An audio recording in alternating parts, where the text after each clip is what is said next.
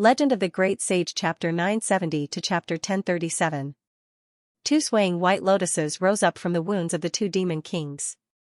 At a closer glance, they were actually two pale white sparks. They suddenly turned into scorching samadhi flames of white bone and rushed into the sky, gathering in Little An's hand. He clenched it gently, and the traces of the two demon kings completely vanished. "What sword is that?" Yi Duanhai stared at the shiny bone sword and was completely shocked. Even if he used his full strength, he was not confident he could kill two demon kings in a single stroke, let alone in the 12 citadel demon formation of the ominous. The sea-splitting sword was a famed sword in the world, but it definitely did not possess such power. Everything that he had seen today was too unimaginable. "Sir, I finally believe that Xianxia has come for them." "Just what are their origins?" the king of Southern Yu asked in surprise. He was unable to imagine whether he would end up like the two demon kings if that sword landed on him, dying a baffling death. "I'm not too sure either." The banyan tree king shook his head gently, but he had a vague guess inside. As it seemed, the dream that Xianxia had mentioned in the past was not without reason. "This is definitely not a power that should exist in this world," the king of Southern Yu said confidently. Even the 3 graves and 5 classics passed down through the imperial family of the Xia Empire definitely did not possess such power. Now, all the demon kings who had taken part in dealing with Xianxia were dead, yet what stood before him was the 12 citadel demon formation of the ominous, as well as the mastermind Xianxia. "Interesting. This is far too interesting." Loud laughter suddenly rang out, echoing through the surroundings and making everyone's expressions change. It was Xianxia's voice. Sure enough, he had been paying attention to this the entire time. There was no anger from the failure of his plan at all in the laughter. Instead, it was filled with surprise and joy. There was even a hint of naivety, like a child who had obtained a toy he liked. Among the 12 towering demon gods, the demon god Xianxia that had never been injured the entire time began to laugh. His demon chi rapidly condensed, and his body gradually consolidated, gaining life. A pair of bright moons lit up in the surging demon chi. To no surprise, they were his eyes. He was shaped like a black tiger with wings on his back. An extremely distinct smile appeared on his face, and his huge mouth stretched into a terrifying arc. It was filled with sharp teeth. The laughter originated from his mouth. Boom! Xianxia leisurely took a step forward, leaving the shackles of the demon's den. Countless interweaving cracks appeared in the void, like black chains, but they couldn't stop Xianxia's footsteps. An invisible presence expanded out. Even the king of Southern Yu and the others who had retreated far away felt their breaths freeze. They were immediately tempted to flee on the Silver Dragon King. Xianxia has really descended. The banyan tree king furrowed his brows. He could not guess how much Xianxia would have to pay for this action, but it was definitely much more difficult than the descent of his will. Even if it was just a doppelganger condensed from demonic energy, controlling it as the mastermind behind the scenes was completely different from jumping onto the stage and directly interfering. Even his king had not expected Xianxia to do this. Rumble! A string of thunderclaps resounded through the heavens and the earth, and in the blink of an eye, the sky had become a pool of lightning. The astral winds that were originally only circling high in the sky roared and tore the demonic clouds apart. The earth cracked and magma gushed out. There was also a formless magnetic force rising up from the ground to connect with the astral winds. The world seemed to be infuriated, releasing a terrifying warning. The swamp had already become a scene of the apocalypse. Xianxia ignored the wrath of the world and continued to walk with composure, walking over from the scene of the apocalypse towards Xianxia and Little and as if it was mocking the uselessness of the world. Little An swung her sword and blocked in front of Xianxia. Xianxia grabbed her hand and stood beside her, staring at the approaching Xianxia. He had never minded accepting her protection, but the enemy they faced this time was unprecedented and beyond his imagination. "Looks like it's really over this time." The king of Southern Yu sighed. Even if the power that Xianxia could unleash in this world was limited, the tremendous difference in cultivation had already determined that Xianxia and the others had no chance of victory at all, not to mention that Xianxia's current strength had already approached the limits that this world could contain. It was equivalent to the peak of the third heavenly tribulation. Probably no one in the 9 provinces was his opponent. Yi Weiyang originally wanted to express her agreement, but then she looked at the Banyan Tree King. Yes. The Banyan Tree King closed his eyes. Descending regardless of the price had already demonstrated his determination to succeed. No matter what gods wanted to do, mortals would struggle to oppose them. Yi Weiyang looked away in some disappointment. Yeah, why did miracles keep happening? Boom. Xianxia's huge claw stopped before them and was immediately swallowed by the magma. He did not care at all, lowering his head and looking at Li Qingshan. What a fascinating performance. A terrifying aura swallowed up Li Qingshan, but he was unfazed, as he had seen even more majestic figures in the past. He smiled resplendently. Then are there any prizes? Everything you want in the demon domain. You will become the ruler of Qingqi Mountain second only to me. Countless demon domains and trillions of demon folk will listen to your commands, allowing you to do whatever you want. By then, you'll find this world to be far too small. Xianxia's offer left everyone tongue-tied. Originally, the king of Southern Yu had even been thinking that if Li Qingshan joined the demon domain, he might become the ruler of this world. Only now did he discover that he was still far too indecisive. Even his most exaggerated imagination seemed insignificant. Let's hope we're not one of the countless demon domains. The king of Southern Yu sighed. Oh my, a mighty figure. If I had known earlier, I would have curried favor with him. Elder Shu sure has a good eye. Yi Weiyang joked, but her eyes were filled with undisguisable envy. Just who could resist something like that? The Banyan Tree King smiled wryly. He really had no idea whether he should be happy or sad. Hee, it's a pity that you can't give me what I want. What is it? Don't waste time like a coward. Every second I stay here comes at a tremendous price. Xianxi's head drooped down a little more. The lightning and atmospheric winds in the surroundings had already begun bombarding his body, but they were blocked by a faint ring of Demon King. The laws of the world were like invisible shackles. The stronger one was and the higher one's cultivation was, the stronger the repulsion would be. No matter how powerful Xianxia was, it was impossible for him to contend against the entire world. However, his undisguised calmness was even more terrifying than a cold threat. Your life. Li Qingshan's smile vanished and he said resolutely. In that moment, time and space seemed to freeze. Although he also wanted to say, where there's life, there's hope, he could still clearly remember someone saying to him, remember, don't lower your head to anyone, because you've once ridden on my back. Within the roaring wind and rumbling thunder, Li Qingshan's resolute voice rang out clearly. In the Silver Dragon King, the king of Southern Yu and the others were all stunned. How could there be such a foolish person in the world? He would rather be crushed than lower his head. Even though they were all kings that looked down on the world, none of them felt that lowering their heads to a true god was something shameful, let alone the fact that Xianxia had already demonstrated sufficient sincerity. It was definitely an honor to receive such attention from a god. Only the Banyan Tree King had a vague guess, but he only let out a long sigh inside. Xianxia was taken aback as well. Although he told Li Qingshan to stop trying to stall for time, he never expected him to be so decisive, actually leaving no room for negotiation. He lowered his head and bared his teeth. How foolish. And how strange. Li Qingshan, do you really think I won't kill you? Then come. Li Qingshan spread his arms, ready to die. You're very interesting as well, but I won't let you stab me with that sword. Xianxi's gaze suddenly shifted and landed on Little Anne. The sword in Little Anne's hand trembled involuntarily. Originally, he wanted to use the opportunity created by Li Qingshan to assassinate Xianxia. He was already prepared to draw his sword. With the power of the Buddha-slaying sword, he should be able to heavily injure Xianxi's clone. However, he clearly did not move at all, nor did he give off any killing intent, yet Xianxia saw through him with a single glance. This enemy was no longer as simple as a powerful enemy. He was basically flawless. Li Qingshan's heart sank.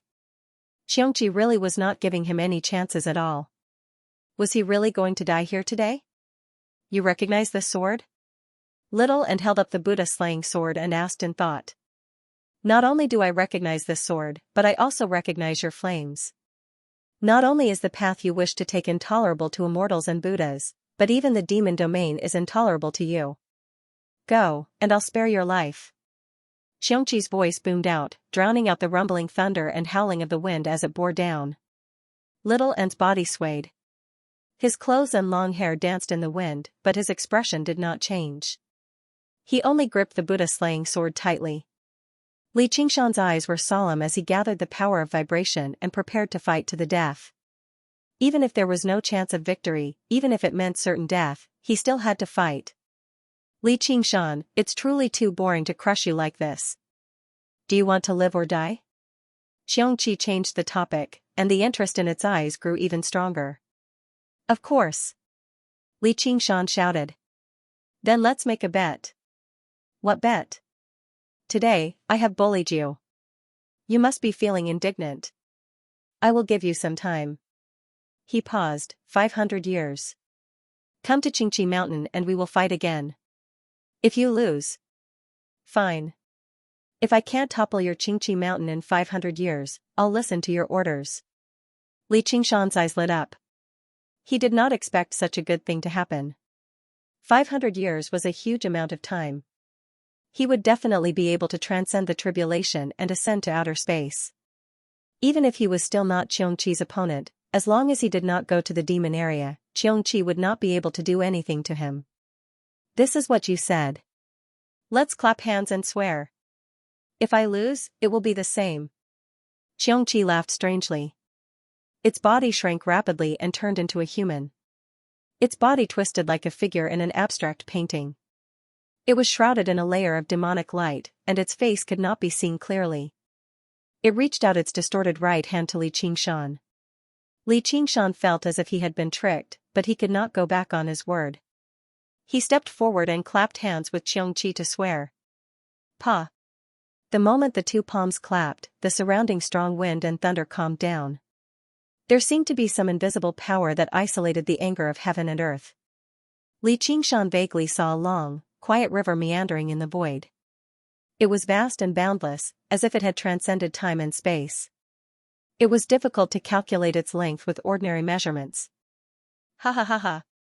Xianxi's arrogant laughter was gradually drowned in the thunder. It was full of complacency, and its body was distorted by the invisible laws of heaven and earth. With a boom, it suddenly collapsed into a monstrous demonic aura.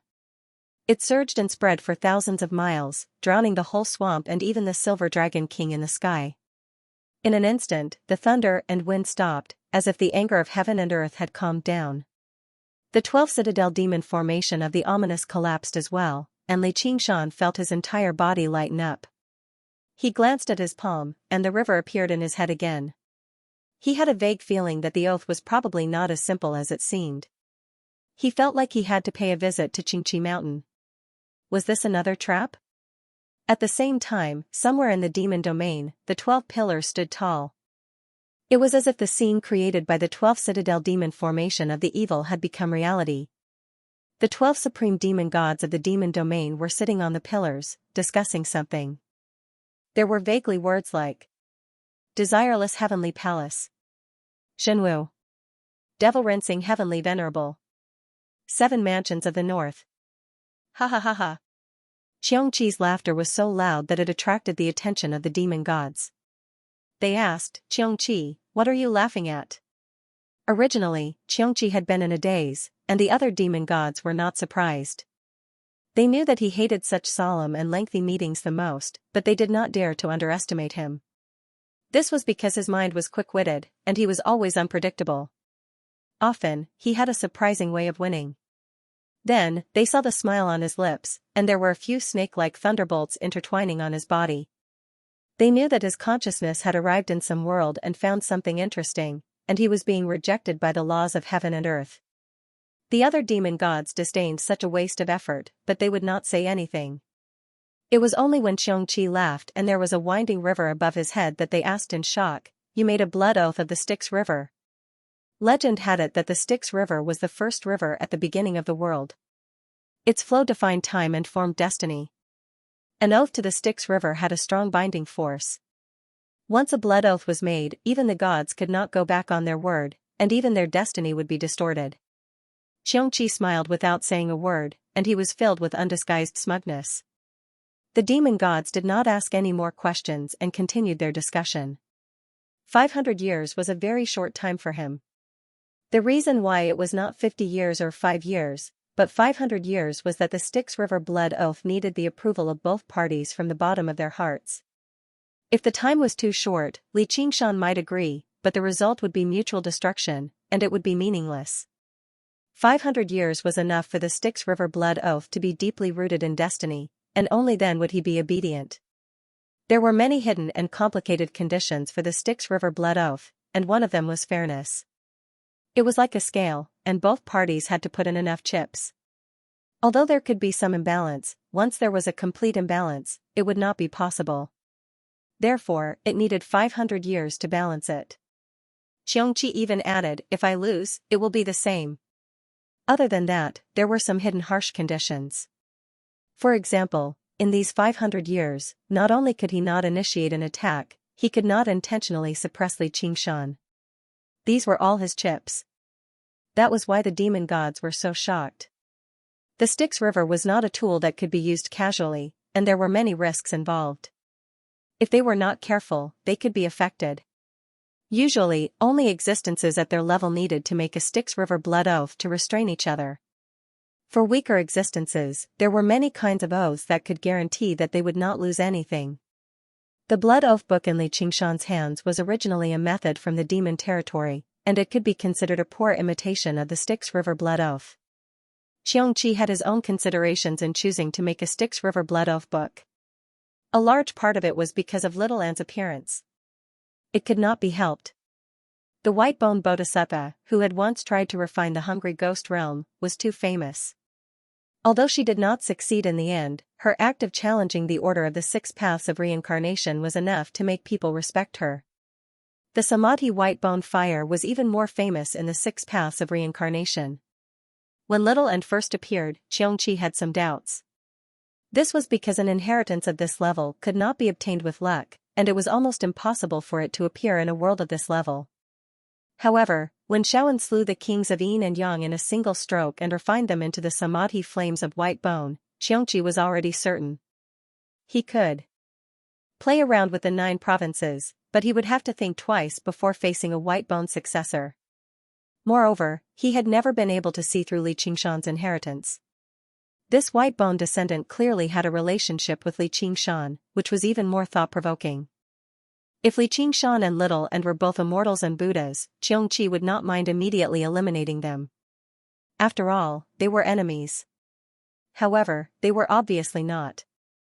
Xianxia had transformed into a demon, and there was some meaning of the coexistence of gods and demons. On the other hand, the white-boned bodhisattva wanted to burn all living things, and everywhere she went, the world would become a land of death. Not even a single flower or grass could survive. Even the demon territory could not accommodate her, and she could not be more evil. If he killed the descendants of 2 demonic path giants just for a game, then it was not because he was too curious, but because there was something wrong with his brain. As the saying goes, curiosity killed the cat. To be able to live until now and become an evil god, he first had to distinguish the difference between playing and courting death. Therefore, although he put on a great posture and did not hesitate to send his incarnation to the 9 provinces, it was all a bluff. He did not want to kill Xianxia at all, but just to force him to make this bet. Choosing the fairer blood oath of the Styx River was also to have some leeway in the future. If no one came to interfere, it would be the best, as he would have a powerful helper.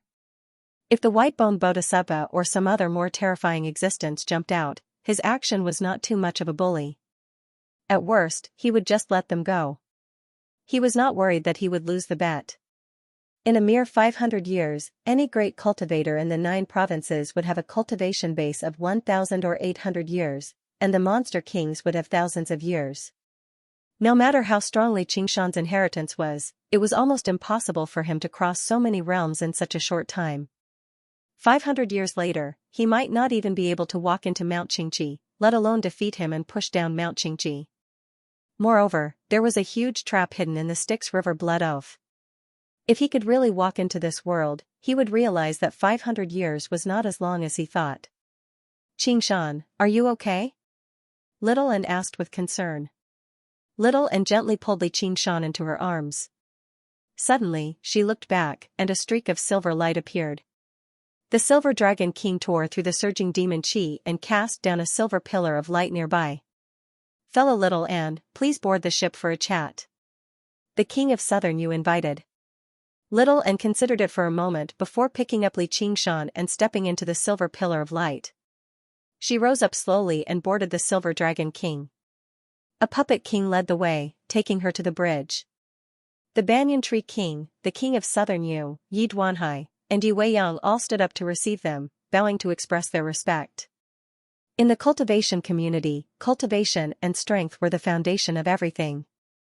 As Li Qingshan and Little and underwent the third heavenly tribulation together, displaying terrifying strength and limitless potential, their statuses in their eyes had become completely different. The Banyan Tree King asked, "Qingshan is fine, right?"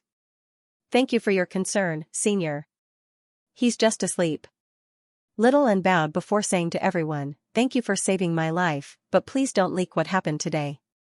Whether it was her samadhi flames of white bone or Xianxia's descent, once news of it spread, it would lead to unpredictable trouble. If it was just some orthodox Buddhist cultivators who had come to purge demons, then it would be fine, but if they attracted the attention of certain existences from beyond the heavens, then the small trouble would become trouble. "Of course," they all said. After witnessing the battle today, who would be willing to offend them? The King of Southern Yu gazed at the woman with supreme beauty and felt very emotional inside. He felt rather regretful. He should have forged a good relationship with her in the past. Little and went without saying, but Li Qingshan was someone who clearly distinguished between kindness and grievances. He was extremely worth befriending. If he could obtain the assistance of the two of them, it would be even better than 10 honored guests. The King of Chu's estate of the Green Province would be a piece of cake. But who would have thought that in a mere 10 or 20 years, they would ascend to the peak of the 9 states and stand side by side with the kings? They could even look down upon the masses.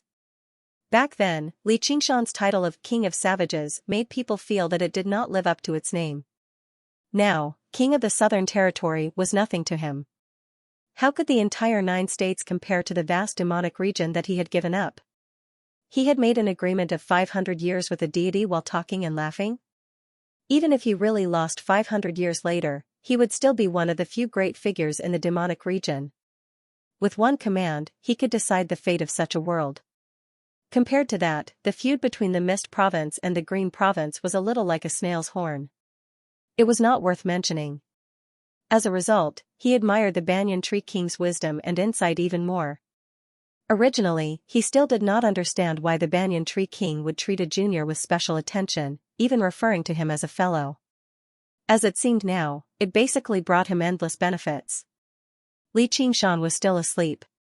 Little and had changed his method of cultivation slightly, no longer being completely emotionless to the people around him, but he was still calm and indifferent.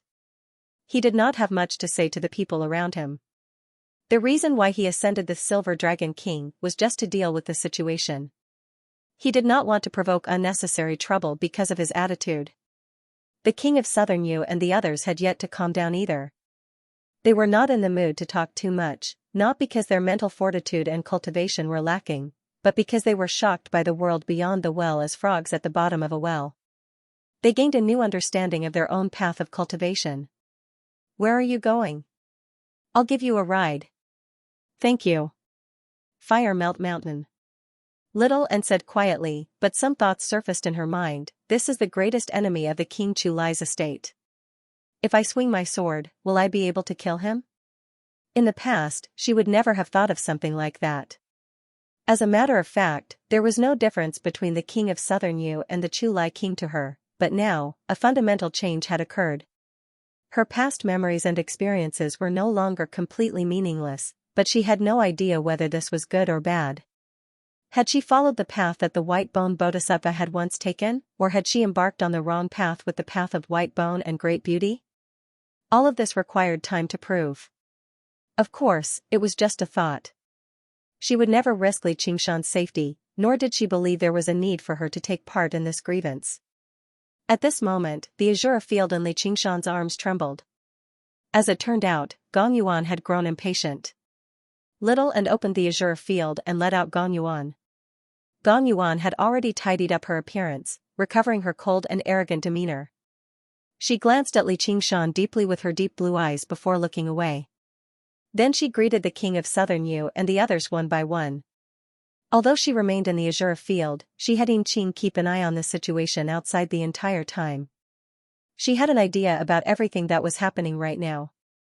As a matter of fact, she had even learned about something that the king of Southern Yu and the others did not know about, such as how a certain will in the azure realm had once invited Li Qingshan to join them. Yi Weiyang looked at Gong Yuan meaningfully and smiled. "You sure have a good eye, sister. You've caught yourself a good husband." Gong Yuan shot a cold glance at Yi Weiyang and said to Little and, if he wakes up, tell him to pay a visit to the South Sea. Afterwards, she left the Silver Dragon King. She did not even take back the Heart of the Abyss. The Silver Dragon King stopped above Fire Melt Mountain. Little and bade farewell with Li Qingshan in his arms. The king of Southern Yu said, "If fellow Qingshan wakes up, please invite him to the Mist Capital for a drink." Afterwards, the Shadow Queen also sent an invitation. Yi Duanhai also spoke up, but the person he invited was not Li Qingshan, but Little and fellow, "I've never heard of your Path of the Sword before. If there's the opportunity, I'd like to ask for your guidance. I'll pass on the message, but please forgive me, Pavilion Master Yi. I'm not a sword cultivator, so there's nothing I can teach you." Yi Duanhai said nothing more. The path of the sword was like a cultivation method. It had always been a secret that could not be passed on to others. He had only said that because he was delighted by the prospect. Since it did not work out, then so be it. It was not like he was displeased. Not to mention that he did not even have the slightest confidence of victory when he stood before her right now. So what if he was displeased? Little and nodded and bade farewell. He landed on the divine Wutong tree on the main peak of Fire Melt Mountain with Li Qingshan in his arms before entering the phoenix's nest. A tiny figure rushed over and hugged Li Qingshan firmly, sobbing. "First Father, you've finally returned. Take me away. I can't stay here any longer. Second Father's not human. First Father, answer me. What's wrong with you, First Father? Don't die. What am I supposed to do if you die?" Li Fengyuan. Feng Shiwu let out a furious roar, grabbing the little phoenix by the neck and lifting him up. Most of his gentlemanly demeanor had already been worn away. Only after this period of arduous education did he discover just how cute the phoenix's embryo was. Back then, when Li Qingshan was around, he would directly kick the little phoenix if he said anything wrong. The child's life force was startlingly great anyway. Regular, small injuries were nothing. Feng Shiwu even found this method of discipline to be too violent, so he often stopped Li Qingshan. Now, he was close to the point where he could no longer hold himself back. It was said that naughty children were difficult to discipline. A phoenix child with great strength and intelligence was basically a father's nightmare.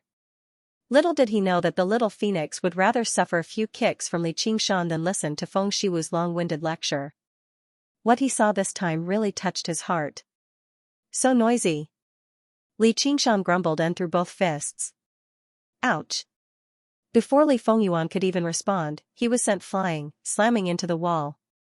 He trembled all over. Feng Shiwu's expression changed, and he swung his sleeve to block. An unstoppable force appeared, hiding a profound power of tremors. He staggered back over a dozen steps. Just now, he came to a halt. When he looked at Li Qingshan again, his eyes had not even opened, as if he was still asleep. He was surprised and doubtful. Was he really asleep, or was he pretending to be asleep? If he possessed such power when he attacked instinctively while asleep, that would be far too terrifying. In the past, he had treated Li Qingshan in a different light, not treating him like a regular demon commander. However, he felt like while Li Qingshan had a promising future, it would take him a century or two at the very least before he could stand on equal footing with him. He never thought he would actually undergo the tribulation and become a demon king in just a few months, and he would be shocked the moment he struck out. Stop disturbing him. Let him rest properly. Little and made Li Qingshan lie down and use his head as a pillow. With a flash of fire, Li Fengyuan wiped away the blood from the corner of his lips and lunged over again. With the purest phoenix bloodline, even half of Demon Kings paled in comparison to his vitality and recovery. He called out, "First Father, you're so powerful. Even Second Father isn't your opponent. No one can stop you anymore." His voice came to a halt. A slender hand wrapped around his neck, suspending him in the air before slowly tightening. Under the gaze of those clear eyes, the little phoenix seemed like he had seen a ghost. He struggled desperately. "You underwent the tribulation too? Release him." Feng Shiwu was alarmed. The little phoenix was only a demon commander, but he possessed extremely great strength. Under his guidance during this period of time, his strength was already on par with Demon Kings. In particular, when it came to speed, he had actually been suppressed in a single move, unable to fight back. And, little and had struck without any prior signs, actually giving him a feeling of unpredictability. Even he found her expression chilling right now. "Shoo." Little and raised her index finger to her lips. Li Fengyuan nodded furiously, and only then did she release him. Li Fengyuan immediately fled far away, hiding behind Feng Shiwu. In that instant, Feng Shiwu felt like this method of education was not entirely bad. However, he immediately tossed this thought aside and asked, "What exactly is going on? Let's wait until he wakes up." "All right then.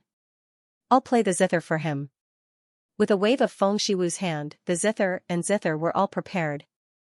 The incense burner breathed out slowly as he sat on his knees and stroked the zither. The zither played softly. Hearing the sound of the zither, Li Qingshan's expression became increasingly calm. The entire divine Wutong tree seemed to have turned into a zither. Its branches and leaves swayed, and the zither music echoed. Little and nodded towards Feng Shiwu in gratitude. The phoenix's nest really was the best place to rest. It allowed Qingshan to sleep well and recover as soon as possible. Li Qingshan woke up. After sleeping for over half a month, he had a long dream. The dream was a mess of changes. There were the wasted experiences of his past life, as well as the struggles of his current life. Enemies, friends, and lovers leapt out one by one before vanishing again. In the end, there were demon kings circling around him, twisting and merging into a strangely laughing head. It repeated, 500 years, 500 years, 500 years. In the background was the winding river in space. The head grew larger and larger, as if it wanted to swallow him in a single gulp. He furrowed his brows and gritted his teeth as if he was trapped in a nightmare. He felt even more distressed and anxious than when he was being hunted down by the Dragon King of the Sea. There was a rumble. The scene shattered. A burly figure said without even looking back, "No, 10,000 years. Yes, 10,000 years." Li Qingshan smiled and murmured to himself. The figure gradually traveled off into the distance, sinking into the darkness. He woke up from his dream and heard someone whisper, "Second Father, what's First Father talking about? 10,000 years? That's my blood, sweat, and tears for you. You have to be obedient in the future, do you understand?"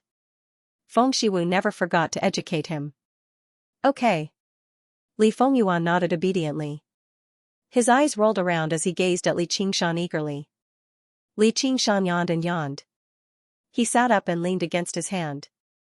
His head still hurt slightly, and he was still exhausted. He had yet to recover completely. He had fought for several months, sweeping through the demon caverns, then falling into the 12th Citadel demon formation of the ominous, entering the demon cavern again, undergoing the third heavenly tribulation, fending off the 7 demon kings, being hunted down by the demon emperor, and facing a demon god in the end. There were so many things. Regular great cultivators would feel extremely exhausted if they went through even one of them, yet he had gone through them all in a single breath. Although he would never lack battle intent in battle, it was unavoidable for him to feel extremely exhausted after the battle. "First Father, you're awake." Li Fengyuan glanced at Little and carefully and greeted him gently and obediently. "Damned brat, it's been a few months since we last met, so why aren't you enthusiastic? Don't learn from your second father." Li Qingshan reached out and pulled Li Fengyuan into his arms. "I was just a little enthusiastic, and you sent me flying." "Stop. I'm about to break." Li Fengyuan felt all the bones in his body creak between Li Qingshan's arms. Did I? Why don't I remember? Li Qingshan scratched his head and laughed aloud. Though, it's perfectly reasonable for a father to hit his son. It also contains my heavy fatherly love. Li Fengyuan's face twisted as if he was about to vomit.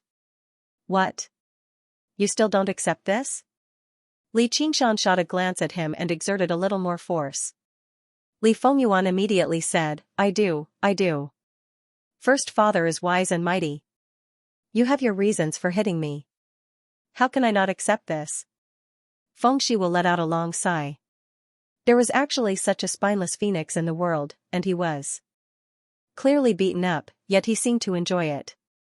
He really had no idea what to say.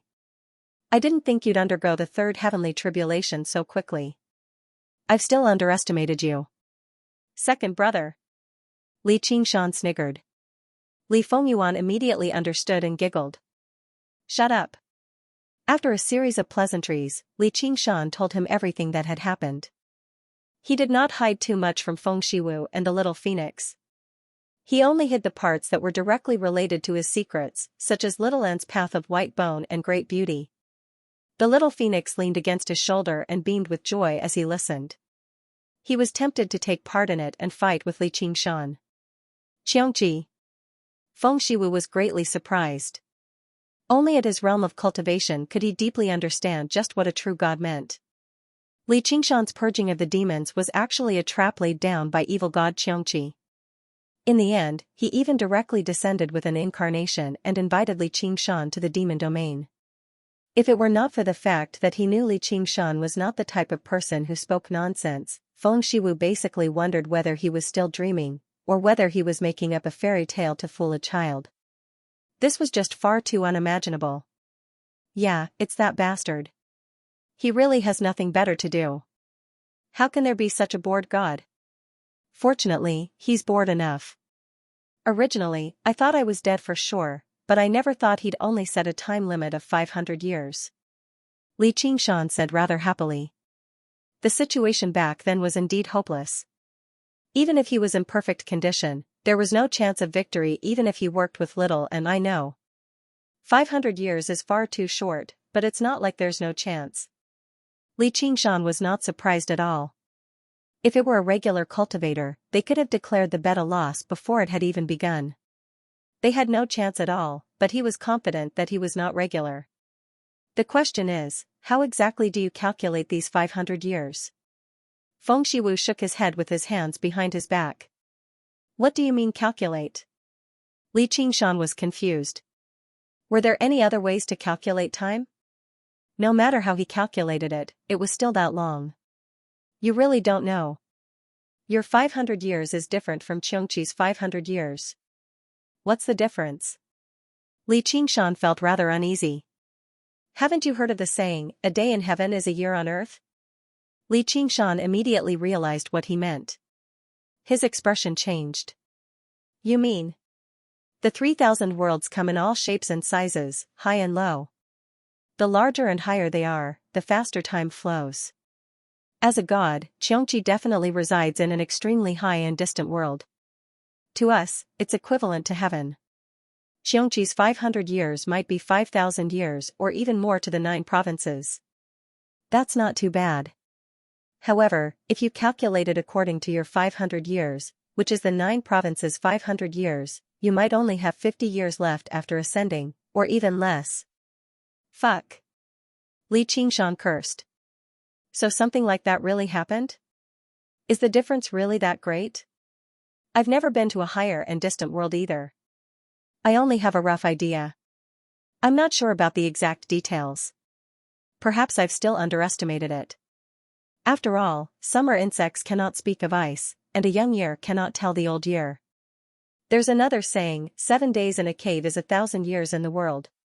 It sounds very unbelievable, but places like that do exist. Stop. Don't go on. Li Qingshan raised his hand. What a guy. If he really calculated it according to 7 days in a cave is 1,000 years in the world, then he only had 3.5 days left of his 500 years. In other words, while Xianxia blanked out, he would have to fight him in front of Xianxia. It was no wonder that Xianxia had the patience to wait 500 years for him. The idea of using 500 years to challenge a god was already bordering on madness. 50 years was simply a fantasy, so what if it was 3 days? Daydreaming? You don't have to worry too much. If you didn't mention this when you swore the oath, you basically left some leeway, said Feng Shiwu. I hope so. Li Qingshan frowned and thought of the winding river in the void. Although he did not know that it was the legendary Styx River, he vaguely understood that it had something to do with Xianxia's bet. He would not overestimate the morality of an evil god. Instead, he felt that it was only natural. The kind of plot where Xianxia would leave his opponent alone and give them enough time to grow before finally having a fair duel would only appear in anime. No matter how he looked at it, Xianxia didn't seem to be stupid at all. However, he wasn't particularly angry. After all, he had preserved his useful body. Whether it was 500 years or 50 years, he finally had a buffer period. He could slowly think of a solution. If he wasn't strong enough, he could think of a way to cancel the vow. What truly worried him was the difference in the flow of time. Brother Ox gave him 10,000 years to ascend to the 9 heavens. He originally felt that it was an extremely long time and even unreachable. But looking at it now, the 9 heavens definitely existed even higher than the demon domain. Then just how long was 10,000 years equivalent to Brother Ox? With each step he took, the 10,000 years would rapidly shrink, and there was nothing he could do about it.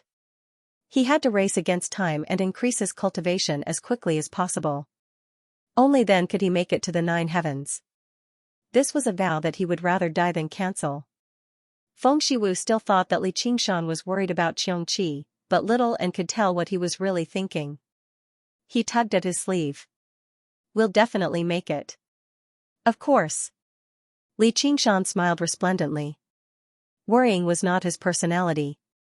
Even if he frowned every single day, he could not make the 9 heavens even a tiny bit closer. Why didn't he just open his mind and stride forward? It's time to return to the Green Province. Li Qingshan gazed into the distant north. There were some grievances waiting for him to settle. There were some old friends that he had been separated from for a very long time already. Suddenly, he thought of a beautiful figure. After so many years, was she still waiting for him? Perhaps she had already given up on him.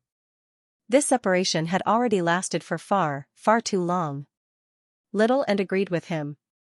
She also seemed to be in thought.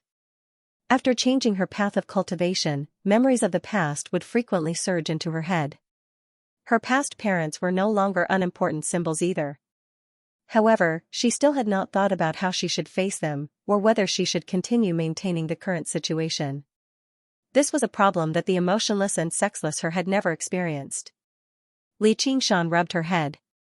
He had sensed her changes a long time ago, so he felt happy for her. First Father, can you take me with you to the Green Province? The little phoenix flew over. His eyes were filled with eagerness. You're not allowed to go anywhere. Feng Shiwu grabbed him by the neck. First Father, I promise I won't cause you any trouble. I'll properly train and increase my cultivation. I'll help you fight the Dragon King and Xianxia in the future. The little phoenix patted his chest and guaranteed. Damned brat, there's nothing fun in the Green Province. Li Qingshan shook his head with a smile. He was rather fond of this adopted son he had personally hatched. He was not just joking when he said he would help him fight the Dragon King. The divine bird phoenix had the confidence to do that. All it lacked was time. Sigh, time again. Just how was he supposed to deal with this? Anywhere is better than being imprisoned here. I beg you, First Father, please take pity on me. The little phoenix gazed at Li Qingshan tearfully, completely ignoring the furious Feng Shiwu. Li Fengyuan.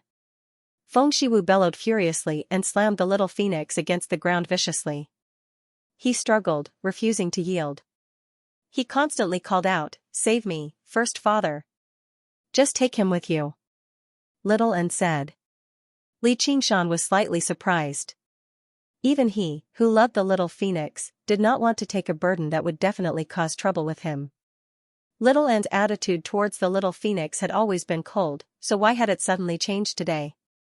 Even the little phoenix forgot to struggle. He stared at her blankly. A bird should soar in the sky, not to mention a divine bird phoenix.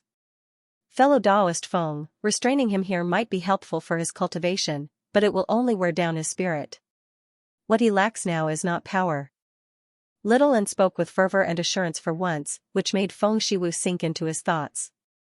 During this period of time, the little phoenix did indeed seem more and more restless and uneasy. I know you're afraid of attracting attention, but with Qing Shan and my protection, who can harm him? Let alone the fact that he himself possesses the strength of a demon king. If he doesn't even have the courage to venture out under these circumstances, can he still be regarded as a phoenix? He's not even as good as a pheasant. I'll never be a pheasant. The little phoenix called out in an extremely cooperative manner. All right then. After some consideration, Feng Shiwu finally nodded and agreed. He really could not trap the little phoenix in this tiny phoenix nest forever, and staying by Li Qingshan's side was even safer than staying on Fire Melt Mountain. The little phoenix let out a cheer and turned back to his original form, flying around Feng Shiwu a few times before throwing himself into his arms. Thank you, second father. There will be a day when you leave this world and follow your true parents. You will find that wutong that belongs to you. Feng Shiwu hugged him tightly. His smile carried some melancholy. The phoenix flew away, leaving behind the wutong in the air for 10,000 years. The little phoenix was taken aback. Suddenly, he felt pained. How could he not sense the 10,000 years of companionship? Originally, he wanted to fly even further away, but only when he truly parted did he discover he still had not grown accustomed to it. This was a feeling that the phoenix's legacy had never taught him. Tears rolled down his cheeks. He almost wanted to change his words. It's not easy to find a wutong as good as you. If you don't want to be separated like this, then cultivate properly. Let's go to a higher world together and take a look. Li Qingshan patted Feng Shiwu's shoulder. That's reasonable. We should take another step forward. Feng Shiwu smiled as well. He was a plant demon, but as a natural divine tree, his cultivation speed should not have been so slow. He had spent far too much effort hatching the phoenix's embryo, which affected his cultivation speed. Don't worry, second father. I definitely won't find another wutong. The little phoenix wiped away his tears and clenched his fists. Feng Shiwu smiled and said to Li Qingshan, I'll leave Feng Yuan to you. You're the first father. If anything happens to him, I cut the bullshit. He needs to grasp his own fate. If he's bold enough to do it, then he's bold enough to take responsibility for it. If it's not because his surname is Li, I'll take care of him for the rest of his life. Even if he dies outside, he can forget about it. Li Qingshan said firmly. He wanted something spectacular, yet he was afraid of danger. How could there be something as good as that in the world? Feng Shiwu was speechless. His expression changed several times before finally shaking his head and sighing. This is the first time I feel that you're indeed more suitable to be a father than me. Of course. The little phoenix clenched his fists. His gaze was determined. No matter how different the phoenix's legacy was from Li Qingshan's will, there was one similarity at the very least, and that was to not be a coward. All right, let's go. Li Qingshan leapt out of the crater and little and followed closely behind. The little phoenix hugged Li Qingshan again. Second father, I'll come back to visit you when I have time. A phoenix cry rang out in all directions. The cry of a young phoenix was clearer than the cry of an old phoenix. The phoenix spread its wings, rushing into the heavens, unexpectedly also tens of thousands of zhang in brilliance. A few shamans and cultivators gathered at the foot of Fire Melt Mountain. They had all come to Fire Melt Mountain in search of treasure before being caught by the little phoenix. Right now, they all gazed at the sky in amazement. The radiance was brilliant, dazzling and dazzling. She turned her neck, and her feathers danced in the wind. She had an innate elegance, and even Li Qingshan and Little and were amazed. Little Phoenix flew a few rounds in the sky and stopped on Li Qingshan's shoulder, lightly pecking his cheek. Let's go. Let's go. Little and passed on what Gong Yuan and the others had told her to Li Qingshan. Li Qingshan gazed at the South Sea in the distance and took out the heart of the abyss. He said, "Wait for me on Savage Mountain first. I'll pay a visit to the South Sea." Before he had even finished talking, he had already taken off, vanishing into the horizon in the blink of an eye. The little phoenix secretly glanced at little Anne. He felt some instinctive fear towards her. He could not help but feel rather uneasy about being alone with her right now. "I'll let you fly for a while. Let's see who reaches Savage Mountain first. The loser has to pluck a feather for me." Little Anne smiled. The smile was different from before. Instead, it was filled with true emotions. The little phoenix immediately found her to be so amiable, which roused his competitive spirit again. He flapped his wings and said, "All right." As a result, he embarked on the first journey of his life in a bet. He flapped his wings as hard as he could and flew towards the distant horizon. The world seemed endless. Feng Shiwu stood at the top of a tree and gazed into the distance. He wanted to say something, but he faltered a few times. The little phoenix was his greatest secret. Originally, he wanted to keep this secret under wraps and avoid being coveted by others. However, with such a grand flight, the little phoenix's existence would definitely be known by the world. However, on further thought, how could his true brilliance always remain hidden? "Look, that's my child." On that day, many people saw a legendary phoenix fly across the sky. When Savage Mountain appeared on the horizon, the little phoenix glanced backwards. He still did not see little Anne's figure, so he could not help but let out a complacent cry. He muttered to himself, "You're trying to make me suffer, aren't you? But hold on, I have to pluck a feather if I lose. Why didn't I say what she has to do if she loses?" "You're thinking too much." A voice drifted over, as if it had rang out right by his ear. "What?" Before the little phoenix could even respond, he felt a slight pain. A white figure brushed past him. Little Anne held a feather between her fingers and vanished into the rolling mist that enveloped Savage Mountain. The little phoenix was extremely vexed, but he could not help but admire her strength. His endless fighting spirit was roused, and he became excited again. A feather was nothing to him. This was the first time he had flown like this in his life. He felt much faster than when he was on Fire Melt Mountain. He understood that this was because he had unleashed a portion of the power in his body. Looking back, Fire Melt Mountain had already vanished.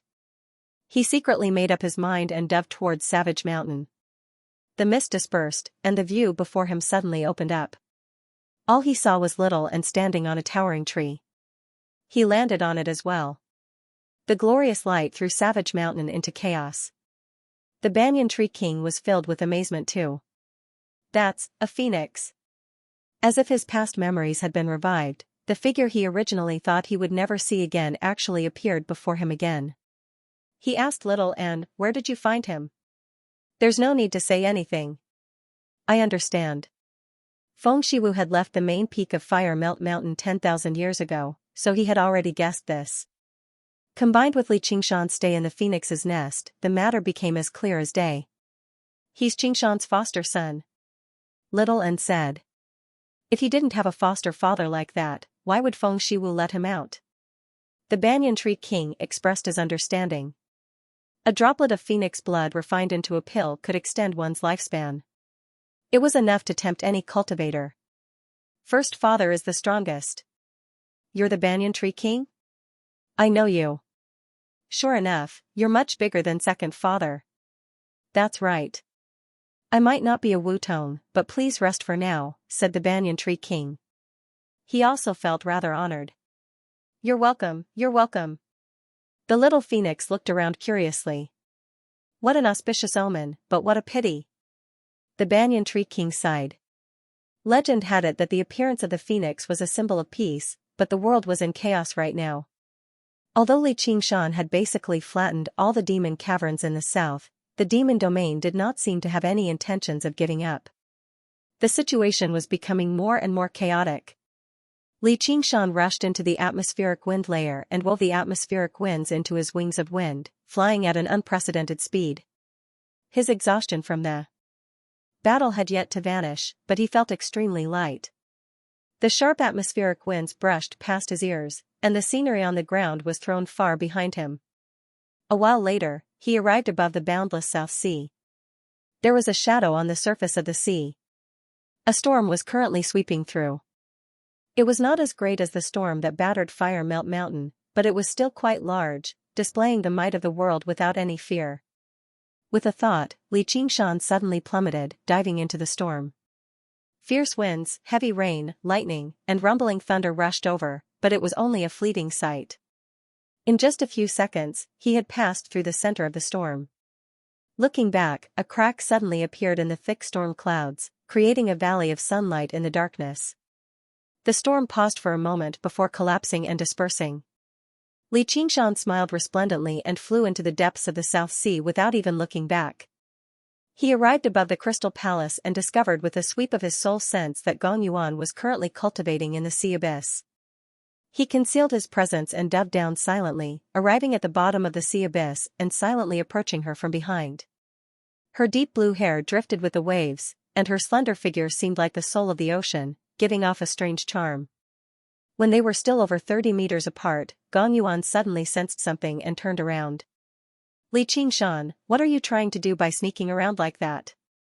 I'm just giving you a surprise. Xianxia laid out his hands, but he was surprised inside. She had actually discovered him beforehand. They really did dual cultivate together before. I don't think there's anything to be happy about. Return the heart of the abyss to me. Don't come over. Gong Yuan's expression was icy cold. With a wave of her hand, she carved out an ice wall in front of Xianxia. The icicles were like thorns, filled with a sense of threat. Is anyone home? Xianxia knocked on the ice wall. Yuan, open up. Don't waste my time. Gong Yuan frowned. She did not fall for his tricks. All right then.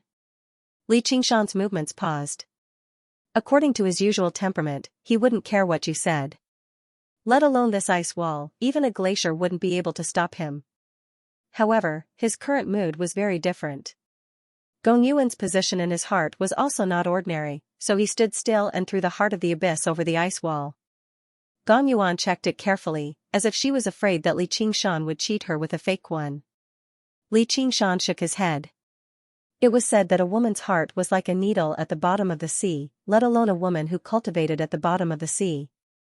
Everything that had happened in the Devil's Den was still vivid in his mind, and that passionate kiss was engraved in his heart. How could he change his attitude so quickly? I'm here to say goodbye. I'm going back to Qingzhou. I know. Gong Yuan put away the heart of the abyss. She had no intention of asking him to stay. I don't know when we'll meet again after today. If you need my help, feel free to come find me. Xianxia smiled helplessly. He did not approach her. Only when he vanished into the deep, gloomy seawater did the iciness on Gong Yuan's face recede just now, replaced by gloominess. From the perspective of the merfolk queen, she should have done everything she could to befriend Xianxia instead of coldly distancing herself from him. The strength and potential that Xianxia had displayed during the battle in the 12 Citadel Demon formation of the Ominous had amazed even the king of Southern Yu. Even demon god Xianxia wished to receive his assistance. Just how powerful of an ally was he? However, perhaps because he had nullified her inner demons, she was unable to maintain her composure anymore, or perhaps because of the infatuated nature of merfolk, but she finally let her emotions get the better of her. Of course, she knew he would not stay in the South Sea, but she still held on to a sliver of hope. Perhaps he would change his mind? In the end, she was blocked by an ice wall. Her pride prevented her from asking him to stay. All she could do was gaze into the distance in melancholy. The profound light illuminates all reflected her face, and Xianxia sighed inside. He still had a very, very long path ahead of him. It was impossible for him to stay in a certain place for too long. Since they would have to bid farewell sooner or later, perhaps this was not a bad thing. When Xianxia's presence completely vanished, Gong Yuan closed her eyes gently and thought back to everything that had happened since they met. She experienced a different feeling inside, as well as a hint of bitterness. What a resolute man he was. Afterwards, she used the all-water to Ruin's End and did her best to use the cold power of Ruin's End to calm her various emotions. Suddenly, a pair of powerful arms wrapped around her tightly from behind. A familiar voice rang out by her ear, surprise. Xianxia. Gong Yuan was furious. She radiated with a bone-chilling coldness, freezing the seawater into ice. With a wave of her slender, beautiful fishtail, the ice shattered and shot everywhere. Li Qingshan laughed aloud. The entire sea abyss shook because of it. Being filled with so many worries really was not in his character. He deeply despised such a pretentious situation where words could not be spoken. As a result, he was determined to return. While she was uneasy, his sneak attack really succeeded. With a flap of his wings, he tore through the surface of the sea and reached the horizon. What do you want to do? Stay in the South Sea? How could Gong Yuan resist his strength? Not to mention that her cultivation method was even suppressed by him. No matter how she struggled, she could not break free from his embrace. All she could do was give up. The scenery here is quite nice. It's much better than the bottom of the ocean. Li Qingshan pointed at the sky. The sun was shining brightly. If you're turning me down, then just say it. Gong Yuan sneered. Sorry. Li Qingshan's gaze was sincere. Whatever. If you really stay, I'll look down on you instead. How are you going to deal with Xianxia? Gong Yuan asked. Xianxia is easy to deal with, although he might have fallen for a trick. Li Qingshan explained Feng Shiwu's analysis with a smile. That's easy to deal with? Gong Yuan widened her eyes. If it's a bet I was forced to make, I just have to find a way to renege on it. However, there are some agreements that can't be reneged on. Li Qingshan gazed at the sky. His eyes were filled with unquenchable desire. What agreement? This was the first time Gong Yuan had seen him like this. 10,000 years. Someone's waiting for me there. He said he'll wait for me for 1,000 days. Li Qingshan pointed straight at the sky. A day in heaven is a year on earth. No, a decade. Gong Yuan said in surprise. That's right. He once said that 10,000 years for me is just 1,000 days to him. I used to think that was just a metaphor, expressing that 10,000 years was nothing to him, but only now have I realized that he doesn't seem like someone who likes to use metaphors. Li Qingshan sniggered. Gong Yuan was unable to imagine just how far away that was. Time actually flowed 3,600 times faster than the 9 provinces. Your cultivation method is the legacy. That's right. That can be considered my greatest secret. Li Qingshan said. Originally, he had treated his transmigration as his greatest secret, but as it seemed now, possessing innate wisdom was nothing special at all. Humph, it's meaningless to me. Gong Yuan seemed disdainful, but she was unable to hold back her joy. It's pointless. I really don't know how to make a beauty smile. Just give me a casual smile when I'm so helpless. Li Qingshan smiled. Having left and returned, he did not ask for anything else. Gong Yuan smiled faintly. I hope that one day, your wish will come true and you can make it to that date. I'm very grateful. Li Qingshan's eyes lit up. He lowered his head and said, let's have a goodbye kiss. Gong Yuan sneered and turned her head away. Hey, I really have to leave this time. I don't know when we'll meet again. Then hurry up and leave. Gong Yuan waved her hand impatiently. All right then. Li Qingshan helplessly let go of her and slowly retreated. Just as she turned her head around, he used all his strength to flap his wings, increasing his speed to the limit. He flew up and kissed her lightly on the lips. Li Qingshan. Gong Yuan scolded. Li Qingshan laughed heartily. He spun and flew up into the sky, disappearing in the blink of an eye. His voice echoed between the clouds and mountains. The mountains will not change, and the rivers will flow forever. Yuan, we'll meet again. What a terrible man. Gong Yuan stood between the clouds and mountains for a while, as if he was still hiding somewhere and would come out at any time to force a hug on her. The white clouds drifted leisurely. This time, he had really gone far away. She touched her lips and smiled. The sea was vast and boundless, and the sky was misty and boundless. She thought in her heart, do you think those words can scare me? I'm also a cultivator. If I go through the tribulation and ascend, your 10,000 years will at most be a few thousand years to me. Maybe it will only be a few hundred years. Bah, why do I calculate this? I can't be that kind of woman who waits passionately. Li Qingshan continued to head north, leaving the South Sea far behind. He looked straight ahead. After so many trials and tribulations, it was finally time to return. He shouted at the top of his voice, "First senior brother, you've returned." As soon as Li Qingshan returned to Savage Mountain, Duoj came up to receive him. "I've made you wait. You can go first. I'll be returning to the Green Province right now." "Really? Why don't we travel together?" "I just happen to have many things I don't understand about the demon suppression statuary, so I'd like to ask first senior brother." Duoj was still afraid that Li Qingshan would change his mind and try to coax him back to the Green Province. "What, you still don't trust me?" Li Qingshan patted his shoulder with a smile. "I do." Duoj only felt like his first senior brother had changed drastically again in just a few short months. The resplendent sunlight gilded him, casting a black shadow. In a daze, he seemed taller than the surrounding mountains, possessing an incomparably stalwart bearing. However, only when he returned to his senses did he discover that it was just an illusion. His expression and bearing even seemed calmer than before. Li Qingshan said, "Then piss off. I still have some matters to attend to in the Mist Province, so it might take a few days. However, the journey is long, so I might even be a step faster than you. I'll set off right now to report back to Master."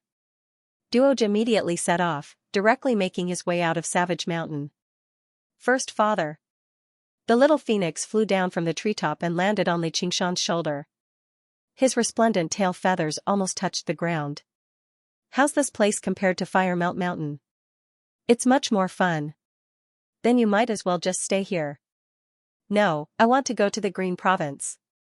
As he spoke, Li Qingshan arrived before the Banyan Tree King and smiled. "Fellow, you still owe me something. I knew you wouldn't forget about it. Come to Towering City." The Banyan Tree King said, "I've already been waiting for quite some time." Duoj left Savage Mountain, afraid to fly in the sky. After switching to the demon suppression statuary, he could no longer be regarded as a demon folk, but his power still originated from the demon heart in his body. Right now, demon folk were being slaughtered throughout the Mist Province, so he could not afford to be careless. Turning his head, he saw 3 beams of light piercing through the sea of fog and reaching the horizon. They flew over his head and headed north. His heart was completely at ease. Li Qingshan headed all the way north, and it didn't take long for him to leave South Sea County. He couldn't help but feel a little emotional as he recalled everything that had happened in the past 20 years, but he quickly threw these thoughts to the back of his mind. There was still a long way to go, and now wasn't the time to reminisce. The endless sea of trees spread, and the weather was sometimes sunny and sometimes rainy. Suddenly, a wriggling shadow appeared on the horizon, connecting with the thick fog and clouds in the sky. Was it a mountain? No, it was a tree. Towering banyan trees stood tall, and each one was like a tall mountain. Thick fog pervaded the foot of the mountain, and the dark green canopy intersected with each other, like an endless sea of clouds. Aerial roots intersected and grew, like a horned dragon soaring over the mountains and rivers.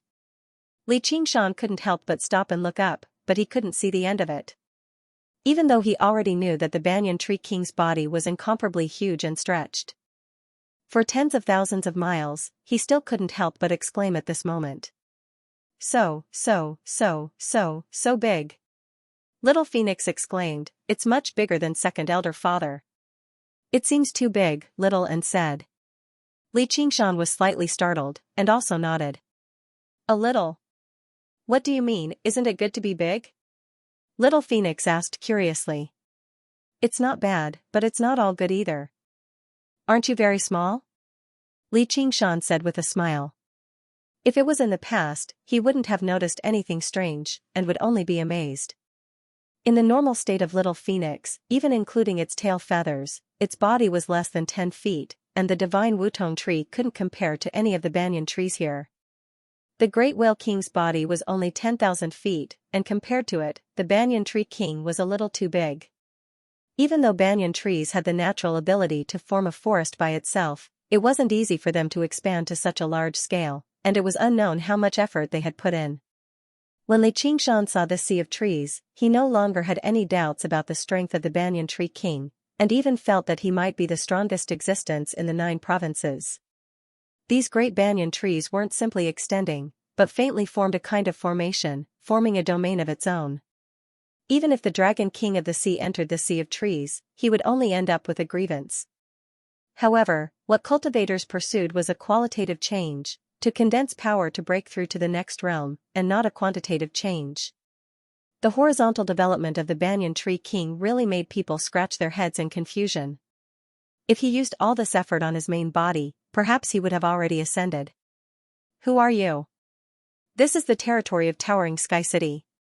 The sea of trees in the distance suddenly rippled, and a green-skinned giant with wood grain all over its body stood up, and looked at Xianxia with vigilance. This place doesn't welcome humans. Giant lumberman tribe. Xianxia said curiously. Moreover, the aura emitted by this giant lumberman had clearly gone through 3 heavenly tribulations, and was also a giant lumberman king. Just now, he was shocked by this sea of trees, and the aura of the giant lumberman had perfectly integrated into the sea of trees, so he didn't notice it for a moment. At this time, the sea of trees trembled, and the clouds dispersed. The trees beside the giant lumberman king stood up one after another, and turned into green-skinned giants. Most of their gazes fell on the little phoenix, and their eyes were full of surprise. After all, the legendary phoenix was rare, but they were all silent, and it was unknown whether they were communicating with their divine sense. We are the guests of the Banyan Tree King, and we are on our way to towering Sky City. Xianxia recalled that many years ago, he once told a giant lumberman that he would one day visit his hometown. Although it probably wasn't here, it could be considered as fulfilling a wish. Guests? The giant lumberman king frowned. He did not believe he had the right to do that. Instead, he felt that the 2 behind him were a great cultivator who had undergone 3 heavenly tribulations, while the other seemed to be a legendary phoenix.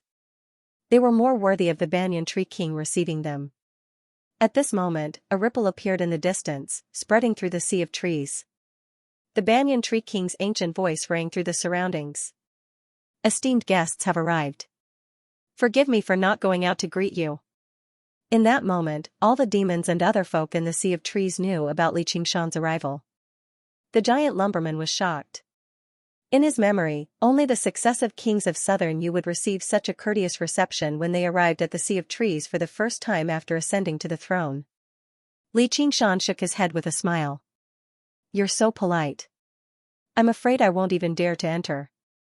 Ha ha ha ha, I'm just afraid that I'm not a good host. Please don't take offense, little friend Xianxia. The Banyan Tree King laughed heartily.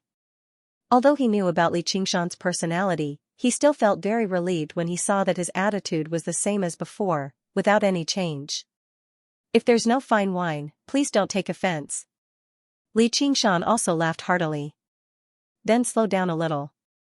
I'll definitely let you drink to your heart's content. Since you're an esteemed guest of the Tree King, please come and have a drink. The giant lumberman king revealed a warm and friendly smile and raised his hand in invitation. All right. Xianxia took a step and entered the Sea of Trees, arriving in the kingdom of the giant lumberjacks. With a boom, a huge object smashed in front of Xianxia. It was over 3 meters tall and was engraved with many simple patterns. The giant lumberman king sat with his legs crossed, holding a similar object in his hand. It was actually a wine cup carved from wood. Faint, green alcohol rippled within it, giving off a heavy fragrance. This is solid wood wine, an excellent brew that only the giant lumberjacks have. You can't drink it anywhere else. Please, fellow Taoist. The giant lumberman king finished speaking and drank the wine in one gulp. He then said meaningfully, if you can't finish it, just have a taste. There's still a long way to go to towering Sky City. If the Tree King wanted to treat him with great hospitality, he would definitely not neglect it. However, he was a little curious and unwilling to accept it. He wanted to see how great Xianxia was. The other giant lumberjacks also did not remain silent. Some urged, drink, drink. If you don't finish it, then it'll be our fault for not being a good host, and we won't be able to answer to the Tree King. After this cup, there are still 3 more cups. Others advised, you're so small, how can you drink so much wine? If you can't finish it, then forget it. Don't force yourself. I'll drink. The little phoenix flew towards the wine cup. How can a son fight over wine with his father? Li Qingshan grabbed the little phoenix's wings and kicked the bottom of the huge wine cup. The light green wine immediately poured down like a small waterfall. Li Qingshan opened his mouth and inhaled. The wine flowed into his mouth, and he also drank it in one gulp. You do have some alcohol tolerance. The giant lumberman king was slightly startled. It was not because of Li Qingshan's drinking, but because the little phoenix just now had pounced at a speed that was even faster than an ordinary demon king. Even he did not have this confidence. To be treated as an honored guest by the tree king, he was indeed not an ordinary person. Still far from it. Wine. The wine was filled again. Li Qingshan drank 3 big cups in a row, causing the surrounding giant lumberjacks to cheer. Only the little phoenix cried out in dissatisfaction, I want to drink too. Bang! A huge wine cup fell in front of the little phoenix. He shouted with joy and directly dived into the wine. The other giant lumberjacks also joined in and drank to their heart's content. Li Qingshan drank to his heart's content until there was not a drop left in the giant lumberjacks' wine. The giant lumberjacks were all drunk on the ground. Just now, they would wave goodbye and continue on their way to sky-reaching city. The giant lumberman king watched Li Qingshan's figure disappear into the sea of trees and shook his head. He really did not understand. Suddenly remembering something, he cried out in pain, ouch, my wine. The sea of trees was deep and serene and filled with mist, but it was also full of strange and dazzling scenery. Li Qingshan leaped from treetop to treetop, but before he could travel more than 10 li, a black shadow rushed out of the soil under the tree and blocked his way. It turned out to be a thin, dark-skinned man covered in scales and armor. He was a demon marshal of some unknown creature, and he carried a large bag on his back. Have a taste? The demon marshal opened the bag, and inside were thousands of colorful insects, some wriggling, some crawling, and some flying. It looked rather terrifying. Sure. Li Qingshan casually grabbed a red-shelled insect and threw it into his mouth. With a light bite, the juice flowed out, but it was sweet and pleasant, even better than honey. He tasted them one by one. These insects were sour, sweet, spicy, and salty, each with its own taste. The little phoenix did not like it at first, but seeing Li Qingshan eating happily, he also couldn't help but come over to have a taste. Along the way, Li Qingshan came across countless other folk tribes, demons, and demons. They brought out all sorts of strange things to entertain him. Some even traveled over thousands of kilometers to receive him, prepared with alcohol and delicacies, waiting on the path he had to pass by. He basically received them one after another. When it's time to strike, I strike. I charge through the 9 provinces in a flurry. As Li Qingshan traveled, his drunkenness turned into something else. His loud singing shattered the silence of the jungle, startling countless birds. Before he knew it, he had already traveled for 3 days and 3 nights. Who knew how much fine alcohol he had drunk and who knew how many exotic foods he had eaten? He passed by another great banyan tree, and his field of vision suddenly expanded. There were no longer any trees before him, only huge, intertwined roots that resembled dragons, forming a huge maze on the ground. Leaping onto the top of a tree and gazing into the distance, his vision was blocked by a tall, greenish-gray mountain. The mountain was uneven, but it gave off a neat feeling. Looking to the left and right, he could not see the end of it. Raising his head, his vision was blocked by the clouds, so he could not see how high it was. What a strange mountain. Li Qingshan said drunkenly. The little phoenix on his back was already completely drunk, crying out a few times in a daze. Along the way, he had passed by quite a few tall mountains, but this was the first time he had come across such a large, strange mountain. All the mountains and rivers he had seen in his life could only be regarded as dwarfs compared to this. That's not a mountain. Little and drank quite a lot with him, but his gaze remained empty. If it's not a mountain, then what is it? Have you forgotten why you've come here? Do you really think I'm drunk? Ha ha ha, just kidding. I've obviously come to Towering City to see the Banyan Tree King. When Li Qingshan reached there, he suddenly shuddered. He powered the spirit turtle's method of sea suppression and temporarily suppressed his drunkenness. His eyes narrowed, and he gazed upwards. His gaze pierced through the clouds, reaching high into the sky. His eyes suddenly widened. How was this a mountain? It was clearly a tree, a great banyan tree that blotted out the sun. It was where the banyan tree king's original body resided. He had been moving through the forest the entire time, and the great banyan trees were like mountains in the first place.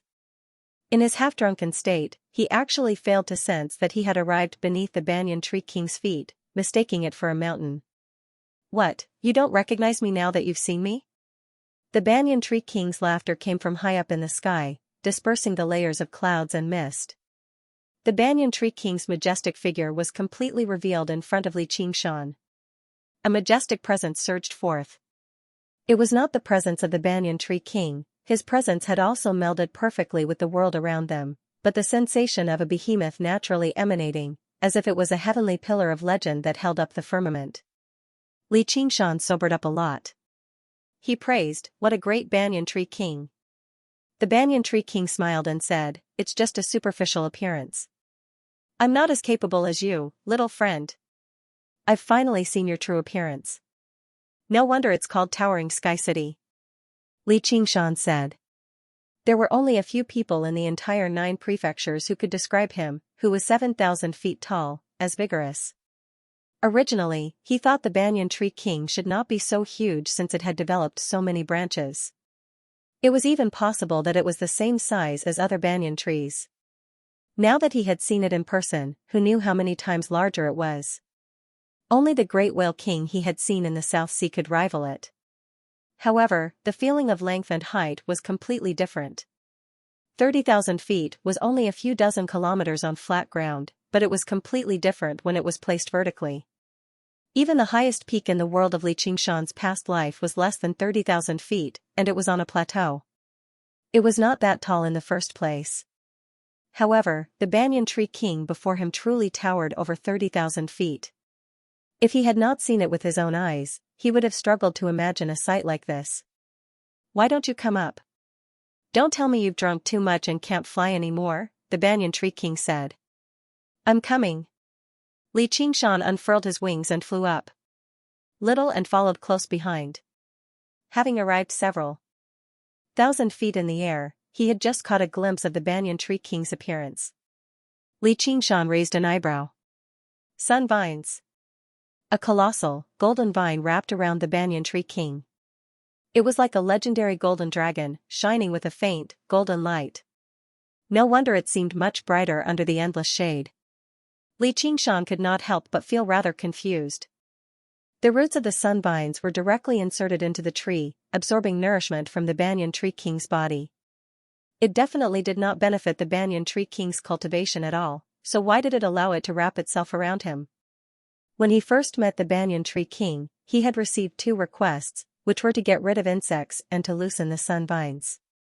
He knew that the sun vines were an extremely vicious parasitic plant. They could absorb all spiritual energy and basically did not fear any attacks from techniques. If it was a branch, it could still be used for some defense, but who could oppose the banyan tree king in the center of the forest? Who was bold enough to oppose the banyan tree king? Let alone the banyan tree king's personal strength, Xianxia had seen no fewer than 7 mutant kings and demon kings along the way. Coupled with those who had yet to show themselves, the forest was basically impregnable. Though, if such a huge sun vine attacks, it'll really be terrifying. Xianxia thought. He flew to the top of the tree, and a grand palace appeared before him. The banyan tree king assumed human form, currently waiting before the palace. However, Xianxia's gaze landed on the banyan tree king's side. A woman hugged the banyan tree king's arm and rested her head on the banyan tree king's shoulder. She seemed extremely intimate. Lover?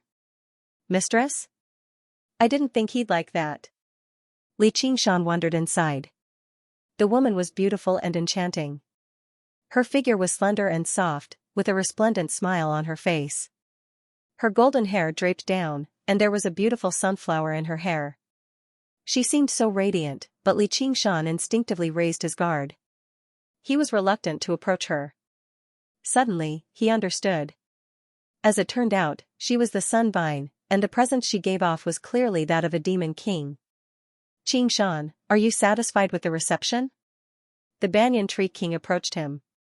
The golden-haired woman followed him closely, remaining close to him the entire time. Extremely satisfied. Xianxia patted his belly and burped. He looked at the golden-haired woman and asked, "May I ask who you are?" "You can just call me Madam Ting. This is my Lord Tree." The banyan tree king was about to introduce her, but Madam Ting beat him to it. Her gentle voice was like a vine winding around him, and her gaze only glanced at Xianxia and little and gently. Even the little phoenix did not make her look at them for long. Immediately, she returned her gaze to the banyan tree king's face. Her face was filled with sweetness and attachment. Xianxia felt his teeth ache. A scene like this was rare even among human couples, let alone two demon kings. However, a hint of envy flashed across Little An's eyes. He did not envy the intimacy, but rather the stubbornness of relying on each other and never being separated. The banyan tree king seemed to be used to it. He welcomed Xianxia into the palace as he asked, "How does your journey feel?" "I feel great," Xianxia said sincerely. It was not only because of the good wine and delicious food, but also because of the unique civilization that existed in this forest. Just the different races of mutants that he had encountered alone numbered several tens. Although there was also hunting and killing, there was a sense of a natural cycle. Regardless of whether they were strong or weak, every life form had a place to live and reproduce. When Xianxia spoke of his thoughts, the banyan tree king laughed heartily. It was obvious that he was proud of his life. "However, you seem to have expanded too much. I'm afraid this is not conducive to ascension." "See? Old man, I told you that you were wrong. Even this little brother who came for the first time could see the problem. What good is this for your cultivation? What do those mutants and monsters have to do with you?" Madam Ting complained. "I don't live for benefits. Besides, if I thought like this 5,000 years ago, you wouldn't be here now." The banyan tree king smiled. His attitude was gentle and amiable. "But you already have me now," Madam Ting said. "Senior has a broad mind and a heart of universal love. It's admirable," Xianxia praised. Although he wasn't a person who loved universal love, he admired the banyan tree king very much. Moreover, he could be considered as a direct beneficiary of the banyan tree king's love. "You talk too much." Madam Ting glared at Xianxia in displeasure. "Don't be rude." The banyan tree king waved his hand and said, "I have something to discuss with Xianxia. You can leave first." "I won't." Madam Ting acted coquettishly until the banyan tree king frowned. Only then did Madam Ting reluctantly leave his body and disappear. The banyan tree king said to Xianxia, "I've let you see a joke. Senior is old but vigorous. Junior admires you even more." Xianxia teased mischievously. The banyan tree king shook his head helplessly and invited Xianxia into the main hall of the palace. "I'm not as great as you think. I'd rather give up on ascension to help the common people. This time I invited you here because I have a request." "It's not a request. What does fellow Taoist need help with? Just tell me. If I can help, I will definitely do my best." Xianxia's expression turned solemn, but he didn't dare to agree. Although it was his principle to repay kindness and enmity, something that could make the banyan tree king request was definitely not a small matter. He could only treat it cautiously. Otherwise, it would be even more inappropriate to go back on his word. The banyan tree king pondered for a while and sighed to the sky, "How can all living things not have requests? Even if it was a tree, it would still beg for sunlight and rain. When it gains spirituality and turns into a monster, its requests will be even more. Using my own strength to protect all living things is my wish. But since I've entered this path of cultivation, I naturally want to find a path to walk.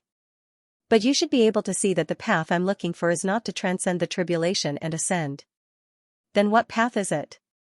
Xianxia asked curiously. "Apart from transcending the tribulation, was there any other path to take? Since you've seen the golden cicada, did he use the well as an example and say that he wanted to jump out of the well?" "That's right. This is what he's looking for. Jumping out of the well is to transcend the tribulation and ascend to a higher and vaster world."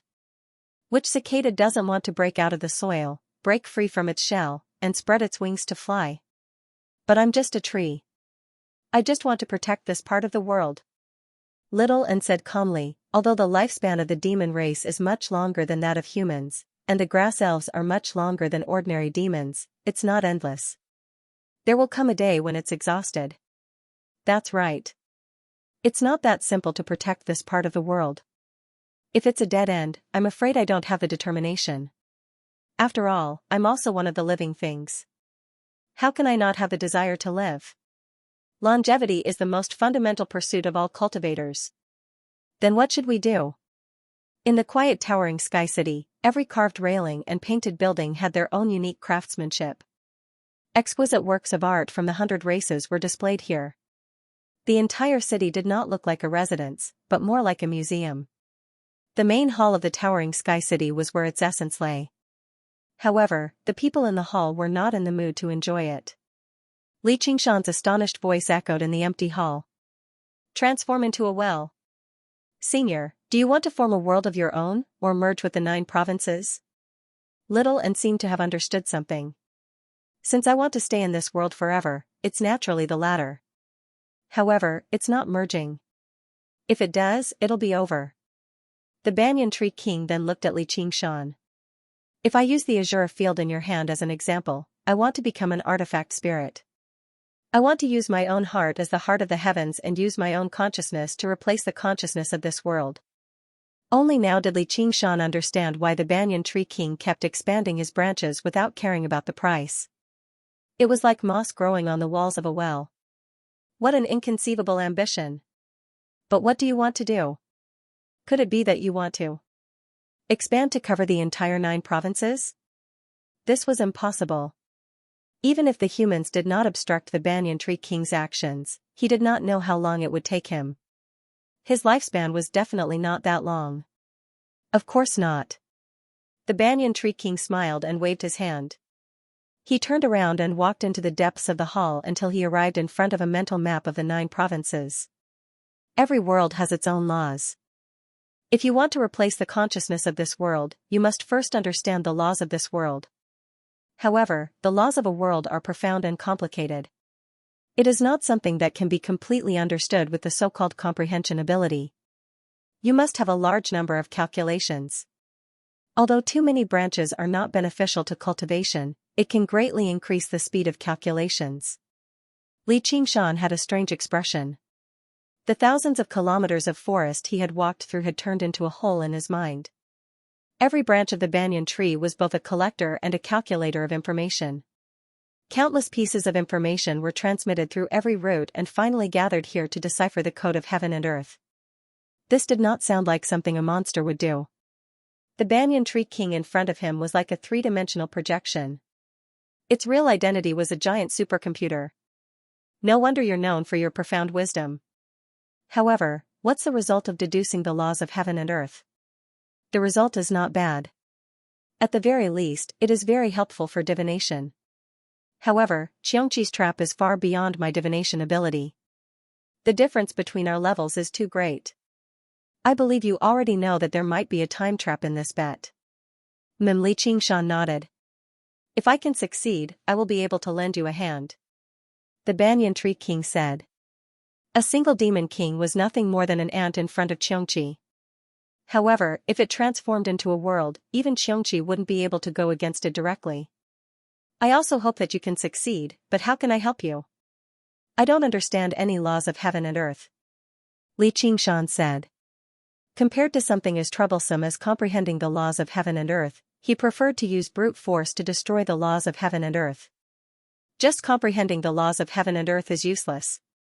Although you can better adapt to this world and use these laws in various aspects, it's just like how even if you see through every grain on the walls of a well, you won't be able to turn it into a well. Comprehending is just the first step. Furthermore, with my current realm, it's impossible for me to completely comprehend it. It's like an ant trying to shake a tree. The banyan tree king sighed. Even if he used all sorts of methods to make up for it, a 3rd heavenly tribulation realm was still too low. Isn't that a dead knot? Xianxia asked. There's always a way out. An ant can shake a tree. Even a dead knot can be solved. Do you know of the mountain water divine seal? The banyan tree king asked. I know. I've even refined a few before. Li Qingshan seemed to have understood something. From a certain perspective, the mountain god seal and water god seal were the condensation of the laws of heaven and earth. Then do you know of the 9 cauldrons? The banyan tree king asked again. Who doesn't know about the national treasures of Great Xia? It's said that they've been forged from all the god seals in the world. They can suppress the fortune of the 9 provinces and make the world devoid of gods. Li Qingshan came to a realization. Grasping a single god seal meant grasping a river or a mountain range. If he grasped all of the divine seals of mountains and rivers, would he be able to grasp the 9 provinces? Sir, you want to refine the 9 cauldrons and become a god on the spot? That's roughly what I'm thinking, but I don't have that great of an appetite. My current plan is to refine the Mist Province cauldron first, which will greatly extend my lifespan and ensure my own survival. Afterwards, I'll comprehend the laws of the world a step further and use that as a breakthrough until the day I succeed. Sir, you want me to go to the king of Southern Yu's estate and steal the Mist Province cauldron? Li Qingshan frowned slightly. Even if the king of Southern Yu's estate was not as tightly guarded as Towering City, it was definitely not a place easy to enter or leave, let alone the fact that he had to bring his supreme treasure with him. It really was not a simple matter, and regardless of whether he succeeded or not, he would directly fall out with the king of Southern Yu. That's not it. The banyan tree king waved his hand, and the surroundings twisted and changed. He arrived in a huge hollow in the center of the banyan tree. The Mist Province cauldron. Li Qingshan's eyes narrowed. All he saw was an ink-green, 3-legged cauldron sitting in the center of the hollow. Countless famed mountains, great rivers, and wondrous treasures were engraved on the cauldron. It was a style unique to the Mist Province. Gazing deeply, the flat image seemed to turn into countless mountains and rivers, buried deep within the mist. It was one of the 9 cauldrons, the Mist Province cauldron. The Mist Province cauldron was not particularly large, but it gave off an extremely heavy feeling, as if it was the condensation of the Mist Province that spanned 100,000 kilometers. Even with countless aerial routes wrapped around it, it struggled to hide its profound light. I obtained this cauldron 5,000 years ago. The banyan tree king stroked the inscriptions on the cauldron gently, removing some of the roots wrapped around it. Sir, why haven't you been able to refine the cauldron? Li Qingshan was slightly surprised. The Great Xia Empire had only been established for 5,000 years, so didn't that mean the king of Southern Yu had given the cauldron to him as soon as it was forged? It's not time yet. The 9 cauldrons are a single entity, possessing the power to rule the world. Let alone refining it, even shaking it will be difficult. In the past few years, I've only been deriving its structure in preparation for refining it in the future. Has the time come now? Take a closer look. The banyan tree king pointed at the cauldron. Only then did Li Qingshan see a few black spots on the cauldron. They seemed like rust, but he would not be able to tell if he did not look carefully. These are demon caverns. That's right. The laws of the world that these demon caverns destroy and corrode this world have also manifested on the Mist Province cauldron. This is where the cauldron's weakness lies. What can I do for you? Destroy the Mist Province cauldron. Before he had seen the Mist Province cauldron, Li Qingshan really did not believe there was anything in the world he could not destroy, but now, he was no longer that confident. I've forged it after so much difficulty. Will it still be effective even if I destroy it? But Senior said the 9 cauldrons are a single entity. If we attack the Mist Province cauldron, won't the other cauldrons react? Little and noticed the problem. Exactly. In particular, the Dragon Province cauldron is the leader of the 9 cauldrons, so it will suppress the other 8 cauldrons. Normally, destroying one cauldron is equivalent to destroying all 9 cauldrons. However, I can temporarily cut off the connection between the Mist Province cauldron and the other cauldrons. The banyan tree king smiled. After all, forging the 9 cauldrons was my suggestion in the first place. Li Qingshan and Little and looked at one another. This plan sure was far-reaching. Alright, then allow me to assist you. Li Qingshan was about to take a step forward. Hold on. I've already waited for several millennia, so there's no need for me to be in such a hurry. This matter needs to be completed in one go. You've just gone through a great battle, so your vitality still hasn't completely recovered. You might as well rest for a few more days and recover to peak condition. The banyan tree king suddenly sighed. His eyes were rather worried. I also have some matters that I need to deal with on my end. Yeah, fair enough. This was the first time Li Qingshan had seen the banyan tree king react like that. He had no idea what matters he had yet to deal with after preparing for several millennia. However, it was inappropriate for him to ask. If there's anything I can help you with, feel free to ask. The banyan tree king nodded and recovered his composure. Take these spiritual stones for now. When Li Qingshan heard spiritual stones, he did not pay too much attention to them. He had seen plenty of spiritual stones, and they were basically worthless to him now. He even found it strange why the banyan tree king had suddenly become so stingy. Only when a few spiritual stones landed in his hand did he become surprised. The spiritual stones all gave off a faint, green mist. They did not seem particularly special, but the spiritual energy they contained was tremendous and pure, enough to rival the demon heart of a demon king and the saraira of a monk king. Refining demon hearts and relics was an extremely troublesome matter. It was inevitable that there would be many negative effects, and even inner demons would be born. However, these spirit stones did not have these problems at all.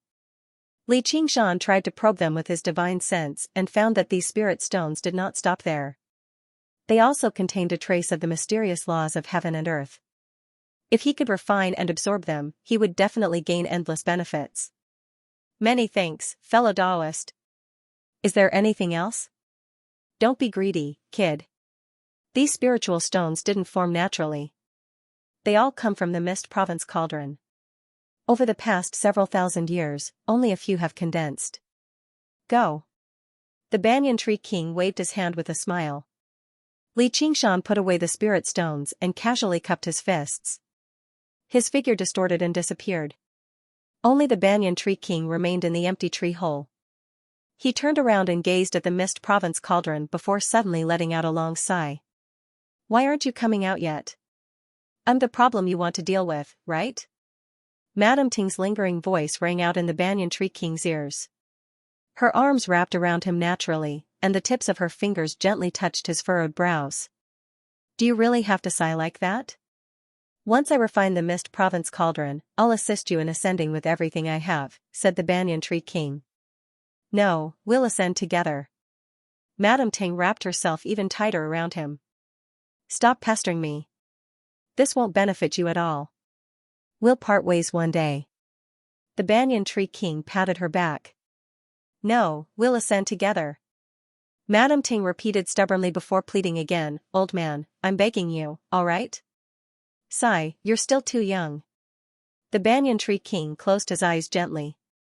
In a daze, he saw the scene from 5,000 years ago when the valiant king of the 9 provinces gave him a tiny, wilted, golden vine as a gift. This sun vine is a natural variant. It doesn't belong to this world in the first place. If even you aren't willing to take it in, there won't be a place for it in the 9 provinces anymore, said the Lord of the World. If regular trees were entangled by the sun vines, they would wither and die in a few days. Only relatively powerful grass elves could endure their entanglement. However, as long as they possessed some intelligence, who would be willing to let them entangle themselves? They would definitely eliminate them as soon as possible. As a result, the banyan tree king allowed it to cling to him. Many other folk and demons under his command wanted to kill it, but he stopped them all. I can let it share some of the dew with me, and it won't harm me at all. Why must I kill it?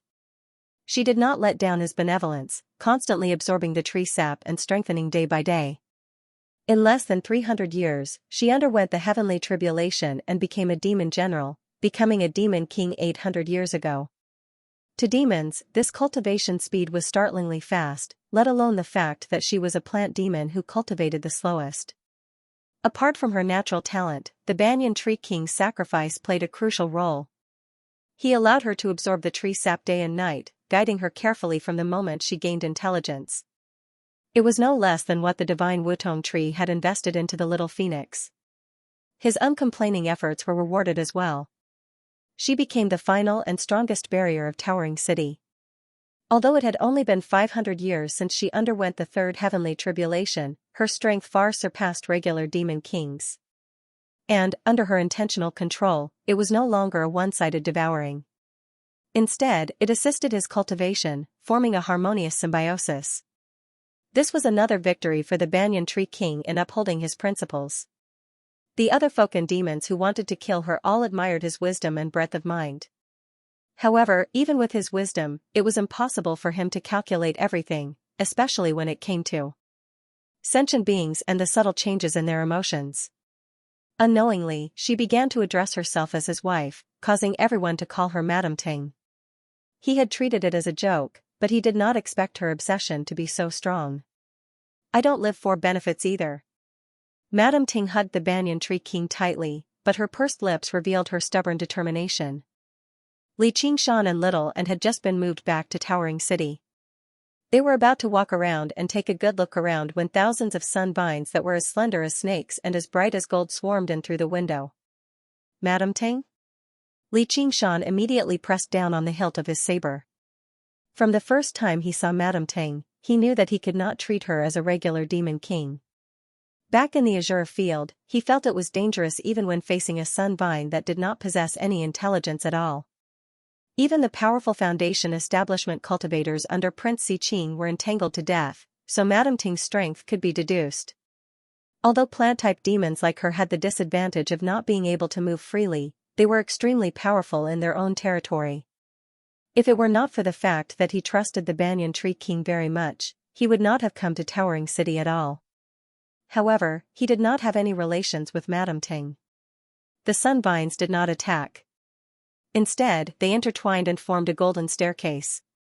One of the vines even twisted into the word please. Li Qingshan and Little and exchanged glances and stepped onto the staircase. They arrived in the sky above Towering City. Countless golden vines quickly weaved into a golden building, and the golden staircase pointed towards it. The moment Li Qingshan stepped into the building, the door was closed. He cupped his hands and said, Madame Ting, how may I help you? I wouldn't dare to help you, but I have something to ask of you. Although I don't think you can destroy the Mist Province cauldron, please mind your own business. Madame Ting's voice echoed through the building. She called it a request, but it was very rude. Li Qingshan was never one to be provoked. Coupled with the fact that he was still tipsy, he laughed loudly and said, I do have some confidence. Ignorant child. You think you're helping him, but you're actually harming him? Madame Ting said angrily. Oh? What do you mean? Li Qingshan asked curiously. You're preventing him from ascending? He doesn't want to ascend either. As the saying goes, it's better to be the head of a chicken than the tail of a cow. Instead of becoming the lackey of those demon gods after ascending, he'd rather be with the world and be the god of the 9 provinces. Don't listen to that old man's nonsense. Since ancient times, no one has ever succeeded in something like this. Do you know what the consequences are if you fail? In the ancient times, before the 9 cauldrons appeared, countless godly seals were scattered all over the world. There were people who dreamed of this and wantonly conquered and collected the godly seals. In the end, they were devoured by the godly seals, and their souls were destroyed, Madame Ting said. Li Qingshan believed her. Being the god of a mountain or a river and being the god of a prefecture were 2 completely different concepts. Just like how it was easy to rule a village or a town, it was impossible to rule a country without the corresponding strength to be a commoner. This was why there was the mountain god seal and the water god seal but not the sea god seal. The sea was too vast, and there were countless mountain ranges at the bottom of the sea. It was not a place that ordinary demon kings could control. If they tried to forcefully condense the godly seal, they would only be throwing their lives away. However, the Banyan Tree King's ultimate goal was to encompass all of this and control all of the mountains and seas. It was indeed like a daydream. However, since the old man dares to do this, he must have a certain amount of confidence. Just because no one has ever done it doesn't mean it can't be done. The old man's wisdom is profound, and some people can't compare to him. Damn it. How dare you speak to me like this? Do you believe that I won't pester you to death? Every single sun vine in the building wriggled. Li Qingshan immediately felt his strength disperse uncontrollably. If it were not for the support of the strength of the earth, he probably would have run out of strength in no time. He immediately understood that she had already turned this extraordinary talent into an ability. It was truly terrifying. However, he was unfazed. He said proudly, "I don't believe it." In the end, Madame Ting could not lay her hands on the guest invited by the Banyan Tree King. She sighed and said, "You really don't understand. You've come to help him because he is the Banyan Tree King. If he succeeds, will he still be the same person?" Li Qingshan fell silent. He had discussed the will of the world with the Banyan Tree King many times, and they had many guesses. In particular, whether the so-called self existed in the world or not. Although he had once received an invitation from the Azure Realm, he did not feel that he was speaking to the Azure Realm. However, at the very least, one thing was certain. The will of the world was definitely different from the will of living beings. Therefore, after the Banyan Tree King succeeded, no one could say for sure what would happen to him. However, once he started on this path, there was no possibility of turning back. Do you understand now? I'm doing everything for his own good. Don't be a hindrance here. I will get him to give you the fruit of wisdom that he promised you. Go back to your Qingzhou. Madame Ting's voice turned gentle as she guided him patiently. The towering tree remained silent. It did not interrupt this conversation, as if it was waiting for his decision. Li Qingshan wavered slightly after hearing Madame Ting's words. However, he asked himself, will I no longer be me once I reach beyond the 9 heavens? As a result, he no longer hesitated. Only people with unbelievable dreams would believe in another unbelievable dream. You don't care about his life or death at all, which is why you can say something like that. Madame Ting was furious. For a moment, killing intent permeated the air. Li Qingshan said, if you really care about him so much, you should be lending him a hand instead of obstructing him.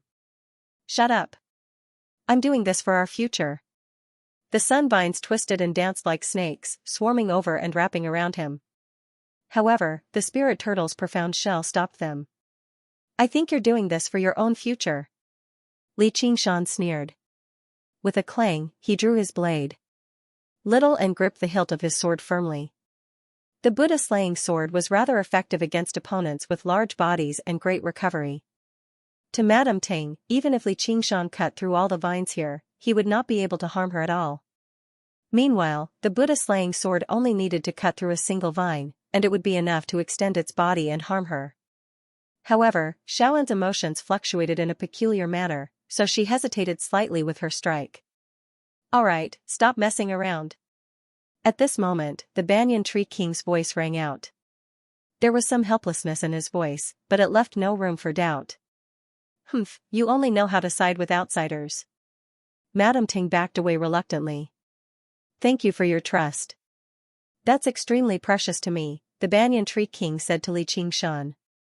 You're welcome. I'm still hoping that you'll succeed and assist me in the future. Li Qingshan smiled. That day will definitely come. The 2 demon kings eagerly anticipated that day. Little and gazed at the sunvines wrapped tightly around the tree and sighed inside. When Li Qingshan returned to towering Sky City, the originally tranquil and peaceful atmosphere changed. He keenly felt the omnipresent hostility and knew that Madame Ting hated him. He smiled and didn't take it seriously. In the blink of an eye, a few days had passed. Li Qingshan had absorbed a spiritual stone from the Banyan Tree King, and his vitality had all recovered to peak condition. He stood before the Mist Province cauldron again. Are you ready? Asked the Banyan Tree King. All right. But is fellow Taoist really going to do that? Li Qingshan asked. It's not what I want, but I have no choice. The Banyan Tree King sighed. All right then. Li Qingshan nodded and no longer hesitated. He took a step forward and stood before the Mist Province cauldron, but he did not strike immediately. Instead, he stared at the engravings on the cauldron deeply. Gradually, nothing else existed in his eyes. All that remained was the Mist Province cauldron. The endless sea of trees, mountains, and rivers all appeared before him. It was as if he was not facing a cauldron, but the mist province that spanned 100,000 kilometers. The tremendous pressure became more and more obvious.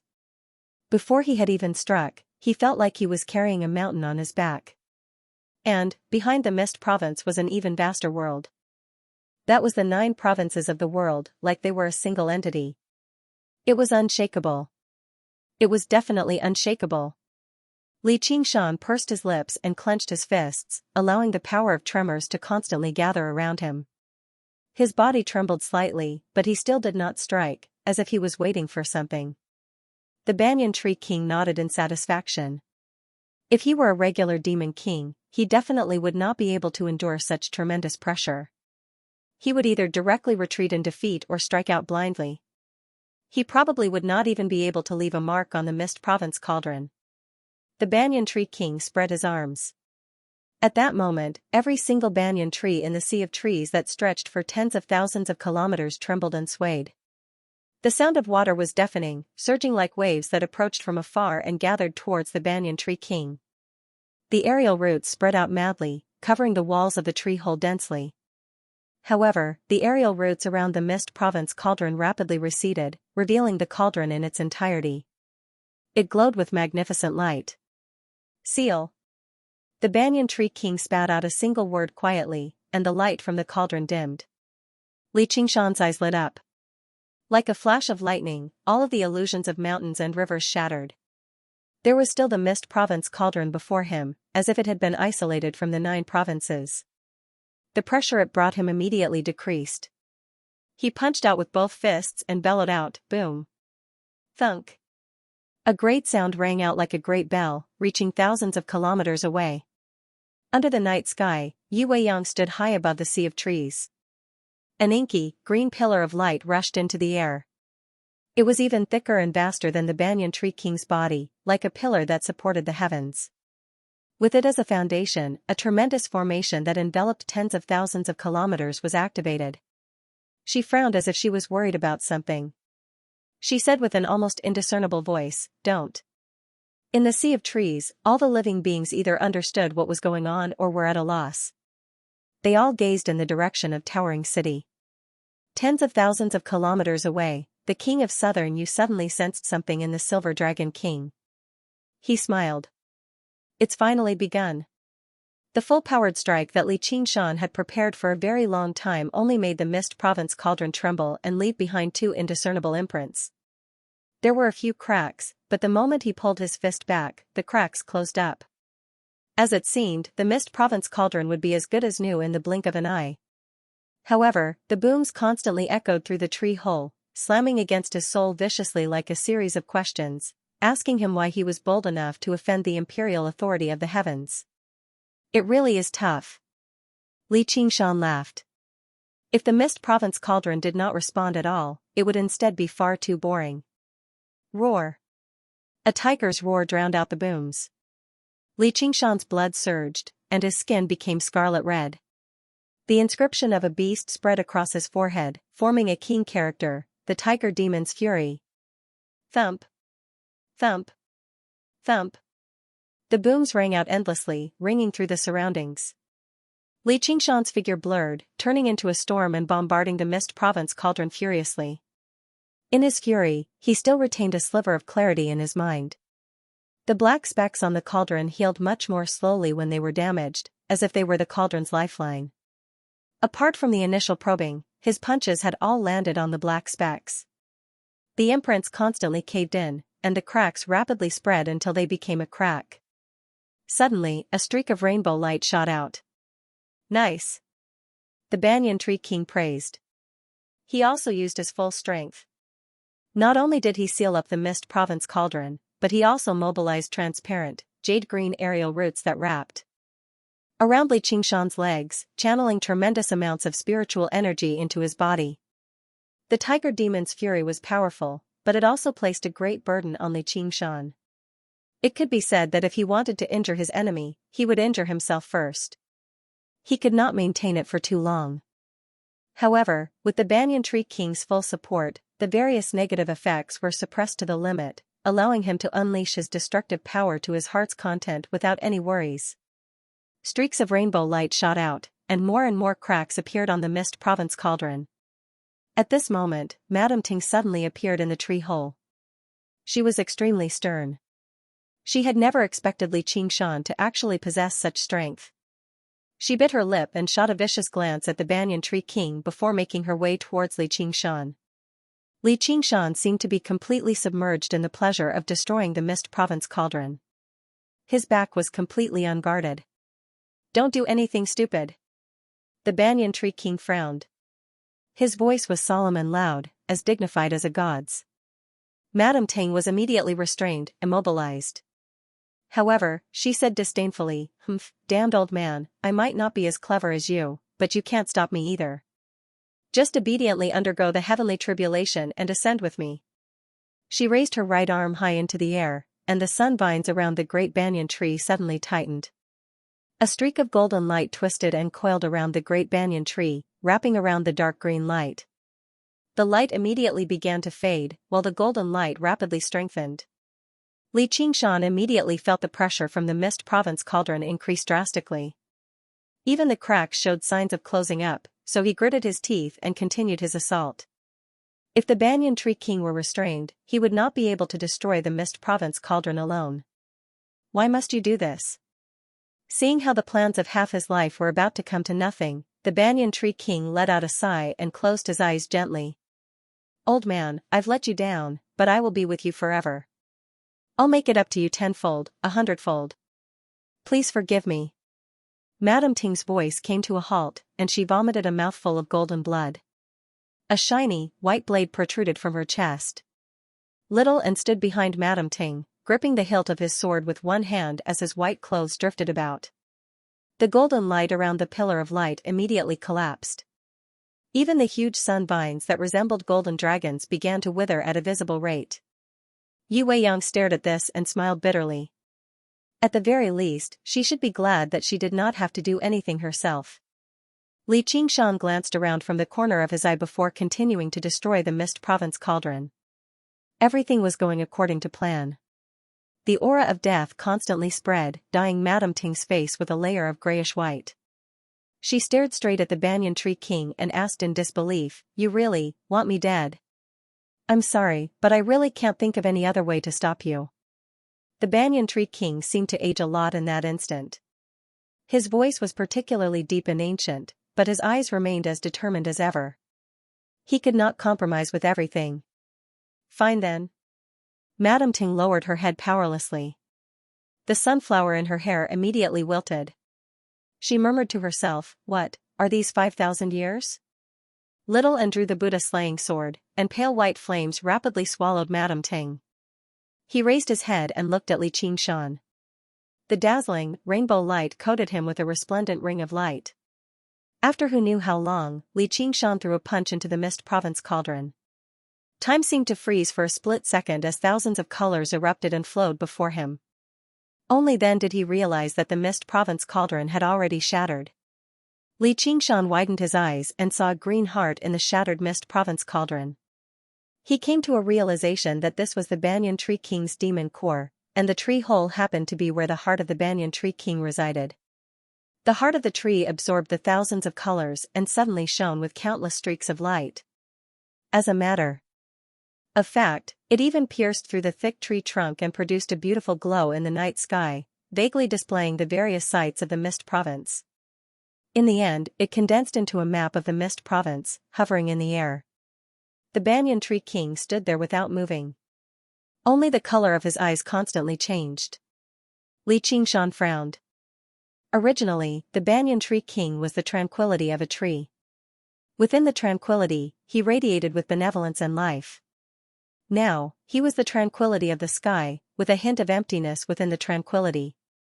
He viewed everything as nothing. Success or failure all depended on this.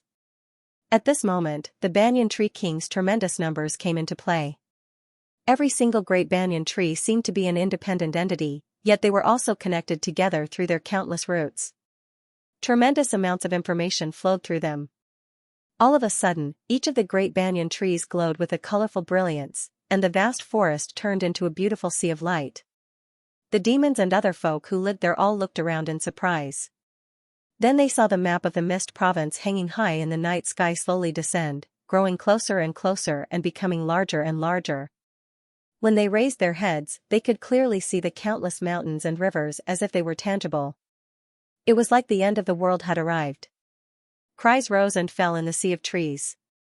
Yi Weiyang stood in the sea of trees and gazed at the descending mist province. She smiled. A mountain hung upside down, pressing down on her. She did not dodge, passing through it. The demons and other folk looked around in a panic, but they discovered that the disaster they were imagining did not happen. The mist province had merged with the sea of trees, swallowed by the sea of light. A while later, all of the light receded, and the forest returned to how it was before, as if nothing had happened at all. Only the kings could deeply sense the profound changes. They all beamed with joy and wished in the direction of Towering City. The banyan tree king exhaled deeply.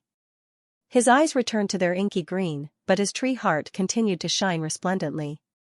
His aura became more and more distant, but it did not feel like his personality had changed drastically. Instead, it was a very natural form of growth and improvement. Congratulations, fellow Taoist. Congratulations. You've succeeded. Li Qingshan clasped his hands and congratulated. He admired the banyan tree king very much. Although it was not some natural divine tree, it had pushed its special characteristics to the limit. After several millennia of painstaking planning, it had created an unprecedented path, which made him very excited. It's just the first step. The banyan tree king waved his hand. However, once you take this step, the other 8 cauldrons will sense it. The imperial clan of the Dragon Province will definitely be furious, said Li Qingshan. Li Qingshan said.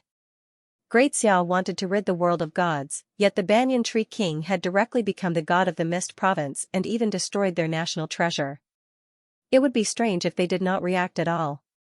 Don't worry, they won't attack. The banyan tree king's eyes flickered with the light of wisdom. He had already deduced the cause and effect of everything. Now, he could see it even more clearly. You're right. Li Qingshan said with a smile. The current banyan tree king had already stepped into a whole new realm. In the world of the 9 states, he was almost invincible. If the Great Xia dynasty wanted him to fall, it was likely that even the Great Xia dynasty could not afford to pay such a price. Is it worth it? Little and suddenly asked the banyan tree king. The banyan tree king was speechless. The atmosphere suddenly became heavy. Little Anne? Li Qingshan was slightly surprised, but he saw a rare expression of pity on her face. He could not help but sigh. There's nothing we can do about it. That Madame Tang has gone too far. Is it worth it? Little Anne did not look at Li Qingshan and asked further. The banyan tree king closed his eyes as if he was unable to face her gaze. The sun vines around him had already withered. His body had never been so light before, but he instead felt empty. He was rather unaccustomed to it. If it was not worth it, why would he make a choice like this? If it was worth it, why would the joy of success be unable to make up for this regret? 5,000 years of companionship was really nothing? Was it because he had put in too much effort, such that he could not treat it lightly? Or had he purposefully controlled certain changes in his emotions the entire time? Even though he could comprehend the profound laws of the world, he struggled to resolve these doubts. Forgive me, Senior. I've asked too much. Little Anne shook her head and returned to Li Qingshan's side. It's not worth it. The banyan tree king suddenly opened his eyes. Although there was pain in them, there was no confusion. But if I had to choose again, I would still do the same. Normally, Li Qingshan would definitely praise a reply like that. However, after glancing at Little and beside him, he felt that it was better to remain silent. He did not want to involve himself in other people's matters. I probably will never be able to understand such decisiveness. Little Anne said as she looked at Li Qingshan with her clear eyes. Li Qingshan's heart sank and a corner of his lips twitched. Fine, he had still gotten himself involved in the end. He tried hard to organize his words. Little Anne, you're thinking too much. Don't get into character so easily. You're not Madame Tang, and I'm not the banyan tree king. Of course, I'm not saying that you're wrong. Anyway. Sigh, it's really complicated. You've actually overestimated the power of this sword. I'm the same. Little and raised the Buddha-slaying sword in her hand. Li Qingshan and the Banyan Tree King were both taken aback. They had personally witnessed the power of the Buddha-slaying sword. Two demon kings as powerful as the lords of Yin and Yang had been finished off with a single stroke, so how could they still overestimate its power? However, it was exactly because that sight was just too shocking that they overlooked many things. For example, back then, the lords of Yin and Yang had already fought Li Qingshan to the point of exhaustion. They had only managed to break free from Li Qingshan's suppression after so much difficulty, but before they could even get their revenge, Little and had already charged over. For example, the Buddha-slaying sword. Although it possessed terrifying power, it actually countered two types of opponents the most. One was Buddhist cultivators, which was why it was called Buddha-slaying. The other was existences of extreme Yin and evil, such as corpses and demon folk, because the path of white bone and great beauty was still a Buddhist cultivation method after all. However, Madame Ting did not belong to either of these groups. She did not possess a body of flesh and blood. Although the Buddha-slaying sword countered her very much, it mostly ensured that every strike could injure her. In the past, the myriad poison ancestor had only been heavily injured when the Buddha-slaying sword pierced his chest, and he had almost fled back to the myriad poison cult. The soul nascence that escaped in the end was very spirited too. It took quite a lot of effort to deal with it. After being tempered by the heavenly tribulation, the Buddha-slaying sword's power had increased drastically, but as a natural variant demon king, her life force was far more abundant than an elderly human cultivator. Actually, the only time Little and had truly used the Buddha-slaying sword after undergoing the tribulation was against the lords of Yin and Yang. Only when he stabbed Madame Ting did he understand that the strike was not enough to claim her life, which was why he did not draw it immediately. Between Li Qingshan and the Banyan Tree King, one possessed great instincts for battle, while the other possessed great wisdom. In the past, they had only been shocked by the startling strike, which was why they had overlooked this. Now that Little and had reminded them, they immediately understood. They were both stunned. Li Qingshan felt some lingering fear. In the situation back then, if Madame Ting had struggled a little longer, he would not have been able to shatter the Mist Province's cauldron.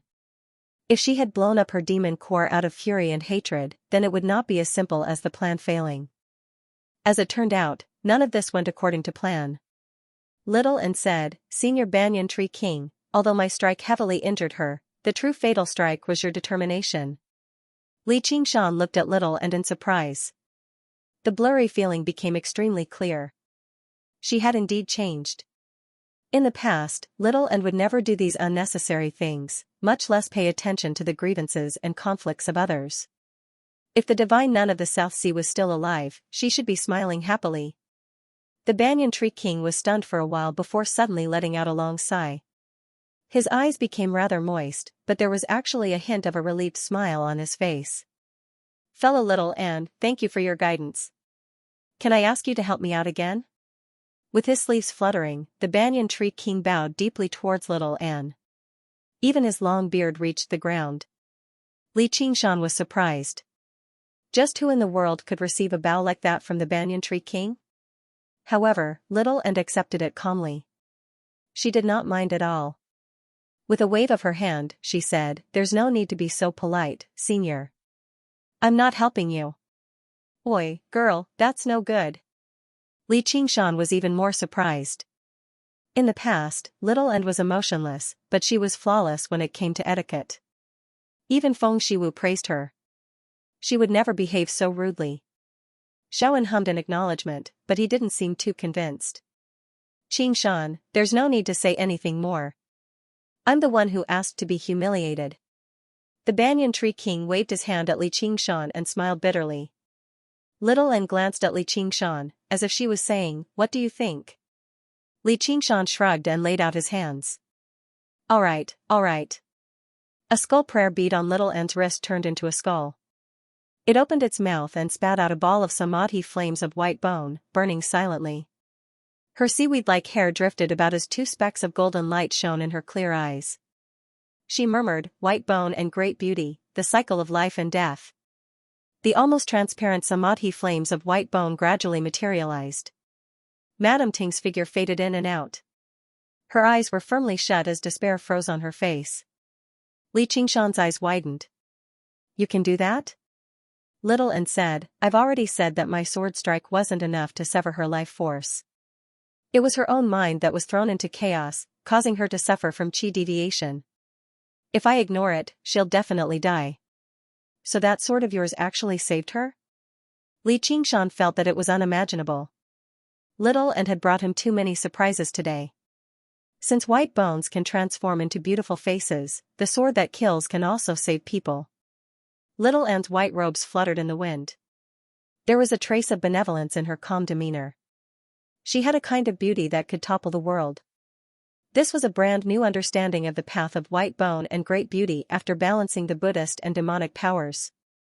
Although she did not know whether she had taken the wrong path or not, the white bone bodhisattva's original intentions were probably not to kill. Madame Ting's figure gradually solidified, but she still could not stabilize it. To little Anne, this was the first time she had done something like this. Li Qingshan saw that the Banyan Tree King's face was filled with concern. His vast and distant aura was greatly reduced, making him seem even more like a mortal than before. He thought to himself, this person must really be an old tree that's sprouting new buds, he's fallen in love. Qingshan, help me. Little and flipped her left hand and held a phoenix feather between her fingers, thrusting it towards Madame Ting's forehead. Coming. Li Qingshan grabbed her hand and circulated the phoenix nirvana scripture with all his might. The phoenix feather glowed with resplendent light, transforming into a stream of light and entering Madame Ting's body. Little and let out a sigh of relief. Madame Ting's figure stabilized. She was barely breathing, and she fell unconscious in the Banyan Tree King's embrace. The Banyan Tree King thanked Little and again. Little and said, she is severely injured, and both her body and mind are in a mess. Senior, please take care of yourself. The Banyan Tree King nodded slightly, closed his eyes, and lowered his head to touch Madame Ting's forehead. The heart of the tree above him glowed with seven-colored light. Wow! Li Qingshan's eyes widened. He saw the Banyan Tree King's lush beard withering, revealing his true appearance. Li Qingshan was about to speak, but the Banyan Tree King waved his sleeve without raising his head. The surrounding scene twisted and changed, and they were teleported out. However, he heard Little and say two words, give up. Li Qingshan waited in Towering City for a while before Little and was teleported to his side. Little and lowered her head and didn't speak. What's wrong? Li Qingshan asked. If you want to scold me, then go ahead. Little and seemed like she was ready to die. Why would I scold you? Li Qingshan smiled. Really? Little and blinked her eyes and asked carefully. Haha, what nonsense are you talking about? Li Qingshan pulled Little and into his arms as he laughed aloud. He rubbed her hair and gave her a thumbs up. Moreover, you've done this extremely beautifully. This is the first time I've seen this old man show an expression like that, and what he's like. I really didn't expect it. You don't blame me for acting on my own? My Little and has already grown up. It's time for her to have her own opinions. Li Qingshan did not like Madame Ting, but it was not to the point where he wanted to kill her. As a result, he wanted to confirm the Banyan Tree King's thoughts again before he attacked the Mist Province Cauldron. However, since the Banyan Tree King had made up his mind, there was nothing he could say. It would be for the best of both worlds in the end. What comforted him even more was Little Anne's changes. He had never agreed with the White Bone Bodhisattva's terrorist ideology, nor did he want Little Anne to become a second White Bone Bodhisattva. I just pity her a little. Little Anne hugged Li Qingshan gently and gazed at the withered vines around the Banyan Tree King. She guaranteed, I definitely won't be as willful as her. I already told you not to bring things in recklessly. I'm not as great and compassionate as the Banyan Tree King. You know that I'm very selfish and greedy. I don't want to let go of what I have in my hands. If you want to go somewhere without me, I definitely won't let you go. Li Qingshan smiled. Yeah, I'll definitely take you beyond the 9 heavens. The corner of Little Anne's lips curled up as she gazed at Li Qingshan deeply. If I become an obstacle to you one day, I definitely won't make things difficult for you. Then please take care of me, Sir Little Anne.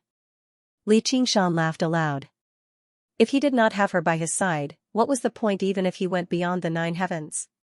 He might as well hold on to his dreams and die in battle somewhere. At this moment, the withered vines shone with golden light again, gradually recovering their vitality.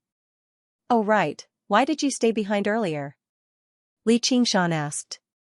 "I wanted to ask him a question," said Little. "And what question?" "If I had to choose again, how would I choose?" "You really know how to get to the bottom of things." But it was a good question. How did he answer? He thought about it for a long time, but he did not answer. Instead, he asked me a question. "Really? What did he ask you?" Li Qingshan could not guess what the banyan tree king was thinking. Did he change his mind, or did his heart remain the same, or did he not have an answer? He asked me, "Do you think she will forgive me?" Li Qingshan laughed aloud. He simply could not imagine the expression on the banyan tree king's face at that time. "Then how did you answer?" "What do you think?" "I can't guess. But if it were me, even if I don't take revenge, I will definitely remember him for life. Then I'll have to be careful not to offend a narrow-minded person like you." "You dare say that I'm narrow-minded?" "I'll remember this sentence." Li Qingshan glared at him, pretending to be angry. "Oh no." Little and covered her mouth and snickered. Numerous sunflowers bloomed brilliantly like little suns, illuminating the dark canopy of the tree. A hawk's cry rang through the air. "Banyan Tree King, you're one of the 10 demon kings, yet you dare to destroy the 9 cauldrons. Do you know that the laws of the nation are merciless? What a powerful aura." Li Qingshan shivered inside and raised his head. A man in black clothes stood with his arms behind his back, standing high up in the air.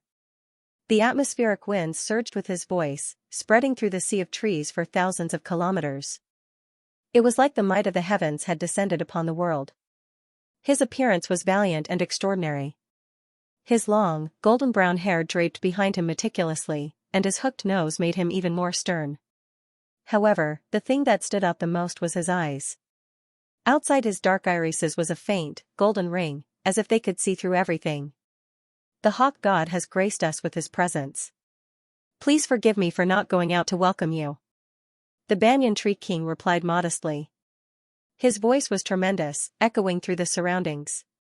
He did not lose any of the limelight at all. Sure enough, Li Qingshan thought, there are not a lot of people in the world who are bold enough to speak to the banyan tree king like that.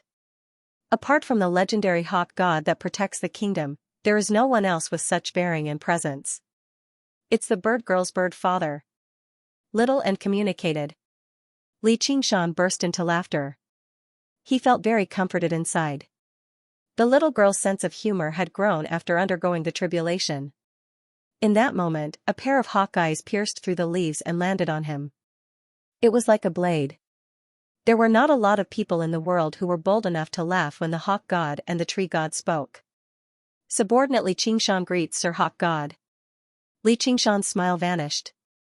He recalled his identity as a white hawk commander and clasped his hands at the horizon, meeting the hawk eyes without any fear at all.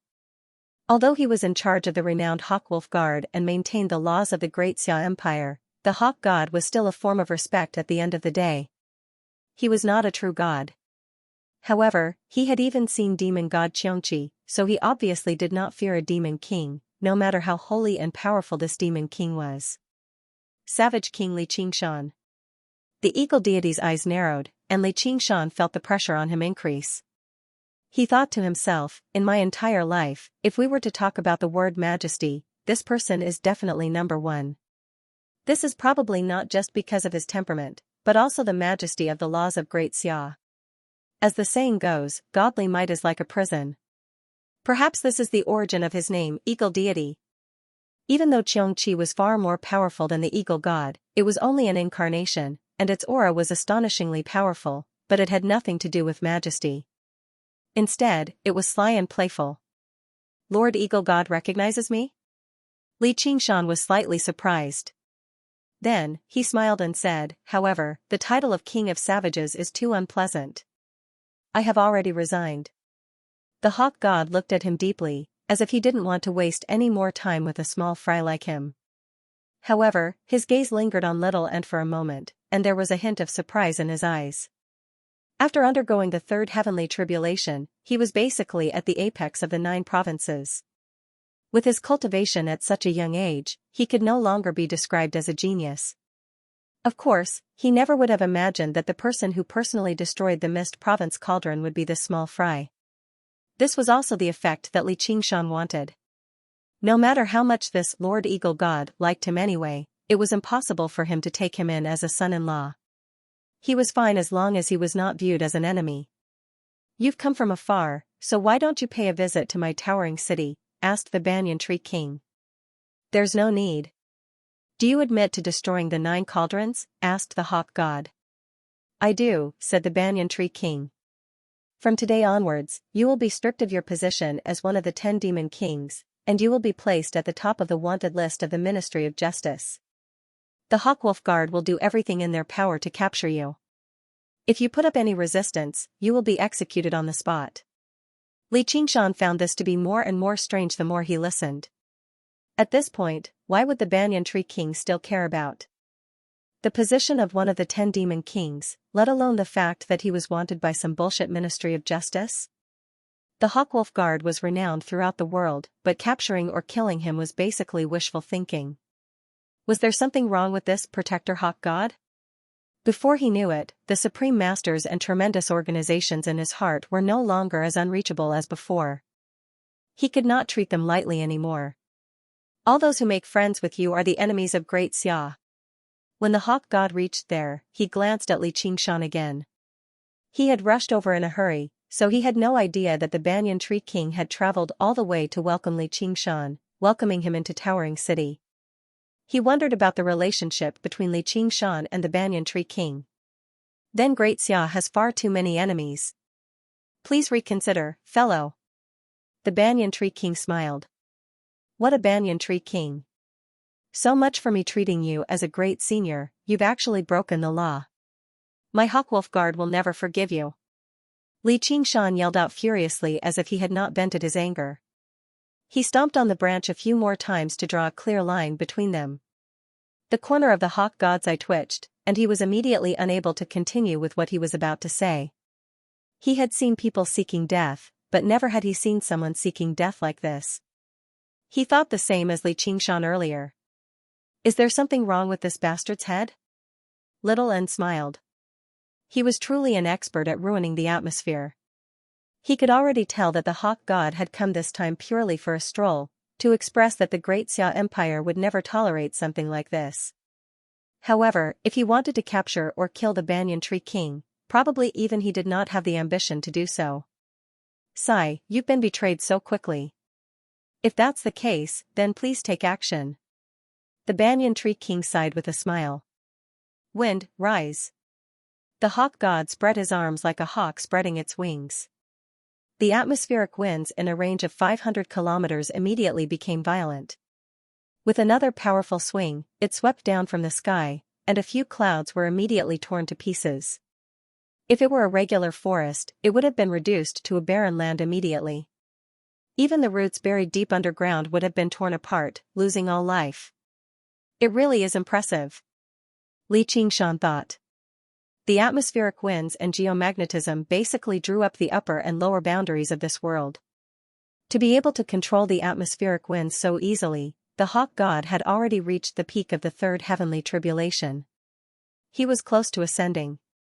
He focused on the scene of the battle between the 2 10 demon kings in preparation for the Ink-Sea dragon slaying. The Banyan Tree King held up a light green canopy. The moment the atmospheric winds entered the canopy, they immediately lost their sharpness and became ordinary gales. The strong gales stirred up waves in the sea of trees. Thousands of banyan trees swayed, forming a vigorous and impassioned tune. Li Qingshan stepped on a branch and looked into the distance. The wind and clouds were raging, and the strong auras in the sea of trees were ready to be released. Although the battle between the Hawk God and the Banyan Tree King was magnificent and impressive, it did not feel like a battle to the death. He thought, since they're going to go through the motions, I'll go along with them to avoid trouble in the future. Lord Eagle God, let me lend you a hand. Li Qingshan bellowed out and unleashed his great strength as a golden core cultivator as well as the superb acting skills he had honed over many years. He launched a barrage of attacks at the Banyan Tree King, personally demonstrating the meaning of an ant trying to shake a tree. With his interference, the great show of a battle between rulers came to an end very quickly. However, before the Hawk God took off, he said, "Pass on my orders." The White Hawk commander of the South Sea Commandery, Li Qingshan, deserves praise for his loyalty and his service as a protector. He will be transferred to the Dragon Province immediately. No mistakes are allowed. Alright, but you have to admit that my acting in the past was pretty good. Li Qingshan raised his index finger and sighed. Sure enough, modesty makes people improve, while arrogance makes people fall back. However, he was not worried at all. He was no longer the Li Qingshan of the past. There was no need for him to act out every single act carefully, nor was there any need for him to care so much. As for when he would go to the Dragon Province, or even whether he would go to the Dragon Province, it was not up to the Hawk God to decide. Little and nodded with a smile. But why does the mighty Hawk God have to travel such a great distance just to go through the motions? Li Qingshan was rather confused. He had put on an act for the Hawk God to avoid some unnecessary trouble, but who was the Hawk God putting on an act for? Because he's the protector Hawk God. As long as the Great Xia Empire exists, he will continue to protect it, the great banyan tree's voice rang out. Heh, I see. In the past, I thought the title of the protector Hawk God was mighty and domineering, but why do I feel like it's just a tough job now? Li Qingshan said. As his cultivation constantly increased, his horizons broadened. When he heard the Golden Cicada Spirit King say the 9 provinces are like a well a few decades ago, he still found it very shocking. Only now did he truly understand. But since the cage has been broken, the bird is free, the Banyan Tree King said leisurely. Freedom. How high can one fly to be considered as true freedom? It's a pity that you'll never have that freedom. Birds have their own freedom, and trees have their own freedom. To a tree, having a place to grow in peace without being cut down is already freedom. Fair enough. Oh right, have you succeeded yet? Li Qingshan smiled ambiguously. This is only the first step. I still need a long time to get used to it. I believe I'll succeed one day, said the Banyan Tree King. You know what I'm asking? Li Qingshan was interested in gossip. About that. Actually, it's useless for you to ask Little and about this kind of thing. She's just a little girl, what would she know? I'm the one who's experienced and knowledgeable. In short, just do what you need to do. Don't think too much. Qingshan, I'm afraid that Senior needs to rest for a while before he can condense the wisdom fruit. Why don't you take a look at the Shadow Palace first? Little and tugged on Li Qingshan's sleeve, interrupting him. Sure. Li Qingshan agreed casually.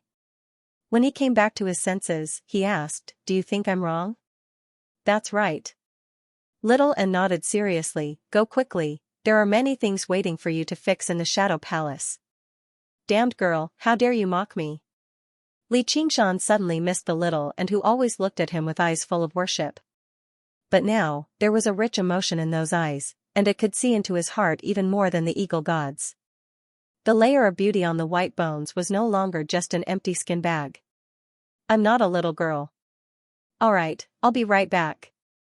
Li Qingshan pinched her cheek before turning around and flying off. Speaking of which, he had basically been like an ascetic monk for the past 20 years. Afterwards, there were consecutive battles and intense labor like destroying the Mist Province cauldron. Meeting Gong Yuan was rather interesting to both of them, but it was exactly because of this interest that he was unable to do whatever he wanted. As soon as he thought of the Shadow Palace and the Night Roamers, he even became a little excited. Palace Master Yi, I've come for the appointment. Why do you seem like you've come to visit a brothel? Yi Weiyang's face was covered by a black veil, only revealing a pair of eyes. She studied Li Qingshan. The impression that the battle in the demon cavern had left on her was far too deep. She struggled to connect the two images together. Then I'd like to pick a lead card.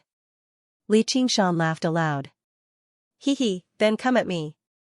With a flash, Yi Weiyang vanished into the sea of trees. Li Qingshan followed close behind. Before him, a beautiful figure moved through the jungle, struggling to grasp her aura. In the deep, complicated forest, he was unable to unfurl his wings and fly at full speed either. Every time he approached her, the distance would immediately widen. And Yi Weiyang did not advance in a straight line. Instead, she turned left and right randomly. She seemed to be flirting with him. As a result, Li Qingshan just gave up on the chase. What, you're not going to pick a lead card? Yi Weiyang smiled. A lead card that I can't even see. It's fine if I don't pick one, just in case I get tricked. Li Qingshan replied with a smile. His eyes remained clear the entire time. After experiencing so many things over the past few decades, he was no longer the bumpkin who had just emerged from a small mountain village and fell in love with Gu Yenying at first sight and was stunned by her beauty. His main objective for visiting the Shadow Palace was not to satisfy his desires, but to put an end to it. Yi Weiyang suddenly stopped and parted the layers of leaves. She said, "Please." A city constructed between huge trees appeared before Li Qingshan. It was hundreds or thousands of times larger than the cobweb city Xinyan had seen in the past. Thousands of Yi Mingzhu trees shone with a faint, silver luster.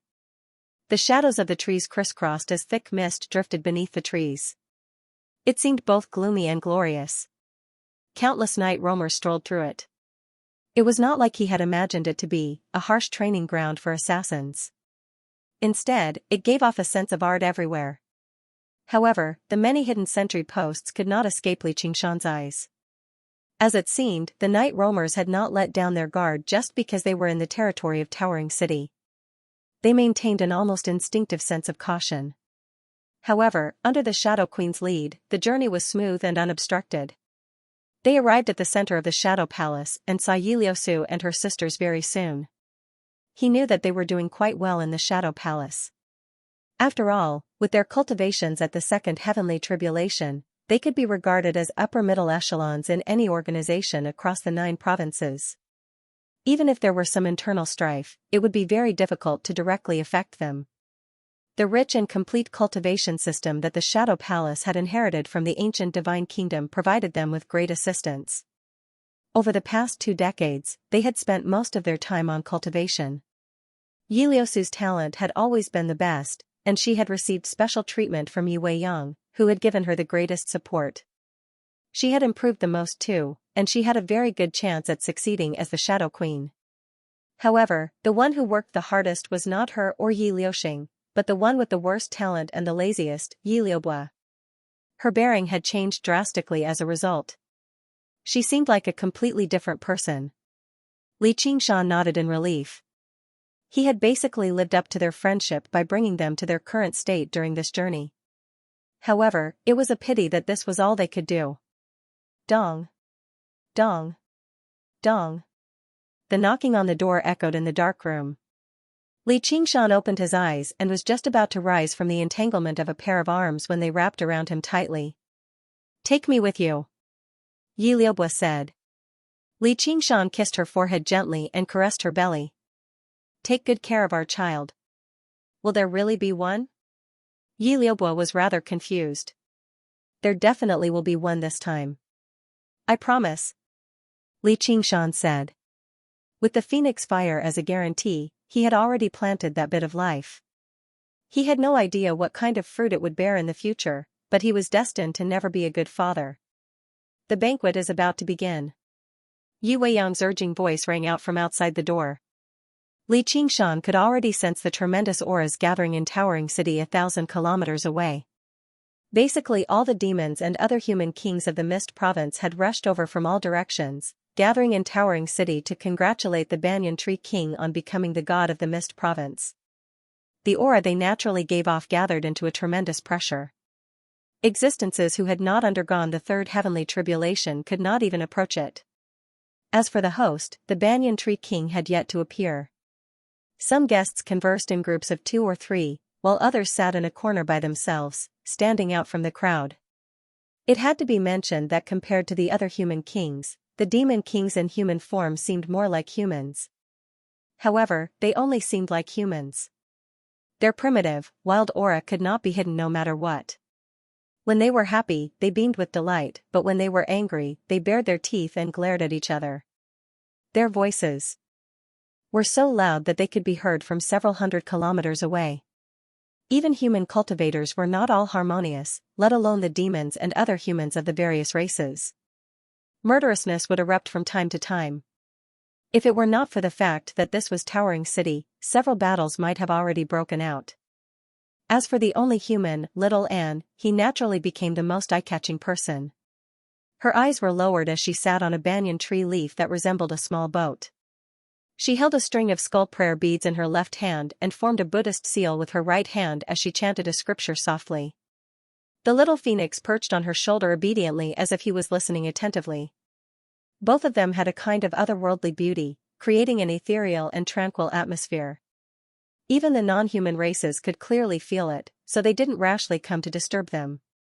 However, there were many topics of discussion.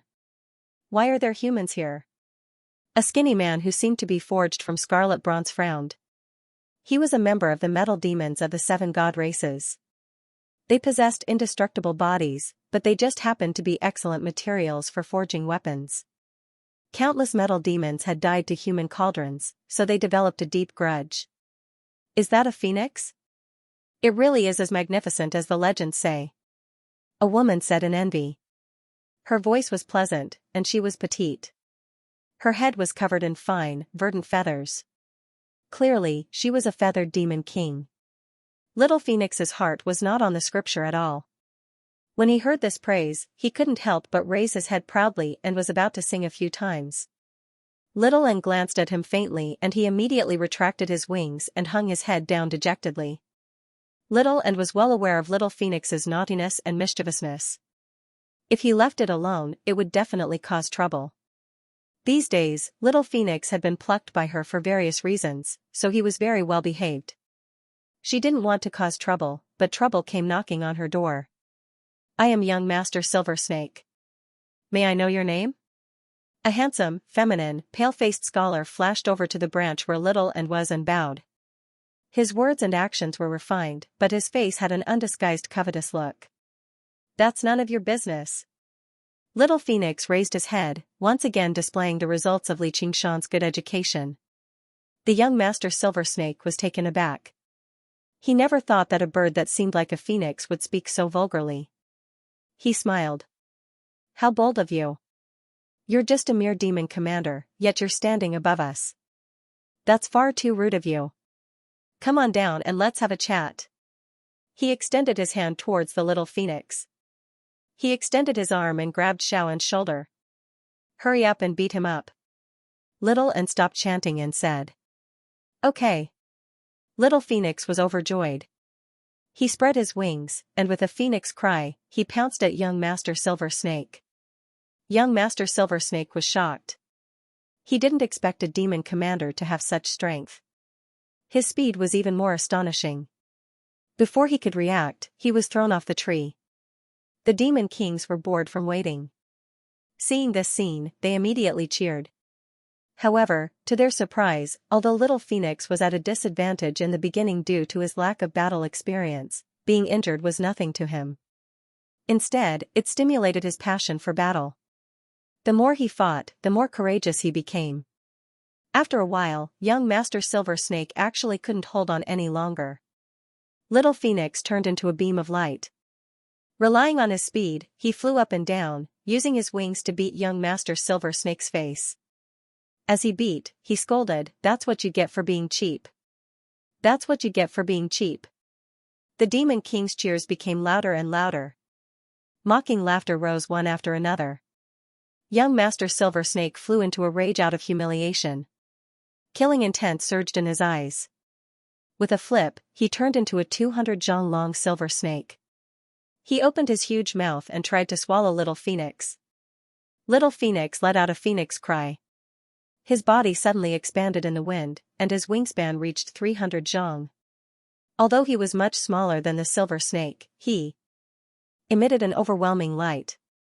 With a gentle flap of his wings, he arrived above the silver snake. His phoenix claws easily pierced through the silver scales and grabbed onto the snake's spine.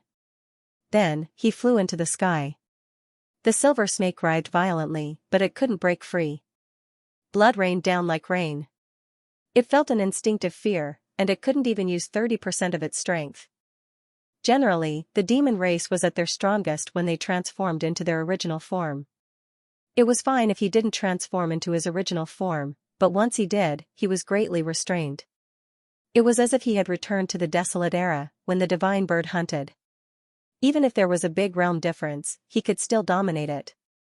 Little Phoenix's elegant phoenix eyes stared coldly at the silver snake under his claws. His sharp phoenix beak fiercely pecked at the top of the snake's head.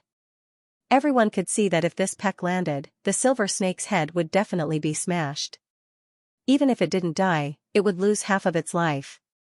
It was supposed to be a good show, but it suddenly turned into a life and death battle. They all shouted, "Stop! This is Towering Sky City." Little Phoenix's killing intent rose, but he didn't care. At this moment, a voice sounded, "Stinking brat, come over here." Little Phoenix blinked and threw away the silver snake under his claws. He turned around and flew towards the forest. His figure shrank rapidly and turned into a little child again. He threw himself into Xianxia's arms and complained, "Big Daddy, where did you go to play? You didn't even bring me along. I went to give birth to a little brother for you." Xianxia smiled. "But I like little girls." Little Phoenix's eyes widened. Xianxia was stunned. He didn't expect him to have such ambition at such a young age. He patted his head and said meaningfully, "Then it depends on your fate. You should work harder in the Shadow Palace." Yang smiled. Compared to that ghost shadow, she was more interested in Xianxia's bloodline. Then forget it. There were only a handful of demon kings and other human kings who had seen Xianxia before. They were all surprised by this. The divine bird phoenix actually had a human father. Just what was going on? And this human was clearly only at the second heavenly tribulation, yet he could speak and laugh with the Shadow Queen as equals. It was unbelievable. "Fellow Yi, who is he?" The golden demon human king asked with a frown. He lived in the mountains to the northwest, so he did not know Xianxia. "Savage." "Oh, wait, it's the White Hawk Commander, Xianxia." Yang introduced. "The Hawkwolf Guard." Under everyone's gazes, Xianxia immediately felt the pressure on him increase. Apart from the giant lumberkin king and the others he had seen on the way here, the other demon kings and other human kings all showed contempt and hostility. In just a few short days, the entire world had learnt that the Lord of the Hawkwolf Guard, the Hawk God, had come to declare war against the Banyan Tree King. He was 10 times, 100 times more despicable than regular humans. "What are you blabbering about, you old hag? Who's the White Hawk Commander? Don't you know I'm about to be promoted?" Xianxia shot a glance at Yang. He had already grown accustomed to this. Compared to being surrounded by 7 demon kings in the 12th Citadel demon formation of the ominous, this was nothing. "You really are a lackey of the Empire. How dare you come to Towering City and die?" The golden demon human king said coldly. "And this is?" Xianxia asked again. "The golden demon human king, Tong Gang." "Heh, you'll die from excessive ejaculation." Xianxia began to mock him. The little phoenix focused on learning. The golden demon human king cut right to the chase. He threw a punch at Xianxia's chest without any prior signs. There was only tough killing intent. He saw how Xianxia did not move at all, so he thought he had failed to react in time, which made him even more scornful. With a bang, a wave of air surged out, turning into a fierce gale that swept across thousands of kilometers. There was no gutting as expected. Instead, the golden demon human king's arm produced the sound of twisting metal. Xianxia smiled and did not budge at all. The mutant kings and demon kings all widened their eyes. They all saw it extremely clearly. The golden demon human king's punch was not his full strength, but he definitely did not purposefully hold back either. Even demon kings with tough bodies could not take it head-on. Not only did he need great defenses, but he also needed overwhelming strength to achieve something like that. What was even stranger was that Xianxia did not even give off an aura. Only Yang noticed that a patch of skin on Xianxia's chest had turned a faint green. It was the newest ability of the Ox Demon transformation. The Ox Demon forges its hide.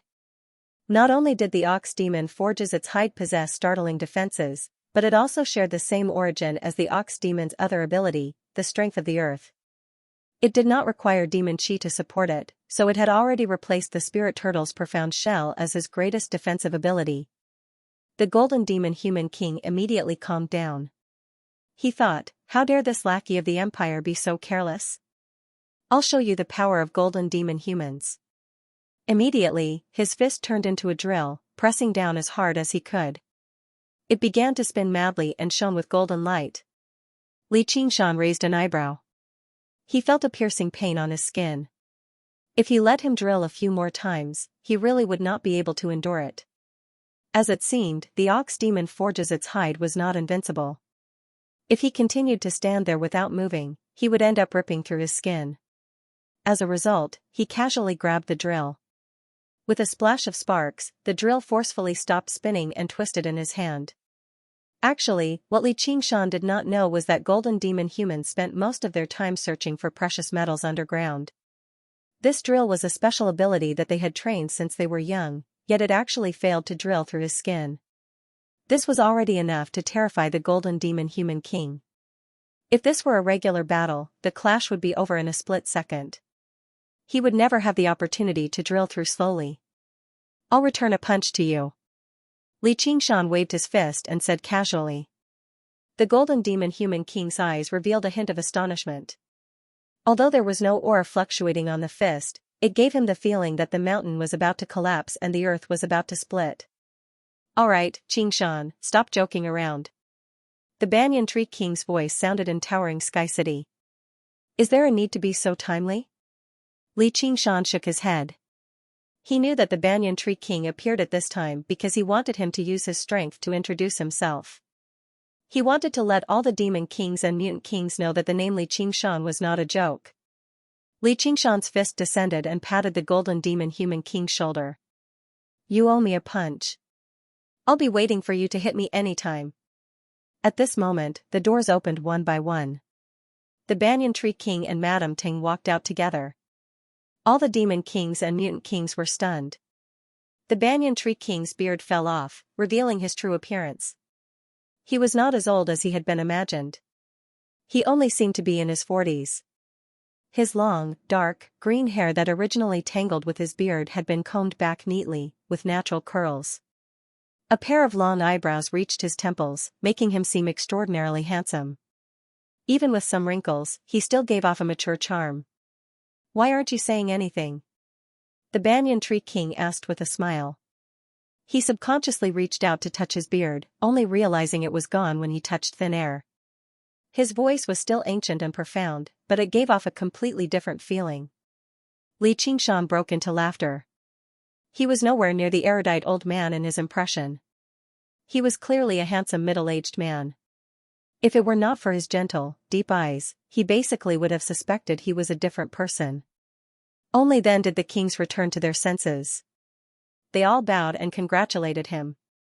Turbulent, chaotic auras immediately gathered around the Banyan Tree King. Only now did Li Qingshan deeply sense that this was a colossal group of demons and other folk. As the Banyan Tree King became the god of the Mist Province, they became even more united. Tree King, who are they? The Silver Snake glanced at Li Qingshan and the others. When he recalled just now, he still felt lingering fear.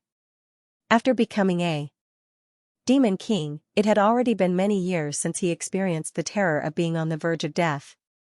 I'm indebted to this young friend Qingshan. The Banyan Tree King's answer was simple and clear, but it left the kings very surprised.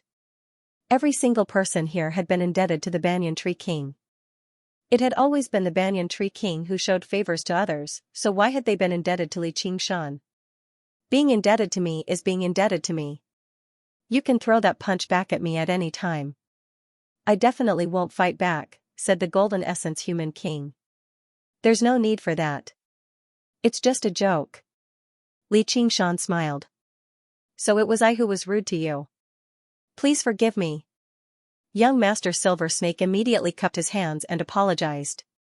Without waiting for Little N to respond, Madame Ting suddenly appeared in front of her and stuffed a golden fruit into her mouth. "Thank you for saving my life." In a flash, he returned to the Banyan Tree King's side. However, he maintained a certain distance from the Banyan Tree King. He was no longer as close to him as before. "Another life-saving grace?" Under everyone's astonished gaze, Little N nodded and said, "I'm ashamed to accept it. It would be impolite to refuse." At this moment, a streak of silver light shot through the sky. The Silver Dragon King flew over, hovering above the sea of trees. The King of Southern Yu led a group of great cultivators and drifted down, congratulating the Banyan Tree King. After exchanging a few pleasantries, he turned to Xianxia and said, "I heard you were going north to the Dragon Province. I've come this time to congratulate you, as well as to see you off." The surroundings fell silent. Just what had Xianxia done to earn such high regard from both the Banyan Tree King and the King of Southern Yu? Only Yu Weiyang and Yi Duanhai, who had witnessed the battle in person, just now understood that this respect was not excessive at all. "You're far too polite, Your Majesty." Xianxia smiled. "You don't want me to return to the Green Province, right?" The Green Province and the Mist Province were still in a state of war. With the King of Southern Yu acting so close to him, it was difficult to say how the King Chu Lai's estate would react. However, just like how one did not slap a smiling face, he could not blame him for being too polite. Not to mention, he had never planned on becoming involved in the war between the two provinces in the first place. Chu Lai King's thoughts were no longer important to him. "If you can stay in the Mist Province, that would be for the best. I'm always waiting for the position of honored guest." The King of Southern Yu was amiable. "Then I sure am flattered." Xianxia's voice carried a hint of mockery. "There's no need for that." The King of Southern Yu smiled, completely ignoring him. The others were confused. They had never thought of that. "It's quite late. Everyone, please get into character." The Banyan Tree King raised his hand. As a result, Xianxia stood beside the two kings who stood at the apex of the Mist Province and entered Towering City. A cultivation at the second heavenly tribulation just seemed rather strange. At the banquet, the King of Southern Yu suddenly pointed at a black mark on the Banyan Tree King's hand and asked, "What's this?" Xianxia immediately realized that this was originally a flaw in the Mist Province cauldron formed from the Demon Cauldron. As it seemed, becoming a god of the Mist Province came with a corresponding price. The Banyan Tree King gave a slight explanation, and the King of Southern Yu immediately said, "I'll wipe out the Demon Cauldron for you." How could the Demon Kings and other human kings just sit around? They all agreed, swearing to chase the demon folk out of the Mist Province. Only Madame Ting snorted and turned her head away, showing no respect to the Banyan Tree King at all. The situation became rather awkward. Xianxia understood. This banquet was not just a celebration. Instead, it was for the sake of unifying their thoughts and strength so that they could completely suppress the demon plague. He raised the cup in his hand. "May the two of you sweep away the demons and return peace to the Mist Province." The greatest banquet in the history of the Mist Province only lasted for half a day before. The King of Southern Yu bid farewell and left. The Demon Kings and other human kings all rushed off to various places, and Towering City fell silent once more. Under the setting sun, a smear of red light flickered between the canopy and the sea of trees. Xianxia stood up and was about to bid farewell. "Looks like we still have a very long way to go," the Banyan Tree King said as he handed a fruit of wisdom that flickered with rainbow light to Xianxia. "It seems different from the one last time. This fruit has fused with the fragments I eliminated from the Mist Province cauldron. It has some other effects," said the Banyan Tree King. "I wonder if it'll taste good." The little phoenix gazed at the fruit of wisdom greedily. "You have an innate legacy, so you don't need my little cleverness." The Banyan Tree King patted his head.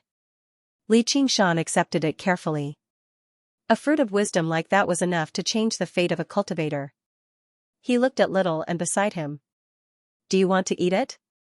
I heard you can only eat a single fruit of wisdom in your lifetime. I'd like to wait until you become a god of the 9 provinces before condensing one for me, senior." "All right. If that day really does come, I'll definitely offer it up." The Banyan Tree King laughed aloud. If I have the opportunity, I'll definitely retrieve the other 9 cauldrons for you. Li Qingshan clasped his hands. Just let nature take its course. There's no need to force it. The Banyan Tree King nodded. Originally, this was something that even the 10 demon kings and lords of a province could not achieve, but the Banyan Tree King believed that as long as Li Qingshan continued to grow naturally, there would be a day when he could obtain the other 9 cauldrons with ease, even if it was the Dragon Province cauldron. When he first met Li Qingshan, he never thought it would be such a great fortuitous encounter. There's something else. You know Xianxia as well, so please help me look after her, said Li Qingshan.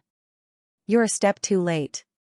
She's already left the territory of the Mist Province yesterday, returning to the Green Province, said the Banyan Tree King. What? Li Qingshan was surprised. He had not specially gone to bid farewell to Xianxia because he wanted her to cultivate in peace in the south. He never thought she would beat him to it. I just happened to have something on my mind. My wife wants to visit the Green Province with you, so please take care of her. The Banyan Tree King raised his hand with a smile and pointed at Madame Ting beside him. If I can't even see this, then I would have wasted the past 5,000 years. The Banyan Tree King smiled. So what if I can see it? Do you think I can't live without you? Madame Ting sneered. This is my fault. You should have gone out a long time ago. You would have realized that the world is so vast and not what you have seen in the past 5,000 years. I just happen to be the first tree you have met. It's not just a coincidence, it's fate. Fate? I am confident that few people in the 9 prefectures can compare to me in the Tao of divination, but I feel that fate is unpredictable and uncontrollable. It's fate. Madame Ting said stubbornly, it's fate that you want to kill me, and it's fate that I want to leave. There's no need for you to take care of me. I will walk my own path. As she spoke, towering Sky City shook and a loud rumbling sound came from below. The sun vines that coiled around the great banyan tree began to curl up and finally turned into a curved golden light that entered Madame Ting's body. The sunflower on her head suddenly shone brightly like the blazing sun before slowly shrinking and disappearing. It wasn't that plants couldn't move, but it was more suitable to cultivate if they stayed in one place. After the sun vines became a spirit monster, they didn't have to be parasitized to survive. They just had to pay a price. After completing the transformation, Madame Ting said hatefully, "Go be the god of the 9 prefectures, damn old man." With that, she turned into a golden light and shot towards the north. The Banyan Tree King gazed into the distance until Madame Ting completely disappeared in the horizon. Just now, he closed his eyes gently. Li Qingshan opened his mouth, but he didn't know what to say. He patted the Banyan Tree King's shoulder. Thinking about it, it was already rare that he didn't take revenge against such a resolute betrayal, let alone forgive. The Banyan Tree King's image had been changed for nothing. Please take care of me. The Banyan Tree King turned his head and sighed. Don't worry. Li Qingshan felt as if the positions of the Banyan Tree King and Madame Ting had been reversed. Moreover, Madame Ting's strength could be said to be the strongest among the demon kings. She didn't need anyone to take care of her. It's getting late. You should set off. Li Qingshan said, let's go back. He spread his phoenix wings and flew towards the north under the illumination of the setting sun. Little Ant and Little Phoenix followed closely behind. On the way, Li Qingshan said to Little Ant, you guessed wrong this time. You really haven't forgiven me, right? Do you think the phrase, let nature take its course, don't force it was meant for you? Little Ant looked to the north. You mean? Li Qingshan was stunned. If my guess is correct, Madame Ting's trip to the north this time is most likely to find an opportunity to seize the Qingzhou cauldron. Little Ant looked back and smiled. Does she still want to stop the Tree King from becoming a god? Li Qingshan said in surprise. This seemed to be the only reasonable explanation, but it also seemed a little strange. Since the Tree King has already taken this step, he can no longer turn back. How can he be stopped? Little Ant shook his head slightly. You mean she did it to help him? Of course. This can't be. Li Qingshan felt that this was too unbelievable. Originally, Madame Ting was the staunchest opponent of the Banyan Tree King becoming a god. After suffering a fatal blow, she suddenly became a supporter? She didn't hesitate to take a great risk to seize the Qingzhou cauldron. Since she still believes that it's fate. Little Anne's voice was faint. Heh, what fate? I think she is blinded by lard. Li Qingshan smiled disapprovingly. That's true. They headed north until they reached the border of the two prefectures. Li Qingshan said quietly, Qingzhou, I am back. There was a small city surrounded by mountains. The three words Qingyang City were deeply engraved on the city walls. They had already become rather mottled from the erosion of wind and rain. Under the setting sun, they seemed rather bleak. A locust landed on the point above the word city. Its emotionless compound eyes were reflected red by the setting sun. It paused for a moment before flapping its wings and taking off again, merging into the swarm of insects that filled the sky. Sir, let's go. If we don't go now, it'll be too late. Frantic footsteps rang out everywhere in the government office. The advisor's call made everyone shiver. What are you panicking for? It's just a few insects. Don't tell me they can eat us? Under the plaque hanging high above, a fat figure turned around and stared at the advisor with bulging eyes. He wore a set of large, red official robes. He was the district magistrate of Qingyang, Yi Duchuan. His hair and beard were white, and his face was covered in wrinkles. He already seemed rather old. However, having been an official for many years, he had developed a bearing of authority. He was not as miserable as when he first took office. Sir, please stop putting on airs. Those locusts really can eat people. Ouch. A locust flew in from the swarm of insects outside and landed on the advisor's neck. He cried out and extended his hand in a hurry to catch it, but the locust crawled onto his face again. Smack. Yi Duchuan raised his fat hand and slapped the advisor across the face before patting him on the shoulder. He wiped his hand along the way. You idiot. How could I not have made arrangements? At this moment, a bell rang out from somewhere in the city.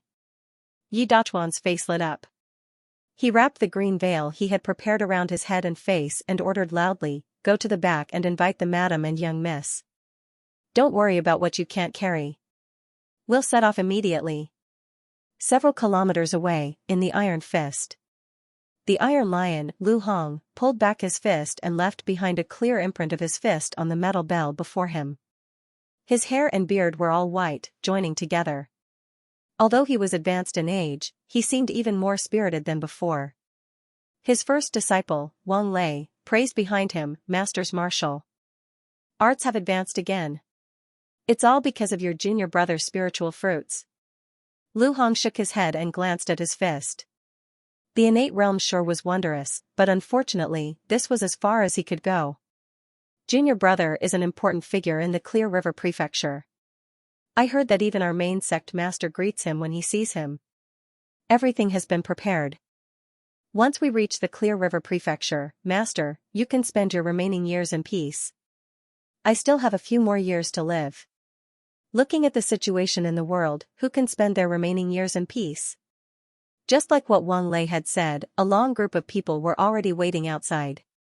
All of their heads were covered in gauze, and their eyes were covered too. Even their ears were plugged up to prevent the locusts from burrowing in. When Lu Hong emerged from the Iron Fist, the group fell silent. Despite Wang Lei's objections, Lu Hong insisted on riding at the front of the group, traveling out of the city slowly. They stopped at the entrance of the government office, and Yi Duchuan merged with them with his family and guards, making the group grow larger and larger. They advanced arduously through the swarming locusts. Lu Hong raised his head and looked around. He saw the dense swarm of locusts. The surrounding mountains had all become barren, let alone the fields and gardens. They had all become food for the locusts. The famine in the city had already lasted for a very long time.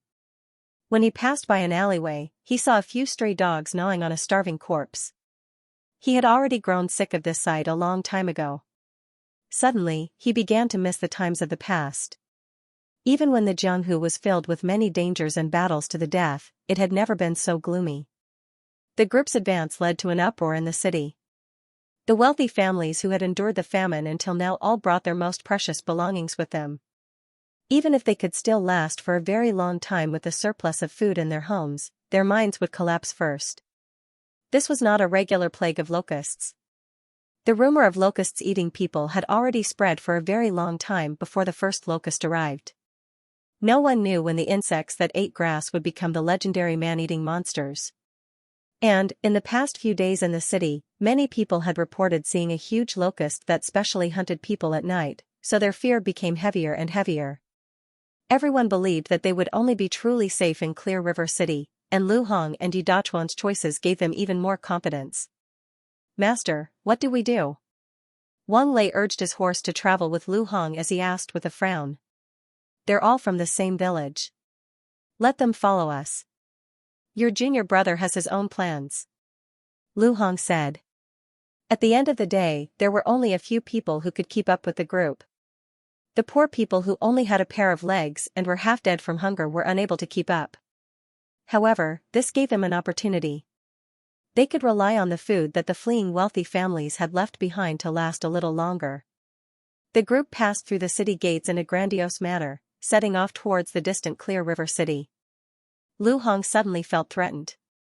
He looked back at the sky, but he was unable to see anything. "Master, what's wrong?" "Nothing. Let's hurry to Xiachuan village." Unbeknownst to Lu Hong, a locust was currently watching him from within the swarm of locusts. This locust seemed no different from regular locusts, but it did not go around eating like its own kind. Instead, it hovered in the air quietly, overlooking the entire Qingyang city. Faint demon qi revolved around it. Actually, Qingyang City was located in a remote location, and it was located on the outskirts of the boundless mountains, so it had not become the soaring Locust King's target. The locust plague had only reached here very late.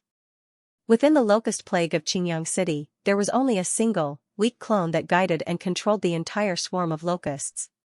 Its objective was to plant enough eggs and provide a source of soldiers for the entire plague of locusts. At the same time, it would create a great famine and wipe out the source of soldiers of the humans. In terms of strength, this clone was not even the opponent of the innate master Lu Hong. It would probably struggle to deal with the master of the Iron Fist, Wang Lei. Myriad clones was an extremely terrifying innate ability, but there were many prerequisites for it. Moreover, with a tremendous advantage in numbers, it was very difficult to guarantee the quality. If it were like Li Qingshan's Water Mirror's image, where every clone possessed 30% of the original's battle prowess, the soaring Locust King would have been invincible a long time ago. Why would it still need to hide its original body? After the group had traveled far away from the city, the locust wrapped in faint demon qi suddenly swelled up. It was the size of a calf, and it swooped down with a flap of its wings. Below, a group of people were currently breaking down the door in an attempt to barge into the granary left behind by a wealthy family. A wave of madness swept over them, and they all turned around. They cried out in fright, "Giant locust!" The giant locust swept through the crowd in an arc before rushing back into the sky. It carried a skinny human in its 6 legs as its cries reached the sky. With a bite from its sharp mouth, the cries immediately vanished, turning into slurping and chewing sounds. Even the bones were chewed and swallowed.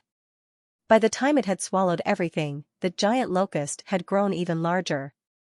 The group traversed through the mountains, but they did not see any greenery along the way. The sound of locusts flapping their wings was omnipresent. Coupled with the fear of the unknown ahead, it made them restless and uneasy. Arguments would erupt from time to time, or even swords would be thrown at one another. Lu Hong could not walk at the front anymore.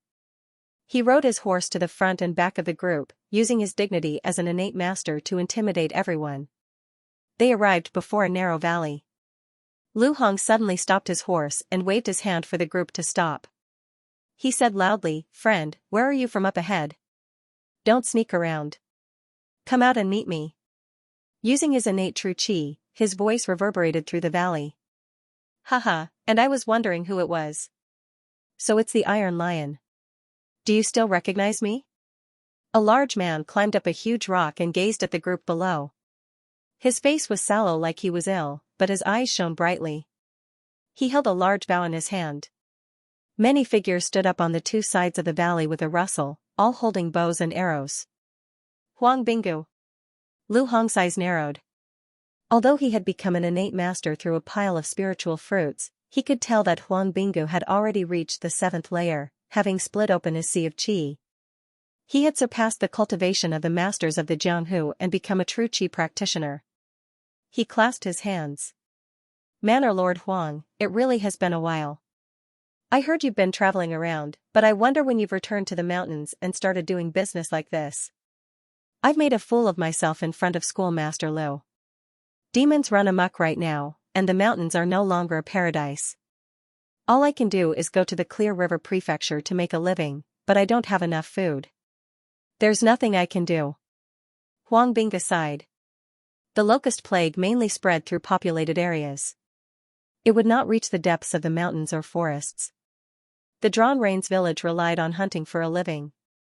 They did not rely on farming to survive, so they were relatively free in the beginning. However, in recent years, the demons lurking in the depths of the boundless mountains gradually expanded their range of activity. A few months ago, demonic beasts began intruding into the village. The tall wooden walls might have been able to stop soldiers, but they were unable to stop the demonic beasts that moved like the wind. In just a few days, people would lose their lives. The demonic beast basically treated the Drawn Rains village as a sheep pen, able to come and catch a few people and eat them at any time. Drawn Rains village had no choice but to invite Huang Bingu back. They had spent a great deal of effort to kill the demon beast, but nearly 100 people from Drawn Rains village had died. However, if it was a demon that had come, it was uncertain who had died. Huang Bingu had no choice but to move the entire village, but the Drawn Rains village did not have that much food in reserve, which was why this happened. Huang Bingu could casually kill a qi practitioner at the first layer of qi practitioner, but Lu Hong was a little troublesome. It was not that he was afraid of the Iron Fist, but that the old man had a good disciple, the current head of the agricultural family, Li Long. Sect leader Liu, take the Iron Fist disciples and leave first. Although I don't want to do this, I can't just watch my children starve to death. The moment Huang Bingu said this, the team behind him went into a panic. Some of them loudly begged for Lu Hong's protection, while others scolded Huang Bingu. With a swoosh, an arrow was shot out of nowhere. The person who was cursing was hit and fell to the ground.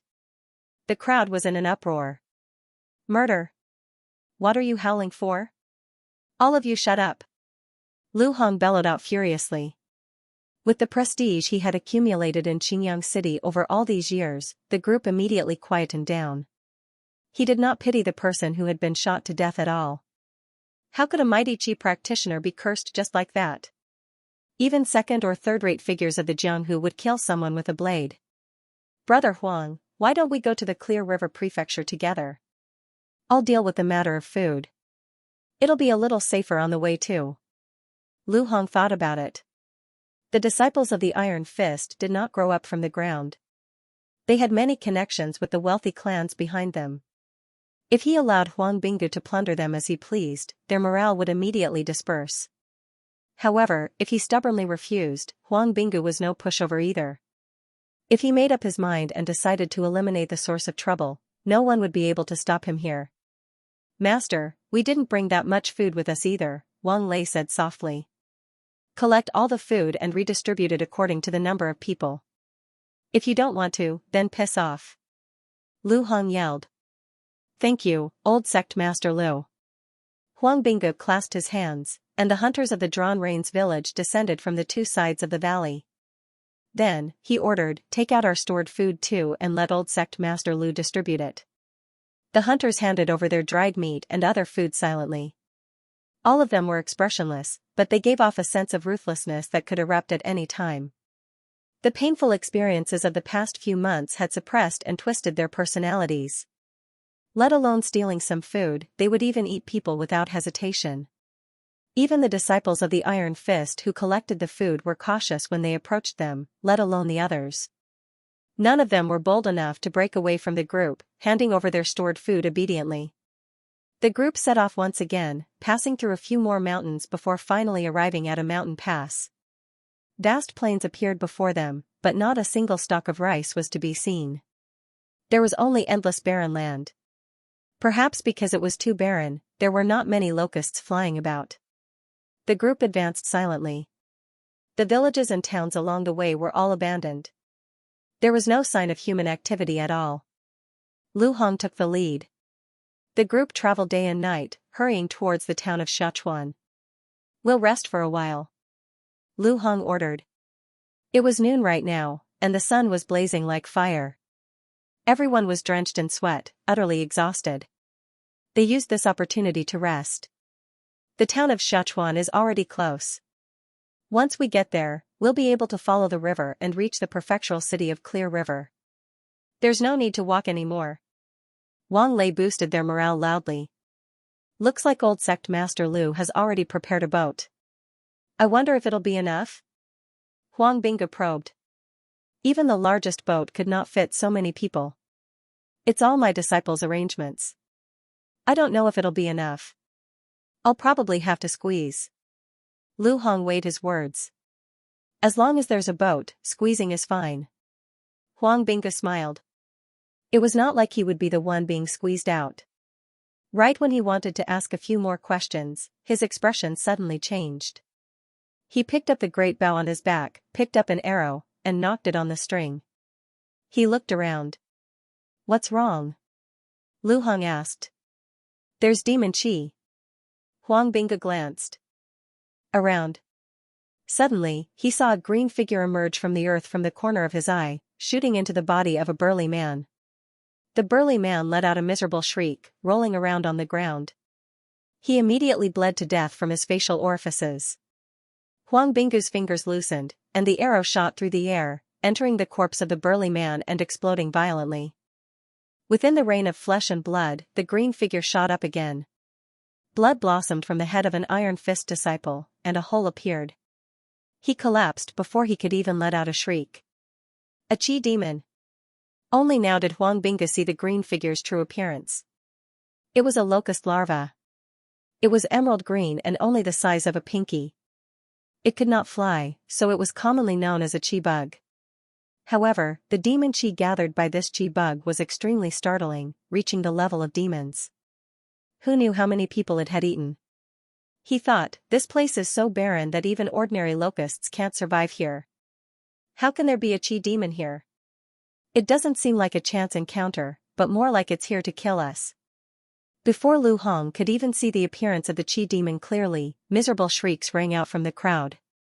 In the end, almost everyone was letting out horrifying screams, as if their minds were being controlled by an invisible monster.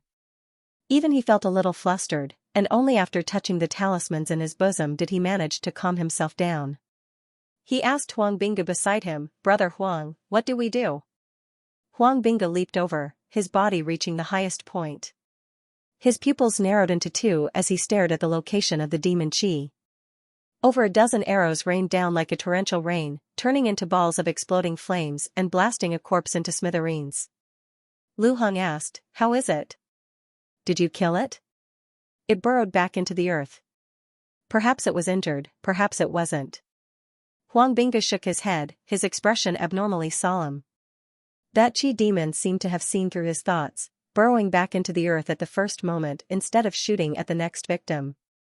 Otherwise, there really would have been a chance to kill it. Furthermore, it maintained such a tiny body size, as if it was specifically targeting him. "Then what do we do?" "There's nothing we can do," Huang Binga said. No matter how good his archery was, it was impossible for him to pierce through the earth and hit that chi demon. Lu Hong's expression changed. A demonic beast hiding in the earth, ready to pounce at any moment, was practically a nightmare. "Looks like we don't have to worry about not having enough boats." Huang Binga made a joke, but even he himself could not laugh. In terms of strength, that chi demon was at most equivalent to a human at the 4th or 5th layer of chi practitioner. It could only be considered a demonic beast, not a demon. However, he did not have the slightest confidence that he could defeat it, because behind this chi demon was a great demon king that had wreaked havoc in the entire Green Province. Amidst its madness, there was also a deep sense of cunning and prudence. Be it in terms of combat skills or experience, it was not something an ordinary demonic beast could compare to. At most, he could serve as a deterrent, allowing the chi demon to feast on the regular people in the distance. "Let's go."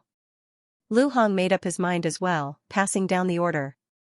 Before he had even finished speaking, another howl rang out. A person at the very end of the group collapsed on the ground. Green bulges protruded from beneath his skin, but it did not directly kill him. It was as if it was purposefully increasing his pain. The howl was extremely tragic, enough to make people's scalps tingle. The crowd immediately surged forward like a ruckus. Twisted cries filled the air, filled with fear and regret. They regretted leaving Qingyang City in such a hurry, but they had no idea that Qingyang City had already become a slaughterhouse for locusts right now, rapidly transforming into demonic beasts. Huang Bingge's bow was knocked as well, but after some thought, he lowered his bow again.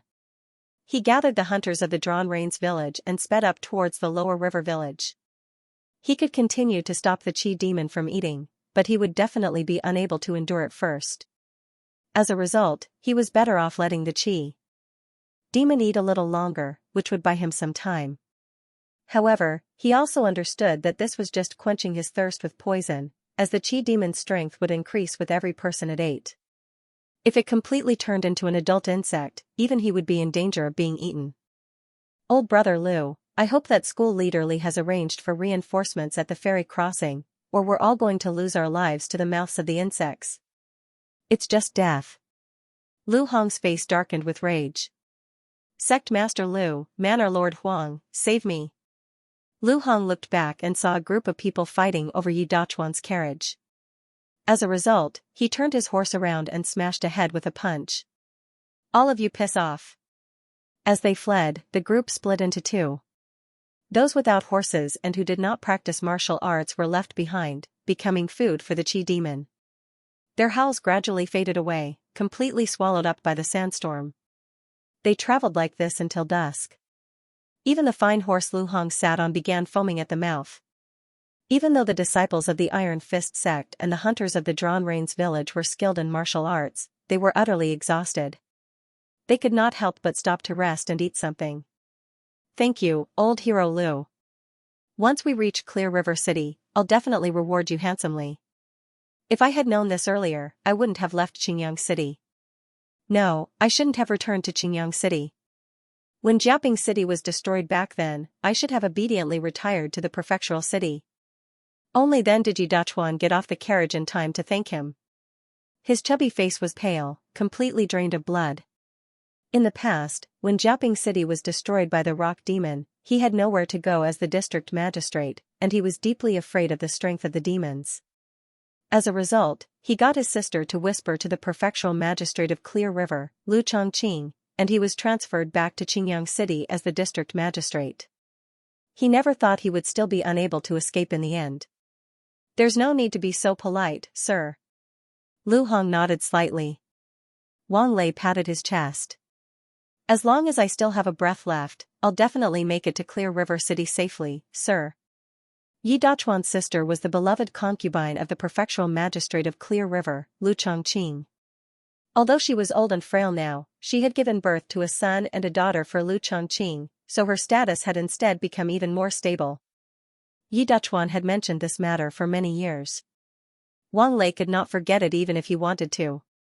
He knew his relationship with Li Long was not exactly harmonious, so it was good to have an additional path. Thank you, Sect Master Wang.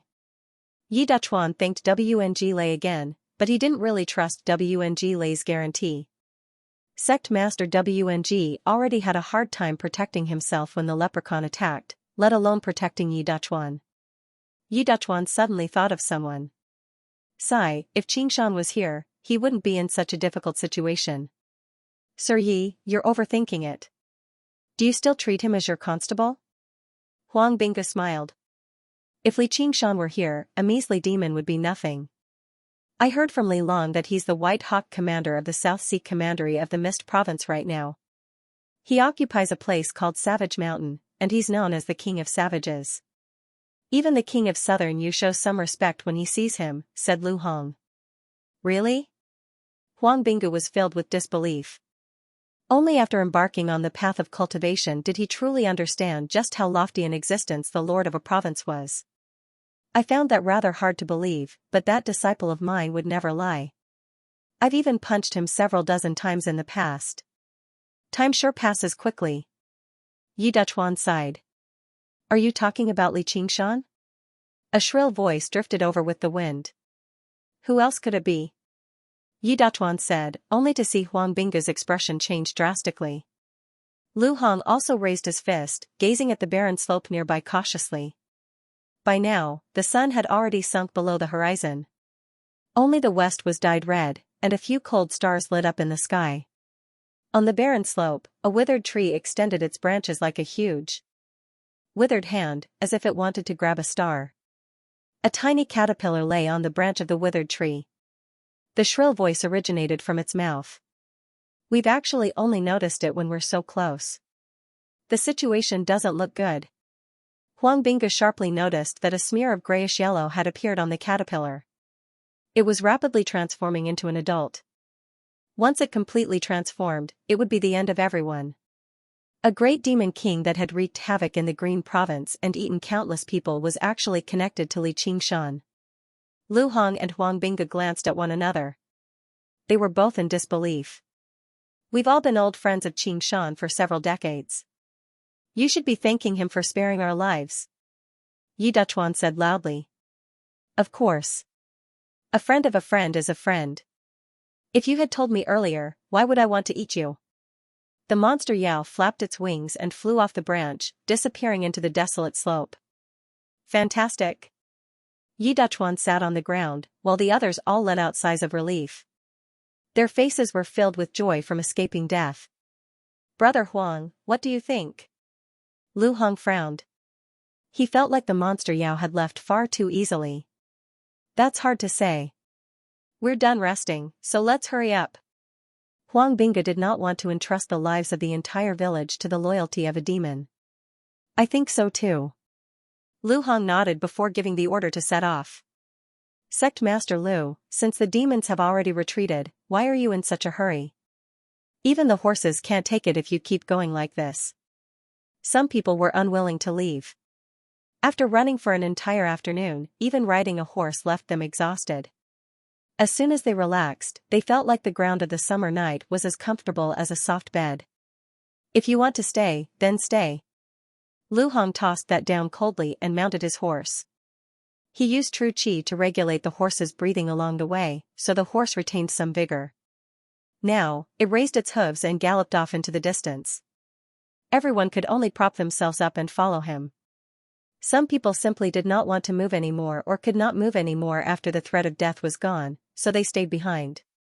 They considered whether they should return to Qingyang City or not. On the other hand, the hunters of the Drawn Rains village traversed the mountains all year round. Coupled with the care of a seventh-layer qi practitioner like Huang Bingge, they managed to endure it with some difficulty.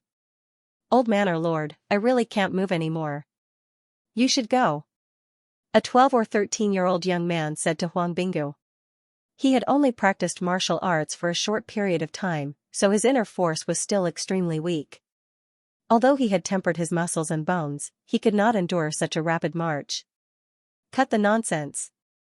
Huang Bingge stretched out his hand and patted the youth's back.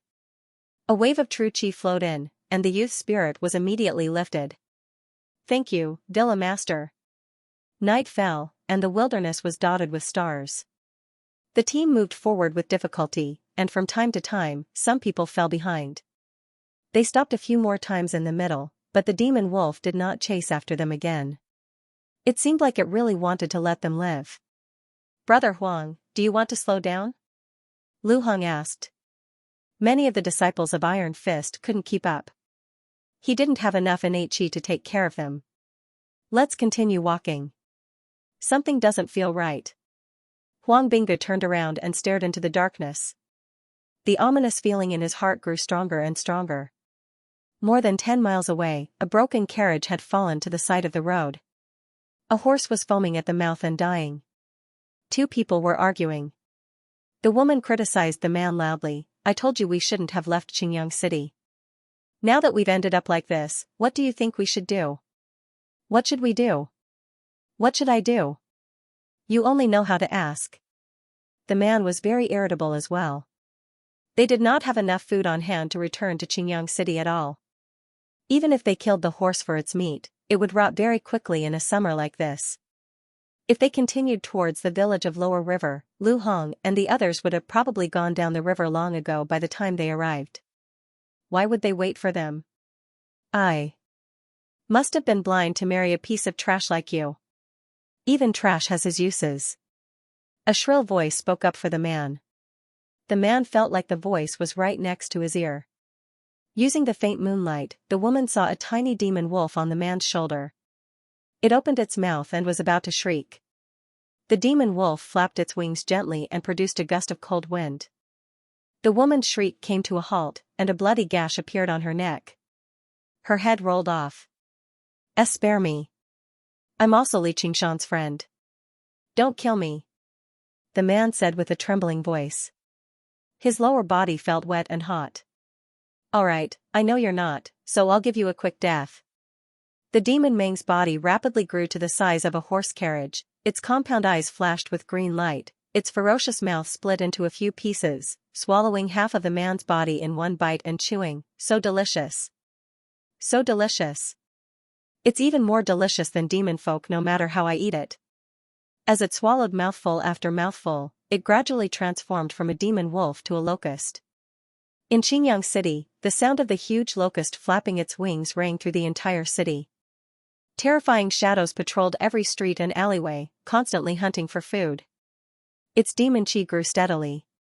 When it reached midnight, the huge locust reluctantly abandoned all its food. It sealed up the two city gates first before flapping its wings and flying towards the village of Lower River. When it heard the name Li Qingshan, it made up its mind. All of these people had to die. By dawn, the group had arrived at the village of Lower River. The town that had once prospered because of the ferry had now been completely abandoned as well. Ruins littered the place. We're finally here. Wang Lei exhaled deeply and looked around. Only a tenth or 20 of the people who had left Xingyang City with him remained. His heart was rather heavy. Don't stop. The ferry is right up ahead. Once you board the ship, you'll be safe. Lu Hong boosted their morale loudly. A strange hum rang out from afar. A yellow speck rapidly drew closer and larger. A huge locust with surging demon chi flew over. God damn it. Let's go. Huang Binga cursed. He leapt onto a restaurant on the side of the road and shot an arrow. The flying locust dodged the arrow with a slight tilt. It said hoarsely, "My good friends, don't run. Let me have a taste of your flesh and blood." Twang. Twang. Twang. The bowstring thrummed as Huang Binga shot arrow after arrow, unleashing his ultimate technique of rapid fire. Too slow. Too slow. The flying locust's colossal body turned into arcs, dodging every single arrow gracefully. It did not slow down at all. Even if it could not dodge, it would knock the arrows aside with a gentle sweep of its front foot. Huang Binga's face sank. He had been on the move for an entire night, constantly channeling true chi to his clansmen. His condition was very horrible as well. He was not the opponent of this fully fed locust demon at all. If he wanted to emerge victorious, he had to take the risk. A fierce gust of wind blew over. Its vicious mouth opened, biting towards his head. A gleam of light flashed through Huang Binga's eyes. This was the opportunity he had been waiting for. He immediately drew his bow like a crescent moon. Rings of true chi coiled around the arrow, ready to shoot. Behind you. There's another one. Lu Hong's voice twisted as he warned loudly. All of Huang Binga's hair stood on end. Demon chi assaulted him from behind, but it was already too late for him to dodge. He felt a stabbing pain from his back, and a flying locust the size of a thumb pierced through his chest. There were still a few smears of emerald green on its body. It was the monster that had pursued them. There are actually 2 of them. My life is over. However, the giant flying locust in front of him did not bite him. Instead, it turned around and swept past him. Blood splattered everywhere, and a severed arm flew high into the air. Don't be hasty, a good friend should be tasted slowly. With a bang, Huang Binga fell from the roof. He saw the giant flying locust pouncing towards the crowd again. Its buzzing wings were like blades. More than 10 people were running on the street when they were suddenly torn apart. Among them were hunters from the Drawn Rains village, as well as disciples of Iron Fist. It's over. Huang Bingge closed his eyes in despair. Against such an enemy, even if there was only one, it would be extremely difficult to win, let alone two. The flying locust pounced over, and Lu Hong knew that there was no way to escape. He pushed Wang Lei, who was beside him, away, and straightened his body. He slapped a Vajra strength talisman on his body, and waves of golden light surged from his body, transforming into the illusion of a Vajra. With a sudden roar, he punched out with both his fists, using the move Iron Horse, splitting the mane towards the flying locust. With a loud bang, the small flying locust that the monster had transformed into, like a hidden weapon, fiercely smashed into Lu Hong's chest. The illusion of a Vajra immediately caved in, and the golden light flickered and dimmed. Lu Hong's feet left the ground, and he flew backwards. Meanwhile, the giant flying locust used its front legs to easily pierce through Lu Hong's shoulder, crippling all of his ability to resist. The two flying locusts, one big and one small, cooperated flawlessly. It could no longer be described with the word tacit understanding. Under the control of a great demon king, even if one's strength was above theirs, they might not necessarily be able to win. Just like how it dealt with Huang Bingge, the flying locust did not immediately kill Lu Hong. The small flying locust continued to slaughter the fleeing mortals, while the giant flying locust flapped its wings and flew high into the sky, its compound eyes searching everywhere. Where's the other good friend? Yi Dachuan drove the carriage down to the ferry, and from time to time, he would look back. When he saw the fate of Huang Bingge and Lu Hong, he was so scared that his soul left his body. He desperately waved his whip. Go. Go. Found him. The flying locust flapped its wings, creating a gust of wind. It suddenly appeared beside Yi Dachuan and moved alongside the carriage. Its compound eyes stared at him and said, "Good friend, I still haven't thanked you properly." "No. No need." Yi Dachuan stammered. "That's not up to you." The flying locust laughed sinisterly. Just as it was about to capture Yi Dachuan and torture him together with Huang Bingge and Lu Hong, a sword chi suddenly whistled over. The flying locust hurriedly dodged, but one of its antennae was still cut off. It crashed head first into a residential building by the side of the road, causing it to collapse with a loud bang, smoke and dust flying everywhere. Yi Dachuan saw a red-clothed man holding a large sword lightly step on the shaft of the carriage, and in a flash, he swung his sword towards the collapsed residential building. With a whoosh, the small flying locust shot towards the red-clothed man's head. The red-clothed man lowered his sword and slashed to the side, forcing the small flying locust to retreat. With a loud bang, the broken bricks and tiles flew everywhere. The giant flying locust suddenly pounced out, its sharp mouth biting towards the red-clothed man. The man struck out with his palm. He wore a fiery red glove on the hand that did not hold the sword, and with a flash of red runes, it immediately transformed into a giant burning palm of flames, slapping the flying locust away. Scarlet Eagle Guard. 10th Layer Chi Practitioner. Huang Bingge was overjoyed. He leapt up from the ground, picked up his severed arm, and held it in his mouth. Holding a long arrow that flickered with spiritual light, he charged forward. The Scarlet Eagle Guard had already reached the peak of Chi practitioners. He had opened all the meridians in his body, and with a palm and a sword, he was able to suppress the two flying locusts, one large and one small. With Huang Bingge watching from the side, the flying locust was pushed back again and again, finally fleeing in two different directions. "Kiki, another good friend, come and kill me." The Scarlet Eagle Guard wanted to pursue, but when he saw the corpses all over the ground, he stopped. No matter which side he chose to pursue, he might be able to succeed in the end, but everyone here would have to die with him. "Thank you, fellow Taoist, for saving me," Huang Bingge said. Wang Lei also came forward to express his thanks while supporting Lu Hong. "Don't tell me you're the former lord of the Proud Sword Manor? I've heard a lot about you." Lu Hong was surprised. In the past, the Proud Sword Manor possessed some renown in the Jianghu, but it was rumored that the lord had vanished afterwards, and the Proud Sword Manor declined. He never thought it would become such a powerful Chi practitioner. That was a very long time ago. I never thought someone would still remember it. Yu Shuquan laughed aloud as his full beard trembled. "Please wait a moment."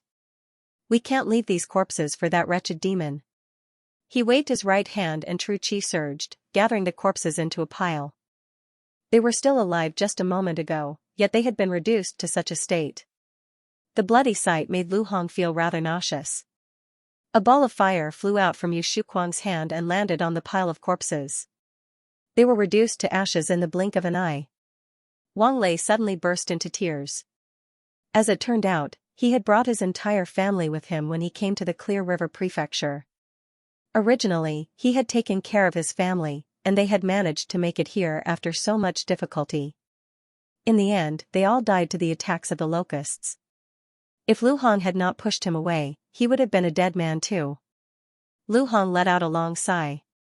He could not help but tear up too. Yu Shuquang had already grown accustomed to this. Ever since the locust plague, who knew how many people had died to the insects? It was already quite rare for their corpses to be left behind for cremation. This place has already been reduced to a wasteland since a year ago. Even regular locusts are rare, yet 2 locust demons have actually appeared. How strange. The wretched demon seems to recognize Li Qingshan. Huang Bingge hesitated before describing how he had conversed with the Gu demon. Li Qingshan. Yu Shuquang was taken aback. His path of cultivation had a lot to do with Li Qingshan. He said seriously, I know a thing or two about this. The Soaring Locust King was originally suppressed in the Demon Suppression Hall of the Chan Monastery of Devanaga. Afterwards, it bewitched an eminent monk and escaped somehow. I've never heard that it's connected to Li Qingshan. Based on the current situation, I'm afraid it's not gratitude, but enmity. This is troublesome. Huang Bingge's expression darkened. Based on the speed at which the locust demon was growing, it was more than enough to deal with them. Now that it had summoned another locust demon, it was clear that it was determined to capture them. Moreover, it was not in a hurry to kill them. Instead, it wanted to keep them alive to slowly torture them. No matter how he looked at it, the locust demon's hatred for them ran deep. It did not feel good to be targeted by a demon king. Alright, let's get on the boat first. Yu Shuquang led the lucky survivors to the ferry crossing. Sure enough, there was a dragon ship waiting there. It could accommodate 200 or 300 people, but less than a tenth of the people had boarded right now. As the sun rose in the east, the dragon boat set sail and went downstream. Yu Shuquang leaned on his sword as he stood on the deck.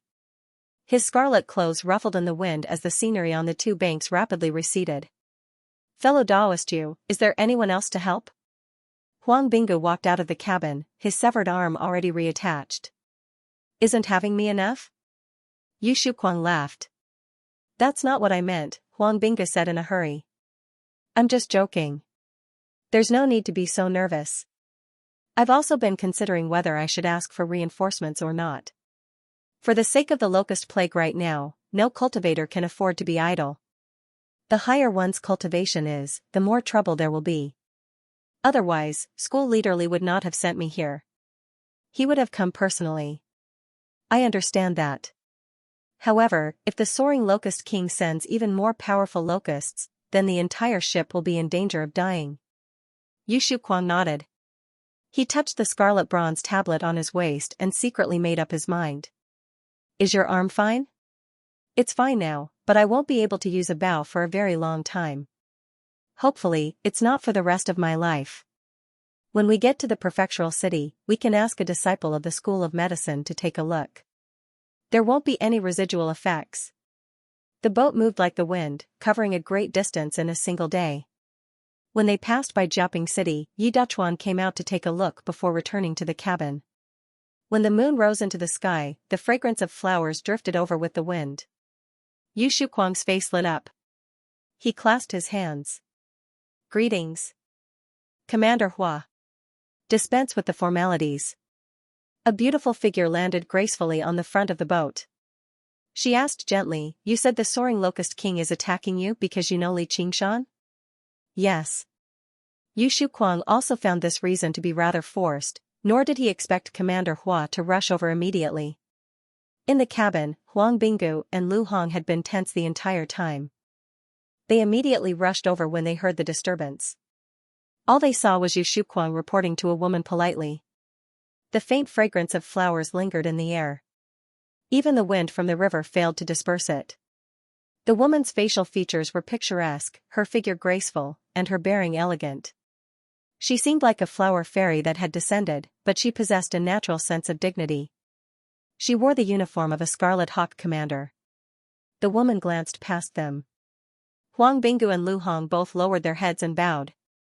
They were both relieved, feeling like their lives were finally secured. She asked, "You're both from Qingyang City. Do you know Li Qingshan?" Lu Hong and Huang Binggu both mentioned their connections with Li Qingshan. Then what a coincidence today. The woman smiled. She was extremely beautiful. Suddenly, she cast her gaze towards the depths of the night sky, and a golden flower bloomed between her fingers. Suddenly, it shot out a thin, golden streak of light, disappearing in a flash. A locust turned into the size of a regular locust and flew through the air, tailing behind the boat from afar. They were simply too far away, such that even Yu Shuquang failed to discover them. However, it was exactly because of this that he only focused on the tiny boat that he overlooked Commander Hua's arrival. Suddenly, there was a flash of golden light. Before he could even respond, he was pierced, falling out of the sky. Only then did Yu Shuquang and the others realize that they had been tailed the entire time. They all felt lingering fear. Fortunately, they had not called for reinforcements earlier, or they really would have died a horrible death if the even stronger locust attacked. "Now, we'll see just how deep the soaring Locust King's hatred runs," Commander Hua said. Although the soaring Locust King had many clones, only a few could threaten her, and she was constantly being attacked from all sides. It was not necessarily necessary for her to muster such a large force out of hatred. As the river flowed, her emotions fluctuated slightly. She gazed at the bright moon and thought, "Big brotherly, are you all right?" They did not come across any more danger during the rest of the journey. The boat approached Clear River City smoothly. Everyone arrived on the deck. The city was brightly lit under the night sky, reflected in the water of the Clear River. The hustle and bustle carried over with the night wind, displaying a long-awaited liveliness. Finally, it was no longer a desolate sight, which roused everyone's spirits. Before Yu Shuquang and the others could celebrate, Commander Hua suddenly looked back. All they saw was a black cloud rising up from the horizon. It was a cloud composed of millions of locusts. There were countless clones of the soaring Locust King with demon chi as well. They lunged towards the boat and Clear River City with an aura that could devour everything. This was the true plague of locusts. Before this devastating disaster, Yu Shuquang and the others all changed in shock. Alarm bells rang out in the prefectural city of Clear River, ringing in everyone's hearts. What heavy demon chi up ahead? After Li Qingshan arrived in the Green Province, he did not rush to the Clear River Prefecture immediately. Instead, he searched for Ru Xian's whereabouts first. He planned on persuading her to return to the south. He even specially got Little and to divine for this. When he found Ru Xian after quite a bit of effort, she was currently strolling through a desolate village alone, her hands behind her back in thought. She completely ignored Li Qingshan who descended from above. "Hey, what are you doing here?" Only when Li Qingshan called out to her did she turn around. "What's it got to do with you? Why aren't you cultivating properly in the south? Why have you returned to the Green Province?" Li Qingshan asked. "I've already told you. What's it got to do with you? Don't tell me you can't bear to part with me?" Li Qingshan sniggered and walked over. "I knew it. Someone's delusional again." Ru Xian shook her head helplessly. "Then I don't understand. The Green Province isn't a good place right now, let alone your dwelling in the Chain Mountains. It can't be compared to the myriad poison cult either. It's greatly detrimental to cultivation. I'd advise you to return to the Mist Province." Li Qingshan cut right to the chase. "Then why do you want to return to the Green Province?" Ru Xian answered with a question. "Don't you know? There's obviously some unresolved grievances. It's the same for me. My master is still in the Clear River Prefecture." Ru Xian thought of the taciturn, dark-skinned old man. If it were not for him, she would have died in the jungle of the Mist Province a long time ago. Although they did not seem close to outsiders, it would not be an exaggeration to describe them as father and daughter. After several decades of tireless guidance, the two words Ru Xian were the greatest hope he had for her. However, she was unable to let go of her hatred, which was why she insisted on heading south to the Mist Province. However, the outcome was not too bad. After settling this grievance, it was time for her to return the favor. As a result, she returned to the Green Province resolutely. As for whether it was because of Li Qingshan, she knew very well herself. That dark-skinned old man. Li Qingshan was stunned. He was glared at by Ru Xian. He smiled and said, "Senior Huaxi.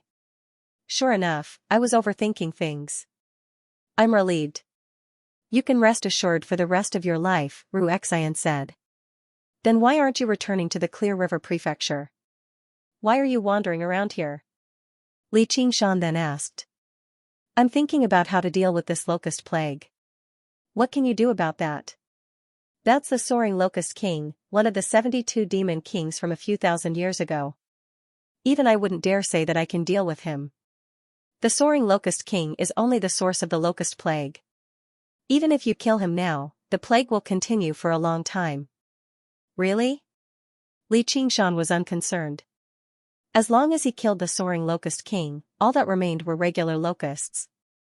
What threat would they pose? "Look." Ru Xian waved her hand, and a strip of soil flew out from the soil. She tossed it to Li Qingshan casually.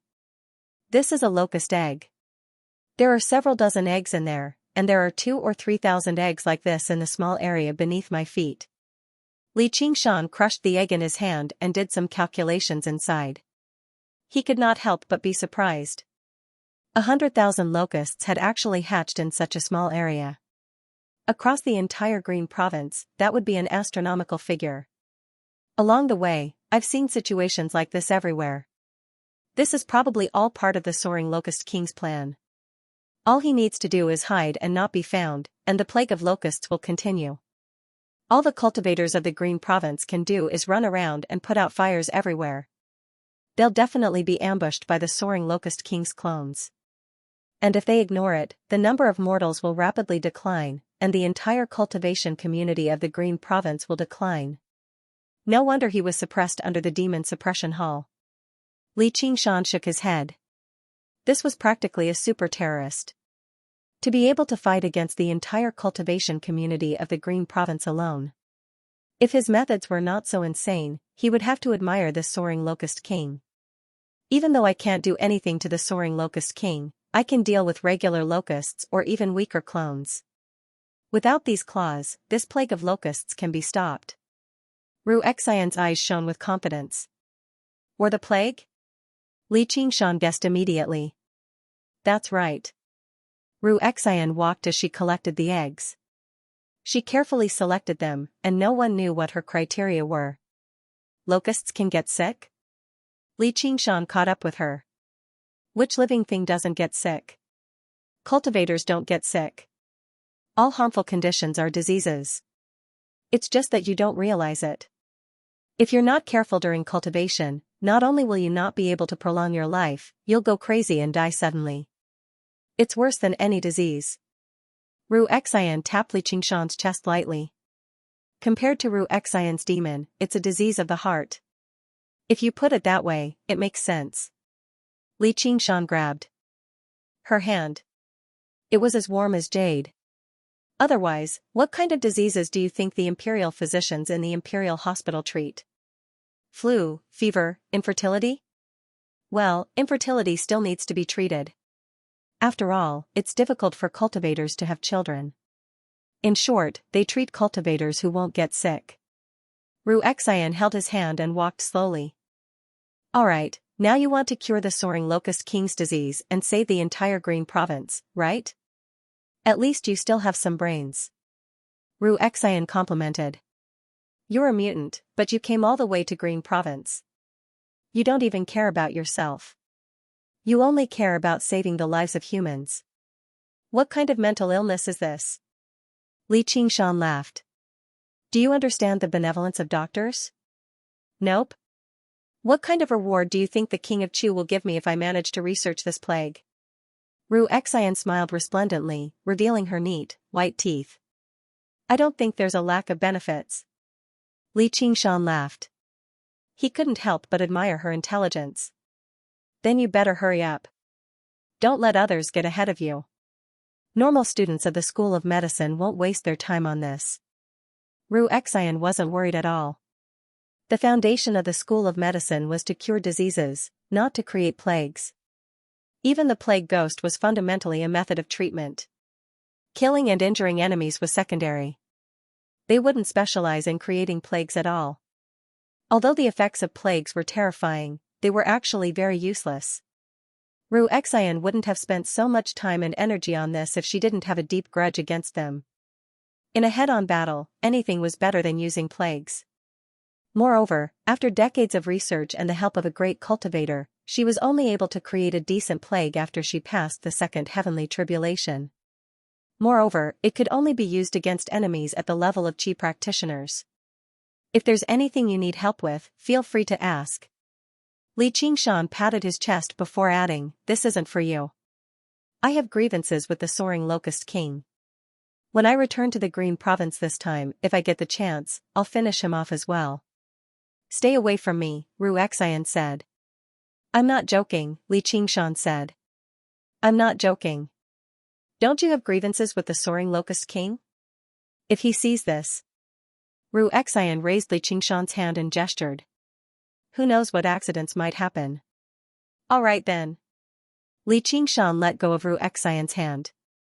With her cultivation method and cultivation, she basically would not be in any danger as long as the Soaring Locust King's main body did not take action.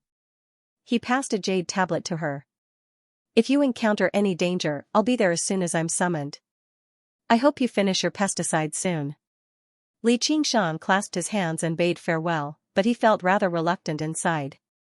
As he gazed at her face, he suddenly thought of how she was completely naked in the gloomy jungle of the Mist Province. He shook his head and dismissed this thought. He hugged her gently, but the sensation of contact was as hard as jade. He smiled. "You sure aren't giving me any face. All right, you can take your time with your research. I'm leaving." Li Qingshan took off, returning to Little and the little phoenix's side who waited in the distance. Ru Xian secretly let out a sigh of relief before curling her lips. "Pesticide? That's a nice name." Li Qingshan and Little and arrived in the Chain Mountains. Looking out, barren mountains rose and fell. Only the relatively colder, high mountains remained verdant. Thinking back to the sights they had seen along the way, the locust plague seemed even more terrifying than the demon plague of the Mist Province. "Father, it's bare here. What's there to play with?" After traveling for over 100,000 kilometers, the little phoenix had had his fill of flying. He was in a hurry to find something interesting to do. "There's nothing fun here, but this is your dad's house." Li Qingshan and Little and exchanged glances. Warmth filled their eyes. This was the first place they had settled down after leaving the Crouching Ox village. This mountain range? Too ordinary. The little phoenix had witnessed the wondrous sight of Fire Melt Mountain and the majestic scenery of Towering City, so his standards were already extremely high. Even if the U Mountains had not been affected by the locust plague, they were not much better than regular mountain ranges. "Not this mountain range, but the one over there." Li Qingshan flew and landed on a protruding cliff halfway up a lonely peak. He stretched out his hand and gently brushed the rock wall. The dust scattered, revealing the 3 words Qingzhao's home. Opening the mountain door, Little Phoenix rushed into the cave dwelling and quickly flew one round. The light emitted from him lit up the dark mountainside as he cried out, "Dad, your home is so small." "Small? The place I lived in the past wasn't even 1,000th the size of this place. Just how much hardship did I have to go through to obtain a proper dwelling? I haven't taught you anything after coming out for so long, so you better properly experience this place first, just in case you don't know how fortunate you are." Li Qingshan said in exasperation. The little phoenix's luck was just too good. Not only did he possess the powerful bloodline of the phoenix, but he also possessed the strength of a demon commander the moment he was born. He was taken care of by the divine Wutong tree on Fire Melt Mountain, and he had Li Qingshan's support when he came out. His path of life had basically been smooth without any setbacks at all. If this continued, it would not be a good thing. He did not want to change his name to Tianyi or something in the future. Please don't, Dad. Isn't this even worse than Fire Melt Mountain? The little phoenix lunged over and begged. As long as you defeat this prayer bead, I'll let you out. Otherwise. Little and picked up a skull prayer bead. The little phoenix shook his head forcefully. He had been plucked quite a few more times along the way, so he completely understood one thing.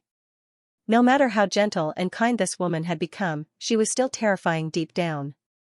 Do you know why I've come to the Green Province? Li Qingshan asked sternly. To slay a dragon. The little phoenix said immediately. You haven't seen the Dragon King of the Sea, but you've seen the Banyan Tree King. They're the equally renowned demon kings of the 10 directions. I remember you said you wanted to help me, Li Qingshan said sternly. Why yes. The little phoenix hesitated. He had personally witnessed the Banyan Tree King's strength. If he faced an opponent like that, he would not be able to help at all. Or are you just saying that? No, I have to work hard to become stronger. Then let me have a look. Li Qingshan nodded in satisfaction. A child would always be a child. It's just a prayer bead. Come. The little phoenix said to Little Anne, brimming with fighting spirit. With a flick of Little Anne's finger, a skull prayer bead turned into a skeletal demon in midair and knocked the little phoenix away. Although the skull prayer beads had been severely damaged in the 3 heavenly tribulations, with more than half of them directly shattered and annihilated, the remaining prayer beads had a qualitative increase in strength. If there were enough resources to repair them, each of them would have the strength of a demon king. The prayer bead that Little Anne flicked out was the most intact one among them. He pressed the little phoenix down and gave it a good beating, while plucking a few of its feathers. However, this stimulated the little phoenix's ferocity even more. It was indeed worthy of being influenced by Li Qingshan's thoughts. I won't be lenient. If you lose, then die. Who wants you to be lenient? Hence, after flying for hundreds of thousands of miles, the little phoenix began an even more arduous prison life. The dark mountainside had become an arena. Go early and return early. Little Anne signaled to Li Qingshan before sitting down and continuing to meditate on the scriptures. After undergoing the 3rd heavenly tribulation and achieving balance between Buddhism and demonic, she gained a brand new understanding of Buddhist scriptures and dhyana. Right now, she was comprehending the scriptures of the school of Vinaya and the school of Chan once again. Li Qingshan turned around and left the dwelling, returning to the Clear River Prefecture. He planned on meeting a few old friends before heading north to the Chan Monastery of Devanaga with Little Anne. However, he was still 50 kilometers away from Clear River City when demon chi surged into the air in the distance. What? Heavy demon chi up ahead. As soon as he said that, he heard a bellow from afar where the demon chi surged into the air. All of Li Qingshan's friends must die. F***ck your mother. Li Qingshan flew into a rage. He was no longer in the mood to ride the clouds leisurely anymore. A wave of air suddenly erupted behind him, whistling through the air. The swarm of insects flooded over. Hua Qinglu frowned and formed a seal with her fingers. The fragrance of flowers permeated the surroundings, and the lingering fragrance became tangible, wrapping around everyone on the deck. She suddenly left the dragon ship and flew over the surface of the water, flying towards the Clear River Prefecture. The huge dragon ship glided forwards a little further before being swallowed by the swarm of insects. With an ear-piercing screech, the sturdy hull of the ship was forcefully chewed to pieces by countless locusts. Even the sturdiest keel was gone. The mortals who had been enveloped by the fragrance had never seen such a terrifying sight even in their nightmares, and they flew over the river without touching the ground. Apart from Yu Shuquang, Huang Binggu, and Lu Hong who remained composed, everyone else shrieked hysterically. Hua Qinglu knew that this was not something that regular locusts could achieve, and locust demons would never stoop to eating food like that. It was still something the soaring locust king had done.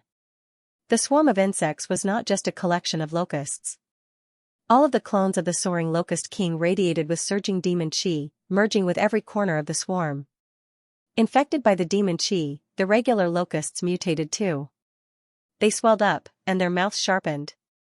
They went from insects that ate grass to carnivorous beasts. A single one was nothing.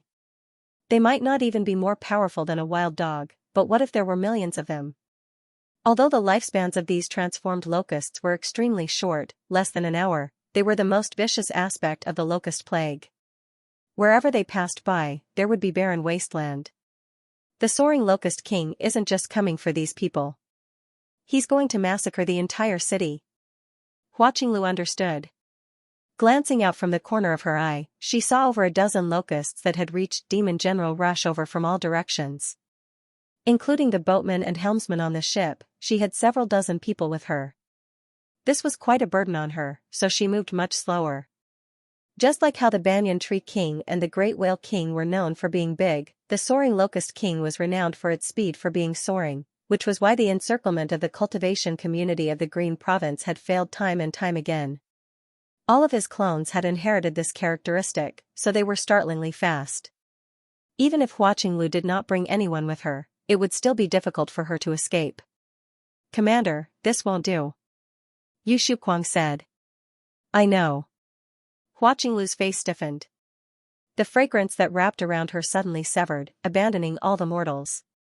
She was no longer the little girl from before.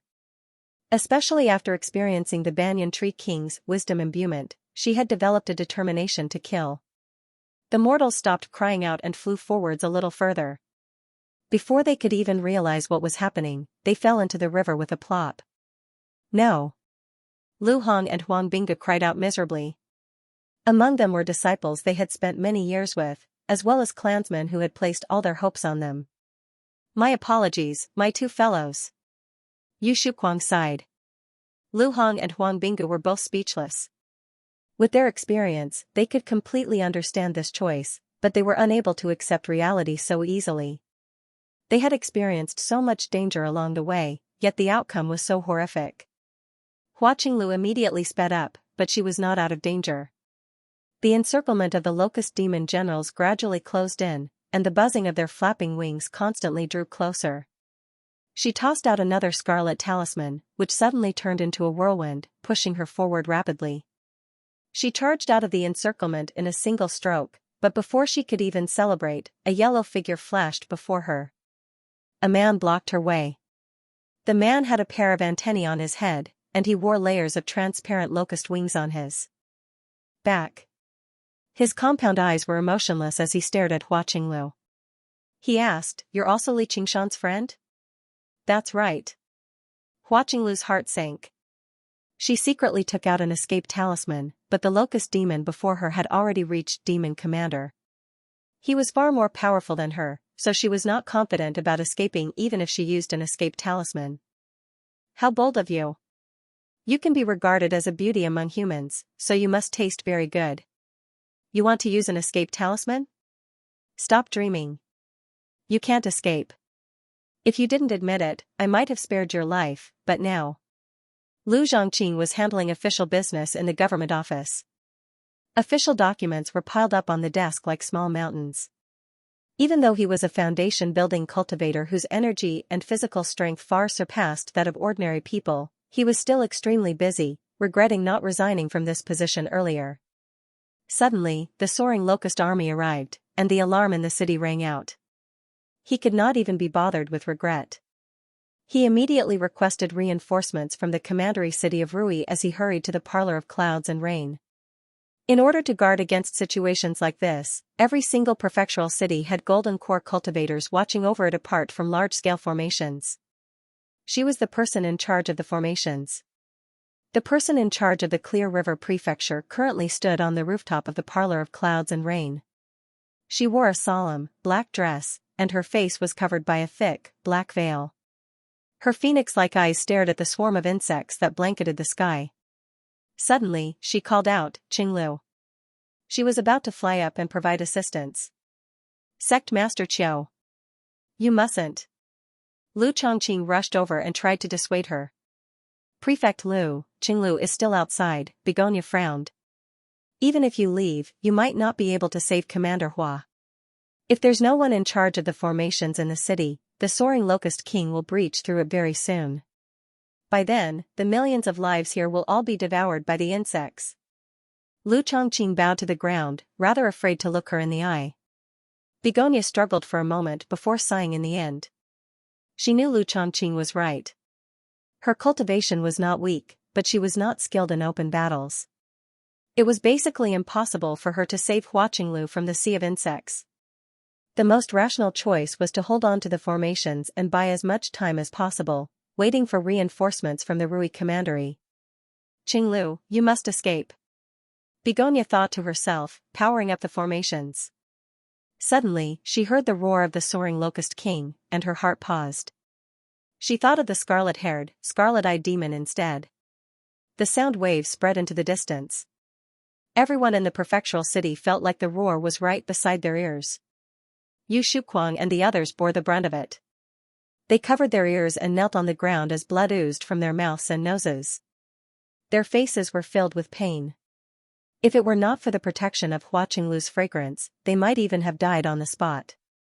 Hua Qinglu trembled slightly, but her expression did not change.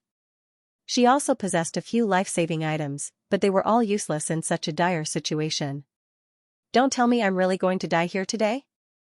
The sky darkened as the cloud of insects passed through, whistling and buzzing as they swept towards the prefectural city in a black mass. The half-man, half-locust, terrifying flying locust demon commander let out a sinister smile. He did not come here just for the 3 words Li Qingshan. Even if Lu Hong and the rest did not know who Li Qingshan was, he would still hunt him down. It would just be a little less fun. If it were only for revenge, there would be no need for such a grand spectacle. A single flying locust demon commander would be enough. Attacking a prefectural city was something he had been planning for a very long time. After the plague of locusts and famine, thousands of villages had become desolate. Large numbers of people gathered in the prefectural city. If he could devour a prefectural city, not only would it deal a heavy blow to the cultivation community of the Green Province, but it would also increase the number and quality of his clones. This was a war between him and all the humans of the Green Province. Whether they were Li Qingshan's friends or not, they would all die. As for Li Qingshan, who had fled to the Mist Province, he would obviously go find him personally once he dealt with the Green Province. Golden light flashed through Hua Qinglu's eyes. Golden vines wrapped around her, blooming with golden sunflowers and erupting with resplendent, scorching light. Thousands of locusts shrieked as they were reduced to ashes. Even the flying locust demon general began to smoke as he retreated. The flying locust demon commander squinted his eyes slightly, and a streak of light shot towards his forehead. This was originally a life-saving sword talisman that the Sword Collection Palace had given to disciples. It was equivalent to the full-powered strike of a second Heavenly Tribulation sword cultivator. Hua Sengzan had specially given it to her. Child's play. The flying locust demon commander's mouth suddenly split open, turning into the mouthpiece of a locust. It bit down on the streak of light and swallowed it. Hua Qinglu immediately used this opportunity to activate the escape talisman, turning into a streak of light and shooting backwards, passing through the surging swarm of insects. You're looking to die. The flying locust demon commander sneered. He did not pursue her. Hua Qinglu's escape talisman was a 5-kilometer escape talisman. It could turn into a streak of light and instantly travel 5 kilometers. Because the flying locust demon commander was blocking the way, the only direction she could choose was behind her. She did not even dare to travel to the left or right, afraid of being intercepted. All she could do was distance herself from the flying locust demon commander as much as possible, as well as the prefectural city of Clear River. However, after flying for 5 kilometers, she failed to escape alive. She discovered that she was in the sea of insects. She could no longer see or hear anything else. Only countless locusts surged towards her from all directions. The sound of their flapping wings was deafening. She just happened to retreat into the depths of the sea of insects. She had just moved from one desperate situation to another. She had already grown accustomed to death, and she had received enlightenment from the Banyan Tree King. Originally, she thought she could face it calmly, but she never thought she would still feel some fear when it really came down to it. She was unwilling to die to the insects, so she wanted to die with them. Don't be afraid. Right at this moment, a familiar voice sounded out by her ear. She turned around in astonishment and noticed that she wasn't alone in this surging sea of insects. A man was looking at her with a calm smile on his face. The face in her memory didn't seem to have changed at all. Could it be a hallucination before her death? Long time no see, Qinglu. Li Qingshan did not directly charge over because of the soaring Locust King's words. Instead, he completely hid his presence and used another concealment talisman. Seeing how Hua Qinglu and the others were in dire straits, he silently approached them, ready to save them. No one noticed him in the extremely chaotic situation. Big Brother Li. Hua Qinglu blinked her eyes and said in disbelief.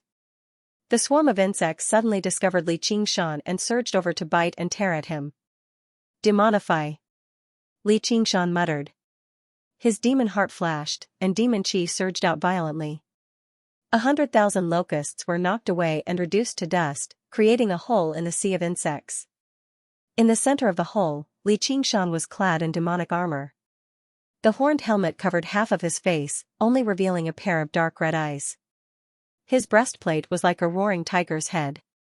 It was only the simplest form of protection, revealing his powerful, bronze skin. He gave off a vicious presence. You've returned. Hua Qinglu smiled brightly after her initial shock. Let me slaughter these insects first, and then we can catch up slowly. Li Qingshan wrapped his left hand around her waist and waved his right hand. Chains of demon suppression. Swish. A chain that resembled a black dragon whistled out. It was several thousand meters long, coiling around his hand. With a gentle shake, it straightened out, and he swung it forward forcefully. The soaring Locust King could not be bothered with tormenting Yu Shuquang and the others anymore. Just when he was about to eat them, he was suddenly alarmed. A black chain suddenly split open the sea of insects, and two figures leapt out. Chains of demon suppression. You are? What, soaring Locust King? You don't even recognize me anymore? Speaking of which, we've never met before, so I'll introduce you to me today. The voice reached the prefectural city. Begonia was stunned, while Lu Chongqing was overjoyed. Qingshan's back. Alright. I haven't even gone looking for you, yet you've actually delivered yourself to me. Watch how your friends die first. The soaring Locust King laughed viciously. Over a dozen flying locust demon generals struck out together. Their sharp, spear-like front legs stabbed towards the three of them randomly. However, before their laughter had even subsided, a series of blurs appeared in their eyes. Li Qingshan seemed to appear before every single flying locust demon general at the same time. He swung his fists, knife hand strikes, elbows. In a single moment, the flying locust demon generals were all torn to pieces. Their juices splattered everywhere. Before the flying locust demon commander could even return to his senses, Li Qingshan had already arrived before him. He was basically right in his face. He asked, just by you? How is that possible? The flying locust demon commander paled in fright. Li Qingshan's instantaneous burst of speed was actually enough to leave behind blurs in his eyes. This was not something a golden core cultivator or a demon commander could achieve. Hua Qinglu had already calmed down after seeing him. Hua Qinglu's mind eased up when she saw him. She completely stopped worrying now. As she gazed at his tall figure, the scenes in her memories overlapped. The Westgate granny of the past, the soaring Locust King of the present. Her opponents ranged from weak chi practitioners to powerful demon kings, but he still stood before her, as if he could block out all the wind and rain. With a flash, the flying locust demon commander retreated rapidly, vanishing into the surging sea of insects. He wanted to use the insect swarm tactic to drown Li Qingshan. Tell me, you're a mighty demon king, so how can you be so petty? I've only cursed you a little, yet you say something like all of Li Qingshan's friends have to die. Aren't you a little too stupid? Li Qingshan walked slowly. He followed the flying locust demon commander at the same pace. The chains of demon suppression wove together into a net-like sphere, whistling as they revolved, tearing apart the locusts that lunged over. After becoming a demon king, even if he did not use any abilities, just his body alone was enough to crush the flying locust demon commander. The reason why he chose to demonify was to hide the demon chi that he leaked out unintentionally, as well as to give his ridiculously tough body a reasonable explanation. You damned bald donkey. The flying locust demon marshal gritted his teeth. Seeing that he could not escape, He circulated all his demon chi and swiped at Li Qingshan's throat. Bald donkey. How can I put up with you? Li Qingshan casually grabbed the flying locust demon marshal's wrist, and the demon suppression chain coiled around him, firmly binding him. He grabbed his head, pulled it in front of him, and pointed at his own head. This is called hair. The flying locust demon marshal's killing intent skyrocketed. His mouth cracked open into a ferocious mouthpart as he bit down on Li Qingshan's head. Li Qingshan raised his head and headbutted him. The sharp mouthparts were broken and scattered. Damn it! Damn it! Damn it! The flying locust demon marshal struggled with all its might, the chains of demon suppression creaking. Demon suppression! Li Qingshan chanted, and the demon suppression tower descended from above. With a rumble, it crushed the flying locust demon marshal beneath it. With a thought, the demon suppression tower rapidly shrank, flying back into his hand. He glanced inside, and the flying locust demon marshal turned back into a tiny locust. It seemed to be suppressed by the demon suppression tower very much. Li Qingshan, you'll regret this, said the flying locust demon marshal. I think I've heard you say that before. Whatever. If you're dissatisfied, then send your original body. Li Qingshan did not care. He planned on taking the flying locust demon marshal back for Ru Xian to study. If it was useless, then he could get little An to use the Buddha slaying sword. He would definitely be able to injure the soaring locust king's body. Hua Qinglu used her cultivation method to protect the three of them. As she watched Li Qingshan vanish into the sea of insects with the flying locust demon marshal, she became rather worried about whether he would be in danger or not. However, Li Qingshan strolled back. The revolving chains of demon suppression tore apart the locusts that lunged over. Did he escape? Hua Qinglu stopped worrying when she saw how he was safe and sound. With your big brotherly taking action, do you really think he can escape? Li Qingshan showed off the exquisite demon suppression tower in his hand with a smile. Hua Qinglu was surprised. Originally, she thought even if she could not catch up to him after all these years of painstaking cultivation, she would not fall too far behind. She never thought his cultivation would actually reach such an unbelievable level. Qingshan. Before the three of them could even react to what had happened, the name Li Qingshan still echoed through their heads. When they actually looked at the Li Qingshan before them, they felt like they were afraid to recognize him. Sure enough, it's my old friends. The locusts have found the right target. Li Qingshan smiled. Lu Hong, Huang Binggu, and Yu Shuquang had all had important interactions with him in the past, and they had all assisted him in the past. The locusts in the surroundings suddenly stopped attacking them. They flew off in a grandiose manner. Li Qingshan frowned. They sure don't give up.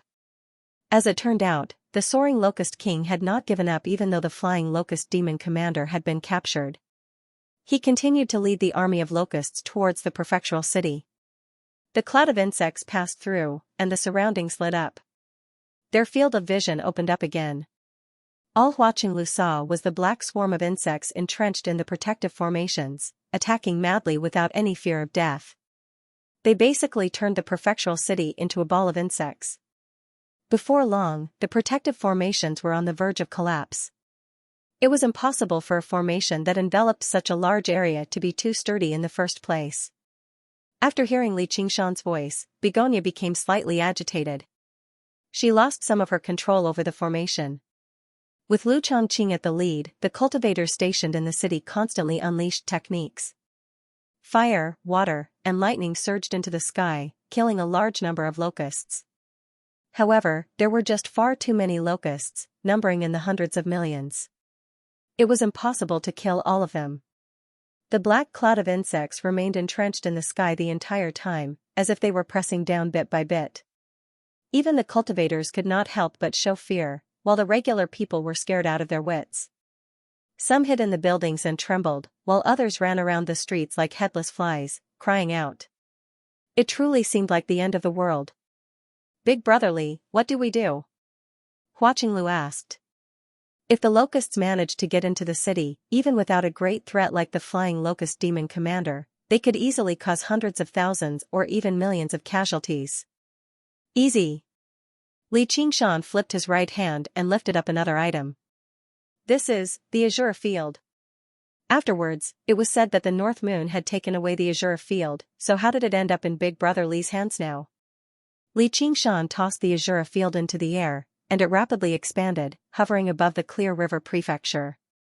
Suddenly, it released a blood-red swirl, sucking in the swarm of locusts into the Azure Field. Their numbers were terrifying, but it was not like there was no way to deal with them.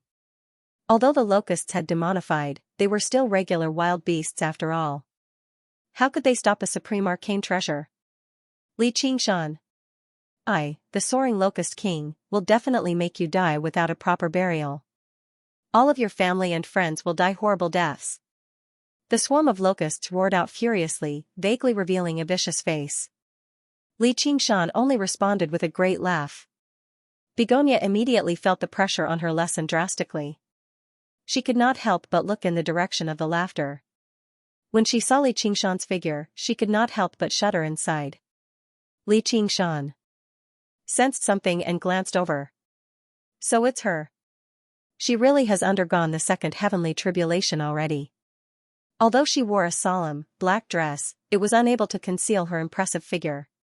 Her face hidden behind the black veil instead added a sense of mystery and allure to her. When he recalled everything from the past, he could not help but nod with a smile. However, Begonia immediately looked away, no longer looking at him. Li Qingshan was rather confused, but he was in no mood to pay attention to this right now. He focused on powering the Azure Field and continuing to devour the swarm of locusts. A group of cultivators from the 100 schools of thought had rushed over to provide assistance. They all stopped at this moment, watching this from afar. The Azure Field. Li Qingshan. Han Tie's cold face was also slightly shocked. After all these years, had he already become so powerful? Our School of Novels disciple has returned.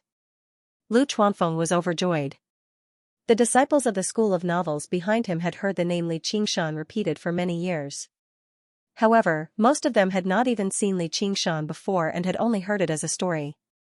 Unexpectedly, seeing him with their own eyes, they found him to be even more amazing than the stories. The cultivators in the prefectural city also stopped casting their techniques and raised their heads to watch this unimaginable battle. After Li Qingshan captured the flying locust demon marshal alive, the remaining flying locust king's clones were completely powerless to deal with such a situation. They could only control their bodies and not be drawn into the Azure Field. However, they gradually separated from the ordinary locusts and could only flee in all directions. Li Qingshan appeared in the sky above the prefectural city in a flash. Demon suppression chains flew out and pierced through the backs of the locusts, suppressing and capturing them. In an instant, the terrifying locust plague was completely eliminated. Everyone felt that it was surreal. Li Qingshan still held the small demon suppression tower in his right hand. Many thin chains hung down from his left hand. Each chain had a string of locusts threaded through it, and they were all struggling to move. He dispersed the demonic armor around him and stood in the void. He looked down at the familiar city below and felt the familiar aura. A smile appeared on his face. Everyone was also looking up at him.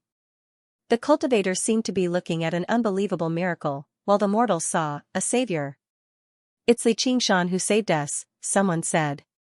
It was all thanks to the flying locust king's repeated words. Then, cheers rang out and gradually grew louder. Countless people walked onto the streets and shouted his name. "Hello everyone. It's just a small matter. No need to be so polite."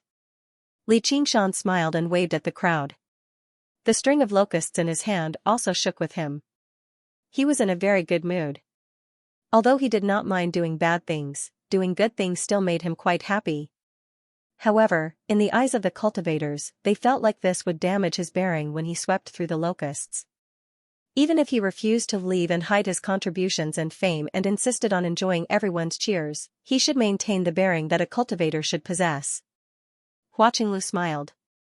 Big Brother Li was still the same Big Brother Li. He would always do something a little strange. "Sect Master Qiu, I'll be the host today. I'll host a banquet in the Parlor of Clouds and Rain to welcome my old friends from the Clear River Prefecture." Sect Master Qiu, this. Lu Chongqing was tongue-tied.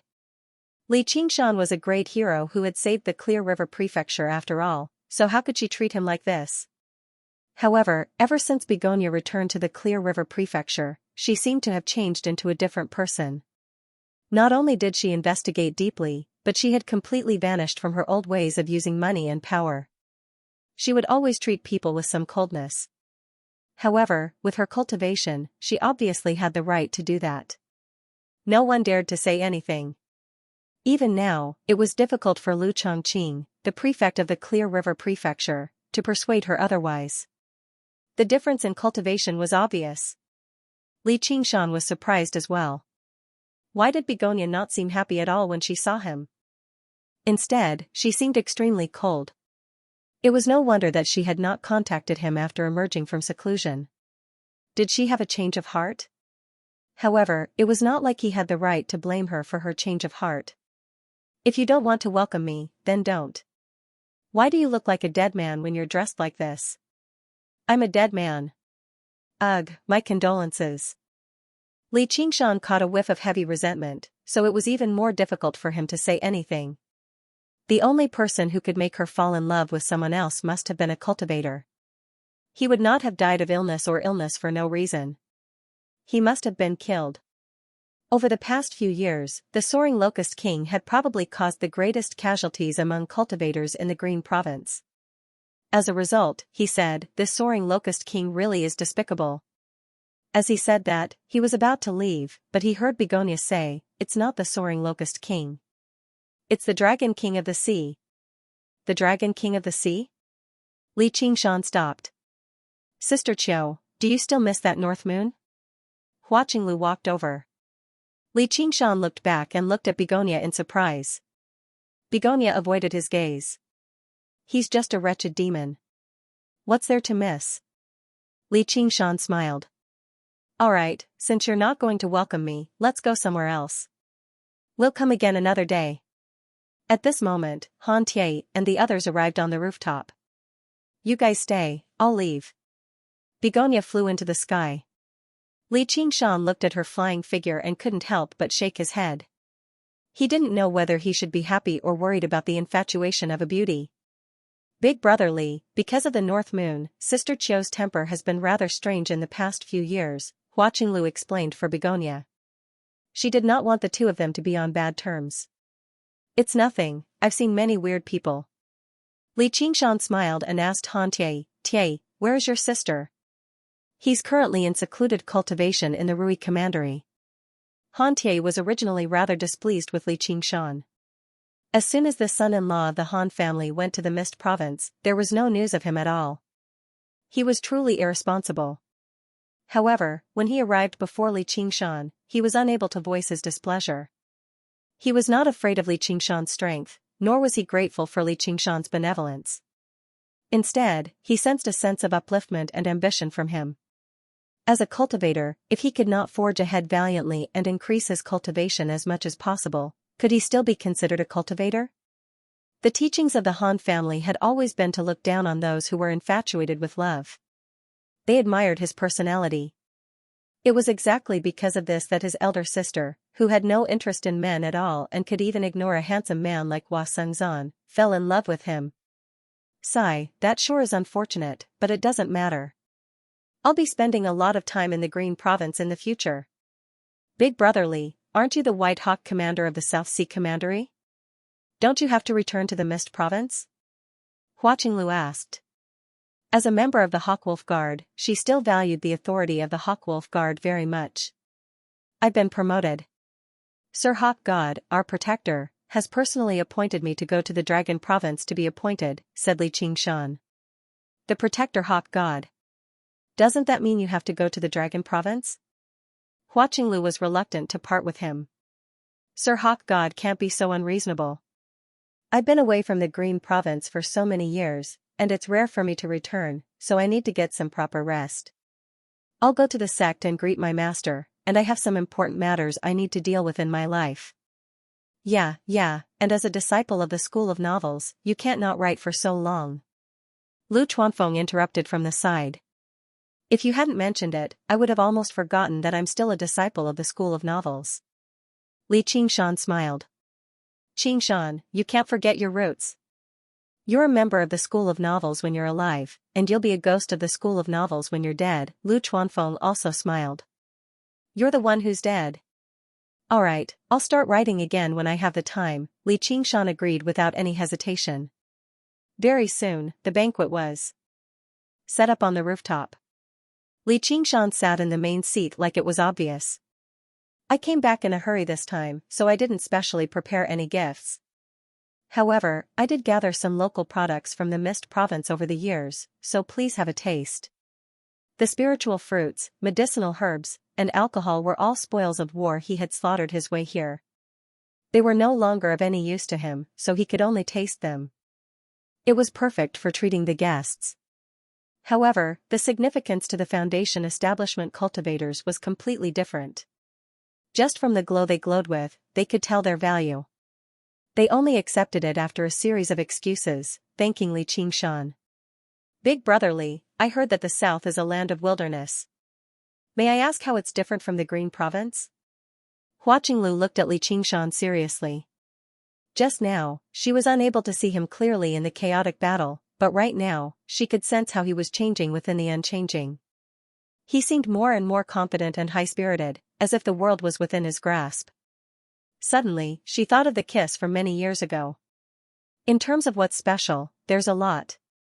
Li Qingshan drank a cup of alcohol and mentioned the various local customs and practices of the Mist province, the man-eating bone-eating tribes, the savage mountain where demonic cultivators gathered, the mysterious merfolk sea fair, the banyan forest that stretched for thousands of kilometers.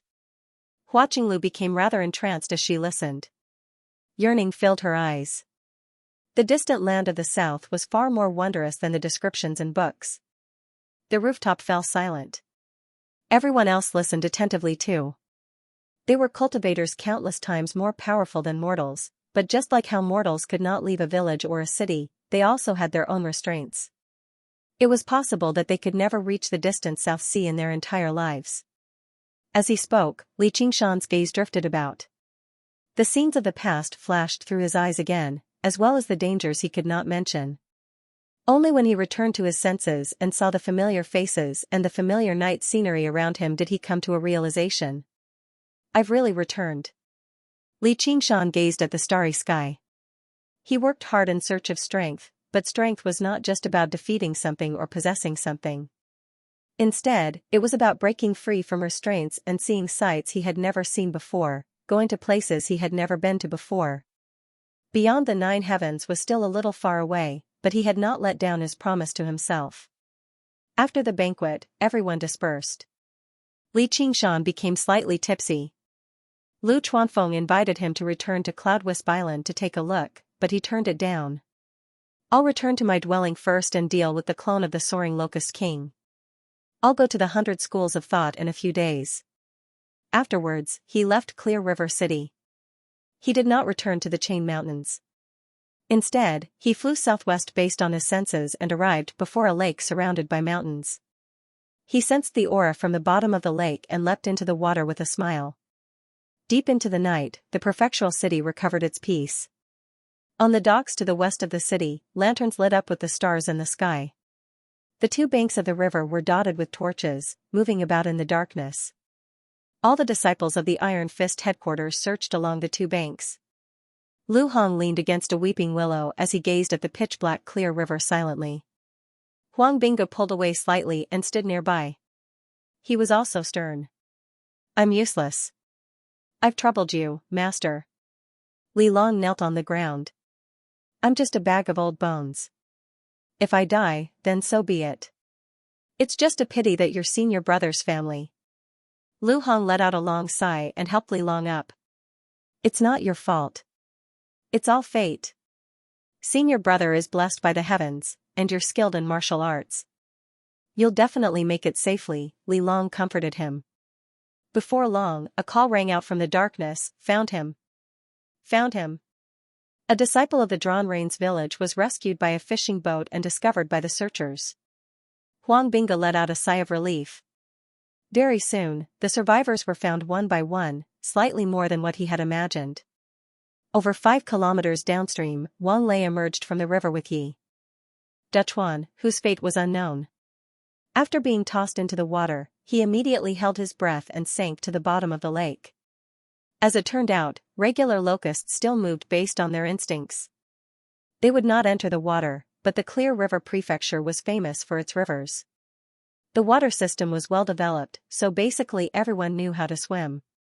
It was a blessing in disguise. Afterwards, the flying locust demon commander was captured by Xianxia, and the soaring locust king ordered the army of locusts to attack the city with everything they had, allowing them to escape. However, many of them were drowned or bitten to death. Their whereabouts were even unknown. Wang Lei personally saw Yu Dachuan's wife flop around on the surface of the water, crying for help. The locusts ate her head off. There was also an unlucky person from the Drawnrains village who was caught by a locust demon that had lunged into the water. In the blink of an eye, even his bones had vanished. As long as you're alive, as long as you're alive. Lu Hong's eyes were filled with tears as he clutched Wang Lei's shoulders tightly. He didn't have any children, so Wang Lei was like his own son. Master, senior brother, it's cold outside. Hurry up and get on the carriage. Li Long called out to Huang Binggu, Manor Master Huang, I'll give you a ride. There's no need for that. Thank you for your kindness, fellow Taoist. If there's anything I can do for you in the future, just let me know. Huang Binggu thanked Li Long, then led the rest of his clansmen away from the dock, disappearing into the streets of the city. Li Long sent Lu Hong to the carriage and was about to follow up when his ears twitched as if he had heard something. Disregarding his status, he lay on the ground and listened carefully. The sound grew louder and louder until he heard a familiar buzzing sound. Li Long stood up in disbelief. As he looked at the stars on the horizon being swallowed by the darkness, he roused all of his spiritual qi and roared out as loudly as he could, the locust plague. Lu Chongqing had returned from the parlor of clouds and rain. He was in a great mood, and he was slightly drunk as well. He was currently splashing ink freely when he suddenly heard the sound. His hand that held the brush immediately trembled, and the ink spread. A ripple appeared on the surface of the lake, and the moonlight rippled with it. The lake could not be regarded as large, so Li Qingshan arrived at the bottom of the lake very soon. He arrived at the dwelling hidden at the bottom of the lake. Begonia currently sat with her legs crossed, with her back towards him. She said without even looking back, Li Qingshan, what have you come for? If I remember correctly, I have a share here as well. Your man has returned from danger, so why don't you stand up to welcome him? Li Qingshan arrived behind her with a smile, extending his hand towards her slender waist. My man's surname isn't Li. Begonia shone with scarlet light, blocking Li Qingshan's hand. Is there a difference? But since you like it. Li Qingshan's expression changed. His fangs elongated, and his scarlet hair draped down. His hands forcefully passed through the scarlet light and pulled her into his embrace. He whispered into her ear, isn't this better? Let go. Begonia's body stiffened. Since you don't care about me, why did you come? Because you care about me. Li Qingshan smiled. Piss off. Begonia barked. I'm just joking. I clearly told you to contact me as soon as you emerged from secluded cultivation. You piss off. Begonia shone with scarlet light, dyeing the dwelling at the bottom of the lake red. The lake water above rippled with scarlet light as well. Li Qingshan knew that now was not the time to be reasonable. He apologized by her ear and whispered sweet nothings into her ear. Just as he had expected, the scarlet light gradually dimmed. She no longer resisted violently. Smelling her faint fragrance and embracing her soft body, he felt even more intoxicated. He kissed her cheek through the black veil, but he saw that the corner of her eyes were glistening. She was actually crying silently. He could not help but be taken aback. Cultivators would not experience such great emotional fluctuations easily. Suddenly, he experienced an indescribable feeling, and his lust vanished. He asked gently, what's wrong? Haven't I returned? What are you crying for? I know you're lying. To me, Begonia grumbled. Fine then. I admit I mixed in a little, but it's definitely not a lie. Said Li Qingshan. He was not some infatuated man who liked to do whatever he wanted, but he was not a plant. He could not be emotionless. Then how much did you mix in the parlor of clouds and rain? Begonia asked. Ever since she emerged from seclusion and returned to the parlor of clouds and rain, she wanted to contact Li Qingshan. However, when she was not around, Li Qingshan had become the owner of the parlor of clouds and rain for a period of time. This was no different from releasing a monkey into a peach orchard. He could indulge himself and do whatever he wanted. Although this was nothing out of the ordinary in the cultivation world, she was the master of the parlor of clouds and rain. It was basically intolerable, so she cut him off in a fit of anger. Cough, cough. That's all for show. I don't have any feelings. Li Qingshan rubbed his nose and felt rather embarrassed. Did you know? Begonia's voice drifted away. I've always been waiting for you. I've been waiting for you to lie to me and coax me. Begonia turned around and looked at Li Qingshan tearfully. Li Qingshan was very touched. He pulled her into his arms and comforted her gently. Begonia pressed her face against his chest. She vaguely made up her mind and wrapped her arms around his waist tightly. The moonlight shone through the lake, reflecting the crystal ceiling. It rippled with a faint, blue light. It was dark and tranquil. A while later, Li Qingshan removed her black veil. Her bare face carried faint traces of tears, but it was as beautiful as a crabapple. His breathing halted. He was slightly taken aback. He smiled. You've become prettier again. No wonder you wear a veil. It's all because of you. Begonia said extremely seriously. She had not wasted the past few years. Instead, she had worked hard on the heart-dying art of rouge. Perhaps it was because she was compatible with the cultivation method, but she progressed rather quickly. She was glowing. Furthermore, he was more confident in using that spell. Li Qingshan was even more touched. He lowered his head and kissed her delicate red lips. After a deep kiss, he carried her horizontally and walked to the thick fur-covered stone bed. He had thought that she would be shy and struggle. He did not expect that she would curl up in his arms, as docile as a kitten. On the stone bed, there was another round of intimate and caressing. Qiu Haitong's face was flushed red. Her cloud-like black hair scattered down. Her ample bosom rose and fell slightly, and her black dress was a bit messy. Your man is not dead. It's too inauspicious to dress like this. How about? Li Qingshan said as he gently hooked her belt. Begonia's face became even redder. She closed her eyes tightly but did not object. Li Qingshan chuckled. He was about to undress the beauty when he saw Begonia's expression change. He could not help but ask, "What's wrong?" "Someone is attacking the prefectural city. I'm afraid it's the Flying Locust King. I have to hurry back. The defensive formation cannot be left unattended." Li Qingshan took a deep breath and pressed down on Begonia's shoulder. "Wait for me here. I'll be back soon." "But..." "No buts, this is a man's business." With a boom, the lake splashed into the sky. Li Qingshan spread his wings and flew into the astral wind layer. His expression was extremely ferocious. This time, he was truly angry. Any man who was interrupted at this time would want to kill someone. Arriving high in the sky, Li Qingshan summoned the demon-suppressing pagoda with his right hand and asked the Flying Locust Demon Marshal, "Flying Locust King, was it you again? How is it, Li Qingshan, you didn't expect this, right? In the words of you humans, this is called a sudden thrust. Do you think I'll be scared just because I lost a few clones?" The Flying Locust King said complacently. Ever since Li Qingshan demonstrated startling strength and captured the Flying Locust Demon Commander, he had immediately begun planning a second attack. Sure enough, he had grasped the opportunity. After sweeping through such a large-scale locust plague, everyone relaxed. They felt like they had survived a crisis.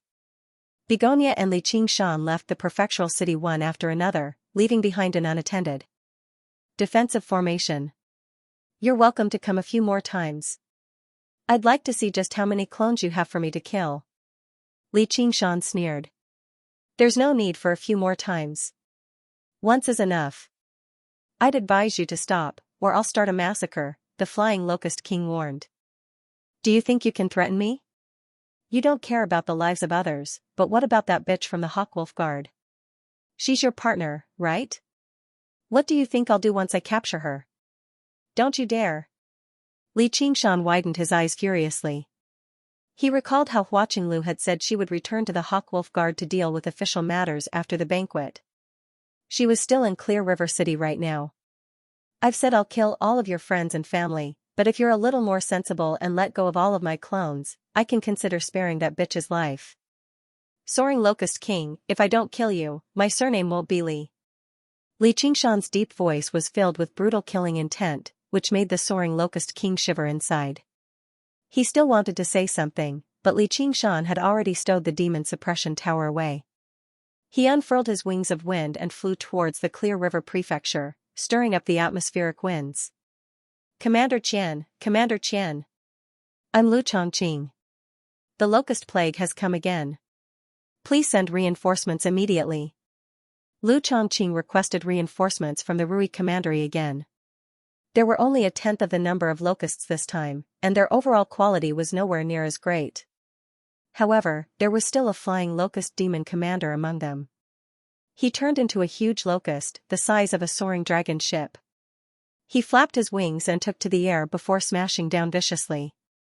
This time, no one could stop him. Boom. Boom. Boom. Boom. Without anyone to control the formations, they could only use the most basic of defense. Under the repeated collisions, they reached the brink of collapse very soon. In the hall of the Hawkwolf Guard, several dozen Scarlet Wolf Guards stood sternly. The great rumble was like thunder, striking against everyone's hearts viciously. The cries of fear from the mortals were like a tsunami, surging into the silent hall and throwing their minds into disorder. Even though they had been through 100 battles, many of their foreheads became covered in sweat. Only the woman before them remained absolutely composed. Commander, what do you think we should do? Yu Shuquang asked. The locust demons are about to break through the city. Disperse. If you have the opportunity to save people, do so. If not, hide and wait for reinforcements, said Hua Qinglu. Everyone looked at one another. An order like that would make them feel dejected without a doubt. Are there any other orders? Yu Shuquang asked. Without my orders, don't return here. Hua Qinglu waved her hand and made her way towards the stairs. Commander, you're staying behind? Yu Shuquang frowned. Although the Hawkwolf Guard was one of the few structures in the prefectural city that possessed their own formations, the eye-catching Scarlet Hawk on the rooftop would definitely make this place the Soaring Locust King's main target. Cut the nonsense and disperse. Hua Qinglu glanced back at Yu Shuquang before disappearing on the stairs. Yes. Yu Shuquang wanted to say something, but he clasped his hands in the end. With his cultivation, he was unable to help her at all. Hua Qinglu immediately noticed everyone's gazes and frowned. If she had guessed correctly, the Soaring Locust King's first target this time was definitely her. She seemed to be able to sense the great malice of the flying locust demon commander in the sky. The gaze from her compound eyes pierced through the floors and gathered on her. She directly returned to her room on the top floor. She sucked in a deep breath and took out a formation and a stack of talismans. She began casting them down. With a loud bang, under the bombardment of the flying locust demon commander, the defensive formation gave off a final burst of light before shattering. Billions of locusts came crashing down. Hua Qinglu stood before the floor-to-ceiling window, holding a cup of tea. A few flower petals floated over the deep red tea. The floor-to-ceiling window in front of him was covered with talismans, and so were the surrounding walls. They faintly formed a hole. On the ceiling of the room, a small golden bell floated, and a simple golden bell formation was established. But it didn't give her the slightest sense of security. Suddenly, she thought of that tall figure and shook her head with a bitter smile. It couldn't be such a coincidence every time. She downed the tea in one gulp. How long she could last was up to fate. There was only one thing, and that was that he absolutely could not fall into the hands of the enemy. The cloud of locusts split into several large groups above the prefectural city, attacking various regions of the prefecture. After arriving in these regions, they split into several dozen groups again, attacking every single street. They were like a well-trained army. No, even an army could not be so coordinated. A group of homeless beggars fled madly through the streets, almost driven mad by the countless flapping wings. What made them feel even more despair was the buzzing that grew closer and closer behind them. A locust the size of a human head lunged at the young beggar at the very back. Its sharp mandibles bit into his shoulder, and blood spurted out. The young beggar screamed as he struggled desperately, but he was swallowed by the locusts that arrived afterwards. His screams came to a halt. A beggar could not help but look back, but all he saw was a gaping mandible lunging at him. A series of screams rang out briefly before dying down very quickly. The people who had been lunged at by the locusts were devoured very quickly. Not even their bones remained. All that was left behind was a ground littered with tattered clothes and dark red bloodstains. The strength of a single locust was probably not much greater than a wild dog, but their sharp mandibles and the way they flew were all incomparable to wild dogs. The most terrifying part was their bloodthirsty madness. The locusts that had eaten human flesh rapidly swelled, and their demon chi showed signs of condensing too. As long as they continued to eat, not only would they not die rapidly, but they could even become one of the countless clones of the soaring locust king. This was why the soaring locust king did not care about its losses. Regular locusts could be replenished with insect eggs buried deep underground, while clones could be transformed from regular locusts. They could constantly roll on like a snowball until there was no more snow left. At the very front was an old, gray-haired beggar. Every single step he took was more than 10 steps away from others. Even as he fled, he gripped a metal club firmly in his hand as miserable cries rang out. He suddenly stopped and turned around, staring straight at the incoming swarm of locusts. Insect-free world.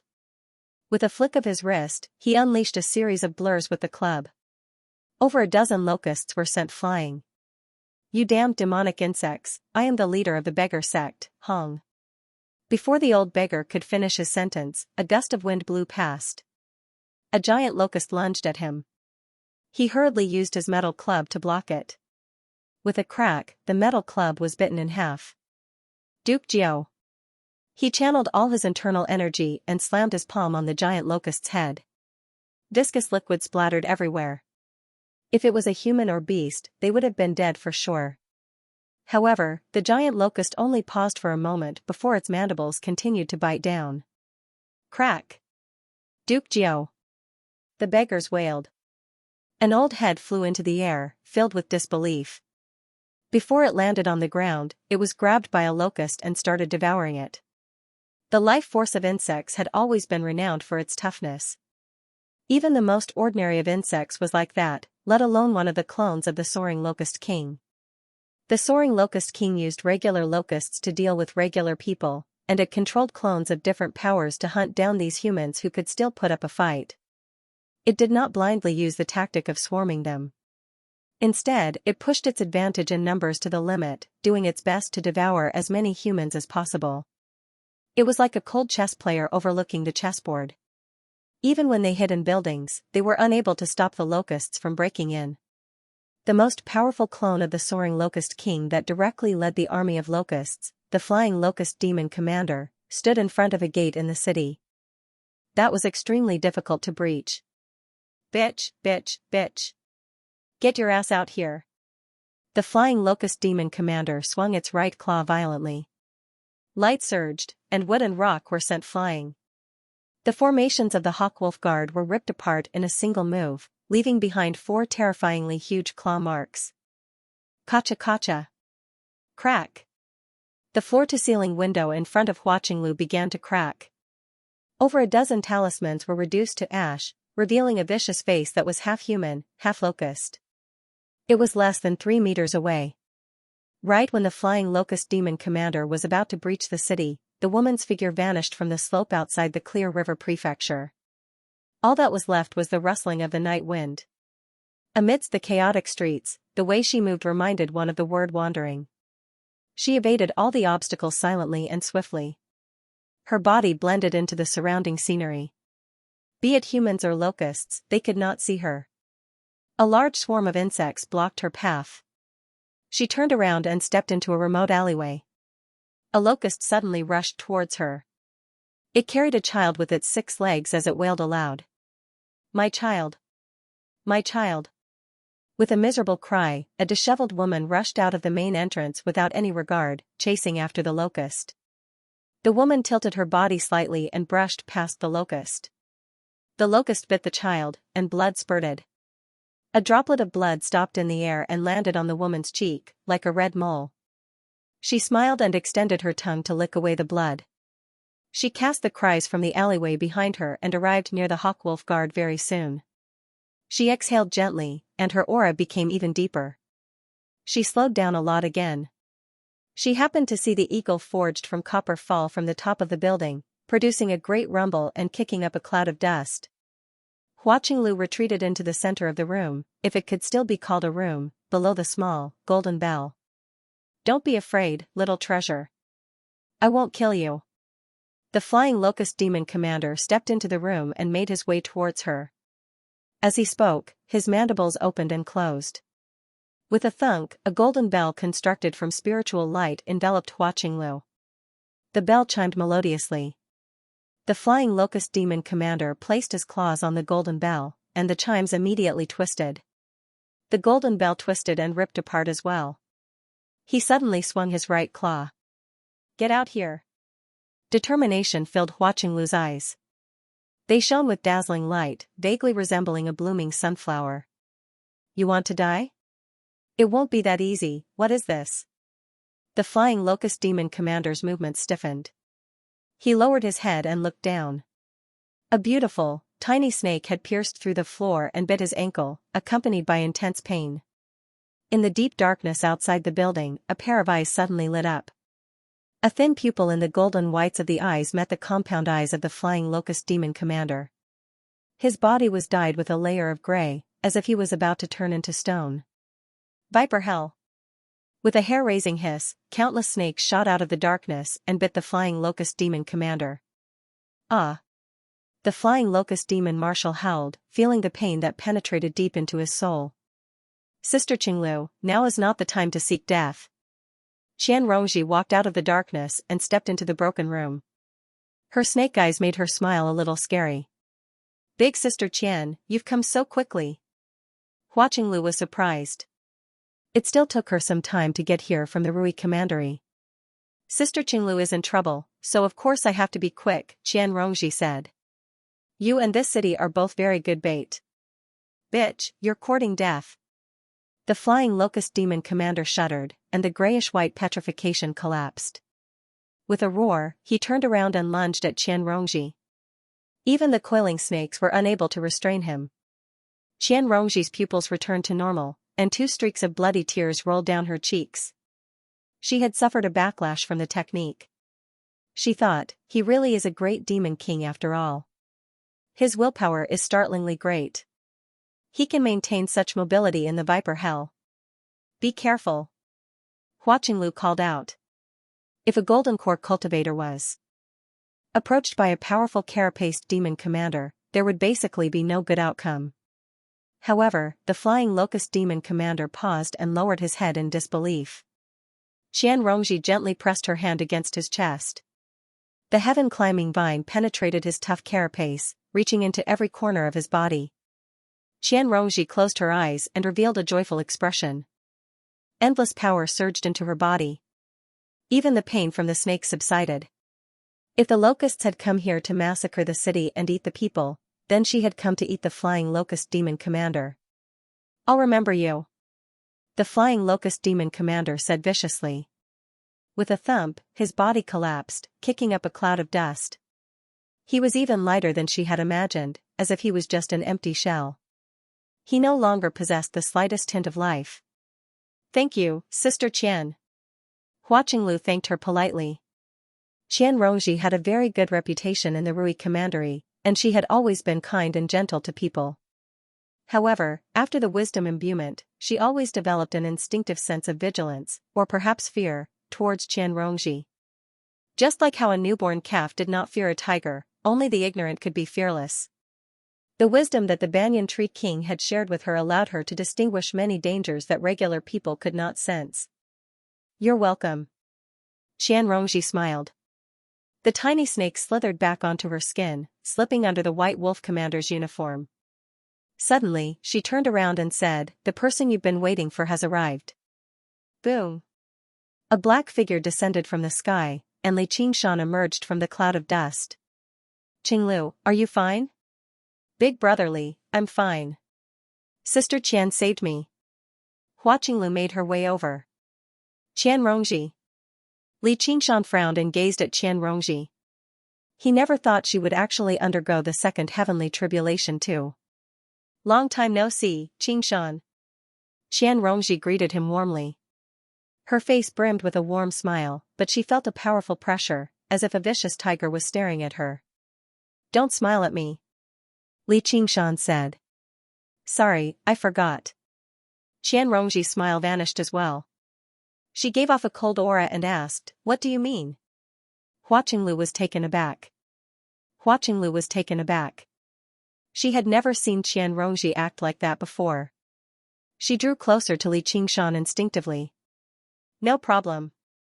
Li Qingshan glanced at the corpse of the flying locust demon commander on the ground. Just like many years ago, there was no need for empty thanks between them. All they needed was an actual exchange of benefits. Li Qingshan did not want to owe this woman a favor either. "Let's talk about it later. Although I don't mind looking at this a little longer." Qian Rongji gazed out of the building. The noisy night had yet to pass. Many places were lit up. The locust army in the city had already collapsed. They hunted with their instincts to devour flesh and blood. When the flying locust demon commander was slain, they had retreated from all their clones and fled in all directions. As a result, Li Qingshan played the role of savior again. However, this time, his azure field could only suck away the locusts on the streets. Most of the locusts were hunting humans in the buildings, so he was forced to engage in even more complicated battles in the streets. He was powerful, but he could not help but feel rather restrained. With a thought, Yin Qing descended from the sky with a group of Azura and began a search through the entire city. Only then did they manage to stop the mad slaughter of the locusts. Afterwards, the 100 schools of thought sent reinforcements, and Begonia rushed over as well. They busied themselves for most of the night before cleaning up all the locusts in the city. Their corpses piled up like mountains. Begonia maintained a cold and distant relationship with Li Qingshan. She began rebuilding the formations, so she definitely could not leave as she pleased. Li Qingshan gazed at the eastern sky that was about to brighten. He could not help but grind his teeth in hatred. He should not have spent the night like this. He decided to return to the Chain Mountains first and get little and to use the Buddha-slaying sword to cut down the damned clones of the soaring Locust King. However, he was stopped by Qian Rongji again. He said impatiently, "What do you want? Hurry up and say it." The morning light landed on Qian Rongji's white clothes. She had given up on her arts of charm a long time ago, but she possessed a brand new luster that surpassed anything in the past. "What do you want to do?" Li Qingshan was rather surprised. "What do you think I can do?" Qian Rongji answered with a question. No matter what she did, she always had a clear objective, but right now, she felt rather lost. She just wanted to see him, but she had no idea why. "Do you know what kind of opportunity you've wasted? Why don't you keep it simple and tell me what you want?"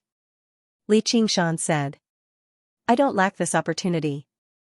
If you turn me down, then forget I said anything," Qian Rongji said. "You want to see her, but she might not want to see you. Then please tell her that whether she wants to see me or not, we're even now." Li Qingshan glanced at Qian Rongji deeply and nodded. "All right, I'll tell her. Thank you. I'll wait for her at the 100 schools of thought. I'll help you watch over your woman as well." In order to prevent the soaring Locust King from making a comeback again, she had to remain in the Clear River Prefecture for a while and wait for the construction of the new protective formation to be completed. "Since you've said that, don't blame me for holding you accountable if anything happens to her." With that, Li Qingshan took off, returning to the Chain Mountains and the Qingshan dwelling. Little and was still puzzled over how he had returned so quickly, so he listened to Li Qingshan explain what had happened. The soaring Locust King is the cream of the crop both in terms of strength and strategy. It's no wonder the locust plague has lasted for so long. I'll definitely kill him. Li Qingshan's anger had yet to subside. His killing intent overflowed. His hatred towards the soaring Locust King had almost surpassed his hatred towards the Dragon King of the Sea.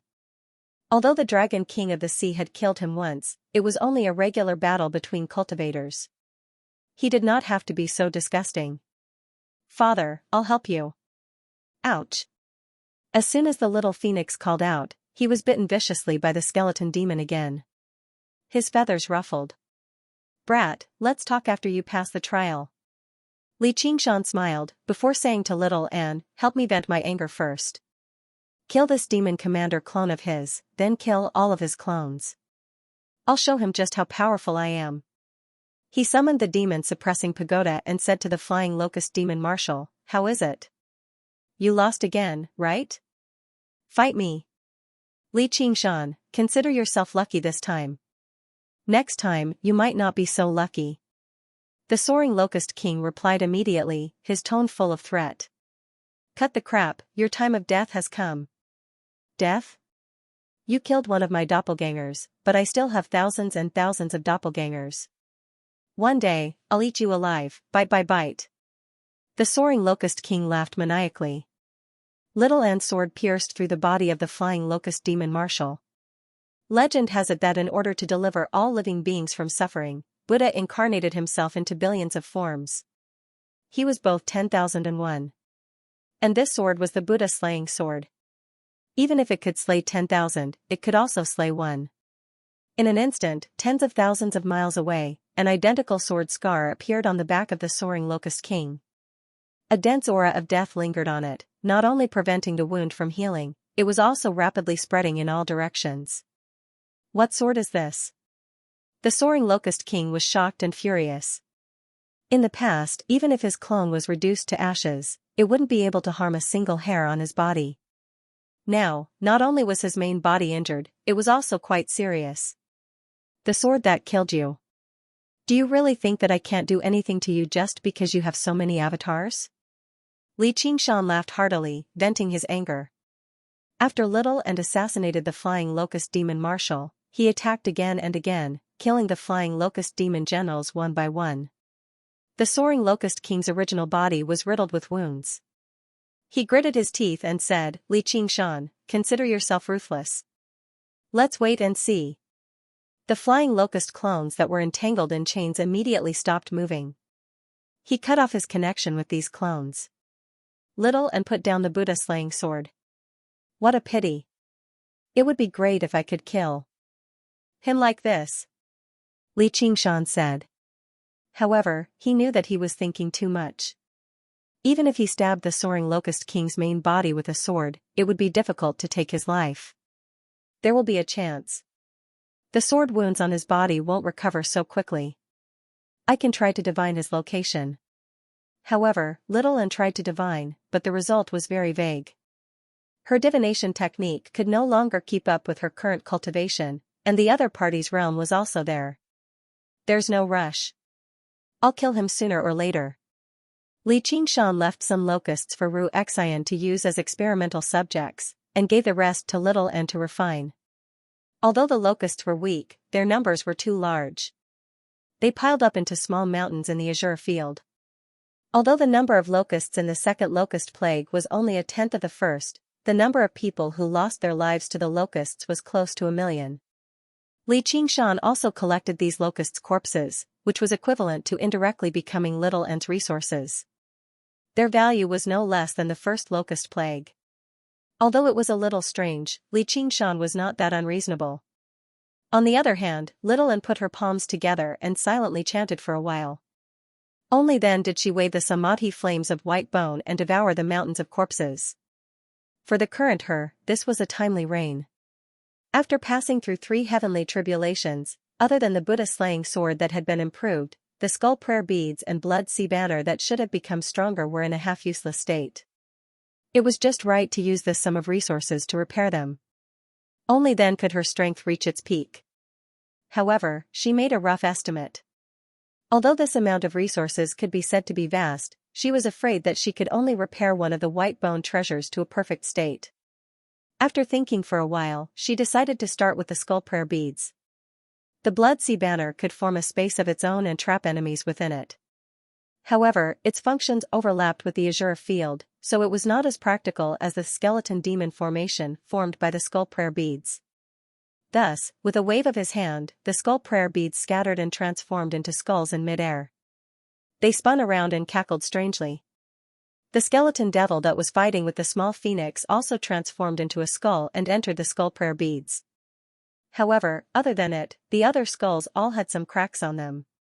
Some had broken horns, while others had broken teeth. The Buddha slaying sword led the way, and the samadhi flames of white bone soared up. The skulls took in large gulps, and the cracks slowly healed. The little phoenix retreated to the bottom of the mountain and gazed at the blazing samadhi flames of white bone, instinctively feeling fear. Very soon, Daddy will take you out to play. Xianxia patted the little phoenix's shoulder and also arrived in a corner of the dwelling, beginning to cultivate. He was not practicing the 9 transformations of the demonic and divine, but the demon suppression statuary. The 9 transformations of the demonic and divine had reached a new bottleneck. It would be difficult for him to break through again in a short amount of time, but the demon suppression statuary was a new fortuitous encounter. After becoming a demon king, his demonic nature had strengthened a step further, laying down a firm foundation for tempering his demon heart. Moreover, he still possessed the demon hearts of many demon kings as resources. Everything was ready. Although he only knew the first 8 layers of the demon suppression statuary, as the peak cultivation method of the Chan monastery of Devanaga, as long as he could master the first 8 layers, it would be enough for him to reach the realm of demon king. In the pitch-black belly of the mountain, demon chi surged below, while bone fire surged above. The demon chi contained endless malice, while the bone fire contained countless wailing faces. It was quite the sight of evil and demonic cultivation. The little phoenix turned back into human form and stared at this blankly. Suddenly, he felt an urge to go home. The outside world was far too dangerous, and the 2 people beside him were even more dangerous among dangerous people. If it were not for the fact that they did evil unintentionally, the damage they could cause in the human world would definitely be no less than the soaring locust king. He shook his head forcefully. If he could be frightened by something like this, then what was the point of leaving Fire Melt Mountain? He would be better off staying in the phoenix's nest for the rest of his life before beginning a new round of trials. The content of the trials was to use his own willpower to resist the terrifying mental pressure. All of the skull prayer beads were repaired. The skulls began to spit out samadhi flames of white bone instead. The roaring flames constantly condensed, contracted, and collapsed, condensing into a new skull prayer bead. Xianxia stood right below. His robust body was enveloped by demon chi, like a demon suppression tower. Suddenly, he began to move, constantly changing his posture and figure. He moved extremely slowly, pulling in the surging demon chi. With every movement, he would leave behind an afterimage. Just now, it had dispersed. It was the appearance of the demon suppression statues, but upon closer inspection, they seemed slightly different. It lacked the painful struggle of the demon suppression statues, but there was a sense of recklessness and wildness. The former was constantly suppressing and controlling himself, while the latter was releasing everything and doing whatever he wanted. He followed the normal order at first, going from the 1st to the 8th, and then from the 8th to the 1st. After repeating this over 1,000 times, his entire body shuddered with demon chi and completely messed up the order. He jumped from the 1st to the 7th, and then back to the 4th. His movements became more and more sluggish, but the little phoenix felt an even greater pressure. He resisted the urge to retreat, gritting his teeth and enduring silently. Gradually, Xianxia's movements became smoother and smoother, reaching a level where he could move them freely. However, his brows were still tightly furrowed. He felt that something was off. After a moment of thought, his demon suppression statuary had deviated from the normal direction. The first layer should have been initial remorse of the demon heart, but what he comprehended was remorseless demon heart. At that time, he had already condensed the deep sea pearl and reached the 2nd heavenly tribulation realm, so he didn't feel any changes. But when he tried to use the demon suppression statuary to break through a major realm, he immediately felt the immense difficulty. It wasn't easy to break away from the mold of the predecessors and carve out a path of one's own. The cultivation method left behind by the predecessors could not be understood however you wanted. Instead, you had to try your best to match the intentions of the predecessors in order to master the cultivation method. Little N's changes to the path of white bone and great beauty allowed Buddhism and the demonic to coexist, and there was even a possibility that it suited the white bone bodhisattva's intentions. After all, the white bone bodhisattva had been a Buddhist powerhouse throughout her long life, and the path of white bone and great beauty was basically built upon her Buddhist cultivation. However, it was impossible for the demon folk who created the demon suppression statuary to have a remorseless demon heart. Otherwise, why the hell would he create a cultivation method? All he had to do was work as a demon folk, an occupation with a very promising future. This was equivalent to an article. Not only did the reader fail to understand the author's intentions, but they even had completely opposing thoughts, so it was very difficult for them to immerse themselves in it. All they could do was give up on reading it and read it through reluctantly, but they would not be able to understand its essence. The more powerful the cultivation method was, the more difficult the article would be.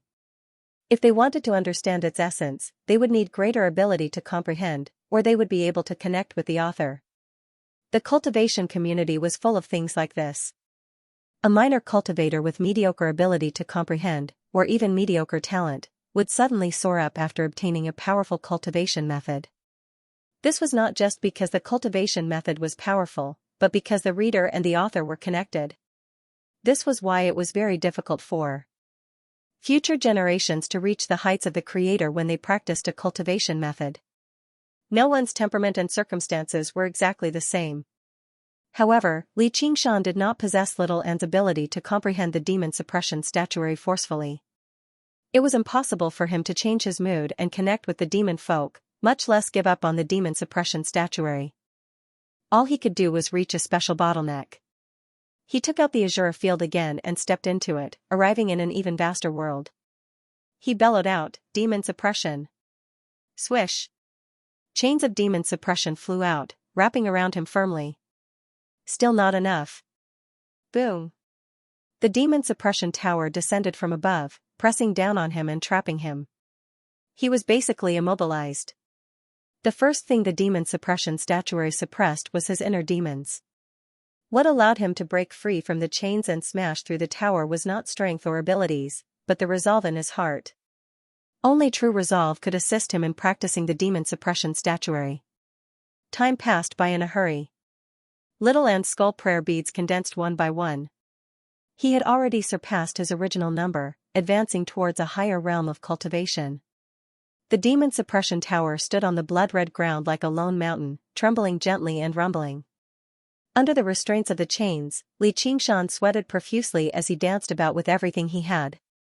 He gritted his teeth. His face was twisted, and his movements did not change at all, but the resolve he sought never arrived. Initial remorse of the demon heart, initial remorse of the demon heart, initial remorse of the demon heart. He repeated inside before finally cursing, "Remorse my ass." He did not feel like he needed to feel remorse. This was not because he was particularly powerful, but because he was not born as a demon folk. He possessed normal human nature in the first place, so he did not need to struggle against his innate instincts like the demon folk. After calming down and thinking about it, this kind of struggle was basically a form of betrayal. It was just like how the fire devourers insisted on switching to a water cultivation method. Even he could not help but admire them. My master is also a human. Not only is his bloodline purer than mine, but his human nature is probably much better too. How did he do it? Xianxia muttered to himself. He knew the unraging monk had used the demon suppression statuary to break through the third heavenly tribulation, which left him very confused. Xianxia, the unraging monk, is devoted to Buddhism, but he also abhors evil. Afterwards, he lost himself in the slaughter. By the time he came to his senses, his hatred was no longer limited to external enemies, but also his murderous and evil self. He obviously needs to feel remorse for this. Little N's voice suddenly rang out. I see. Then I'm done for. Xianxia grinned. The demon folk wanted to possess human nature, while the unraging monk wanted to become an eminent monk of great virtue. Both of them had higher pursuits, which was why they regretted the various demonic thoughts in their hearts. However, he was only a mortal. He had love and hate, emotions and desires. Good and evil were one, both divine and demonic. Although he liked to do whatever he wanted, he had his own set of principles. Everything he had done in his life could not be described as having a clear conscience, but he believed he had done his best. He felt good about himself, which was why he had no regrets. But if he had no regrets, why did he need to suppress demons? Trapped in one's own web. Li Qingshan immediately thought of this phrase. Then, he sat under the demon suppression tower and pondered for 3 days and 3 nights, but he still could not come up with a solution. Little and was also helpless. Unless he abandoned the demon suppression statuary and cultivated in a different cultivation method, how could he hope for the same result if he planted a different seed? On the 4th day, the demon suppression chains clanked. Li Qingshan stood up and said impatiently, "Forget it. Can't I break through and become a demon king if I can't comprehend the demon suppression statuary?" Li Qingshan took out a handful of demon hearts. These demon hearts were crystal clear and contained boundless demonic energy. They were the spoils of war from wiping out the demons. In southern border, the demon king's heart. The demonic nature contained in these demon king's hearts were all different, but they did not lack malice or slaughter. He wanted to extract the portion of power that was compatible with his demon heart and then prove his Tao through strength, forcefully breaking through to the demon king realm. He waved his hand, and the demon hearts of various shapes and colors floated around him, glowing with a faint demonic light. Little and had already completely erased their spirituality, so he did not have to worry about any backlash. The only thing he had to worry about was cultivation deviation, and Li Qingshan was about to. As the demon hearts lit up, the demon suppression tower grew 10 times larger, like a towering mountain, suppressing all demonic energy. Li Qingshan's shoulders sank as he felt the pressure increase, but he stood there steadily, not moving at all. With his ox demon strength, how could he be suppressed by a demon suppression tower? He opened his mouth and inhaled. Streams of demonic energy surged out of the demon hearts and surged into his mouth, rampaging through his body like a surging flood. If he was just a demon general, his body would have exploded and he would have died. How could proving one's Tao through strength be so fun? However, as a demon king, his body was extremely tough, like the sturdiest dam.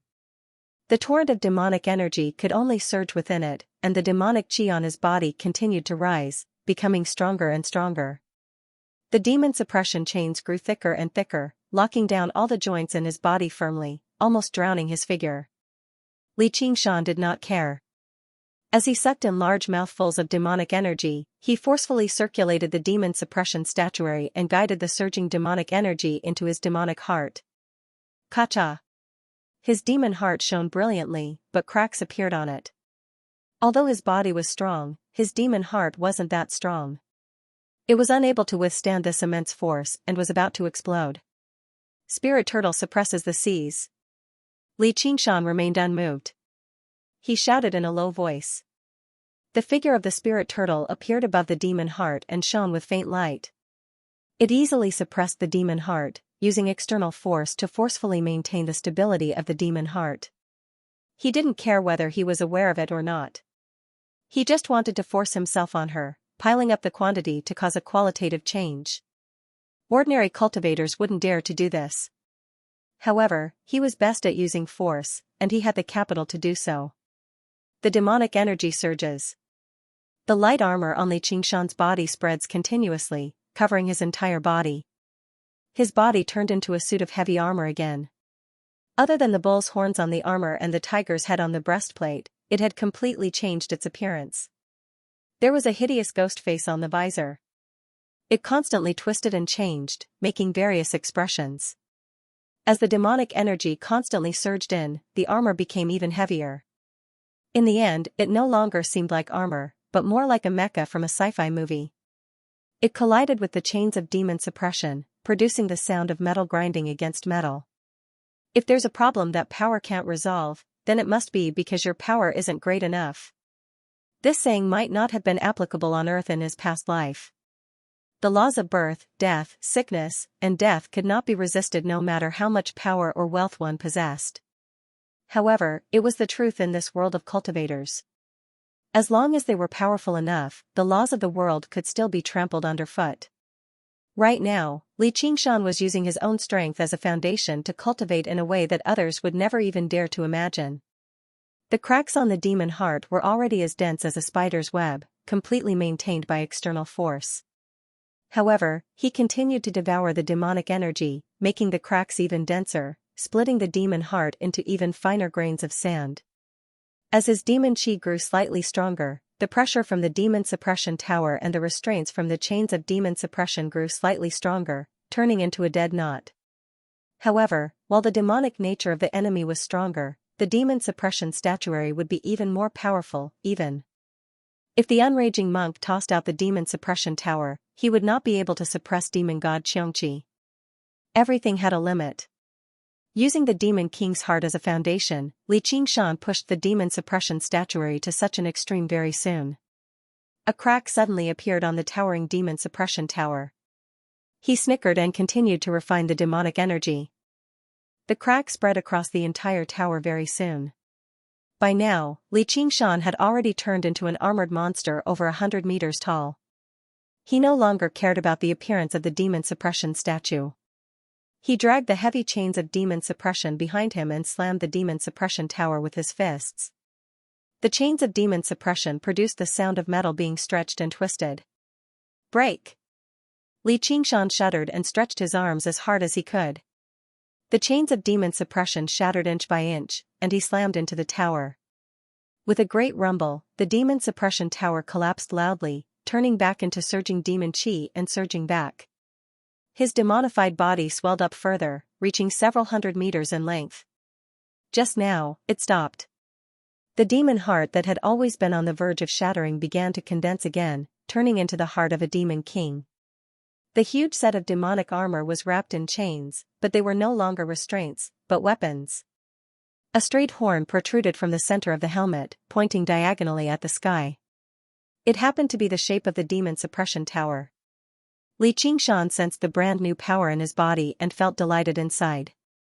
All butterflies were trapped in their own cocoons, so why would they have to worry about not being able to break free? There were still various problems that needed to be resolved urgently, such as the lack of tempering of his power, which made him extremely clumsy and heavy after demodification, or the fact that he was in a berserk state after demodification, or the fact that the quality of his demon heart was much worse without the baptism of the heavenly tribulation. However, a demon king was a demon king. All of these problems could be resolved slowly. He was confident that he could control whatever state he was in. That was enough. With a thought, Li Qingshan turned into a demonic and divine body that stood over 700 meters tall again, donning a set of dark red demonic armor. Checking it out, he did not expect it to fit him quite well. In the end, he reverted to his human form and dispelled his devilization. However, he discovered that his entire body was covered in demonic runes and demonic energy. If he wandered about outside, other cultivators would probably be able to discover a great demon king like him from 50 kilometers away. With his current appearance, he definitely could not enter the Chan monastery of Devanaga. Fortunately, he had the spirit turtle's method of chi suppression. Not only did it suppress the demon chi, but it even purged the demonic glyphs. Li Qingshan arrived outside the Azura field and handed the demon hearts that had yet to be used up to little, and spiritual medicines and spiritual stones were basically useless to her, but demon hearts and demon folk grew together. They were not condensed from pure power like golden cores. Instead, they were rather similar to Buddhist cultivators' sariras. She tossed these demon hearts into the blood sea banner and slowly melted them away. Time flew by. Little and continued refining the skull prayer beads, while Li Qingshan began tempering the demon hearts. In the blink of an eye, a few months had passed. On this day, a woman in red arrived outside Qing Zhao's dwelling and probed, "Qingshan? Xiongji." Li Qingshan rejoiced inside. He immediately stopped cultivating and stood up. Right when he was about to leave, he sensed another aura. An armored man stood on the mountain opposite Qing Zhao's dwelling. He seemed to be in his 30s or 40s, and he was at the second heavenly tribulation. He had a square face with thick eyebrows, large eyes, and a high nose bridge. He seemed rather masculine. "Junior sister, is this really his dwelling?" "Senior brother, do you think I'd even remember something like that?" Han Xiongji said. "You've misunderstood, junior sister. I don't think the Chain Mountains are some famed mountain with abundant spiritual qi. It doesn't seem to match the White Hawk Commander's identity, which is why I have this question. Not to mention, it's been so many years, so it's nothing strange even if you remember incorrectly, senior brother, you said. How can I remember incorrectly? When he built this dwelling, he wasn't even some White Hawk commander yet. Han Xianxia became nostalgic, but she was also rather disappointed. Sigh, looks like he's not in the dwelling. Junior sister, don't blame me for being rude. Since he's returned to the Green Province, he should have come to see you as soon as possible. Why did he make you come find him instead? This was the first time, senior brother, you had seen Han Xianxia dress up so meticulously in all these years. She was radiant, and he could not help but sigh inside. He saw Tie and knows I'm in secluded cultivation, Han Xianxia explained. If it were me, I'd definitely wait at the entrance for you to emerge. That's the only way I can demonstrate my sincerity, senior brother, you smiled. If you keep talking nonsense with me, I'll get him to beat you up. Han Xianxia said in exasperation. Haha, that's exactly what I wanted. I've heard you mention it for so many years. I've wanted to compete with this renowned Li Qingshan a long time ago. Senior brother, you laughed aloud, raring to go. There's no need for a competition. Go find a locust plague yourself. You'll be impressive if you survive. After leaving the Green Province for so many years, Li Qingshan swept through the locust plague as soon as he returned, saving the prefectural city of Clear River. His reputation flourished once again, and Han Xianxia felt proud too. Junior sister, you're making things difficult for me. I don't even have the azure field. How can I deal with so many locusts? Senior apprentice brother, you explained. He was extremely envious of Li Qingshan. The azure field was a supreme treasure of the military, and not only was it extremely beneficial to one's cultivation, it also had many other miraculous uses. In all of Qing province, there was only one great general king, and now there was a second one. Cut the crap. If you don't dare, then you don't dare. Han Xianxia turned around and was about to leave when the stone door suddenly opened. She turned around and saw the familiar figure and smiling face. Her heart skipped a beat and she couldn't say a single word. Li Qingshan's heart was also not calm. Seeing her fiery red dress, he recalled the past and arrived in front of her in one step. He embraced her and said apologetically, I've made you wait for a long time. It's okay. Han Xianxia shook her head, and tears immediately welled up in her eyes. She raised her head and touched Li Qingshan's cheek as if she was confirming that this was not a dream. It's good that you've returned alive. I've always been worried that you'd been killed in the south. Don't you know how powerful your husband is? Only I kill people. Why would anyone want to kill me? Li Qingshan stuck out his chest. Seeing how happy and excited she was, his heart was filled with endless tenderness. Stop bragging. Han Xianxia's voice was gentle. Senior apprentice brother, you blinked. He even began to doubt whether this was the little junior sister he knew. Xianxia, who is this fellow? Li Qingshan glanced at senior apprentice brother Yu and asked Han Xianxia. My name is Yu Bing. I've long heard of fellow Li's name, so I've come to pay my respects. Yu Bing leaped onto the cliff and looked at Li Qingshan from head to toe. Although he could not sense any aura from Li Qingshan and could not determine his cultivation, he could feel a sense of power from Li Qingshan. It was as heavy as a mountain, giving off an unshakable feeling. He praised Li Qingshan in his heart. To be able to make little junior sister pay so much attention to him, he was indeed extraordinary. Don't listen to his nonsense. This is my senior apprentice brother. Master sent him to escort me. Han Xianxia hugged Li Qingshan's arm and introduced him. Fellow Li Qingshan, as soon as you returned to Qingzhou, you dealt a heavy blow to the Flying Locust King. It's really admirable. However, the Flying Locust King spies are everywhere, so you have to be careful. Otherwise, I don't want to spoil the fun. Thank you, fellow Yu. Li Qingshan cupped his hands and said, Xianxia, you've become a disciple. May I know who your master is? The great general king, Yu Wuyang. He's also senior apprentice brother Yu's biological father. Han Xianxia emphasized the last four words. The great general king. Li Qingshan naturally remembered this Qingzhou's #1 militarist. He said to Yu Bing, I didn't expect fellow Yu's family to have such a long history. My apologies for not recognizing you. I'm ashamed. Yu Bing blushed slightly and said to Han Xiongji, junior apprentice sister, you're too merciless with your words. Who asked you to spout nonsense just now? It's already good enough that I didn't beat you up. Han Xiongji said. What's there to be ashamed about? Li Qingshan was a little confused. To have such a good father, one should feel proud. Fellow Li Qingshan is of ordinary birth, but you relied on your own ability to fight against the locust plague. Your name is known throughout Qingzhou. I've been under the shadow of my family for many years. Even though I have a body of cultivation, I still have to use my father's name. How can I not feel ashamed? Li Qingshan had a better impression of this Yu Bing. Before he could say anything, a cheer came from behind. Well said. I, Li Fengyuan, will make a name for myself. I will not rely on my father's name. Little Phoenix walked out of the cave and said in high spirits. Yu Bing suddenly felt a strong aura coming towards him. It seemed to be demonic aura, but it was different. Han Xiongji keenly noticed Li Fengyuan's surname. She asked, your father is? Li Qingshan. Little Phoenix said proudly. Li Qingshan. Han Xiongji's face darkened.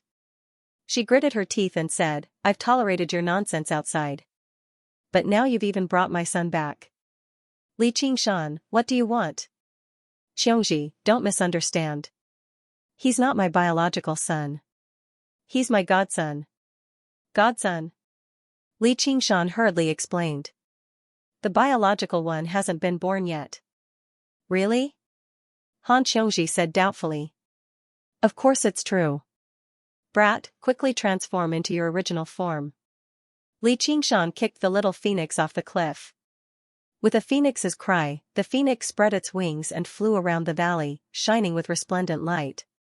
This is a phoenix? Yu Bing was dumbfounded. You see, how can I give birth to a bird? Who can say for sure? Even if this isn't, there might be more outside. Han Xiongji said. You're thinking too much. If there is, it's with you. Li Qingshan laughed. A woman's intuition was really scary. Yu Bing stared at little Phoenix. This wasn't the key to the matter, right? That was a legendary phoenix. Is little and inside? Han Xiongji tilted her head and looked at the cave stone door. She's cultivating in seclusion. She'll only come out after a while. Why don't we go to the prefecture and revisit the old place? Li Qingshan suggested. It wasn't convenient for others to see the scene of little and cultivating. Come to my house. My master wants to see you. Han Xiongji said. The great general king is in the Clear River prefecture. Just to see me? At noon, below the tall gate in front of the estate of Han. In the past, I fought my way in for a marriage proposal. Li Qingshan smiled. Yeah. Before I knew it, so many years have already passed, said Han Xiongji. Really? I've never heard my junior sister mention that. Fellow, you're so outstanding. Does General Han still have some dissatisfaction? Yu Bing asked. What can I do? The military just likes fighting and killing. You can treat it as a special treatment. Li Qingshan shrugged. Don't you like it? Han Xiongji asked. If I didn't like it, why would I fight my way in? I can't help but fight again right now. This time, I don't need your help. I alone am enough to fight my way to father-in-law Han. Even if you want to fight, there's no one to fight for you. As they said that, the door opened, and Han Tie came out to receive them. Li Qingshan made his way up the stairs and entered the fortress-like estate of Han. Without the sight of soldiers and formations, it actually seemed a little cold and cheerless. He followed the path in his memory and arrived in the inner hall of the estate. Before he had even entered, he heard the unraging monk's furious roar. Damned disciple, you tricked your junior brother into coming back, saying something along the lines of, perhaps I'll be here before you. Just how long has it been? Why don't you get your ass in here? It had to be mentioned that the unraging monk was rather terrifying when he became angry. Yu Bing and Han Xiongji were both taken aback. They looked at Li Qingshan in worry.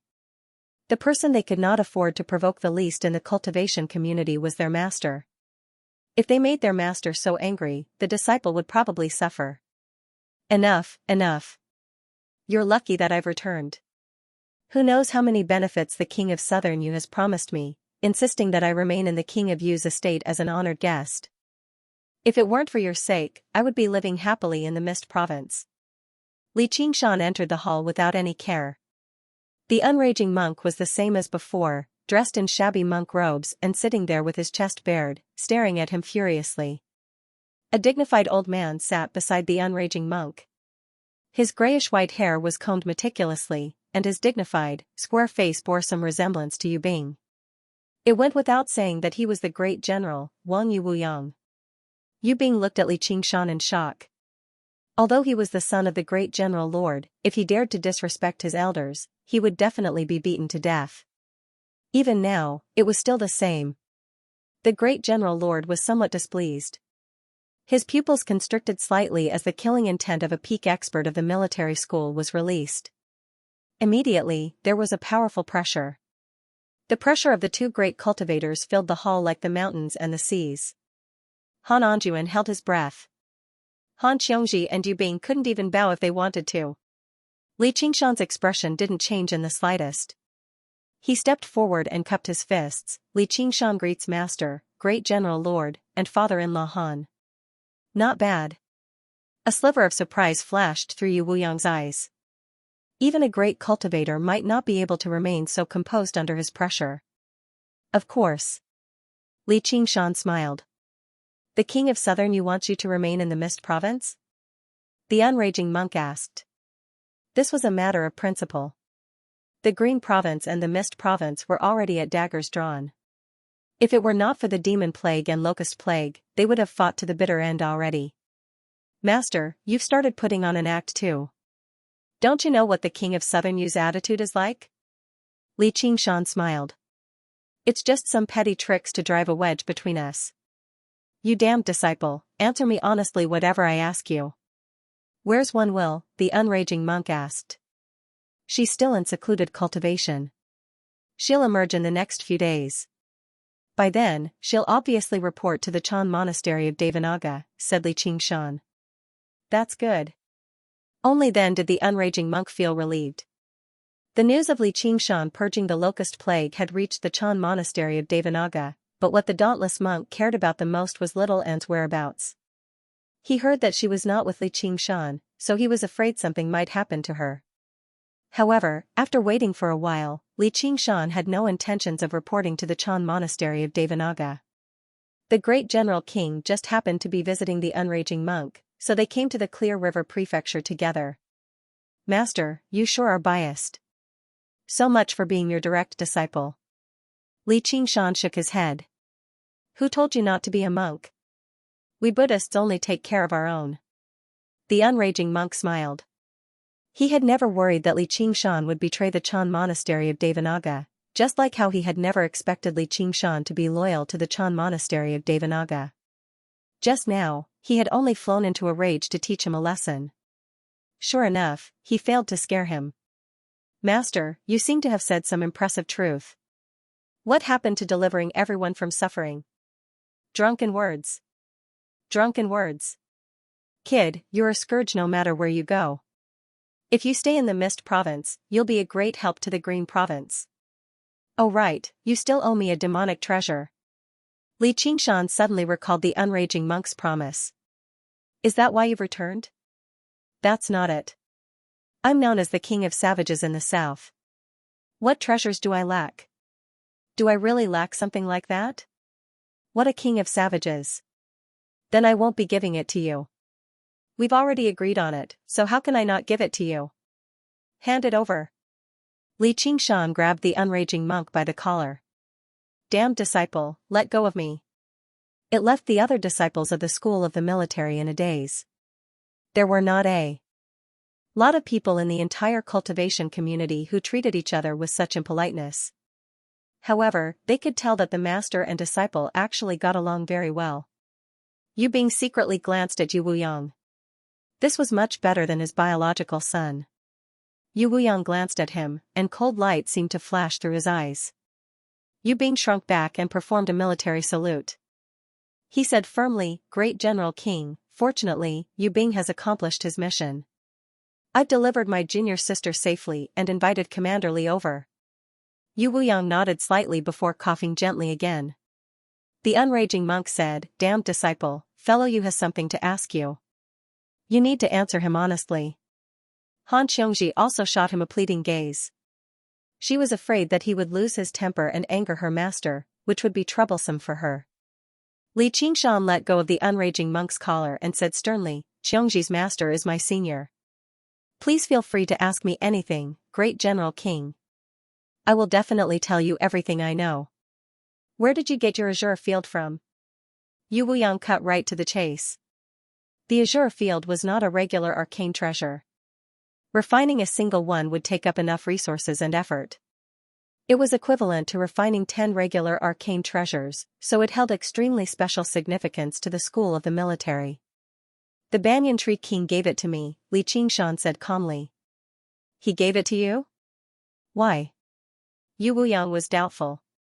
Although the Banyan Tree King was known for his gentleness and magnanimity, it was impossible for him to give away a supreme treasure like that so easily no matter how generous he was. "Is there anything strange about friends giving each other gifts?" Li Qingshan said like it was obvious.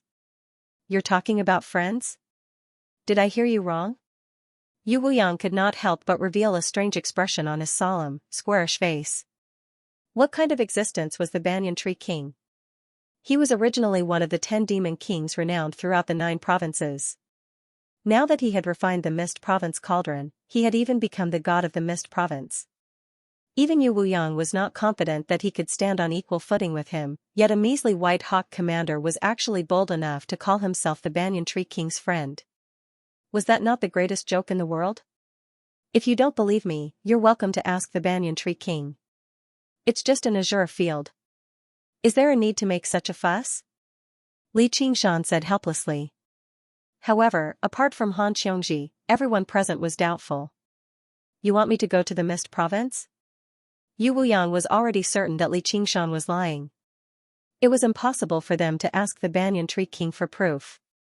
"There's no need for that." Li Qingshan considered it and took out the fruit of wisdom from his sumeru ring. He passed it to Han Xianxia and said, "Eat it and give me the seed." "This is..." Han Xianxia was taken aback. She gazed at the glowing fruit in her hand. She could tell with a single glance that it was anything but ordinary. It seemed to contain the endless mysteries of nature, deeply drawing her attention. "This is a banyan fruit. You can treat it as my gift." "I'm sorry for making you wait for so many years," Li Qingshan said sincerely. Before Han Anjuan and Yu Bing could even make sense of the situation, the great General King and the unraging monk stood up at the same time and said together, "The fruit of wisdom." They could not be blamed for being so surprised. The fruit of wisdom was renowned across the 9 provinces. As a matter of fact, some people even regarded it as the greatest spiritual fruit in the world. Regular spiritual fruits, no matter how powerful their intelligence was, could only be used as resources to save some time on cultivation. The more precious spiritual fruits could increase the aptitude of cultivators, but they were only used to refine the soul and strengthen the body. However, the fruit of wisdom could drastically increase a cultivator's ability to comprehend. Countless cultivators in the world encountered bottlenecks during their cultivation, becoming stuck at various cultivation realms. Most of them did so because their ability to comprehend was insufficient. No matter how many resources they possessed, how powerful their bodies were, or how pure their souls were, it was useless. This was the value of the fruit of wisdom. Even a great cultivator like Yu Wuyang would be interested. No one would complain about their ability to comprehend being too low. "Damned disciple, where did you get this fruit of wisdom from?" the unraging monk asked in surprise. "I stole it," Li Qingshan said. "What?" The unraging monk was stunned. He felt like his brain was a little lacking. Stealing something from the Banyan Tree King, and it was the fruit of wisdom no less. Probably even the imperial clan of the Dragon Province would not be able to do it. "Master, aren't you talking nonsense? Of course, it was given to me by the Banyan Tree King." Li Qingshan shook his head. The unraging monk was speechless. He had learned from Duoj that Li Qingshan's relationship with the Banyan Tree King was anything but ordinary.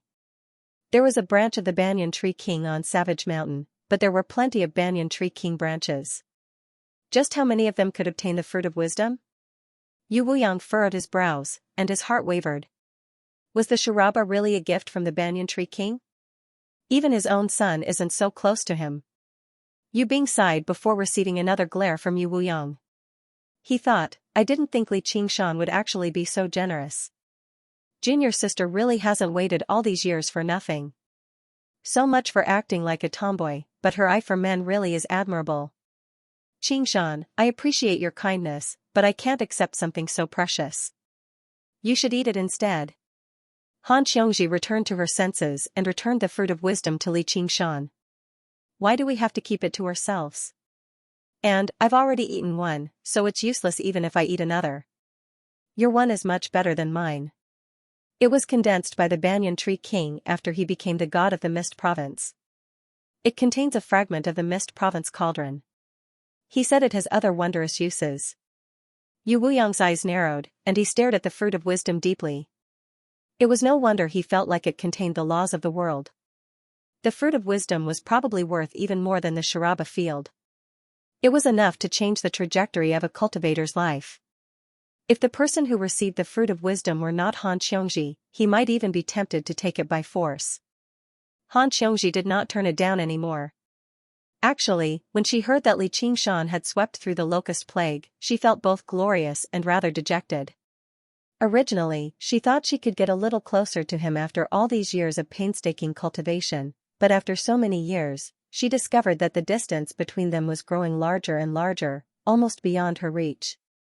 It was exactly like Han Anjuan's prophecy in the past. She looked at Li Qingshan and said quietly, with this fruit of wisdom, I can get a little closer to you. Eat it and give the seed to me.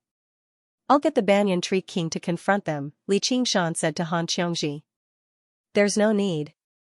Xiongji, the fruit of wisdom is extraordinarily valuable. Take some time and slowly refine it. Yu Wuyang said.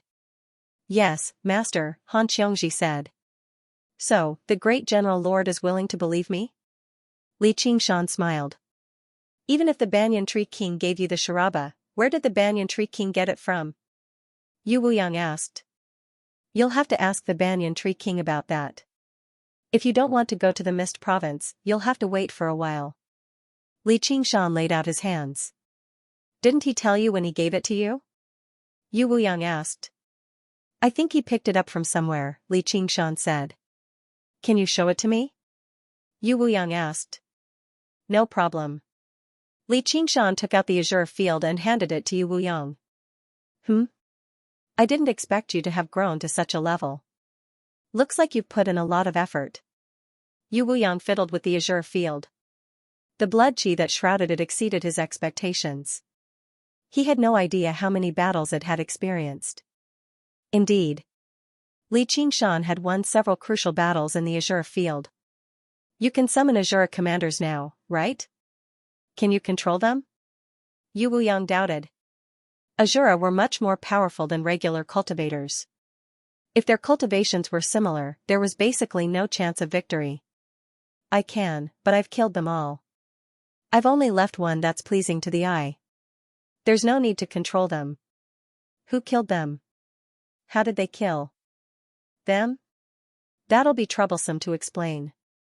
May I ask what exactly you're trying to do, Great General Lord? You might as well just tell me. Li Qingshan had already become rather impatient. Li Qingshan, don't think I've come to harm you, or I wouldn't have specially called your master. Do you know that every azure field is different? I suspect that the azure field in your possession originally belonged to Prince Siqing before it was taken away by the North Moon. The North Moon died in the Mist Province, which was why it ended up in the hands of the Banyan Tree King. Back when Prince Siqing came to the Rui Commandery, he caused a very great disturbance in order to refine an azure field. The great General Lord knew everything about this. When the azure field reappeared in the Clear River Prefecture, he immediately suspected this. I'm not sure about that, but so what? Li Qingshan said. Do you know that Prince Xiqing has already undergone the third heavenly tribulation and become the third crown prince of Great Xia? The matter of the azure field will reach his ears very soon. I heard that he has grievances with you in the first place.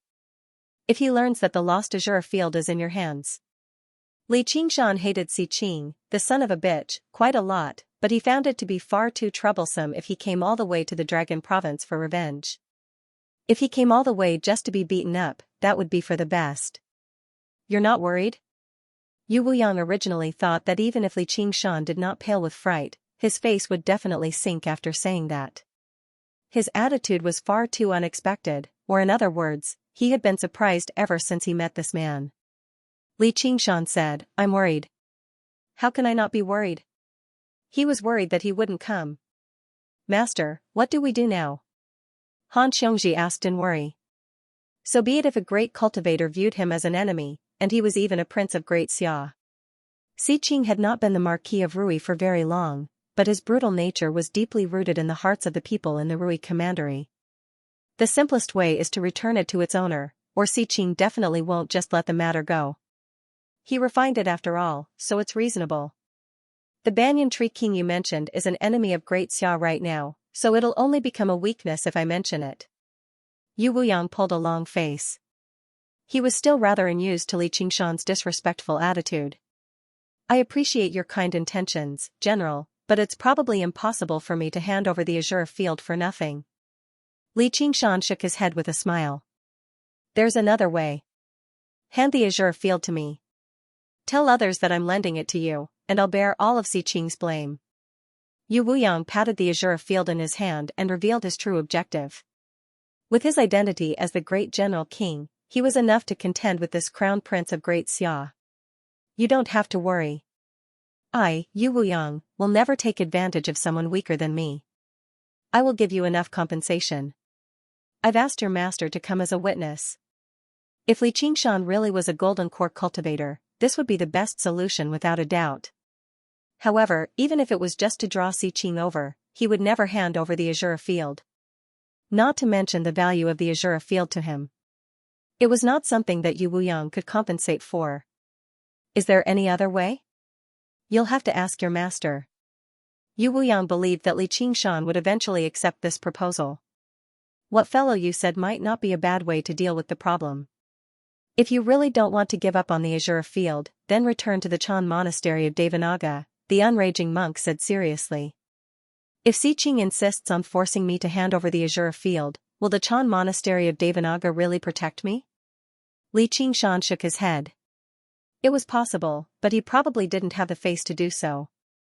I'll protect you, said the unraging monk. Thank you, master. I don't want to make things difficult for you, and I don't want to rely on others to protect me. The unraging monk's words further confirmed Li Qingshan's guess. The Green Province was not a savage land like the Mist Province. The Great Xia Empire had ruled for 5 millennia, and even if they wavered, it was enough to deter a sect. If the azure field belonged to him in the first place, then the Chan monastery of Devanaga would never allow an outsider to come knocking on their door. However, Xiqing only had 30% of the reason. With his identity as a prince, he could make it 10%. It was impossible for the abbot and the dauntless monk to directly oppose him for his sake. Perhaps they would try to persuade him to hand over the azure field instead to resolve the matter. You might as well consider it properly before making your decision, said Yu Wuyang. There's no need to consider it.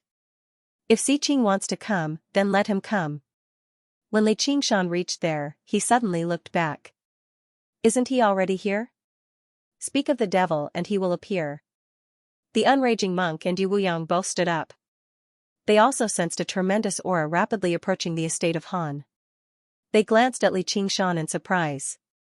He actually possessed such sharp senses. In just a moment, the aura enveloped the sky above the estate of Han, and a cold, dignified voice rang out. Where is Li Qingshan? A man in a golden crown and faint, yellow robes embroidered with embroidery gazed at the estate of Han below. His body exuded an air of nobility, which diluted his sinister temperament.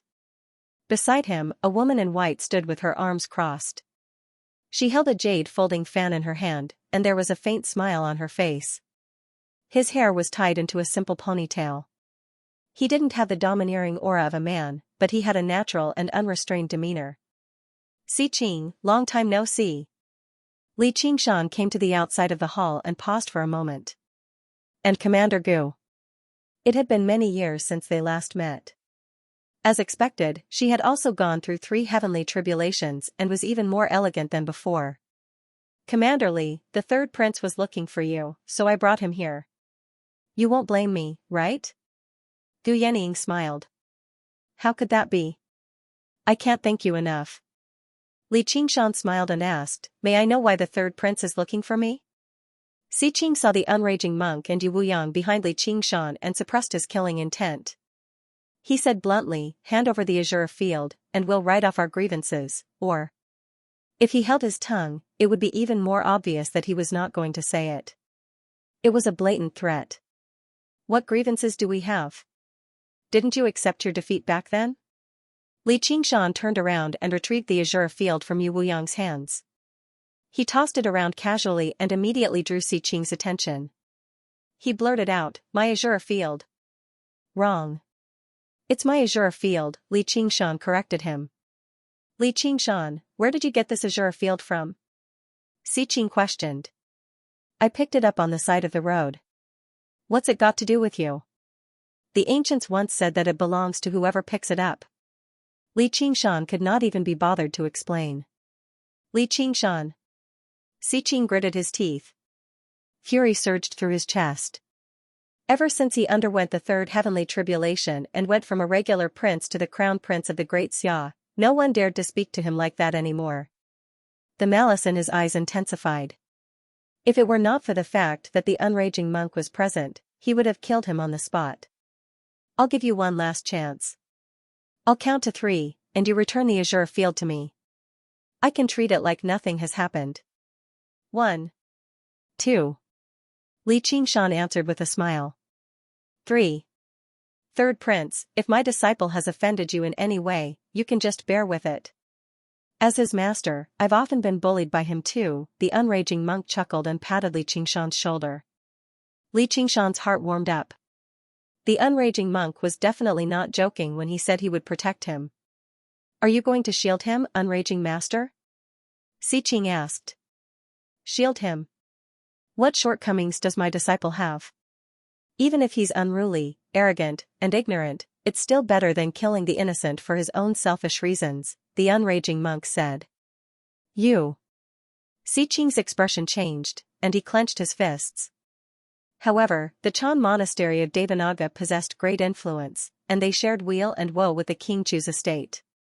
It was impossible for him to fall out with them over a single mockery, and even if he did, he probably would not be their opponent. Aching, let's go down. We can talk about it. Slowly, Gu Yenying said to Xiqing. Yenying, you chose this time to bring me here because you don't want him to die, right?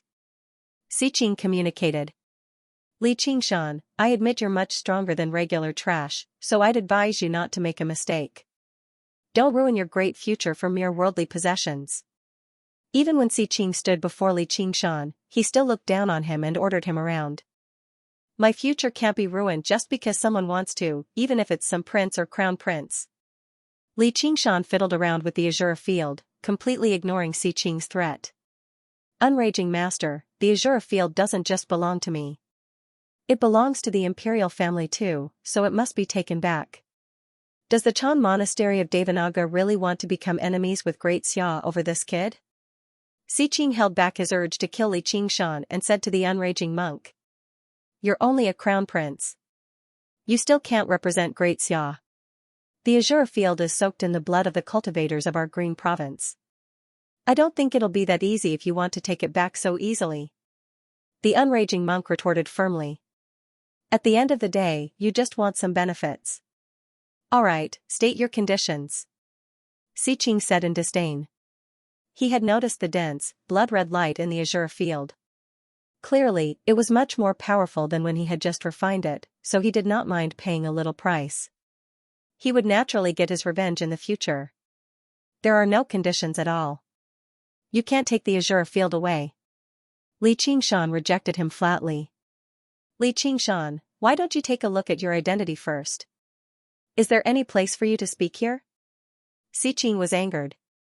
Having been provoked by a White Hawk commander time and time again, his patience had reached the limit too. I can tell you're not willing to just let the matter go. Why don't we have another bet? The azure field will belong to whoever wins. Li Qingshan said. What bet? Xiqing asked. Don't you like duels? Then let's have another one. You want your master to fight me? What a good disciple. Xiqing sneered. Yu Wuyang frowned heavily. He felt great contempt towards Li Qingshan. Was he acting willfully just because he was using his connections to intimidate others? However, the unraging monk did not think so. He was well aware of Li Qingshan's temperament. He was so independent that he was proud and aloof. Even if Li Qingshan was under his protection, Li Qingshan would not accept it, let alone fight on his behalf. No, I want to duel with you. Li Qingshan's eyes shone brightly. He looked straight at Xiqing. As soon as he said that, everyone except Gu Yening was stunned, wondering if they had heard wrongly. Not only was Xiqing at the third stage of the heavenly tribulation, he had also cultivated the Black Emperor Dragon Scripture, one of the 3 graves and 5 scriptures of the royal family. His strength far surpassed that of ordinary nascent soul cultivators. Qingshan. Don't be rash. The unraging monk smiled bitterly inside. Now this is Li Qingshan's temperament. Oh, my damned disciple. You might as well have let your master take action. Yu Wuyang's expression changed from disdain to surprise. In the end, he had to admit that he really couldn't see through Li Qingshan. Master. I know what I'm doing. I'm known as the King of Savages in the southern border. Li Qingshan said with a smile. King of Savages, could it be that he? No, this is impossible.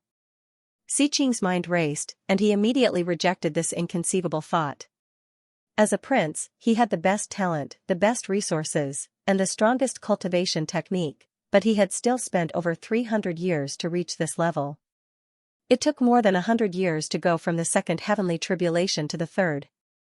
Given Li Qingshan's background, it was already a miracle that he could become the White Eagle commander at such a young age.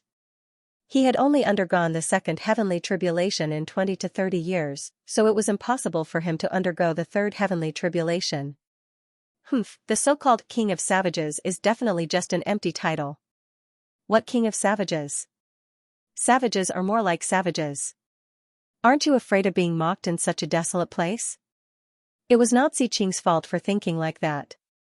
Aside from Gu Yening, everyone present was the same. No one would guess that Li Qingshan had already gone through 3 heavenly tribulations. This had nothing to do with wisdom, but common sense. What, are you scared? Your Highness. This bastard still dares to bluff. That was what Xiqing believed.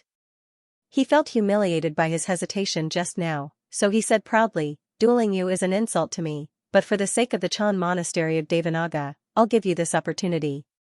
Li Qingshan smiled inside. You've finally taken the bait, or in other words, he crooked his finger, and the fish leapt ashore. Since you want my azure field, you should offer something of equal value as a wager. Otherwise, the duel won't take place. There's no need to go through so much trouble. I also have a condition. Cold light flashed through Xiqing's eyes. What condition? Li Qingshan asked. I want to engage in a battle to the death with you. No one is allowed to interfere before life and death is determined. Xiqing's killing intent surged. He no longer hid it. Aching, that's not very appropriate. Gu Yening tried to persuade him. Yening, this has nothing to do with you. Xiqing said straightforwardly. He was certain that Gu Yening was siding with Li Qingshan. Gu Yening shook her head. What was the point? Li Qingshan lowered his head and feigned hesitation to hide the joy in his heart. To think that there would be something so good. Originally, he had considered Xiqing's identity, and killing him would definitely lead to endless trouble. His plans in the Green Province would all be disrupted, so he had been considering whether to kill him or not. He never thought he would actually propose such a delightful condition. What, are you afraid now? Xiqing became more and more certain that Li Qingshan was just putting on an act just now. I still vaguely remember that a duel can only be fought with your own strength. Li Qingshan asked in a probing manner, as if he wanted to shrink back. He had already made up his mind to kill. He thought, as the crown prince, this bastard must have quite a lot of life-saving items on him. If it's a regular battle, I really might not be able to kill him. That's right. No external items are allowed in the duel. The summer ring will be handed to the arbitrator for safekeeping, and the victor will obtain everything. How about it? This wager is much greater than the azure field. Si Qing was afraid that Li Qingshan would go back on his word, so he added another bait. All right. Li Qingshan seemed to have made up his mind. He thought, Si Qing, oh Si Qing, you can't blame me if you want to die. When Li Qingshan agreed, Si Qing suddenly felt uneasy, as if he had made a wrong judgment. However, he immediately suppressed this uneasiness. There was no reason for him to lose. Great General King, please lend me your azure field. Please hand over your summer rings and all your belongings. Yu Wuyang took out an azure field with a flip of his hand. The decorations were indeed different from Li Qingshan's azure field, and it was even denser. Yenying, you'll be our arbitrator, Si Qing said to Gu Yenying. Both parties have to agree. Yu Wuyang lowered his eyes. As the owner of the azure field, he would usually be the arbitrator. Si Qing clearly did not trust him. Gu Yenying nodded slightly and said to Li Qingshan, may I? Yes. The two summer rings landed in Gu Yenying's hand. She clenched her fists. Although it's a battle to the death, I'd advise the two of you to be lenient wherever possible. Si Qing thought Gu Yenying was talking to him. He sneered slightly, but he did not comment.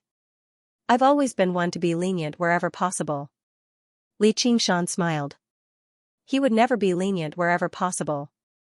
With that, he stepped into the azure field first. The familiar blood-red swirl permeated with a heavy stench of blood. Everything was enveloped in a layer of red light.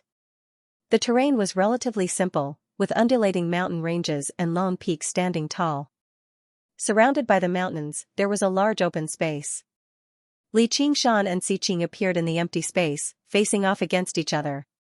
Soon afterwards, the unraging monk and the others appeared on the tallest mountain, overlooking the battlefield below. Yu Wuyang, who are they? With a flash of red light, a man with disheveled hair appeared on the mountain, directly calling Yu Wuyang by name. The presence he gave off was that of an azure king. A living one and a dead one. Yu Wuyang said. A battle to the death. Interesting. The azure king said. Who do you think will win? Yu Wuyang asked. There's actually a battle you can't predict? The azure king was rather surprised. He glanced down. If I were to bet, I'd bet on the kid on the right. Yu Wuyang was slightly surprised. The one on the right was Li Qingshan. He said sternly, he hasn't undergone the third heavenly tribulation yet. What? Did I make a mistake? The azure king knew nothing about Li Qingshan. He made a judgment based on his instincts as a warrior. He stared at Li Qingshan deeply. His presence is completely concealed, so how do you know he hasn't undergone the third heavenly tribulation? Why do I feel like he's much more difficult to deal with than the kid on the left? Maybe you made a mistake. Yu Wuyang wanted to deny it. However, he struggled to question the azure king's instincts regarding this battle. Did I really make a mistake? Li Qingshan, feel free to use whatever you've got. I'd like to see where you get the confidence to challenge me. I heard you practice the secret cultivation method of the Chan Monastery of Devanaga, the demon suppression statuary. Let me see what's so impressive about it. As you wish. Li Qingshan released his suppression over the demon heart. Immediately, demon chi surged into the air, surging out in all directions like the tide. Although he still lacked the time to polish the quality, from the perspective of quantity, the effects were quite startling. Si Qing was stunned. He was in disbelief. Demon King. Yu Wuyang's eyes narrowed. Within the surging demon chi, Li Qingshan's dark red eyes were like cold stars. Strange demonic tattoos appeared on his body. He suddenly understood. To be able to calmly kill the flying locust demon commander in the midst of a locust plague, it was not something that a Jingdan adept could do. He definitely did not rely on a mere sure field. However, how could this be possible? How old was he? The unraging monk was taken aback before bursting into laughter. This disciple of his always surprised him. The third heavenly tribulation. He's already undergone the third heavenly tribulation. Yu Bing murmured. He recalled how he had even said he wanted to compete with Li Qingshan back in the Chain Mountains. Now that he thought about it, it was such a joke. Li Qingshan, oh Li Qingshan. Looks like I've still underestimated you. Han Anjuan glanced at Han Xianxia again. Seeing how relieved she was, he could not help but sigh inside. Do you really think you can defeat me like this? Si Qing recovered from his shock. He roared and turned into a black dragon, lunging towards Li Qingshan. Alright, there's no point in guessing anymore. The outcome has already been determined, said the Azura King. The difference in strength between them isn't that great, said Yu Wuyang. As a matter of fact, Si Qing was slightly stronger. You still don't understand? I think you've been a great general for too long. You've even forgotten the most basic things. Don't beasts always do their best to conceal themselves when they hunt? The kid on the right could have just continued to conceal his strength and launched a sudden attack at a critical moment. Yu Wuyang was speechless. Was he no longer concealing himself because he had already achieved his objective? He was absolutely confident that he could kill Si Qing here? The blood-red swirl began to spin. The black dragon's roar rang through the entire Azura field as it lunged towards Li Qingshan, brandishing its claws and fangs.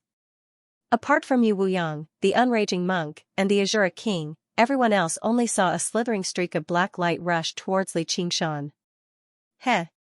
Li Qingshan let out a gentle laugh. Demon Qi erupted like smoke, immediately swallowing his figure. Bang! The black dragon collided headfirst into the pillar of smoke. Within the surging demon Qi, a huge, metallic hand reached out and pressed down on the dragon's head. The black dragon struggled, but it was unable to take another step forward. It roared inside, "This is impossible. I've practiced the Black Emperor Dragon's cannon arduously. After transforming into a black dragon, my body has even surpassed Demon King's in toughness. How can I be stopped like this?" A colossal figure flickered in and out of the demon Qi. Suddenly, it sucked in a deep breath, and the demon Qi surged back. Only then did an armored giant over 300 meters tall appear. Like a mountain. Its eyes flickered with dark, demonic light. Suddenly, it lit up, and the hand that pressed down on the black dragon suddenly tightened and pulled backwards. The black dragon's body that was close to 600 meters in length was pushed forwards against its will. Another huge hand grabbed the dragon firmly, and it was suddenly swung around, slamming into the ground heavily. Boom! Rocks were sent flying, and the ground cracked. The black dragon widened its eyes as its entire body ached. The two huge hands pulled hard, and its colossal body was thrown into the air again. Boom! Like a child swinging a dead snake, Li Qingshan grabbed the black dragon and swung it back and forth. Laughter rang out from the heavy armor. The spectators were all dumbfounded.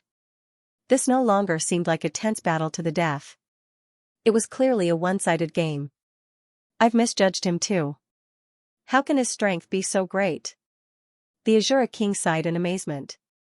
The black dragon's body even surpassed his. Even Azura Kings who pursued strength could not stop his full-powered lunge with a single hand. Strength was not the only standard for assessing battle prowess. However, once the difference in strength had reached such a level, and it was also close combat, the outcome of the battle was basically set in stone. Yu Wuyang pursed his lips. I really want to fight him. The demon suppression statuary really is the secret technique of the Chan Monastery of Devanaga after all. It's actually even better than the Black Emperor Dragon's cannon. Yu Wuyang felt that he had to re-evaluate this monk. If the disciple had such strength, wouldn't the master be even stronger? The unraging monk stared at the battlefield attentively. He was taken aback before smiling. You're too kind, fellow. This child probably came across some fortuitous encounter in the Mist Province. His brows were slightly furrowed because Li Qingshan's performance was really not normal. Although the demon suppression statuary condensed a demon heart, it was fundamentally different from demon folk. However, right now, Li Qingshan seemed no different from a demon king. His completely uncontrollable ruthlessness was even more powerful and terrifying than regular demon kings. The demon suppression statuary was in his hands. His appearance had completely changed. Could it be that he's possessed by the devil? The unraging monk dismissed this thought soon afterwards. Li Qingshan behaved extremely normally. He did not seem like he had lost control of his emotions or changed drastically at all. Moreover, qi deviation was a terrifying, negative state. He had never heard of anyone becoming even stronger after qi deviation. Just what did he encounter in the Mist Province? Li. Azure. Shan. The black dragon was tossed into the air once again. It let out a furious roar. It had never been so humiliated before. It opened its mouth and spat out surging black water. Like a black river, it directly rushed towards Li Qingshan's face. "What are you doing?" Li Qingshan asked with a smile. With a rip, a thick layer of his visor was eaten away, but there was still a thick layer of armor behind it. His demonified form was basically completely composed of armor. It did not have any other advantages other than its freakishly tough defense. The black dragon struggled hard, and Li Qingshan's hand slipped. He smiled viciously, purposefully not using his full strength. With the violent sound of metal grinding against each other, countless scales flew into the air and fell off. The agony almost drove the black dragon mad. It slithered around Li Qingshan's body. For dragon claws gripped his vital points firmly, and its mouth bit down viciously on Li Qingshan's neck. The claws and teeth stabbed deeply, and there was the sound of metal twisting. The demonic armor deformed violently. The black dragon's strangulation. The demon qi around Li Qingshan vanished, and the light in his demon heart dimmed. A thin, black line wrapped around it, which happened to be a miniature black dragon. It had locked down his demon heart firmly, preventing him from using his cultivation. This was not just a strangulation of the body. It was also a direct suppression of the source of his power. "I want you dead," the black dragon growled, surging with killing intent. This kid is far too careless, or in other words, he has no battle intent at all. Now that he's struck by this move, victory will be difficult to say. The Azura king shook his head, but to his confusion, he still could not sense much battle intent even now. "I didn't think the demon suppression statuary I practice would end up being suppressed by someone today. But it's a pity that you're still too weak. Someone I once viewed as a great enemy, even if your cultivation speed is not slow, has already become so weak. Let alone powerful demon kings like the martial chief king and the kings of Yin and Yang, even that bone-eating shaman king who turned into a monk halfway through is stronger than you. A battle like this is far too tedious." Li Qingshan thought. He did not feel his blood boil at all. Although it was said that even a lion would use its full strength to hunt a rabbit, that was because if it did not use its full strength, the rabbit would run away.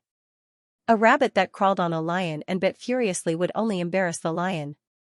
However, in the eyes of outsiders, Li Qingshan had indeed fallen into a terrifying, hopeless situation. The huge demonic armor constantly twisted and shrank, constantly being eaten away by the black water. The claws and teeth constantly sank in. No matter how thick the demonic armor was, it would not be able to protect him very soon. "Si Qing, I'm going to blow up my demon heart and take you down with me," Li Qingshan called out. Si Qing's heart tightened. This move of his was a powerful killing move, but it possessed a fatal flaw. He could seal up the enemy's cultivation, but he could not prevent the enemy from blowing up themselves. Once the enemy decided to blow themselves up, it was very easy for him to be dragged down with him in this state. He was not afraid of death, but this kind of death was far too aggrieving. TSK, I never thought that a dignified crown prince like you would actually die together with someone like me. Why don't you admit defeat, and I'll let you live?" Li Qingshan said with a smile. "Don't even think about it." Si Qing was enraged. He had clearly been forced into a hopeless situation, yet he still dared to threaten him. "Then I'll take you down with me," Li Qingshan said. "Come." Si Qing roared, using all his strength to strangle Li Qingshan. Li Qingshan fell silent for a moment. Si Qing's heart was in his throat, and he was prepared to dodge and flee at any moment. "I'm just joking." Take me down with you? Dream on. Li Qingshan laughed. However, the joke ended here. He made two decisions. First, he would no longer use the absolute strength of the ox demon transformation to crush his opponent. He would also not use any of the other transformations. He would only use the demon suppression statuary to fight his opponent. He would use this opportunity to temper this brand new power, and also to avoid arousing too much suspicion from the spectators. Li Qingshan closed his eyes and allowed his mind to return to the demonic heart. The aura has changed. The Azura king, who was sitting cross-legged, suddenly stood up and looked at the battlefield with bright eyes. His lips curled into a sinister smile. Finally, it's getting interesting. I, Si Qing, am a member of the royal family of the Xia dynasty, the son of destiny. You're just a lowly commoner who got to where you are today because of luck. How dare you compete with me? Today is the day you die. The black dragon roared and tightened its body, turning the armor into scrap metal. I don't remember you being this stupid before. Did you get struck by lightning during the tribulation? Li Qingshan suddenly opened his eyes. His killing intent surged and his evil aura soared into the sky. The blood-red vortex spun faster and the demonic heart shone with demonic light, attacking the entangling black dragon. The power of the demonic heart mostly came from the demonic nature. In this almost playful state, he didn't unleash his true strength. What a brave and fierce battle intent! Yu Wuyang praised. As a warrior, he obviously admired true warriors. He felt like he was seeing Li Qingshan in a new light. He turned around and asked Han Anjuan, why didn't you accept him as a disciple of the school of the military in the first place? Han Anjuan couldn't answer. Everything was just a coincidence. But it's not a waste to have such a son-in-law, Yu Wuyang said. Han Anjuan smiled bitterly. He didn't want to have such a son-in-law, but it was his daughter who insisted on doing things her own way. With Li Qingshan's seriousness, Si Qing immediately felt that his killing intent was shaken. He was shocked and angry. This is impossible. This is the killing intent of the Black Emperor Dragon scripture. Even if my strength is not as good, I can still win against someone stronger. How did I break free? There's no why. It's just that you're weaker. Whether it's your strength or your will, going through 3 heavenly tribulations and becoming the crown prince of the Xia dynasty is just an illusion. You're even weaker than when I first met you. Si Qing. Li Qingshan seemed to have heard Si Qing's thoughts and said with a smile. Shut up. At least at that time, you still knew fear, and you still knew how to plan. Now that you've become some bullsh** T crown prince, do you really think that you're already standing at the top of the food chain? Do you think that you can look down on everyone and do whatever you want? Li Qingshan's words were sharp. The murderous aura intensified. In a daze, Si Qing had an illusion that it was not him who had forced Li Qingshan into a desperate situation, but Li Qingshan who had seized his vital point. It had been less than a year since he became the crown prince, but the sudden change in his status gave him unprecedented confidence. When he heard that the Azura field had appeared in Azure province, he was extremely excited. He had immediately rushed over, as if he was taking something out of his pocket. However, the development of everything had greatly exceeded his initial expectations. What exactly had gone wrong? For the world of the 9 prefectures, overcoming the 3rd heavenly tribulation could be considered as reaching the peak of the mountain, and they could heave a sigh of relief. He enjoyed the pleasure of looking down on all the other mountains. He himself had cultivated a top-notch cultivation technique and possessed an extremely high position of power. He even had the opportunity to aspire to the throne of the great Xia dynasty. However, when he looked back, the small fry that he had once disdained had already caught up with his footsteps. In fact, he was even faster than him. If all my enemies are people like you, then revenge would be too boring, regretless demon heart. Li Qingshan bellowed, and the demon heart shone brightly, instantly breaking through the shackles. Demonic chi surged out. Break! Dozens of demon suppression towers of various sizes pierced out from various parts of the demonic armor like sharp spearheads. With a pained dragon roar, the black dragon's blood splattered, and its killing momentum slowed down. However, it still refused to let go of its claws. He thought to himself, as long as I hold on a little longer and tear apart this damned armor, I'll be able to kill him. Open! Li Qingshan's body shook, and demonic qi burst out, sending the black dragon flying. Lock! Li Qingshan raised his hand, and the demon suppression chains shot out, wrapping around the black dragon's tail. The demon suppression chains stretched taut, and the black dragon flew forward, frantically trying to break free. He finally felt the fear that he had not felt in a long time. Suppress! Li Qingshan bellowed, and a large black shadow descended from the sky. A mountainous demon suppression tower descended from the sky, pressing down on the black dragon. The black dragon turned around and bit off the demon suppression chains. Its body suddenly shrank, and it dodged the suppression of the demon suppression tower, fleeing towards the mountains outside the battlefield. This scene exceeded everyone's expectations. Xiqing had actually been forced to flee. The Black Emperor Dragon mantra was powerful, but compared to the demon suppression statuary, it did not have much of an advantage. And even if Li Qingshan did not use the 9 transformations of demons and gods, with his powerful demonic nature as his foundation, his battle prowess was above that of the average demon king. Fellow Taoist Jew, what should I say? Li Qingshan was not in a hurry to give chase. Or rather, if he did not use his mystical abilities, he would not be able to catch up. The battle is not over yet. I have already sealed the azure field. There is only one person who can walk out of it. Yu Wuyang said solemnly. Although he did not want a crown prince to die in his azure field, a duel had its rules. If one had the determination to kill, they should also be prepared to be killed.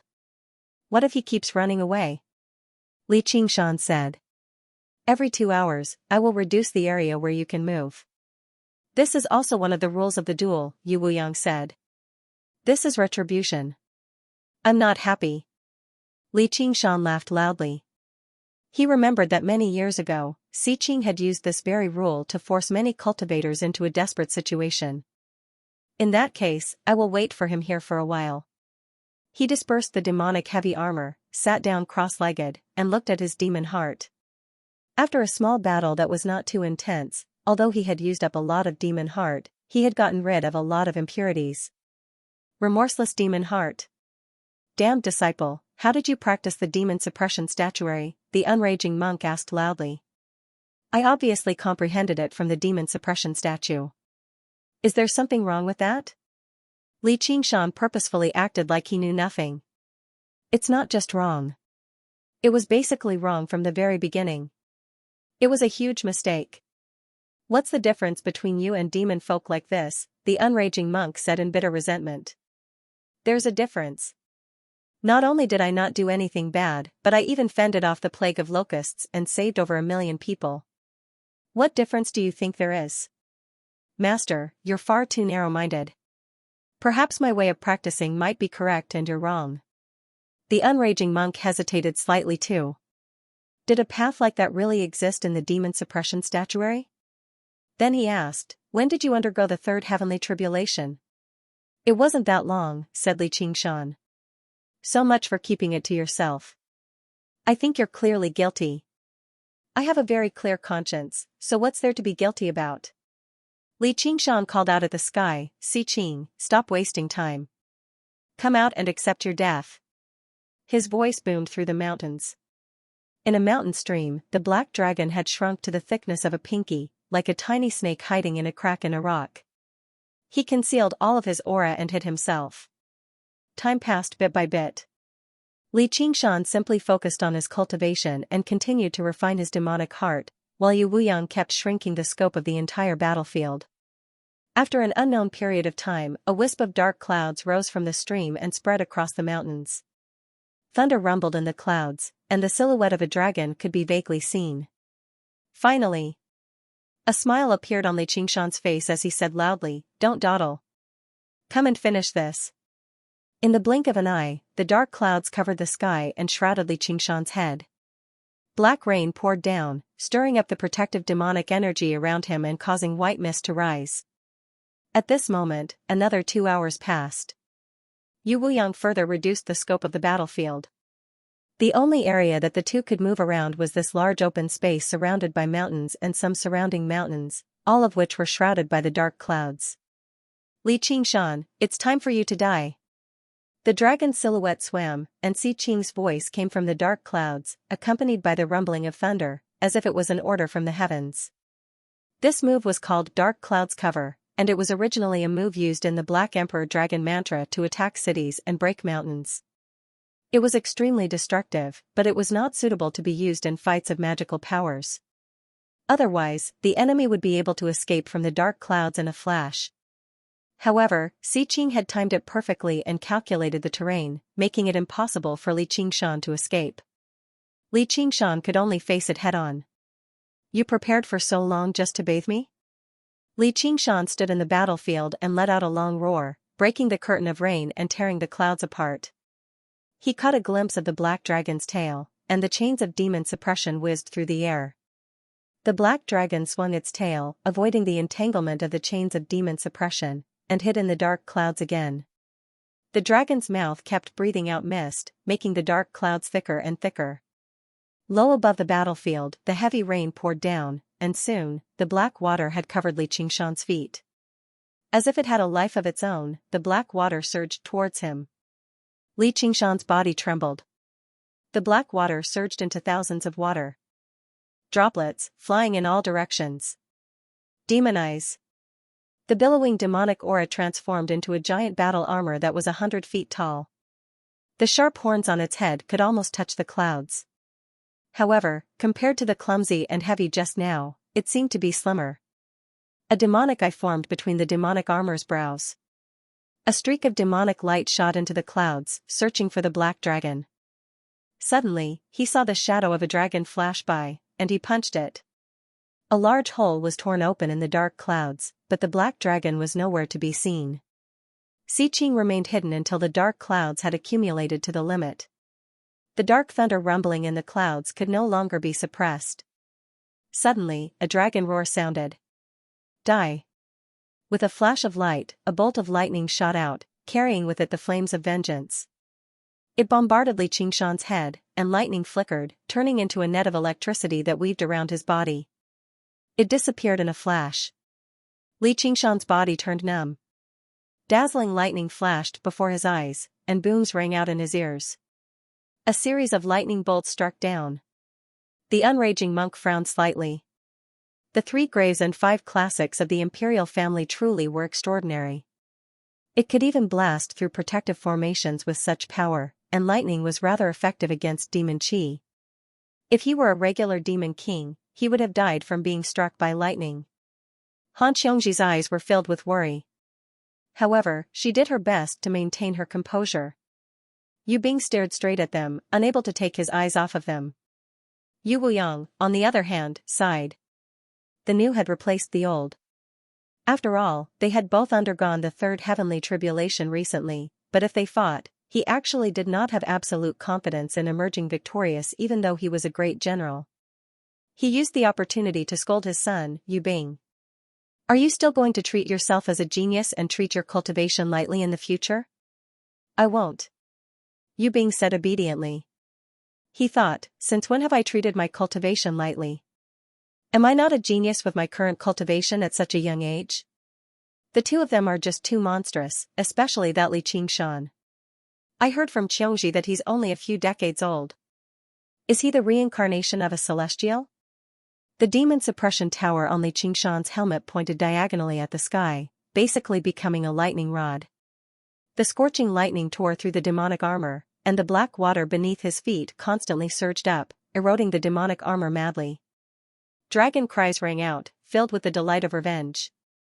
Xiqing powered the white lightning and black water, wanting to reduce Xianxia to smithereens. Only then would his hatred be appeased. Xianxia did not move at all, as if he had completely lost the ability to resist. He allowed the lightning to strike him as his lips curled into a smile. The reason why his demonic form was so stable was because he had not experienced the tempering of tribulation lightning, and the demonic power he had devoured from the various demon kings was not completely compatible. He had originally needed a lot of time to temper himself, but he did not expect Xiqing to take the initiative to help him, making up for this lesson. What else was there to say? He just had to stand there and take the lightning strikes. As for whether he would be struck to death, that was no joke. Even if he did not use the 9 transformations of the demon and god, his powerful physique was still here. Even if he took off his demonic armor, being struck by Xiqing for 100 years was nothing. Li Qingshan silently circulated the demon suppression statuary, and the mottled impurities in his demonic heart slowly faded under the tempering of the lightning. The demonic nature surged, but it was no longer the fighting spirit of the tiger demon, but the persistence of the ox demon, silently enduring the lightning strikes. His enormous body continued to shrink, and soon, he was less than 50 zhang in size. The black water quickly drowned him, forming a large black lake that submerged Li Qingshan's waist. The waves surged and slapped his body, but he was like a black reef, standing there without moving. A moment later, the black water had submerged his chest. Qingshan, hold on a little longer. The unraging monk thought. The lightning strikes had already begun to weaken. Without pills and spiritual stones, even Xiqing could not maintain an attack of this intensity for too long. Hold on a little longer. Xiqing gritted his teeth and gave it his all. Victory was right before his eyes. Li Qingshan had already reached his limit. He only needed to hold on for a little longer, and he would succeed. He would wash away his humiliation and reclaim the azure field that belonged to him. However, Li Qingshan was thinking the same thing. Xiqing, hold on a little longer. The effects of the lightning refinement were quite impressive. This short period of time had saved him half a year at the very least. Li Qingshan's figure became smaller and smaller. A while later, a huge wave slammed down, completely swallowing Li Qingshan's figure. The rumbling thunder settled down, and the dark clouds began to disperse. The black dragon circled around the surface of the water a few times as he wondered, is he dead? Qingshan. Han Qiongji took a step forward, her face filled with concern. The Azura King glanced at her. What are you in such a hurry for, little girl? Your man has won. He's even stronger than I expected. He's won? Han Qiongji asked. Walala. A chain of demon suppression burst out of the water, wrapping around the black dragon's neck and pulling it down violently. The black dragon fell heavily into the water, and the lake churned violently. The dragon's tail would slap the surface of the water from time to time, kicking up huge waves. However, the dragon's head remained at the bottom the entire time. With a boom, the black dragon burst out of the water. As the water splashed into the air, Li Qingshan stood high above the dragon's head. His figure had returned to normal, and his demonic armor had fallen off. Layers of demonic glyphs crisscrossed his robust body. He gripped the chain of demon suppression in his hand like a rein, controlling the violent black dragon beneath him. The black dragon let out a violent roar, shaking its head and wagging its tail. It wanted to shake off the chains of dispute and throw Li Qingshan off its head. The black dragon would sometimes dive into the lake and kick up a great wave. At other times, it would charge into the clouds and scatter the remnants of the clouds even more. However, Li Qingshan seemed to be nailed to his head, standing firmly on it. With a casual tug on the chain, the dragon's head was pulled to the side, and the pitch-black chain dug deeply into its flesh. Xiqing was utterly furious. Compared to the physical pain, he found the humiliation and despair even more unbearable. Suddenly, he bolted forward and slammed into the mountain. Boom! Dust surged, and the mountain trembled as if it was about to collapse. However, when the black dragon flew out of the dust, Li Qingshan remained standing on the dragon's head. As a matter of fact, his upright posture had not even changed at all. Boom! Boom! Boom! Boom! The black dragon circled around the mountains, smashing through over a dozen mountains in a row. The mountains collapsed and the earth collapsed, falling into the deep, black water and kicking up great waves. However, a few more chains wrapped around the black dragon. Even twisting its body became extremely difficult, and the chains constantly tightened, radiating with a powerful demon-suppressing power. In order to control the lightning, the black dragon had already exhausted all of its mental and physical strength. After a moment of frenzy, it finally showed signs of exhaustion. Under the pressure of the chains, its body rapidly shrank until it reverted to human form. It fell onto the top of a mountain, right next to the highest peak where the unraging monk and the others watched the battle. Xiqing's hair was disheveled, and his dragon robes were in tatters. Blood oozed from the corner of his lips. He was in an extremely horrible shape, but he continued to stare at Li Qingshan with hatred and reluctance, like a wolf staring at the hunter outside the trap. At least that's more like it. Li Qingshan crouched down and stared at Si Qing. Demonic glyphs appeared all over his body, and demon chi rose up. He was more like a villain. Just who are you? Si Qing still struggled to believe everything that had happened. Me? I'm an obedient citizen of Great Xia, a loyal subject of your highness, the crown prince. Li Qingshan grabbed Si Qing's head and crushed it forcefully with his fingers. The sound of his skull shattering was accompanied by Si Qing's furious roar. If I don't get my revenge, I'll never forgive you.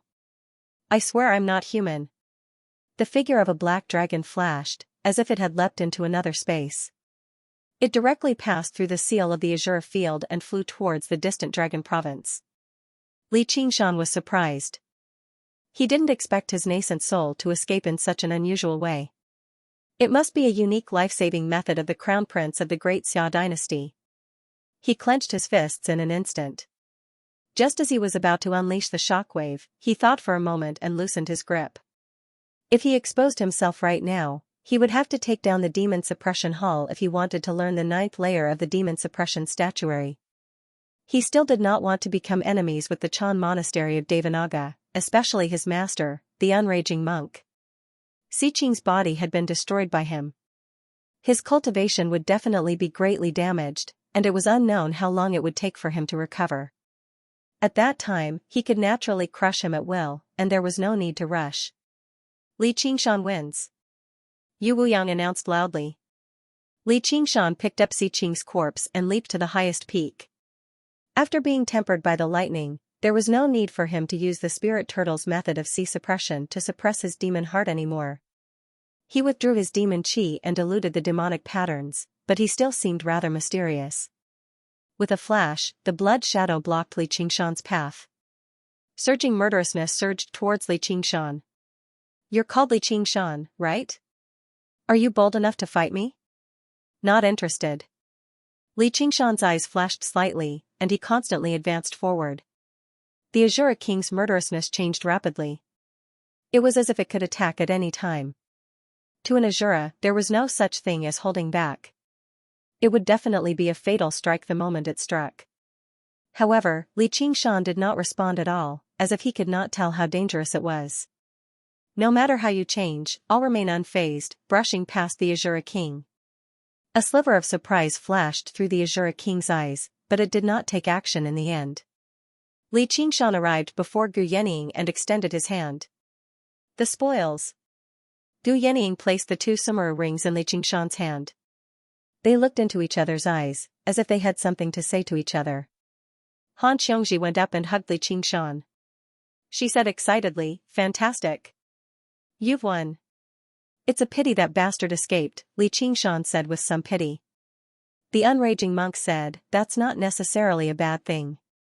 Including Si Qing, there are only 3 Great Xia crown princes. Their statuses can't be compared to regular great cultivators. Even if they die in battle, the imperial family of Great Xia might not just let the matter go." Li Qingshan smiled. In other words, it's still a win-win situation. I obtained the spoils, and he managed to escape with his life. What kind of win-win situation is that? He came to the Green Province in high spirits to collect his debt, yet not only did he end up giving up his samurai rings, but he was even almost beaten to death here. Yu Bing grumbled to himself. I still think there's something wrong with your demon suppression statuary. The unraging monk still did not understand. From how Li Qingshan behaved, he did not seem like he had fallen into the demonic path. Let's talk about these small matters in the future. Master, it's about time I spend some time with the madam. Li Qingshan wrapped his arm around Han Xiongji's waist, which made her blush slightly. Oh, my damned disciple. The unraging monk shook his head. All right, I'll wait for you at Great Buddha Mountain. The group left the Azure Field and returned to the main hall of the Han estate.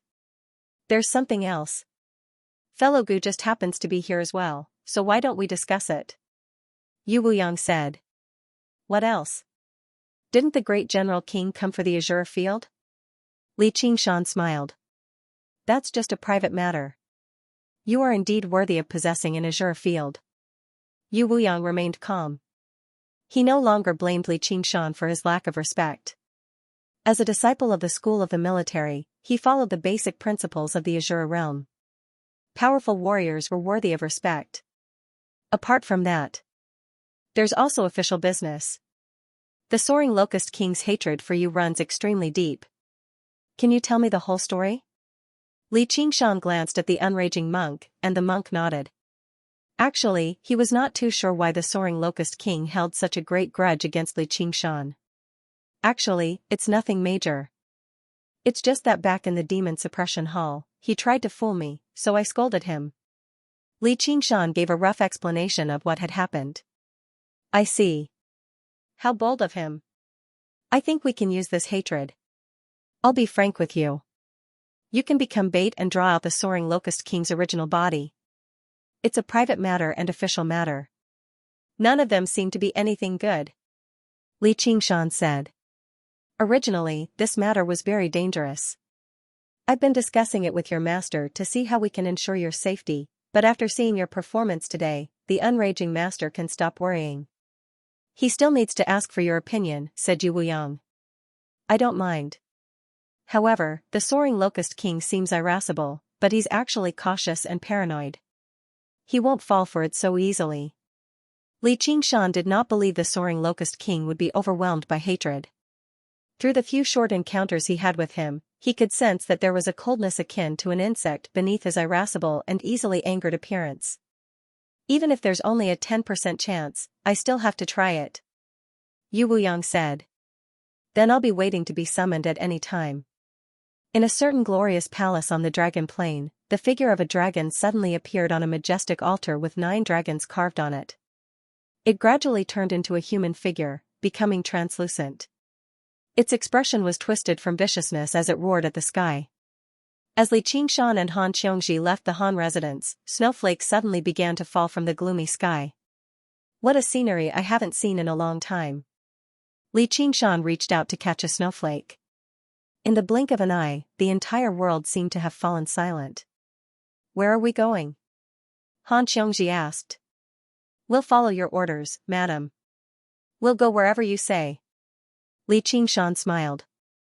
Who's your madam? You seem to have forgotten something, Han Xiongji said. How could I have forgotten? However, the marriage proposal just now was a bit too hasty. After you've refined the wisdom fruit, I'll come back here again. Hopefully, your father won't object again.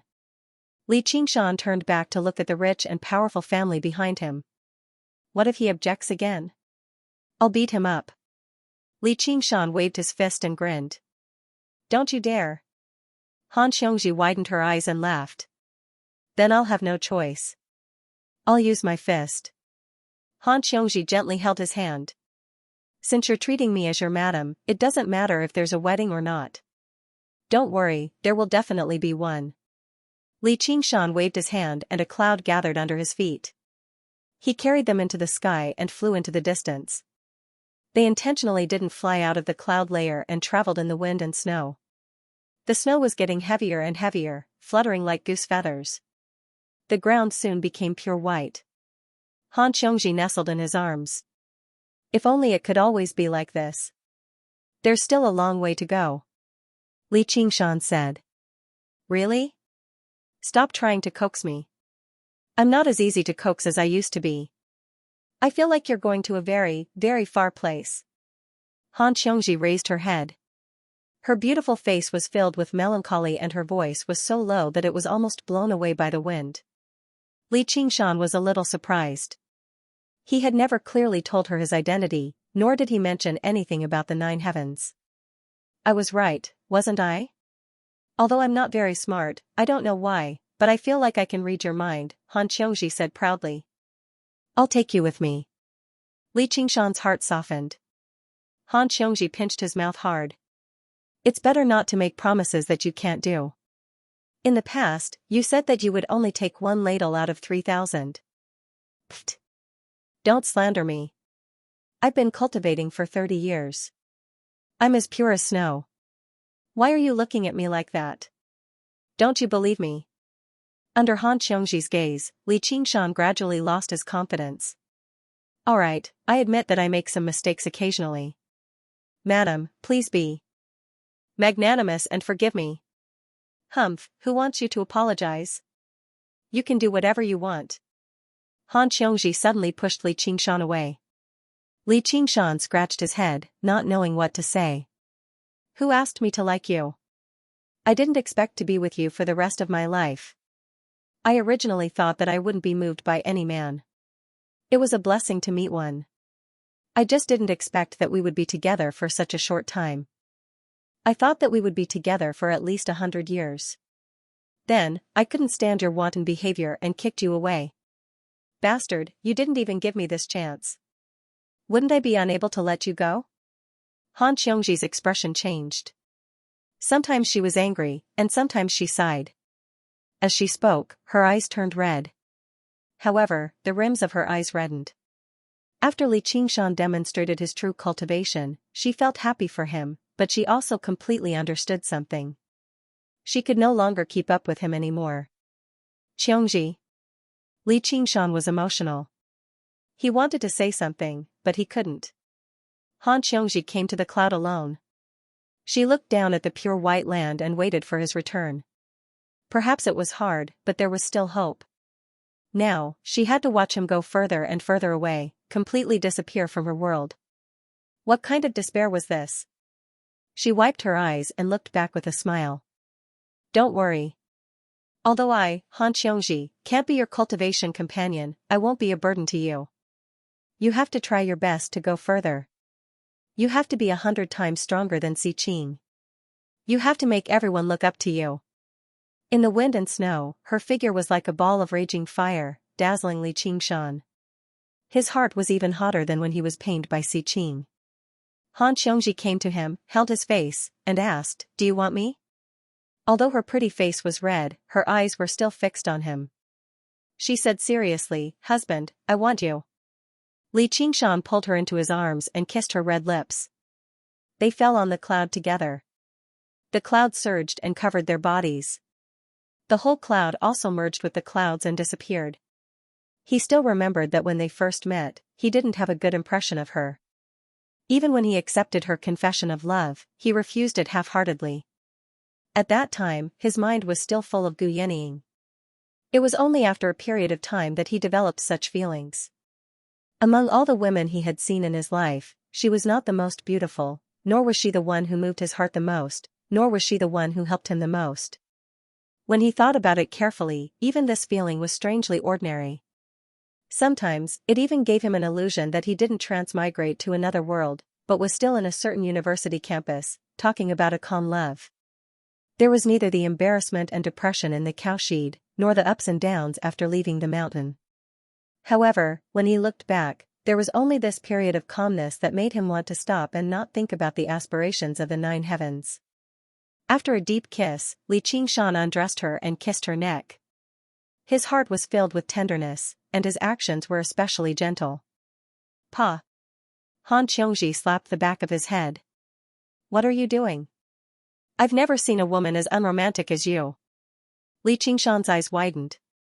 Humph, you've exposed yourself. Tell me, how many women have you done this to? Han Xiongji said. Li Qingshan lowered his head and sealed her red lips with his mouth. He pulled hard with both hands, and with a rip, the red dress was torn apart. My clothes. Han Xiongji said vaguely. Not long after, a soul-stirring low moan came from the cloud, and it drifted in the wind and snow. Several days later, in Han Xiongji's cave. Do you think I'll become smarter after eating this thing? Han Xiongji leaned lazily in Li Qingshan's arms, and raised the fruit of wisdom in her hand. Their bodies Luo were filled with a healthy and powerful sense of beauty, and they faced each other calmly without the slightest shyness. Is there anything wrong with that? Li Qingshan yawned. After a few days of entanglement, he was also a little tired. It wasn't because he was tired, because the divine earth power could maintain his physical strength forever, but because his mind was completely relaxed. You said you ate one, but I don't think you've become smarter, Han Xiongji said. Because I've always been smart. Of course, the effect isn't obvious, but it'll definitely be more effective if you eat it. Li Qingshan chuckled. You're burning the bridge after you've outlived your usefulness. Li Qingshan said. So what if I am? I've already grown tired of using it. Piss off. Han Qiongji chewed on the fruit of wisdom as she kicked Li Qingshan away forcefully, but her movements gradually weakened. Light flowed through her eyes, and the fruit of wisdom began to take effect. So dizzy. I wonder what will happen to me. Han Qiongji sighed with a smile. I don't want to see you again when I wake up. This isn't a place you should be. Let's go, let's go. She murmured like that before finally closing her eyes and collapsing into Li Qingshan's arms. Li Qingshan embraced her tightly reluctantly. After quite a while, he kissed her forehead gently and patiently helped her put on her clothes, tidied up her hair, and placed a formation, a few bottles of virtue accumulation pills, and a stack of violet talismans beside her. These were all spoils of war he had obtained from Si Qing's summer ring. He paced around the dwelling a few more times before suddenly shaking his head with a smile. He muttered to himself, I'll be back, no matter how long I'll be gone. Afterwards, he stepped out of the dwelling and vanished into the whistling wind and snow alone. Yeah, I'll be waiting for you. Han Qiongji closed her eyes and said with an almost undetectable voice. Li Qingshan remembered that there was still a person he had not seen on his return to the Green Province this time. He heard from Lu Chongqing that he had already lived in seclusion for many years, so he made his way through the wind and snow and arrived in a tranquil mountain forest. Unlike other places ravaged by the locust plague, this place was still lush with vegetation, and the lake was tranquil. It seemed particularly clean and beautiful in the snow. Danqing, are you there? Li Qingshan called out. A while later, the formation opened up, revealing a few elegant huts. A handsome man in green clothes stood in front of the huts. Qingshan, you've returned from the Mist Province. You've undergone the second heavenly tribulation. Li Qingshan was slightly surprised. In order to repair the three absolutes calligraphy for him, Chu Danqing's cultivation had regressed to Qi practitioners in the past. He never thought not only would his cultivation recover completely after 20 or 30 years, but it had even improved. His bearing became even more refined. You've passed the third heavenly tribulation. Chu Danqing was even more surprised. After tempering his demon heart, Li Qingshan no longer used the spirit turtle to suppress it. The aura he naturally gave off was clearly at the third heavenly tribulation. Looks like we didn't waste any time, Li Qingshan said with a smile. I really don't know how you cultivate. It's simply unimaginable. Don't stand in the snow. Come in and have a seat. There's nothing to sit in the house. Why don't we go there and admire the snow? Li Qingshan pointed to the lakeside. There was a simple pavilion covered with thick grass. It was a good place to admire the snow. All right, I just happen to have a jar of good wine. Let's drink wine and admire the snow. Let's get drunk together. Chu Danqing was also in high spirits. The two of them sat down in the pavilion, and Chu Danqing took out a scroll. With a shake of his hand, the scroll unfurled, and maids walked out of it one after another, some carrying zither. Some held a fire, and in the blink of an eye, the pavilion was set up properly. A few red-crowned cranes flew out of the painting and danced on the lake in the snow. It was natural without any pretense, perfectly blending into the surrounding scenery. It was like a freehand painting of mountains and rivers. There were also a few zither notes. It was like a cold spring that was soaked in ice and snow. It was refreshing, and for a moment, it was like an immortal's realm. Your methods as an artist sure are useful. Even I find it hard to tell the real from the fake. At first glance, Li Qingshan could not tell the real from the fake. He sighed inwardly. After so many years, Chu Danqing's painting skills have become even more exquisite. It's still not as good as the school of novels materialization. But looking at your cultivation, it doesn't seem like you have anything to do with the school of novels, Chu Danqing said modestly. The world is always unpredictable. By the way, don't tell me the wine you're treating me to is also a painting? How could that be? Chu Danqing said as he took out a blue and white porcelain jar and opened it. A fragrance rushed out of the jar and spread in the cold air, but it was different from the usual wine fragrance. Li Qingshan looked into the jar and saw the black liquid rippling in it. Only then did he come to a realization. This is ink? Don't tell me you're treating me to ink. This is Danqing wine. I usually can't bear to drink it. Chu Danqing said. Don't tell me this was brewed with your blood? Li Qingshan remembered that Chu Danqing had a special bloodline called vermilion blood. He could not help but feel suspicious. He had already drunk the blood of a friend and did not want to drink a second. I can't brew such wine. Come and have a taste. Chu Danqing ordered the painting beauties to pour the wine. When the wine entered the goblet, the fragrance became stronger. It was like ink, but not ink, like wine, but not wine. Li Qingshan tried taking a sip, and his eyes lit up. The fragrant and unique taste spread in his mouth. Wherever the wine flowed, the flesh there seemed to melt. It was not spicy, but it was even more spicy. It also contained an extremely pure spiritual energy. It was definitely not just for satisfying the taste. He drank the wine in the goblet in one gulp. His organs seemed to have turned into a mass of chaos. He closed his eyes and savored it for a while, refining the wine. Just now, he praised, good wine. How is it? I didn't lie to you, did I? Chu Danqing slowly savored the wine. No wonder your cultivation speed is so fast. Where did you get this wine? Li Qingshan asked curiously. However, even a great cultivator at the third heavenly tribulation might not be able to drink this level of spiritual wine, and Chu Danqing said that he did not brew it himself. My master gave it to me. Respect from the bottom of his heart appeared on Chu Danqing's face. Master Chu left it to you? Li Qingshan asked. However, Chu Shidao had only been a foundation establishment cultivator his entire life. No, it was another master. You've taken on another master? I wonder what kind of senior and expert he is. Li Qingshan was rather surprised. He understood Chu Danqing's feelings for Chu Shidao. He would never take on someone else as his master so easily. Master will probably come today. You'll know when you see him. Then I'd like to see him. Come, cheers. Li Qingshan suppressed his curiosity and chatted with Chu Danqing, telling him about the various wondrous sights in the Mist Province. Chu Danqing became fascinated too. In the future, I'll definitely travel around and paint all the sights of the 9 provinces. You've been staying here all these years?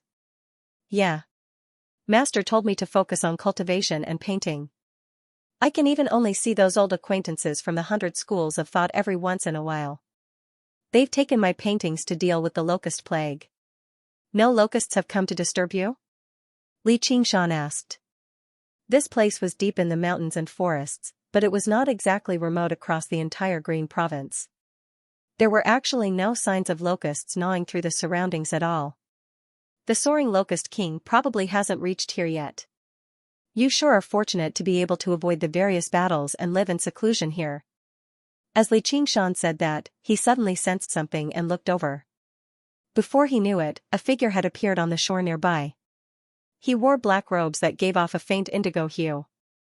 The long hem and sleeves of his robes dragged across the pure white snow like the remnants of a weasel's brush on a piece of paper. It was impossible to make out his face in the wind and snow. All he knew was that he was a slender man, holding an oil paper umbrella that was as red as a maple leaf as he walked over slowly. My master is here.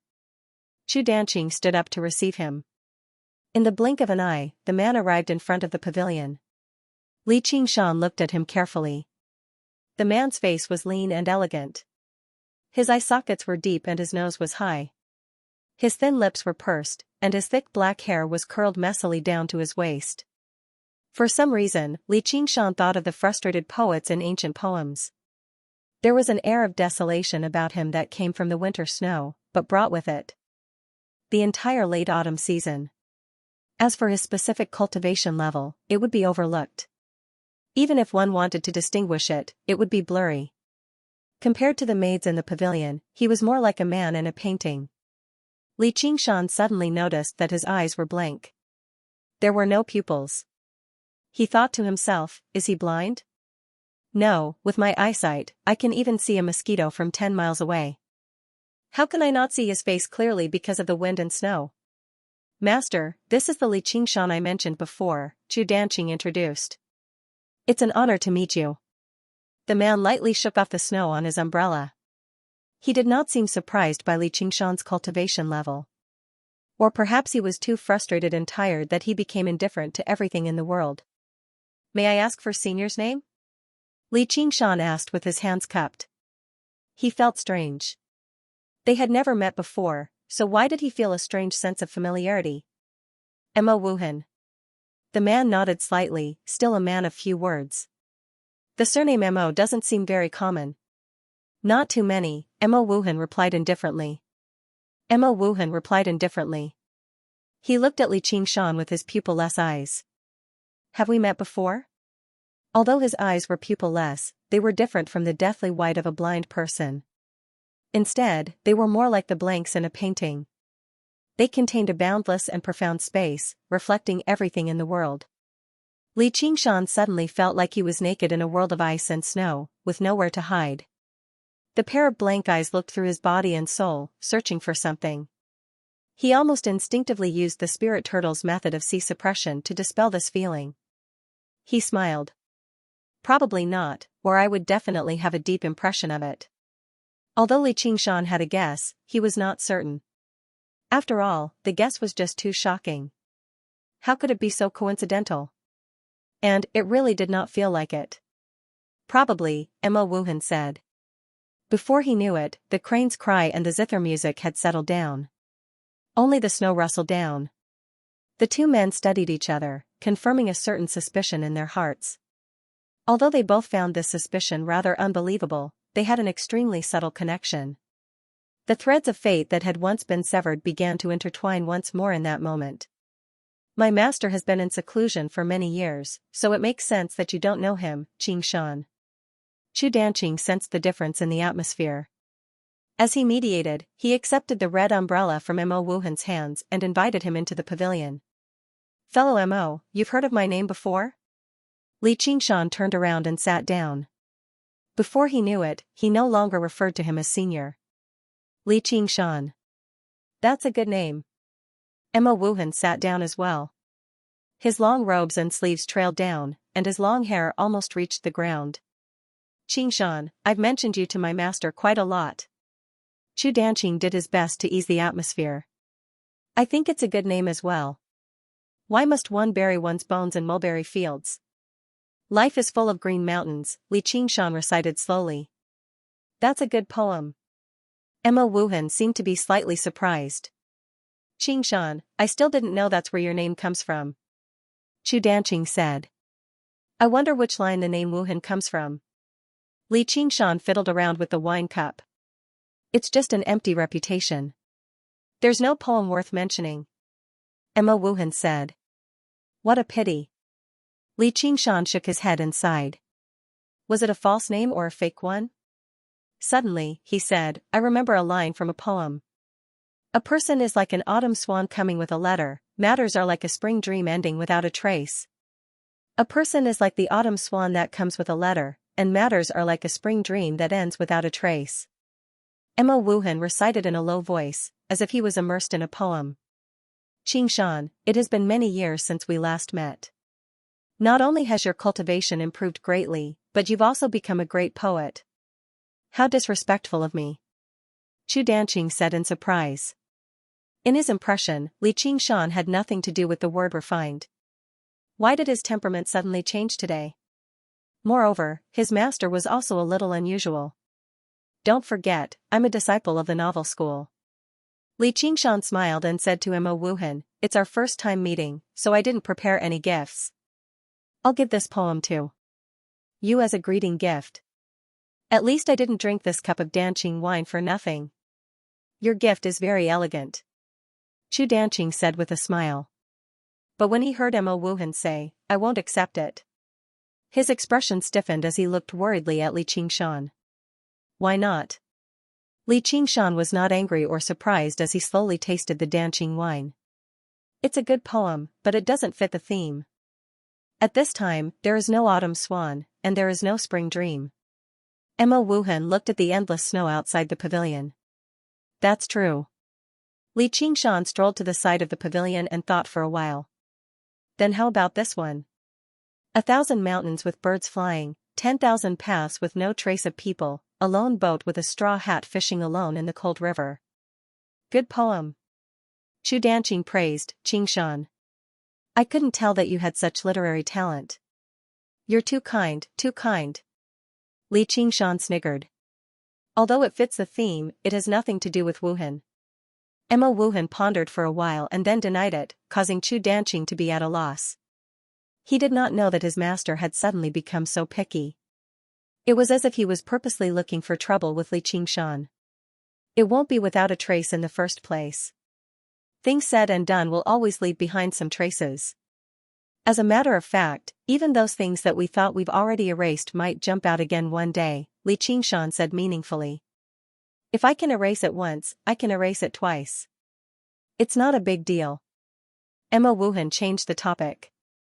I have a gift that I like on you, but I don't know if you are willing to part with it. What do you want to keep? Just tell me. Li Qingshan opened his arms. 3 Absolutes calligraphy. Li Qingshan's eyes flashed, and he could not help but look at Chu Danqing. I'm sorry, Qingshan.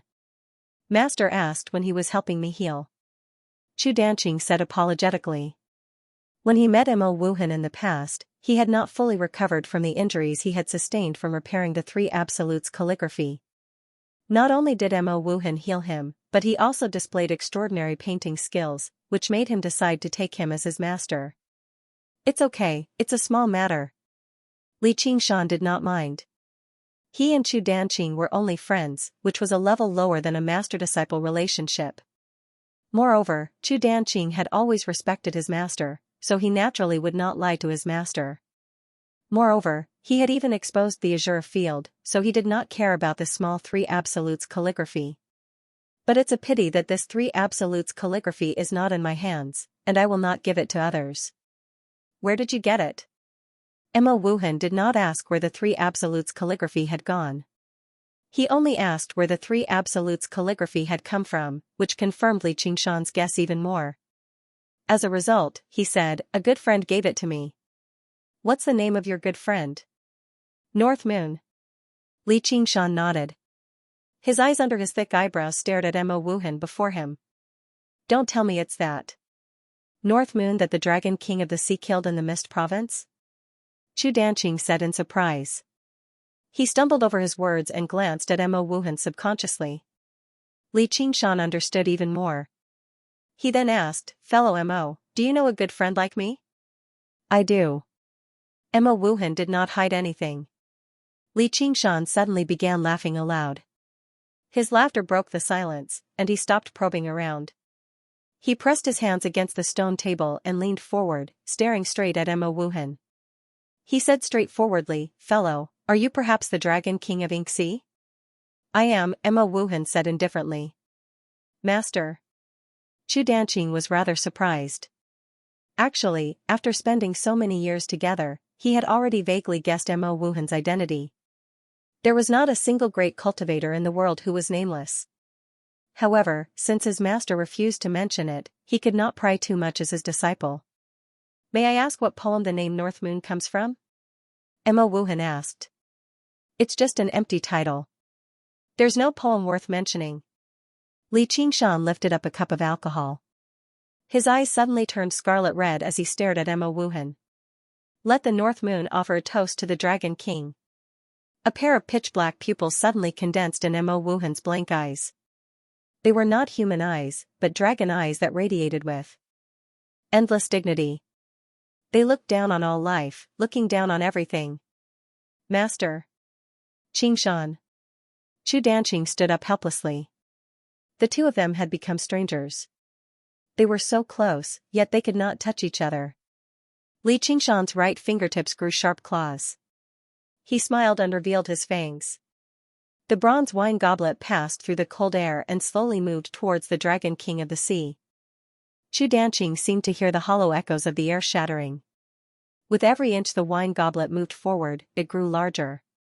How was it still a wine goblet? It was clearly a mountain forged from bronze. It whistled down from the sky, and the cloud patterns engraved on it had also turned into an overwhelming cloud layer. Dong! The Dragon King of the Sea raised his cup and the two goblets clinked. Chu Donqing's ears seemed to be struck by thunder. He was dazed for a moment. There was no bronze mountain peak and dark clouds above. The wine goblet was still the wine goblet, held in Li Qingshan's hand. The wine in the goblet rippled. The Dragon King of the Sea's eyes flashed with surprise. An invisible force surged and swept away the snow in the sky. The maids and white cranes disappeared. The wind also calmed. The world was silent. Li Qingshan drank all the alcohol in the goblet in a single gulp before casually tossing the goblet backwards. It turned to dust in the air. Awesome! The Dragon King of the Sea covered his face with his long sleeves and drank slowly. Finally, he put down the goblet gently. The moment it left his hand, there was a crack and a deep crack appeared on the goblet. You've become stronger. Well said. But you shouldn't have returned to Qingzhou. Is that so? I had no intention of killing you again. But maybe this is heaven's will. Wrong. Wrong? Absolutely wrong. Bullsh***. First, you didn't kill me, whether you admit it or not. You were tricked by me. Second, this isn't some bullsh*** heaven's will. It's my, Li Qingshan's, decision to settle things with you. The Dragon King of the Sea pondered. Makes sense. That's why I have to kill you once to put an end to this. Then come. Li Qingshan's red eyes widened like a ferocious tiger. He waved his hand and slashed horizontally at the neck of the Dragon King of the Sea. No. Chu Donqing still wanted to stop him, but the Dragon King of the Sea shook his sleeves. He flew out of the pavilion and took the umbrella from the man's hand. He unsheathed his 3-foot sword and blocked the tiger's bite. His movements were as smooth as moving clouds and flowing water, not tainted by fire or smoke. Chu Donqing flew in the air. There was no sound of swords clashing, but the roar of a tiger and a dragon could be heard. The roar continued to rise, reaching beyond the 9 heavens. Widening his eyes, he looked at the grass pavilion. There were no silhouettes of the two, only dragons and tigers. Not bad. The Dragon King of the Sea stared at Li Qingshan. He seemed to be surprised that he had grown so much in such a short period of time. How about this? Li Qingshan asked. He gripped the hilt of his blade with both hands and swung as hard as he could.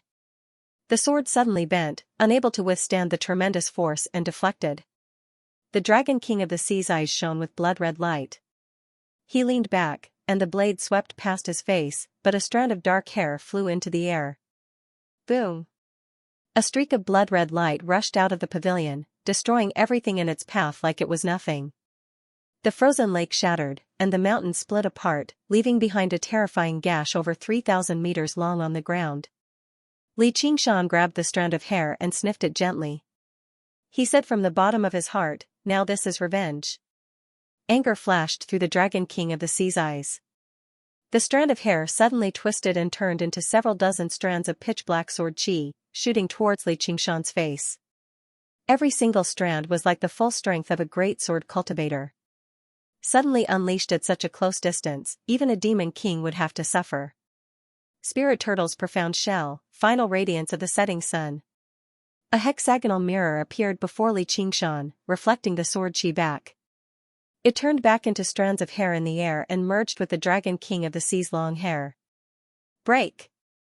Li Qingshan bellowed out and unleashed the tiger demon's fierce roar. Fierce wind surged and condensed. This move was abrupt, and it had once directly shattered the 9-headed king's head.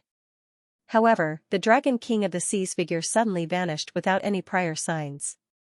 Li Qingshan felt a hand press against his back, and the Dragon King of the Sea's voice rang out from behind. End it. He immediately erupted with devastating, terrifying power, but under the Dragon King of the Sea's control, it seemed to flow smoothly and soundlessly. From the outside, it was as natural as ink seeping through a piece of paper. You're still far from it. Li Qingshan stood as still as a mountain. He suddenly looked back, and his scarlet eyes shone like fire. The Dragon King of the Sea felt a barrier that isolated his power. Instead, a tremor came from Li Qingshan's body and spread to his whole body through his hand. Ox Demon's Tremor. Boom. The ground cracked, and the cracks spread out in all directions. The grass pavilion was shattered and scattered. The Dragon King of the Sea's figure flashed into the air. He looked at his right hand, and there was a hint of surprise in his eyes. There was a fine scar on his pale palm, and black ink flowed from it. Not only did this palm not kill Li Qingshan, but it also injured him. He had almost forgotten how many years it had been since he had such an experience. Moreover, the feeling of power coming from Li Qingshan's body was definitely different from before. However, this was not an injury to him. In fact, it was not an injury at all. He recovered with a wave of his hand. He looked down at Li Qingshan. What was his background? Li Qingshan stood on the cracked ground. The skin on his back had turned green, and there was a black handprint on it. Although he had been chased by the Dragon King of the Sea for thousands of miles, the actual battle had only lasted for a moment. To put it simply, he had been killed instantly. He did not have an accurate understanding of the Dragon King of the Sea's power. It was only at this moment that he deeply felt the power of the Dragon King of the Sea. If it was not for the ox demon forges its hide, not only would his flesh and blood be rotten, even his tiger bones would be damaged. Moreover, the Dragon King of the Sea had not even revealed his true body. The shadow of death shrouded him, but his blood boiled and became scorching hot.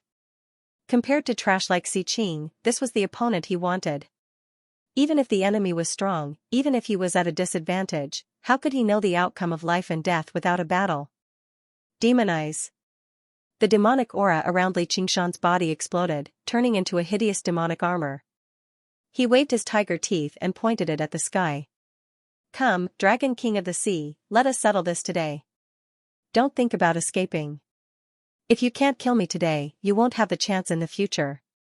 Even if you hide back in the Ink Sea, I will definitely find you. Escape?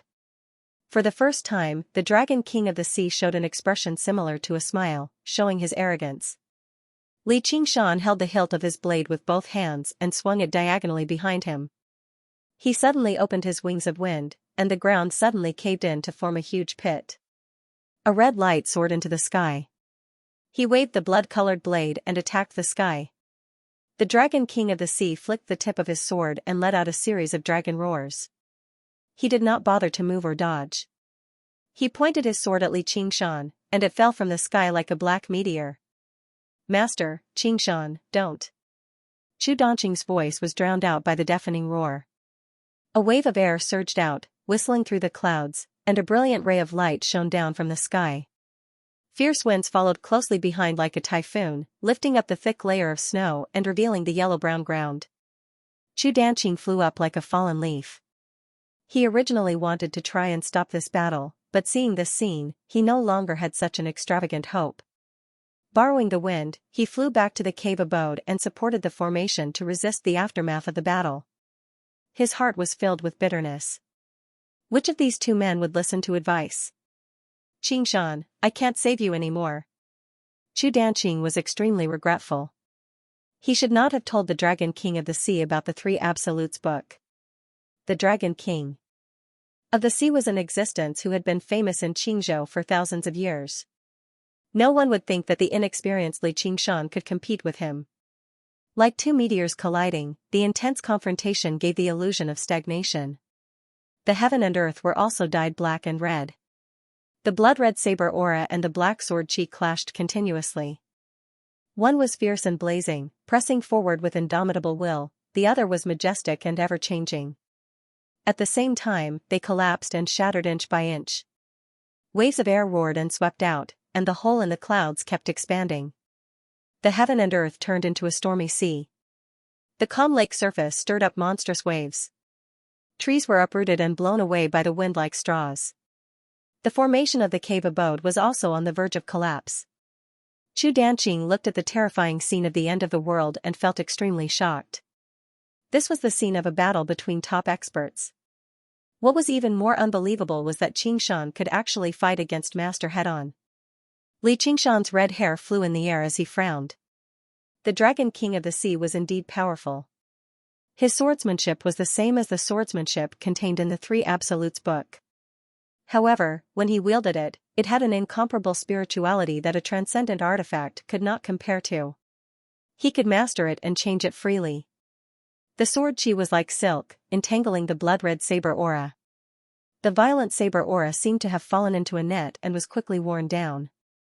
Li Qingshan, the gap between us cannot be made up with strength alone. You're still too young. The Dragon King of the Sea looked down at Li Qingshan. Streaks of black sword chi directly passed through the saber energy and attacked Li Qingshan. They were as mysterious as the horns of an antelope, leaving streaks of black marks in the air. He easily tore apart the demonic armor. If not for the ox demon forges its hide. He was about to be tortured to death. He still has the strength to speak. Li Qingshan was astonished.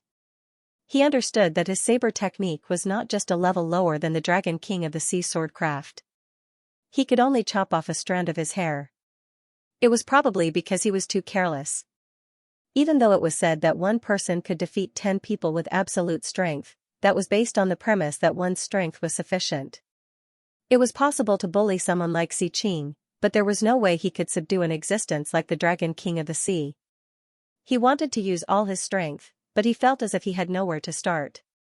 Even the all-conquering power of vibration could only cause waves of sword chi to surge. If this went on, he would definitely lose. Tiger Demon's Fury, break! Li Qingshan let out a tiger roar and gave up all defense. The sword chi took the opportunity to enter. Blood splattered all over his body, and his wounds were so deep that his bones could be seen. But he did not seem to feel anything. In his eyes, there was only the existence of the Dragon King of the Sea. He broke through the layers of sword chi and slashed at his head. The Dragon King of the Sea was surprised for a moment, but he immediately regained his composure. He said calmly, "You used too much strength." Then he disappeared.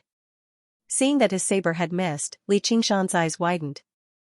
The muscles in his arms tightened, and he forcefully twisted the saber's edge. It drew a crescent arc and slashed to his side. The Dragon King of the Sea's slightly stunned face was reflected by the saber light. He did not expect Li Qingshan to be able to determine the position he moved to. Was it just luck? Clang! The saber and sword clashed. Their gazes met, and sparks flew. The sword trembled rapidly, nullifying the power from the blade. After thousands of clashes, they overlapped and turned into a strange, clear hum. The clouds in the sky were swept away, but the fierce wind immediately settled down. Large trees fell down, but they were suddenly reduced to dust, scattering through the air. In the Rui Commandery, the great general, Wang Yu Wuyang, was currently looking at a map, planning how to set up a trap to kill the soaring Locust King. Suddenly, his ears twitched, and he stepped out of the door. Gazing into the distant horizon, he exclaimed in surprise, "What a powerful aftershock! Who's fighting?" He took off into the air. Countless cultivators had sensed this battle between dragons and tigers. Only great cultivators who were confident in their own strength flew over. Who knew how many years it had been since a battle at this level had occurred? The Dragon King of the Sea glanced at it from the corner of his eye and furrowed his brows slightly. With a flick of his finger, a droplet of ink flew out. Li Qingshan's eyes lit up. Suddenly, he saw an opening. With a violent flap of his wings of wind, he turned into a scarlet streak of light and shot past the Dragon King of the Sea's side. The tip of a sword flew out as it spun. A horrific slash appeared on the Dragon King of the Sea's abdomen, basically splitting him in half. Thick ink surged in an attempt to repair it. The scarlet streak of light turned into an arc and returned with a flash. Li Qingshan pursued the Dragon King of the Sea, refusing to give the Dragon King of the Sea any time to catch his breath. However, he was also rather confused over why the Dragon King of the Sea would suddenly do something so pointless. It was no wonder he was up to something. He followed the droplet of ink that had flown out and gazed over. The residences and thatched cottages that Chu Shidao had left behind had already vanished, reduced to dust. Chu Danqing covered his ears and knelt on the ground. His face was filled with pain as blood oozed out from between his fingers. He had already been injured by the shockwaves of the battle. The droplet of ink landed on his body and turned into a black sphere, enveloping him within. Li Qingshan's heart skipped a beat. He stopped moving, his expression fluctuating. What's wrong? Why are you hesitating? You won't be able to maintain this state for long. The Dragon King of the Sea held the broken sword in his hand. His expression was still calm, as if he hadn't been hit at all. He looked at Li Qingshan with disdain. It's nothing. Li Qingshan casually slashed at himself, leaving behind a horrifying wound that was identical to the one on the Dragon King of the Sea. I'll return this strike to you. Let's continue in another place. He wasn't the kind of person who was overflowing with sympathy, nor did he care about hurting a few innocent people. He wouldn't even think about fighting a fair battle with the Dragon King of the Sea. Instead, he wholeheartedly wanted to join hands with Little and to slay the dragon. However, he would never use the safety of his friends to create an opening to attack his enemy. This was where his pride lay. The Dragon King of the Sea re-examined Li Qingshan and asked, "Do you really want to kill me?" "Of course. You can't kill me here. It's the same in another place. Even if I stand still and let you slash me 100 times, 1,000 times, I won't die," the Dragon King of the Sea said. "Then stand still." Li Qingshan waved his sword and pointed at the Dragon King of the Sea. He couldn't stand this kind of pretentiousness the most. The Dragon King of the Sea ignored him. He flashed to Chu Danqing's side and patted his back lightly. Chu Danqing spat out a mouthful of blood. His complexion instantly became much better. He said, "Master, stop fighting. There's no grudge that can't be resolved." "Shut up," the Dragon King of the Sea said to Li Qingshan without turning his head. "Of course, you won't be easily killed by me. Once you're no match for me, you'll run away. There's no point in continuing the fight." "I'll run away? Then may I ask how I can kill you?" "Lord Dragon King," Li Qingshan asked mockingly. "If you're not afraid of death, come to the painting tomb. Only there will you have a chance to kill me," Floating Heaven said. No matter how one looked at it, it seemed like a trap disguised by a clumsy provocation. However, the Dragon King of the Sea's expression was calm as if he was stating a simple fact. Li Qingshan actually believed his words. He might not be a real dragon, but he had the pride of a dragon. He didn't want to play such tricks, so he praised, "Wu Jue Immortal really drew the charm of a dragon." The Dragon King of the Sea's expression suddenly changed. Even when Mou was killed and Li Qingshan slashed him, he still had a deep indifference. However, at this moment, he seemed to be really angered. He stared at Li Qingshan and said, "You deserve to die just because of this." Li Qingshan thought, as expected. "Whether I deserve to die or not doesn't depend on words. Don't worry, whether it is the ink sea or the painting tomb, I will go when the time comes. However, I won't be the only one coming. Today is also your only chance to kill me. I don't care if you have hundreds or thousands of people." The Dragon King of the Sea flicked his sleeves and left. He put one hand on Chu Danqing's shoulder, and the two disappeared at the same time. Li Qingshan thought for a while and suddenly felt something. He murmured, "There are so many meddlesome people." He also restrained his aura and jumped into the ground. As soon as the front foot left, several powerful auras flew over, startling the few of them. What a powerful destructive power! The clouds in the sky were swept away, and the forest was razed to the ground. The remaining demonic chi in the world was frighteningly thick. The two parties fighting had disappeared, which made them a little disappointed. After greeting each other, they each used their divine senses to explore. It wasn't a good thing for them. Moreover, the existence of this realm. Even if the result of a battle couldn't affect the world, it was enough to affect the overall situation of a province. Yu Wuyang thought, "This demonic chi seems to be different from ordinary monster kings. One of them is the Dragon King of the Sea. Who is the other one? He actually fought with the Dragon King. Furthermore, he was not killed on the spot, so he is most likely a greater demon monarch." Although he hoped that it was the Soaring Locust King who had a falling out with the Dragon King of the Sea, the possibility of this was not high. It was likely that it was a great demon king from another state, possibly one of the 72 demon kings. Deep underground. Li Qingshan looked at Tiger Fang in his hand. An eye-catching chip appeared on the bright red blade, once again reminding him of the power of the Dragon King of the Sea. Although he had grasped the flaw and broken the Dragon King of the Sea's sword, he had paid a huge price. Don't think that it was just a small gap. However, it directly destroyed the entire structure of the Azura divine weapon. As a result, its might and sturdiness had decreased significantly. If he were to clash with someone as strong as the Dragon King of Xianxia, it might even become a fatal weakness. Although it could be repaired slowly with blood. However, Li Qingshan had already made plans to switch to a different weapon. The blade was more suited for crushing the weak, not against powerful opponents. In particular, it seemed extremely powerless against an opponent without a bloodline like the Dragon King of the Sea. Just now, if he continued fighting, the blade would definitely break. With my current strength, I can take out an even more powerful Azura divine weapon from the Azura altar of armaments, but where can I find a large number of weapons to sacrifice? Li Qingshan thought about it as he sheathed his blade. In order to obtain Tiger Fang, he had already sacrificed all the weapons he had accumulated over the years. If he wanted an even more powerful weapon, he would need even more and better sacrifices. Whatever. I'll go back and find Little End first. Li Qingshan rapidly moved through the tangled underground caverns, flapping his wings and constantly accelerating. He returned to the territory of the Clear River Prefecture very soon. Suddenly, he recalled the adventures he had gone through here in the past and could not help but smile. I wonder how the Golden Cicada Spirit King's plan to ascend is going. He even said he wanted to give me a gift. I wonder if this gift can assist me in slaying a dragon. He turned around and arrived deep underground. In the old cobweb city, the carvings left behind by the night roamers had already been completely covered by crisscrossing spider silk. It had become a true spider's nest. Li Qingshan sucked in a deep breath. The permeating demon qi contained a familiar cruelty and viciousness. It was much more powerful than before. As it seemed, she had not wasted her time.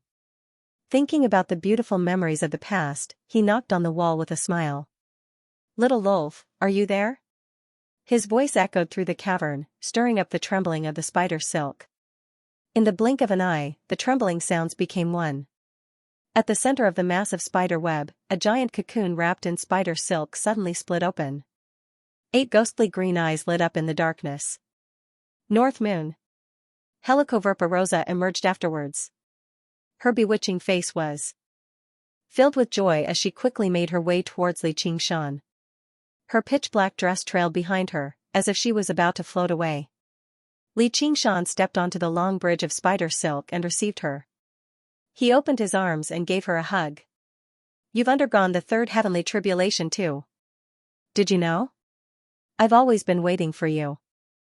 I've been waiting for you to become my food.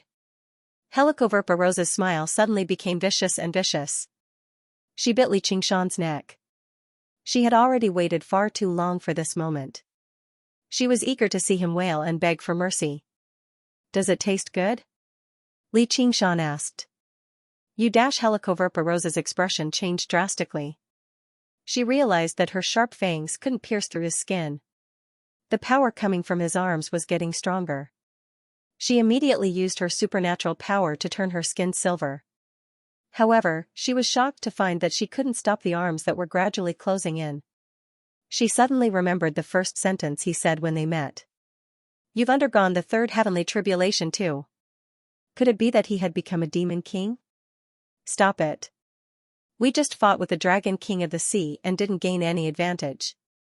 I'm not in a good mood. At this moment, men are prone to violence. You really have a bad memory. Dragon King of the Sea. Helicoverpa Rosa was shocked. She raised her head and stared at Li Qingshan in disbelief. She had been in Qingzhou for many years and knew how terrifying the Dragon King of the Sea was. Even if she had become a demon king, she wouldn't dare to fight with the Dragon King. She was so shocked that she even forgot the pain in her body. By the way, I seem to have told you that if you dare to attack me again, I'll kill you. I almost forgot. So you should just die. Li Qingshan's eyes narrowed and he suddenly exerted force. Helicoverpa Rosa let out a sad cry. The bones in her body made a sound of twisting. She wanted to use her new supernatural power after becoming a demon king, but under the gaze of those red eyes, she felt that she couldn't resist. She didn't dare to resist. And until this moment, he still didn't release any demonic aura. She hadn't seen him for decades. What kind of monster had he become? She suddenly remembered what the Golden Cicada Spirit King said after she successfully passed the heavenly tribulation. At that time, she only wanted to wash away the shame and kill and devour him. Lolth, although you've become a demon king, if you see him again one day, don't ever attack him. Otherwise, even I won't be able to save you. Remember this. Awoo. A tiger's roar was full of violence. A small figure pounced out of the giant cocoon. Where did this little demon come from? Li Qingshan casually grabbed the figure's neck. It was a little girl with demonic aura all over her body. She wore clothes woven from spider silk. Her eyes were wide open and her expression was very fierce. She struggled with all her might in his hand. He also noticed that this little girl had a faint tiger's tail on her face. Behind her was a curled tiger's tail. Her red eyes were even more familiar. He couldn't help but let out a cry of surprise. North Moon, if you want to kill me, then kill me. But even a vicious tiger won't eat its cubs. Li Qingshan waved his hand. Helicoverpa flew backward. She tore apart countless spider silk and slammed into the rock wall. However, she felt relieved. She felt as if she had just survived a disaster. At that time, when the fetus in her belly moved, she had wanted to directly kill it. It was the Golden Cicada Spirit King who dissuaded her. He said to her, "Don't underestimate this child. Raise her well. In the future, she might save your life." The little girl was startled. She had never seen such a terrifying guy before. However, she stared at Li Qingshan without showing any weakness. Li Qingshan stared at the little girl. He felt that she had the same aura as Helicoverpa. However, there was another kind of aura that was more powerful and violent. Moreover, it was very familiar. It was the aura of the tiger demon. In addition, there was a feeling that they were connected by blood. Their fates were interlinked. There was no longer any doubt in his heart. However, he still felt that it was a little unreal. This little girl is my daughter. Li Qingshan didn't know whether to laugh or cry. He had just promised Han Xianxia that he wouldn't have any children outside of marriage. Then, one popped out. Moreover, it was born from this annoying Helicoverpa. This was simply a huge joke. That's right. She is your biological daughter. The Golden Cicada Spirit King's voice sounded in his mind. There seemed to be a hint of a smile in it. Is this a surprise? Li Qingshan exhaled and let go of the little girl's neck. He knelt on one knee and looked her in the eye. He asked, "What's your name?" "Go to hell. You have a personality. Just like me." Li Qingshan's eyes focused. He released the aura of the tiger demon and asked, "What's your name?" I'm called Tiger Girl." The little girl felt an instinctive reverence. The man in front of her gave her a special sense of familiarity. A blank expression appeared on her face. She looked at Helicoverpa for help. "Do you know who I am?" Li Qingshan pointed at his own nose. "Who are you?" The tiger girl asked in a crisp voice. "I'm your father?" Li Qingshan laughed. "I'm your mother," the tiger girl said angrily. "Mother ****. Li Qingshan raised his hand and gently patted her head. "You still don't know anything, so I'll spare you this time." He shouted at Helicoverpa. "Explain to her clearly. Teach her some manners." Helicoverpa sneered without saying a word. Li Qingshan pointed at his feet. "Get over here immediately. Don't think that I won't kill you just because you have this talisman." Helicoverpa walked over and brought the tiger girl to the side. "Don't blame her. She's violent and easily angered. It's hard for me to resolve it with my dharma," the Golden Cicada Spirit King said. "She only inherited the tiger demon's bloodline?" Li Qingshan slightly muttered. The several bloodlines in his body were merged into one by relying on the 9 transformations of demons and gods. Moreover, there were many conflicts between them. It was reasonable to only inherit one bloodline. However, Helicoverpa cruelty and viciousness combined with the tiger demon's violence and fierceness made it hard for a good child to be born. Forget it. Let's not talk about this. She has her own path to walk. She's already very lucky compared to ordinary monsters. You haven't ascended yet? I just got home, so I was a bit tired. Things that others can do easily always seem extremely difficult to me. From the 24th to the 28th, I wrote 2 chapters. The one about the fight between Xianxia and the Dragon King. Although it was only 2,000 words, I rejected the activities arranged by Qi and spent the whole afternoon writing it. I really didn't slack off. The whole process was under the supervision of my chief editor, Big Sister Wintermelon. After the authors returned from their visit to the publishing house, I went downstairs to take a photo with them, then returned to my room to continue writing. I didn't go to the dinner party either. I only went to Xianxia at 6 o'clock and got on the car with an empty stomach.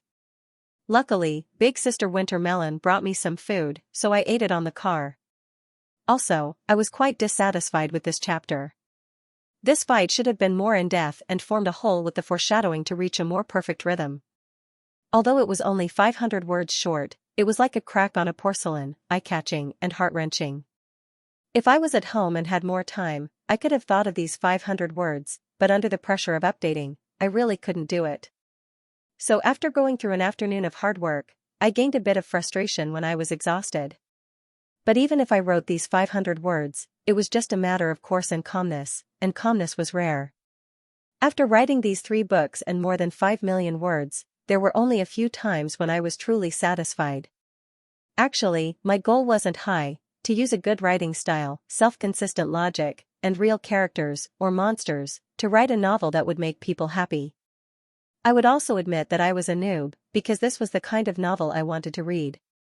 This was the same as the standard for otakus who couldn't find a wife, a living woman. Although online literature needs to be enjoyable, it can't be a repetitive plot from beginning to end. What's the difference between that and masturbation? Although the trend of online literature development might be to throw away all distracting thoughts and focus on the power of the 5 fingers, using a simple and direct rhythm to let the reader quickly reach the state of GAOCHAO. To release all kinds of life pressure. Of course, there's nothing wrong with this. I often do these 2 things and feel relaxed and joyful. Note, I'm referring to writing and reading novels here. But a long time ago, I discovered that my seemingly simple pursuits were similar to otakus looking for a girlfriend. But I believe that no matter how much I sigh, all otakus will eventually find a girlfriend. No matter how tired and frustrated I am, I will still be able to write novels that satisfy me. Finally, I will summarize this month's achievements. My goal is 100,000 words, and I have around 80,000 words. I believe I can easily finish the task after staying outside for 4 to 5 days. There are still 2 days left, so I will continue to write. If I can't reach the goal, just pretend that I wrote 100,000 words and vote for me. Li Qingshan smiled and said, "My assistance is very impressive." The Clam King of Mirage Sea ascended as soon as she saw me, and the Banyan Tree King became a god not long ago. You found the right person to look for me. Hehe, I believe so. Do you know the Soaring Locust King? The Golden Cicada Spirit King asked. Who in Qingzhou doesn't know? I have a deep grudge against him.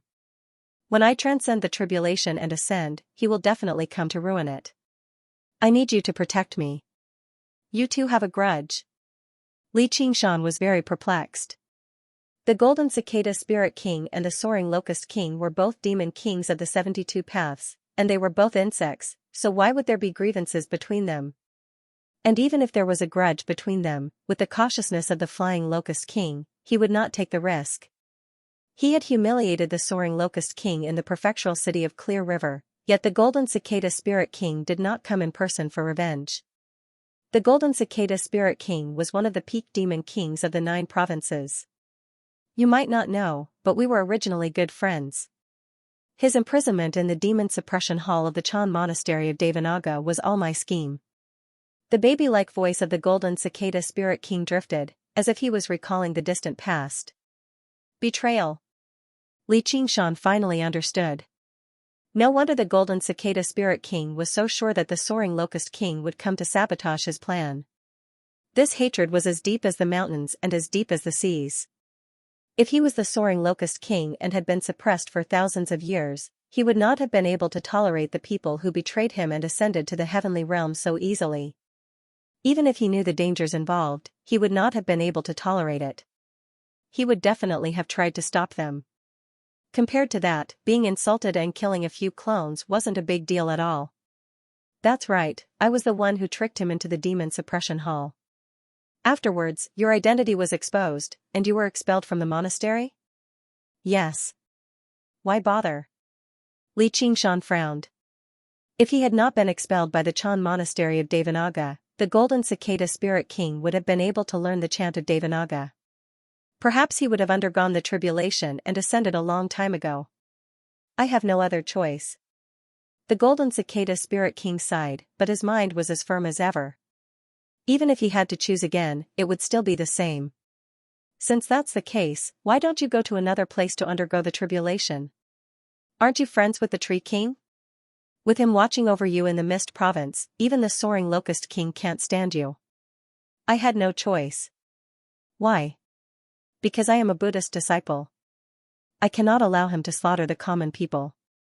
More important than jumping out of the well? Li Qingshan looked surprised. Twice he gambled on his path of cultivation. She didn't hesitate to betray her good friend just to stop him from slaughtering the humans. This was a great love that transcended race. Even human cultivators would not risk their lives to fight the Locust King for the sake of mortals. You don't have to think so highly of me. If he ignored it, it became a demon in my heart. On the contrary, it was not conducive to transcending the tribulation and ascending. Of all things in the world, only the heart cannot escape. Since he had a merciful heart, he could only do merciful things. That's why I said I had no other choice.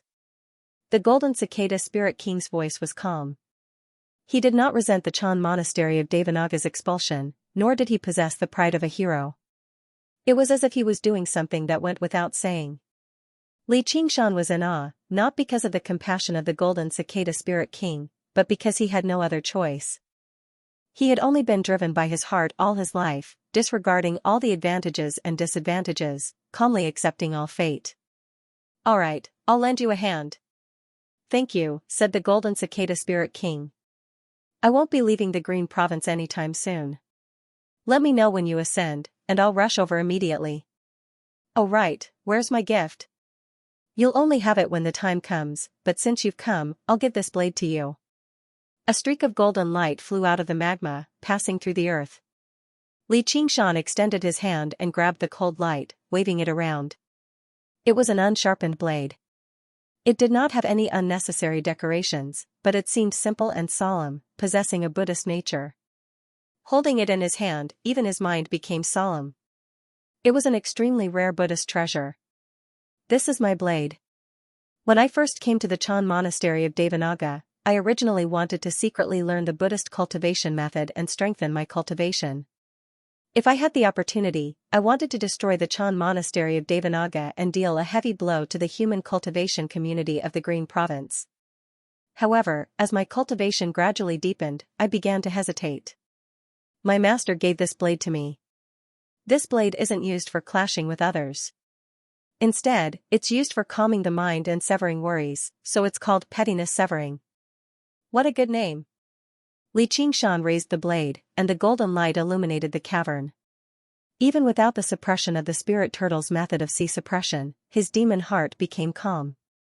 From the perspective of cultivation, pettiness severing was even more valuable than Tiger's Fang. Unfortunately, it was not particularly useful to him. Since he had no regrets in his demon heart, all he could do was walk this path to the end. Compared to severing his worries, he wanted to kill powerful enemies more. Pettiness severing. Helicoverpa Rosa exclaimed in surprise. Having followed the golden cicada spirit king for many years, she obviously recognized the blade.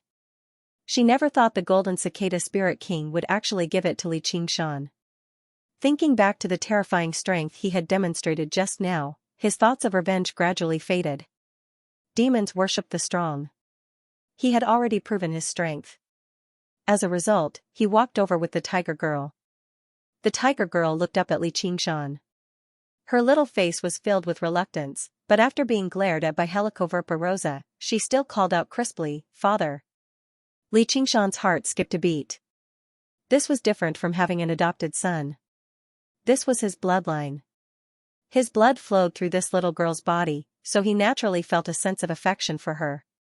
He glanced at Helicoverpa. "You've taught me well. I'll spare your life this time."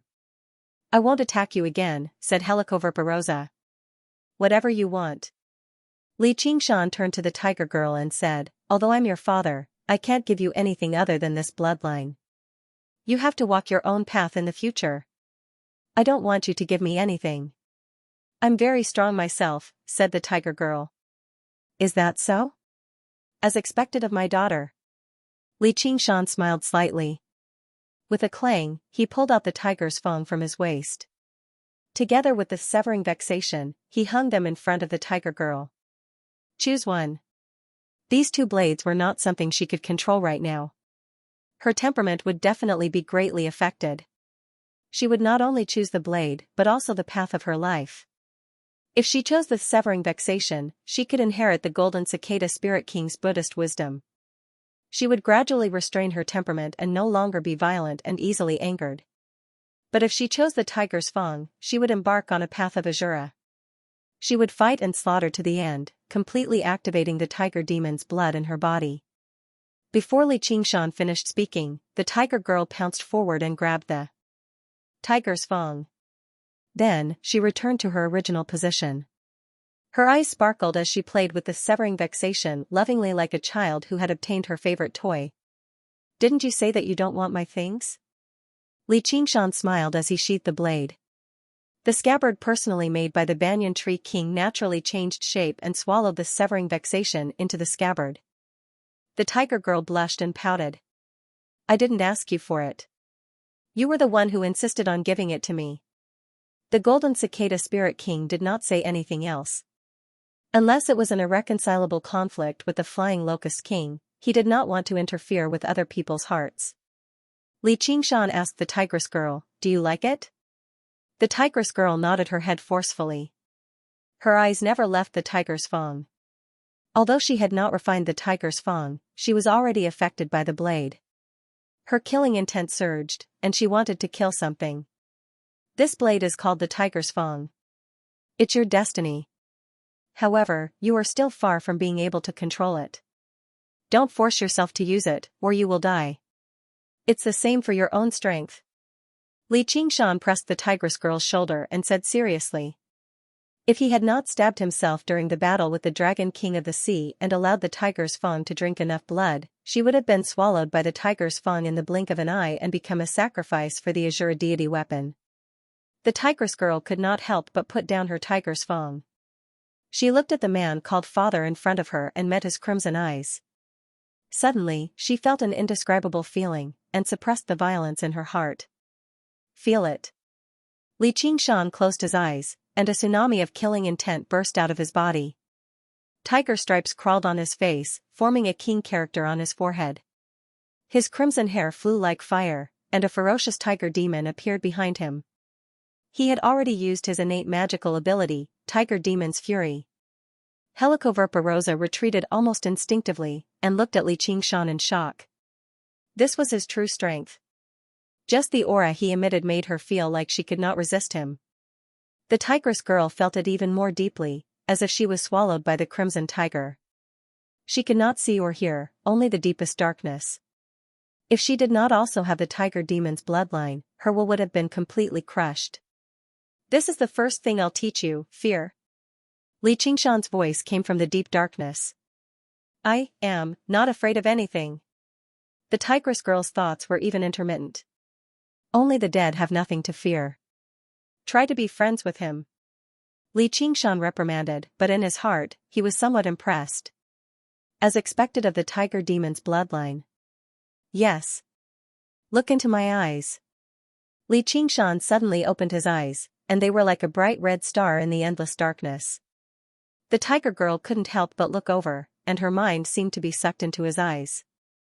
However, she discovered that his eyes, which were filled with crazed killing intent, were still as clear as before.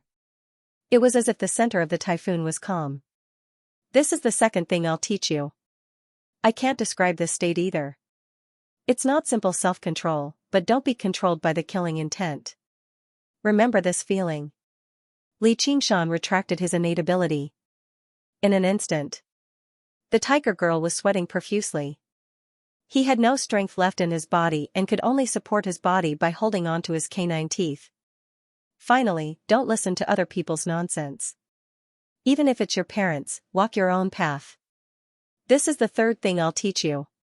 Li Qingshan laughed, turned around, and disappeared into the darkness. The tigress girl fell forward. Before she hit the ground, Helicoverpa picked her up and said coldly, "Useless." The tigress girl revealed a look of shame. She lowered her head and pursed her lips without saying a word. I hate this kind of expression of yours the most. It's as hateful as your father. Scram. Helicoverpa threw her far away as if she was throwing away a piece of trash. Mother? The tigress girl landed lightly and looked at Helicoverpa in surprise. Don't come back here for a year. If I find you within 1,000 miles, I'll press you into the magma. Helicoverpa face was filled with cruelty. I'm never coming back. The tigress girl's eyes reddened. She roared loudly and turned around to leave with her saber. Her tiger tail swayed behind her as she ran over 100 miles in one breath, smashing countless stalagmites. Tears rolled down from her eyes, and she wanted to cry. Although she inherited the blood of the tiger demon, she was still a child without the spiritual inheritance. At this time, Helicoverpa voice suddenly sounded in her ears, "Don't leave the territory." "None of your business." The tigress girl continued forward. "You can accompany her and leave." The golden cicada spirit king said to Helicoverpa.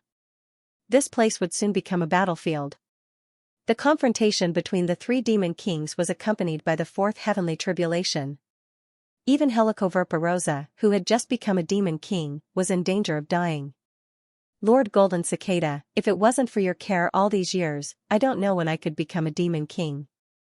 Perhaps I would have already died in the hands of that bastard North Moon. No matter what, I'll send you on your last journey. But if there's a fatal danger, I'll escape. Last journey? That's really inauspicious. The Golden Cicada Spirit King smiled. Who asked me to be so vicious? Didn't you already understand the heart of kindness? Helicoverpa sensed the tigress girl's aura until she left her range of perception. Suddenly, she felt a sense of loss. From spider to demon king, for the first time in her life, she felt concerned. Li Qingshan returned to the Qingxiao dwelling. Little and was still refining the skull prayer beads. It did not seem like he could finish them in a short amount of time. He told Li Qingshan about his battle with the Dragon King of the Sea. Looks like I guessed correctly. He's also a painting of the 5 Absolutes Immortal. The painting should be in the painting tomb, so if I want to kill him completely, I have to go to the painting tomb. Little and propped up his chin with one hand and thought as he powered the samadhi flames of white bone. When I mentioned the 5 Absolutes Immortal, he flew into a rage. Li Qingshan snickered. This is probably the Dragon King of the Sea's inner demon. The Clam King of Mirage Sea is afraid that everything is a dream, but he really does come from an illusion. As a matter of fact, even his own will and personality were created by someone else. How can someone as proud as him endure this? I see. You're right, but to me, all I need to do is look forward. Why do I need to care about where I come from? A painting of the 5 Absolutes Immortal is much more noble than the cowherd of Crouching Ox Village. Li Qingshan was open-minded about everything. He did not understand just what these intelligent and powerful demon kings were conflicted about. The more intelligent and wise you are, the easier it is for you to become trapped. Little and felt rather emotional. If it were not for the fact that she had decided to follow Li Qingshan's path, she would either be obsessed with the path of white bone and great beauty, or she would be trapped between Buddhism and the demonic. You're saying I'm simple-minded, but I'm all brawn. Li Qingshan smiled. I didn't say that. Little and stuck out her tongue. When you clashed with him, how did you feel about his strength? He's stronger than me, but a battle of life and death will only be decided in the final moment. However, if I charge into the Ink Sea right now, I'll definitely lose. I might even die there. Try not to go to the painting tomb. Try to kill him in the Green Province. Little and said calmly. The painting tomb was a completely unknown domain. No one knew just how much strength the Dragon King of the Sea could display. He might even be stronger than he was in the Ink Sea, and once he was defeated, there would be nowhere for him to run. I obviously won't be led around by the nose by him, but I really want to fight him alone and fight to the death. Li Qingshan sighed. Although they had only clashed for a short while, the Dragon King of the Sea was the best opponent he had ever encountered in his life. It was said that beauties were hard to find, and confidants were hard to find. A good opponent was no different. Little and said, there's still a chance. Perhaps I should use the Soaring Locust King as practice first. Li Qingshan mentioned the Golden Cicada Spirit King's request for help, and the two of them discussed it further. When he mentioned Helicoverpa Rosa and the Tiger Girl, the little phoenix's eyes suddenly lit up. First father, are you saying I have a younger sister? It might be an older sister as well, Piao Tianxia said. No, I must be big brother. Little Phoenix insisted. Fine, suit yourself. Li Qingshan turned his head and continued to talk to Little Anne. Dad, I want to go find her. Little Phoenix grabbed Li Qingshan's arm. Why are you looking for her? Do you need a reason? We are siblings. I think you are just tired of staying here. Li Qingshan laughed. Staying here is like being in prison. There is no meaning at all. I could have fought some skeletons, but now I can only sit here. It is better to go out and gain experience. Otherwise, there is no point in coming to Qingzhou. I beg you, Dad, let me go. Little Phoenix begged. I promised your second father to take care of you. If you are killed and eaten, I will not be able to explain. Then I deserve it. If I don't dare to go out with such power, can I still be called a man? Dad, when you were outside, you were not as good as me. Little Phoenix clenched his fist and said in high spirits. You are not a man. Li Qingshan said disapprovingly, using his fist to support his cheek. Little Phoenix suffered a great blow. Let him go. Little Anne said. All right. After a moment of consideration, Li Qingshan agreed. Staying here was no longer beneficial to the little phoenix's cultivation, so going out to train was not bad either. As for the issue of safety, he was actually not worried. The little phoenix was rather childish, but he possessed the legacy of the phoenix, so he was smarter than regular people. As long as he did not provoke an opponent on the level of the Dragon King of Ink Sea, he could escape even if he could not defeat them. Little Phoenix cheered. He rushed out of the cave and turned into a ray of light, disappearing among the mountains. If he can survive 3 heavenly tribulations, he will be a good help. Little Anne handed a handful of phoenix feathers to Li Qingshan. During this time, she had been looking for all kinds of reasons to pluck them. I can't count on that. I'd better get my Phoenix Nirvana Sutra to the 5th stage as soon as possible. Li Qingshan pulled out the trouble severing from his waist and handed it to Little Anne. Is this useful to you? If it's useless, I'll keep it as a sacrifice. Cut the vexation. Little Anne's eyes flashed. You recognize this saber? Li Qingshan asked. The Buddhist commandment blade was once a legacy item of the past abbot of the Chan monastery of Devanaga. It's one of the greatest Buddhist treasures in the world, even regarded as the greatest treasure of Buddhism. Later, it fell into the hands of the Golden Cicada Spirit King. The Chan monastery of Devanaga has always wanted to retrieve it, but they couldn't find it. Even if we find him, we can't do anything to him. Though, in other words, the Golden Cicada Spirit King almost became the abbot of the monastery. Yeah, the Chan monastery of Devanaga has put up a public bounty. If anyone can recover this saber. It didn't matter if they were Buddhist disciples or not. Apart from the chant of Devanaga, you can exchange it for any of the 3 items, regardless of whether it's a magic treasure, a cultivation technique, or a panacea. So precious. Is it useful to you? Originally, Li Qingshan did not pay too much attention to the blade. He only wanted to use this opportunity to settle things with the Soaring Locust King. He never thought the Cut the Vexation blade would have such great origins. Regular Buddhist treasures are useless to me, but this Cut the Vexation blade is extraordinary. It can assist me in balancing the Buddhist and demonic powers. It'll bring great benefit to my cultivation. Little and gently stroked the unsharpened blade. Faint Buddhist light seeped out from the tip of her finger, gradually enveloping the entire blade and slowly seeping in. She began refining it. She possessed the cultivation of a monk king, and the golden cicada spirit king had already erased her imprint. Before long, she had successfully refined it. The Buddhist light on the vexation blade receded, returning to its simple and plain appearance. Suddenly, she focused and calmed down. The Buddhist light in her eyes flickered, and she swung the blade at Xianxia. The Buddhist light turned into a sharp blade with tremendous might, as if she wanted to cut Xianxia in half. Xianxia did not dodge, allowing the blade to land on top of his head. His mind buzzed, as if something had split open. A ray of light shone into the darkness, and his mind became clear. He touched his forehead. There was not even a mark on it.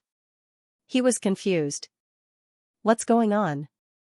Rumor has it that this blade can cut through 3,000 worries. How's the effect? Little and asked with a smile. Xianxia was surprised to find that his demonic heart had become much clearer. He had devoured the demonic hearts of other demon kings and forcefully ascended to demon king. Although he had gone through some screening, it was inevitable that the demonic nature of other demon kings would be mixed in.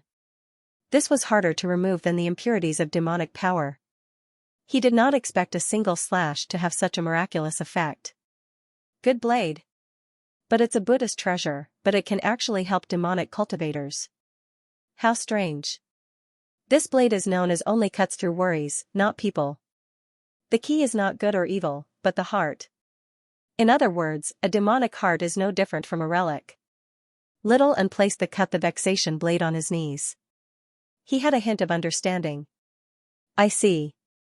Xianxia nodded. His demonic heart had merged with his battle-hungry, bloodthirsty demonic nature. This could be regarded as a part of his heart as well. However, all sentient beings possessed a hint of benevolence in their hearts. He wondered whether the demon folk who created the demon suppression statuary had been struck by this blade, which allowed him to understand his heart. No wonder the Chan monastery of Devanaga has offered such a great reward. The vexation blade is basically a god artifact for cultivation, and it can be used on others. It can increase the overall cultivation of an entire sect. If you bring the vexation blade back to the Chan monastery of Devanaga, I wonder if the dauntless monk will immediately give up the position of abbot to you. It's possible. Little and smiled and thought about it. Perhaps the golden cicada spirit king wants to use me to return the vexation blade to the Chan monastery of Devanaga. I'm just joking. If I return it now, I'll definitely be suspected by those monks. Give me a few more slashes. Xianxia pointed at his head. In the blink of an eye, over a dozen days had passed. The door to the dwelling opened. Xianxia stepped out of the dwelling, and Yubing was waiting outside. He handed over the great general king's invitation card politely, asking Xianxia to leave the mountain and deal with the soaring locust king. Xianxia glanced at the invitation card and asked, has Xianxia emerged from secluded cultivation? Not yet. Please have the great general king wait for a few more days.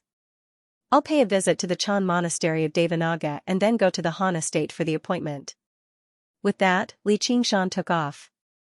All Yubing could do was smile bitterly. The current Xianxia obviously had the right to make the great general king wait. Xianxia flew through the air. Over the past few days, he had refined the phoenix feathers. Although he had strengthened the phoenix bloodline, the phoenix's scripture of Nerva had been suppressed by the spirit turtle's method of sea suppression, so he had not made much progress. All he could do was slowly balance fire and water before breaking through. Instead, his demon heart had become even purer and more thorough under the wondrous power of the vexation blade, stabilizing his foundation. He was going to the Chan monastery of Devanaga this time to learn the 9th layer of the demon suppression statuary. Even though it was nowhere close to the 9 transformations of the demonic and divine, he believed that once he completely practiced this cultivation method, his strength would definitely reach a whole new level.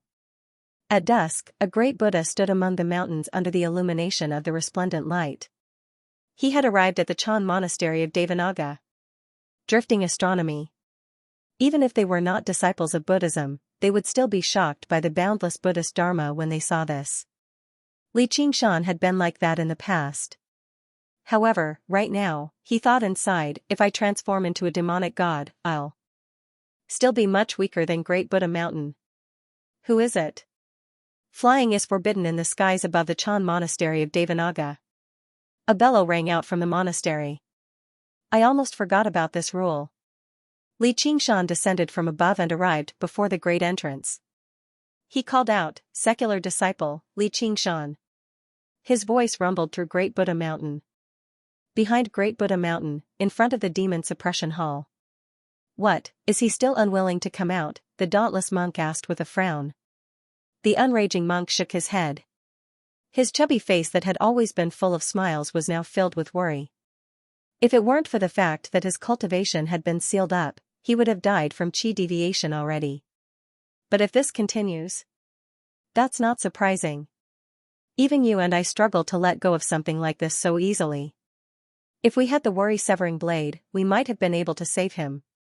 The dauntless monk sighed heavily. His inner demons have already run deep. Even if we have the worry-severing blade, we probably won't be able to sever all of his worries, said the unraging monk. I wonder where the golden cicada spirit king is right now. The two monk kings conversed when they suddenly looked back. Afterwards, Li Qingshan's voice boomed out. Li Qingshan. The dauntless monk frowned slightly. He did not have a good impression of Li Qingshan. He asked the unraging monk, has he really undergone the third heavenly tribulation? You'll know with a single look. The unraging monk smiled and bellowed, damned disciple, why don't you hurry up and piss off to the back of the mountain? I'm coming. Li Qingshan smiled and strode forward. The monks only heard his voice. Before they could even make out his figure, he had already stepped through the entrance, passing through the pavilions and buildings and arriving at the back of the mountain. The wind whistled along the way, ruffling countless monk robes.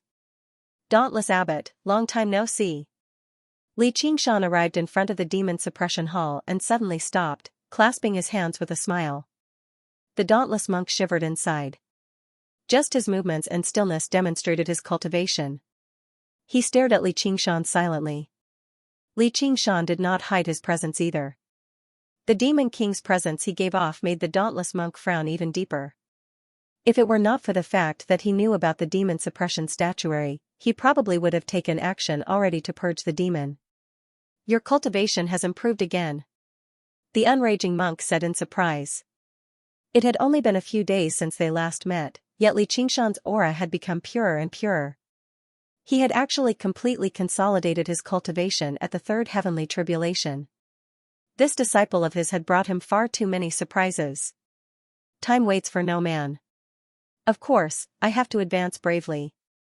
Master, quickly open the demon suppression hall. I want to go to the 9th floor. Li Qingshan said straightforwardly. Go. The unraging monk cut right to the chase. With a wave of his robes, the door to the demon suppression hall opened. It was pitch black and unfathomable. Li Qingshan threw himself in without the slightest hesitation. Senior brother? The unraging monk looked at the dauntless monk beside him. Such cultivation speed truly is unbelievable. Do you know the reason behind this? The dauntless monk unfurled his fist from under his sleeve. A great cultivator at the third heavenly tribulation under his wing should have been something worthy of celebration, but it made him feel slightly uneasy. He befriended the banyan tree king in the Mist province, so he must have come across some fortuitous encounter. The unraging monk said. He also felt like his explanation was a little forced. Unless he was a reincarnated celestial who possessed innate wisdom, it was impossible for him to cultivate at such a rate. However, based on Li Qingshan's past behavior, he really did not seem like a reincarnated celestial. And, if he were a celestial, why would he need to become his disciple and learn some demon suppression statuary? Colluding with a wretched demon? The dauntless monk said in thought. The Green Province was not as wild and chaotic as the Mist Province. There was a clear separation between humans and demons. In particular, disciples of the Chan monastery of Devanaga were forbidden from interacting with demons casually. This crime could be serious or minor, depending on what kind of wretched demon they were colluding with. If they were colluding with the soaring Locust King, then they would not be spared from the death penalty. If they were just regular demons, then the punishment of the monastic discipline hall would be enough. It might even just be a verbal warning. However, even the dauntless monk found it difficult to judge if they were acquainted with a 10-demon king. There had never been an example like this in the past either. The Dragon King of the Sea of the Green Province stood aloof and aloof. He did not even pay much attention to demons, let alone befriending humans. The Banyan Tree King has always been known for his benevolence and universal love. He can't be viewed as a regular wretched demon, the unraging monk said seriously. I don't practice the demon suppression statuary, but the feeling he gives me is no different from a demon king. If his fortuitous encounter came from the Banyan Tree King, then so be it, but the Mist Province is riddled with demon disasters and countless demon caverns have opened. Senior brother, you're worrying too much. Regular demon kings won't return here, much less enter the demon suppression hall calmly. There's not a single person who doesn't know that he worked with the Merfolk King in the south to sweep through the demon caverns. He might be a little wanton, but his actions have not brought shame to the Chan Monastery of Devanaga, nor have he brought shame to me. Senior brother, you shouldn't worry too much. I also hope I'm worrying too much, but don't try to protect him. If the situation doesn't look right, I'll order you to suppress him in the demon suppression hall in the name of the abbot. You can't make any mistakes. I'll be responsible for my disciple, said the unraging monk. By now, Xianxia had already arrived on the 8th floor of the demon suppression hall. He reviewed the demon suppression statues one by one, comprehending a little more with the demon suppression statuary that suited him. He pondered for a while before the 8th demon suppression statue before finally entering the 9th floor of the demon suppression hall. Immediately, demon chi surged into his face like a thick mist that refused to disperse, surging in the surroundings. Xianxia seemed to return to the demon cavern in the south. He came to a realization: there really is a demon cavern below the demon suppression hall, and it's much larger than any demon cavern I've seen in the south. If I let demon chi surge into the air, it'll be enough to affect an area of 500 kilometers. Xianxia expanded his soul sense and searched for the location of the 9th demon suppression statue. He discovered that the 9th floor of the demon suppression hall was even vaster than the previous 8 floors combined. Apart from demon chi, there was nothing else. Let alone glorious walls, there was not even a single pillar. It was like he had arrived in a different world. Found it. Xianxia found the 9th demon suppression statue very soon. He parted the demon chi and made his way over. Suddenly, a weak light lit up before him, illuminating a withered figure who sat in front of the demon suppression statue without moving at all. Xianxia walked over and discovered that the withered figure was a monk. His aura was extremely weak, and his skin was pale and shriveled. He basically held up his tattered monk's robes with his skeleton. His eyes were tightly shut, and his face that was no different from a skeleton's was filled with pain. He held a broken lamp in his withered hand, which gave off a weak glow and protected the monk from the demon chi's corrosion. However, in the surging demon chi, the light could be extinguished at any time. The more Xianxia looked at the lamp, the more familiar it seemed. He finally remembered where he had seen it before. He said in surprise, "One lamp monk? What's wrong with you?" Xianxia was surprised. Back then, he had saved the One Lamp monk's life from the soaring Locust King.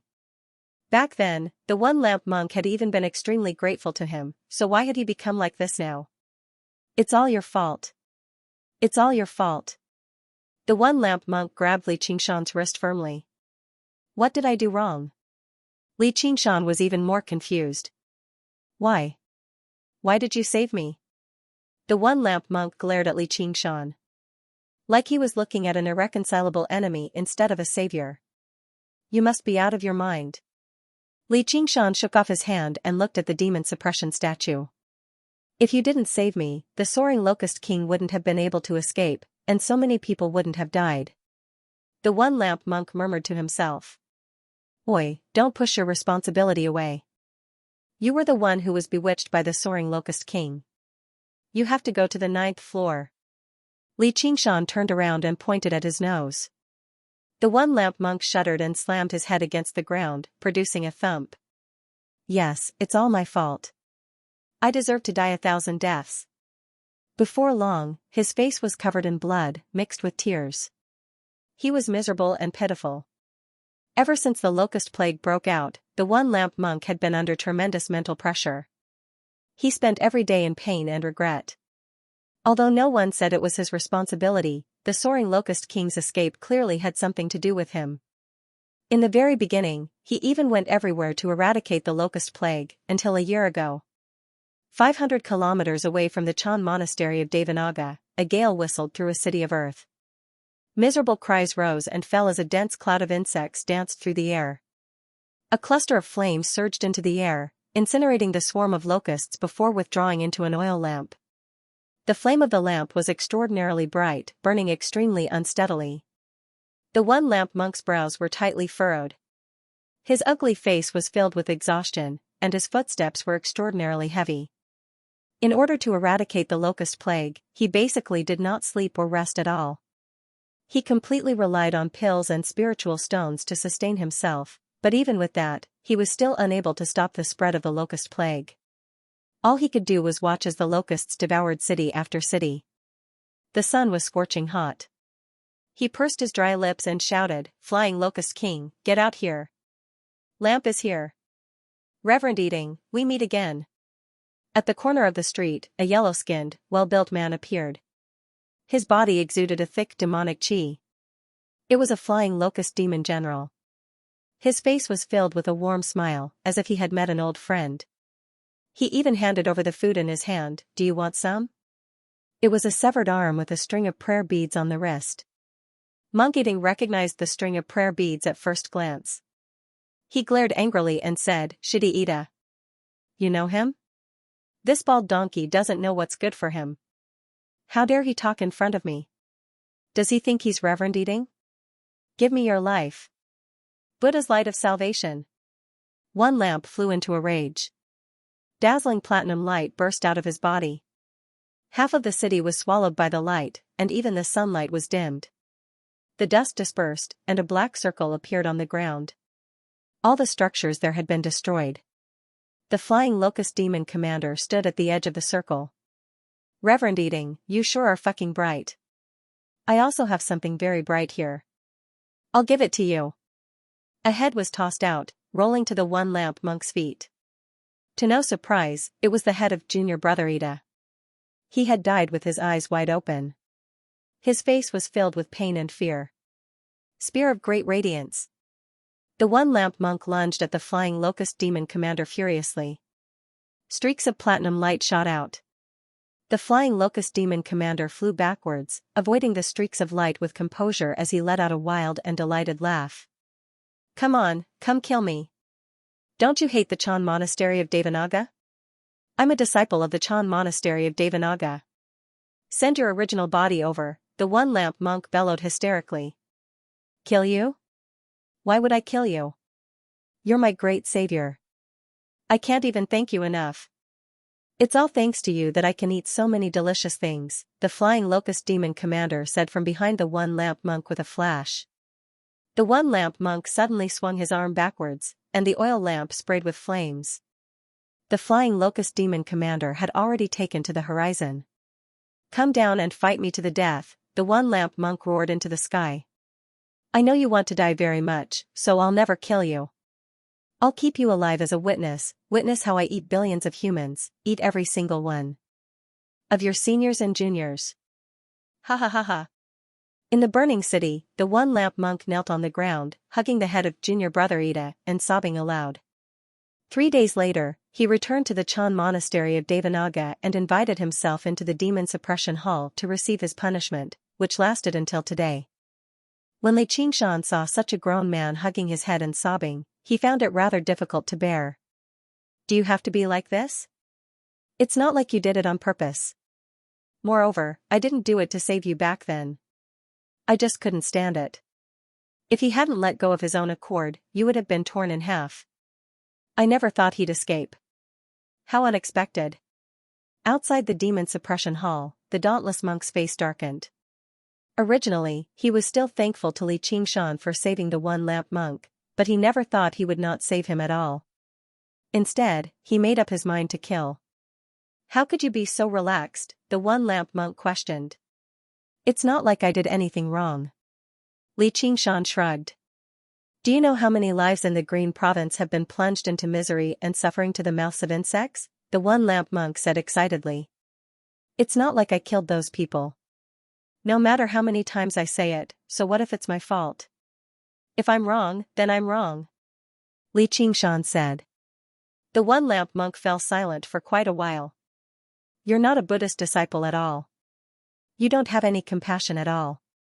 You don't know anything. Bullshit. Li Qingshan was immediately angered. What he hated the most was when other people arrogantly told him that they didn't know anything. Even a demon king like the Banyan Tree King, who knew everything, had never said something like that to him. He grabbed the one lamp monk's clothes and pulled him in front of him. Demonic light flickered in his eyes. You really are trash. Anger flashed through the one lamp monk's eyes. As a genius disciple with the greatest chance of undergoing the third heavenly tribulation, no one had ever called him trash before. You really are wrong. But do you know where you're wrong? You're too weak. I'm too weak? The one lamp monk was stunned. No one had ever said that to him before. If you weren't so weak, you wouldn't have been tricked into coming to the 9th floor by the Soaring Locust King. You would have been able to find the Soaring Locust King and kill him. Li Qingshan was very skilled at finding simple answers to complicated questions. Although the answer was not necessarily correct, it would definitely be very practical. The one lamp monk was stunned. Do you know why a demon folk like him can place the statue here? Li Qingshan grabbed the one lamp monk's head and pressed his face against the demon suppression statue. Lay down the butcher's cleaver and attain instant enlightenment. The one lamp monk said almost instinctively. After a year of meditation, he had gained some understanding of the demon suppression statuary. You're completely wrong. It's because he's powerful enough. What do you mean by lay down the butcher's cleaver and attain instant enlightenment? You're still powerful enough. How can trash lay down the butcher's cleaver? Don't hate the Soaring Locust King. If you want to hate someone, hate yourself for being too weak. What nonsense, the dauntless monk said furiously. No Buddhist disciple would promote the law of the jungle. Otherwise, why would there be 10,000 Buddhist scriptures? Only a demonic cultivator would pursue power at all costs. Senior brother, look. The unraging monk pointed out and projected the image of the 9th floor of the demon suppression hall. The one lamp monk collapsed on the ground, his expression constantly changing. The oil lamp beside him flickered and lit up instead. His mind is in a mess. He's actually listening to nonsense like that. The dauntless monk frowned. Even if it's nonsense, it still has its uses. You can call this fighting poison with poison. The unraging monk smiled. The one lamp monk's mind surged. No one had ever said something like that to him. He had grown up in the Chan monastery of Devanaga. Although there was intense competition here, it definitely did not follow the cruel law of the strong preying on the weak.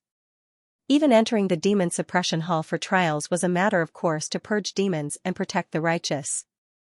Path. Even if he unfortunately died in battle, he would be sacrificing himself for the righteous path and returning to paradise. It was precisely because of his lifelong pursuit of benevolence and salvation that he discovered that his actions had led to such terrifying consequences that he found it increasingly unbearable. Even the dauntless monk who tried to convince him to pull himself together naturally believed he had a great responsibility, so no one could persuade him otherwise.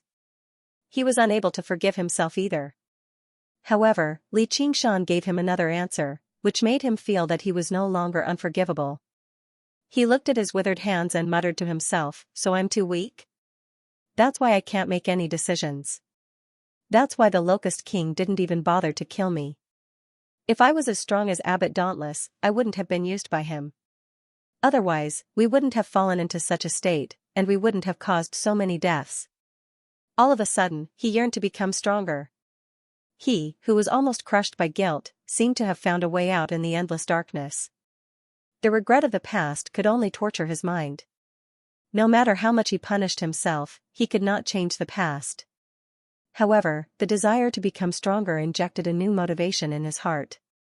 It was the power to move forward. The light suddenly lit up, dispersing the surrounding devil chi.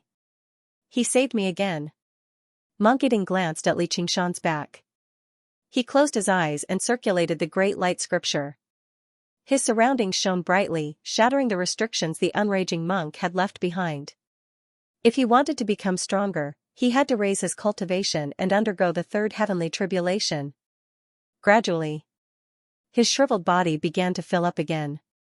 Color returned to his skin. However, his appearance was extremely ugly. His nose drooped down, his lips turned upwards, and his ears were protruding. He was not much better looking than a skeletal face. But that righteous aura was enough to make people ignore his appearance. Li Qingshan glanced at him from the corner of his eye and could not help but smile. He was not saying this to the one-lamp monk because he had nothing better to do. He could still remember how the one-lamp monk had tried his best to persuade him not to go to the 8th floor of the demon suppression hall the first time they met.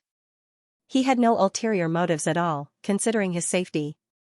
He clearly possessed startling strength, but he did not possess the arrogance of the first senior brothers he had seen in his life.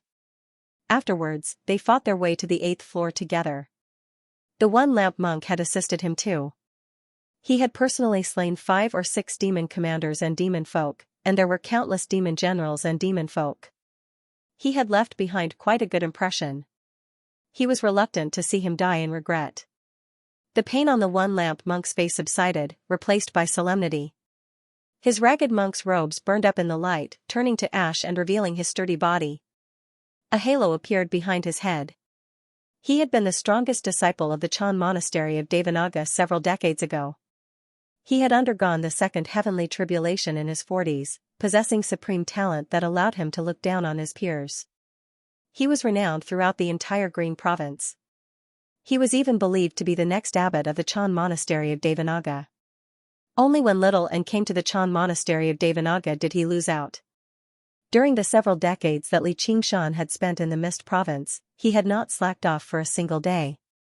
His cultivation advanced further and further, and with the great support of a large sect like the Chan monastery of Devanaga, the third heavenly tribulation was definitely not out of reach. He had an even greater chance of breaking through compared to the various head monks. If it were not for his inner demons, he might have already entered secluded cultivation and prepared to undergo the tribulation. The soaring locust king did not kill him just to torture him. Instead, it was very difficult to kill him if he did not personally take action. He could end up losing his demon commander clone with the slightest carelessness. If his true body took action, the 4 guardian kings of the Chan monastery of Devanaga would not be joking around. It was not worth the risk at all, which was why they constantly provoked him verbally, making him suffer from chi deviation. To him, this could be a form of training. Outside the demon suppression hall, the dauntless monk was delighted. The entire Chan monastery of Devanaga had high hopes for one lamp. Even after the appearance of one will, the dauntless monk still believed he was more suited to succeed as abbot. The fact that he could overcome his inner demons and pull himself together was truly worthy of celebration. He immediately found Li Qingshan to be much more pleasing to the eye. "Senior brother, this disciple of mine has made the right choice, right?" The unraging monk smiled. The dauntless monk nodded. He could not help but admit to this. He thought to himself, Li Qingshan is a secular disciple and doesn't have much loyalty to the monastery, but he still shows some respect to junior brother Unraging. They can be regarded as part of the same lineage. The chances of one lamp undergoing the third heavenly tribulation are extremely high, while who knows what level one will's cultivation has reached, but she shouldn't be far from the third heavenly tribulation. The Chan monastery of Devanaga has a successor. Then he said, since he refuses to become a monk, the Chan monastery of Devanaga can't force him either. However, since he's your disciple, feel free to ask if you need any support. Don't make people feel like the Chan monastery of Devanaga is stingy. Yes, senior brother abbot. The unraging monk smiled. He knew the dauntless monk had basically recognized Li Qingshan, and the dauntless monk's recognition was the monastery's recognition. They would provide Li Qingshan with enough support to mend their icy relationship. Even if they could not reach the level of loyalty, they would be on good terms at the very least. This recognition was not only because of Li Qingshan's assistance to the one-lamp monk. That was just an expression of their attitude. What mattered was his actual strength. Even to large sects, great cultivators were extremely rare. They could increase the sect's strength qualitatively. Unless they had no other choice, no one would push them away. This instead proved Li Qingshan's wild theory. The difference between the strong and the weak was indeed worlds apart. Let's see how they cultivate, the dauntless monk said in anticipation. All right. The unraging monk still had another worry. Qingshan, oh Qingshan, you better not actually become a demon king, or I won't be able to cover for you. Li Qingshan stared at the 9th demon suppression statue, only to discover that it was different from the previous 8. Not only was it several times larger, but the material it was made of was very different too, making it seem even more solemn. It sat there with its legs crossed, its expression peaceful and tranquil like an old monk in meditation. He observed it for a while, but he did not immediately obtain the legacy of the demon suppression statuary. As a result, he extended his hand and pressed down on the statue, powering the demon heart and sinking his mind into his sea of consciousness. With a boom, the demon suppression statue sprung to life, standing in his sea of consciousness like a mountain and beginning to dance about. The first form, initial repentance of the demon heart. The second form, unshakable demonic nature. The movements were extremely connected, increasing in level until it achieved enlightenment in the end, stopping all of its movements and sitting in the sea of consciousness with its legs crossed. Its messy hair fell down, and it converted to the Buddha, becoming a monk. Li Qingshan suddenly understood. As it turned out, the 9th demon suppression statue did not just contain the 9th layer of the demon suppression statuary, but also the general principles of the demon suppression statuary. Only here did it demonstrate many of its wonders. He was elated. If he could master it, his cultivation as a human would definitely undergo a qualitative change. He began to comprehend it with all his attention, but gradually, he began to frown. Qingshan, if you've taken a wrong path, there's still a chance for you to correct it here. The unraging monk thought to himself. Originally, there was only a single demon suppression statue in the demon suppression hall. The 8 statues on top were all replicas of this statue. Their objective was to analyze this overly profound cultivation method and make it easier for people to understand, but in the end, it was all for the sake of the final demon suppression statue. It was like rivers returning to the sea. However, Li Qingshan had not taken a wrong path at all. Instead, he had been going in the opposite direction from the very beginning, allowing him to cultivate to his current level. It was basically a miracle. When he tried to comprehend the 9th layer of the demon suppression statuary, he discovered this contradiction had already become so great that it could not be reconciled.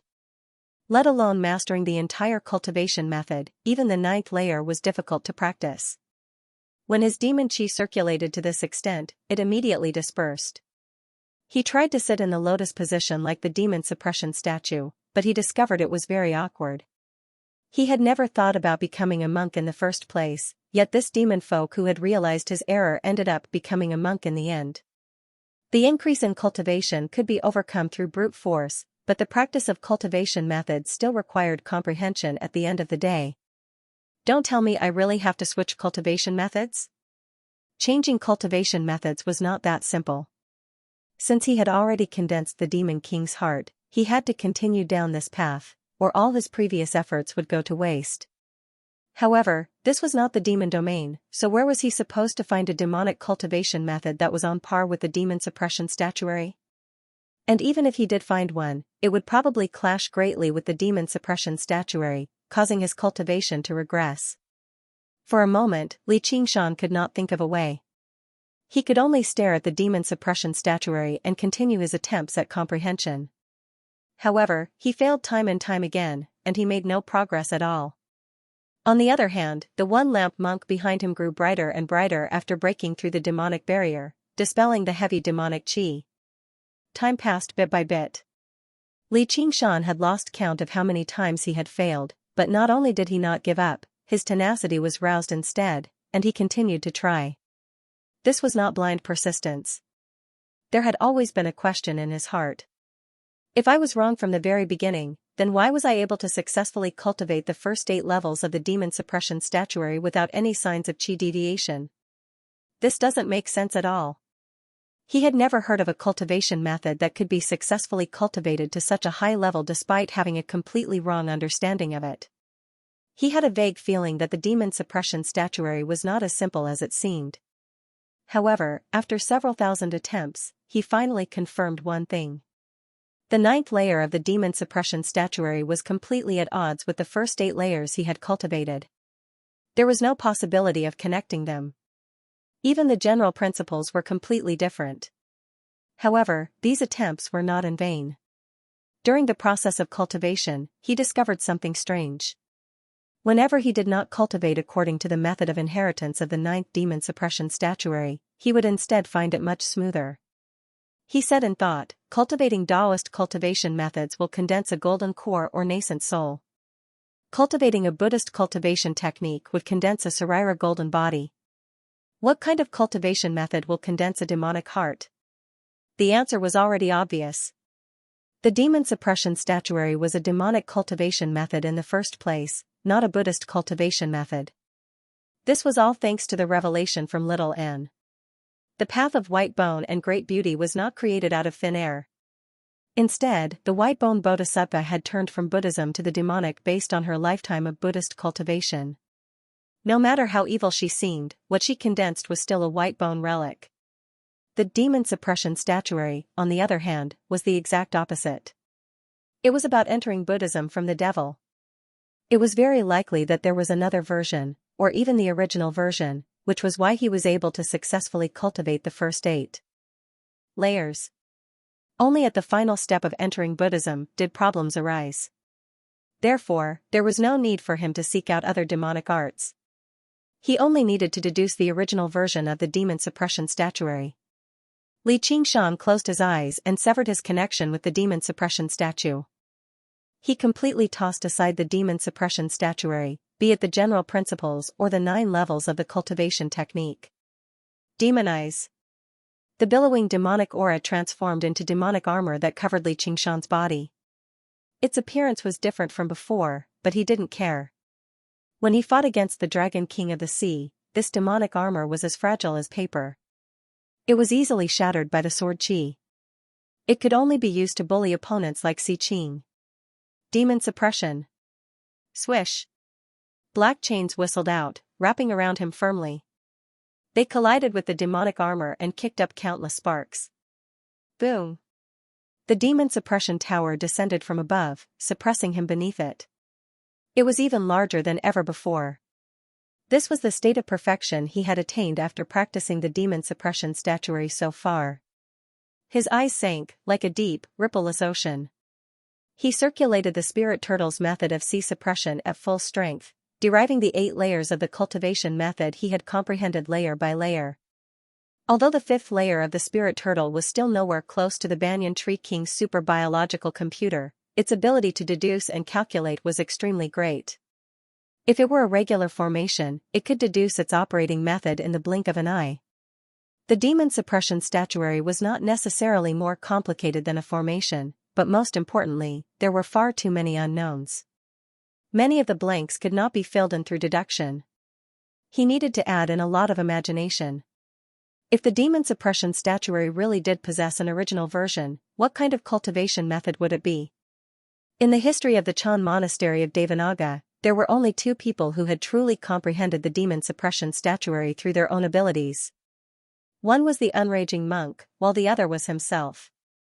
Duoj had used external power, so let's put that aside for now. Why couldn't others comprehend it? Was it because their ability to comprehend was lacking? That was impossible. Who knew how many geniuses had appeared in the Chan monastery of Devanaga over the past several millennia? Let alone the distant ones, just the one lamp monk behind him was a supreme genius. In terms of talent and ability to comprehend, he was in no way inferior to the unraging monk. And Xianxia had never felt his ability to comprehend was particularly great either. Was it because his demonic nature was insufficient?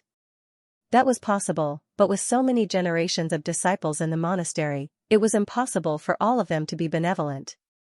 There were definitely degenerates among them, and while the unraging monk had a demonic nature, he still stood on the side of justice after all. He had never fallen into the demonic path. There must be something in common between us that fulfills the conditions for practicing the demon suppression statuary. Master has a fiery temperament, abhorring evil. He was once known as the Monk of Fury, purging demons and defending the righteous path throughout the Green Province. He was renowned for not fearing authority, an old, nationalistic man. And, while I also like good people and hate bad people, I'm nowhere close to abhorring evil, nor am I a nationalistic man. Li Qingshan's eyes lit up. Then there was only one answer: they were aggressive and bloodthirsty.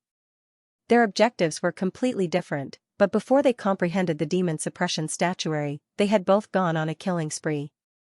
They both possessed a very heavy killing nature. This explained why he and the unraging monk were the only ones who had comprehended the demon suppression statuary over all these years. Killing was the greatest taboo of Buddhism. For the past several millennia, the Green Province had been in a state of peace. With the monastery's status in the Green Province, their disciples basically had no need to fight with others. All they could do was practice on demon folk. The unraging monk who had killed countless people was truly a marvel. It was very likely that the original version of the demon suppression statuary was a demonic art that pursued destruction and slaughter to the extreme. Only after the demonfolk's great reversal did the chains of demon suppression and the demon suppression tower appear, methods that only trapped and did not kill. Thinking up to there, the spirit turtle's calculations immediately became much smoother, filling in large swathes of blank space. The demon suppression statuary gradually began to show an unprecedented form.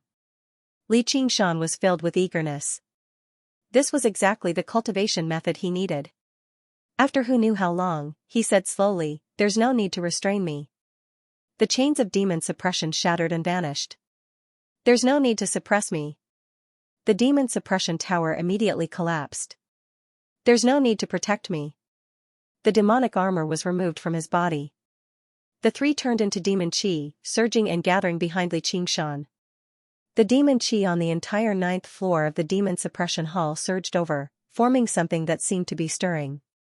Li Qingshan suddenly copied the 9th demon suppression statue, sitting down with his legs crossed and eyes lowered like an old monk in meditation.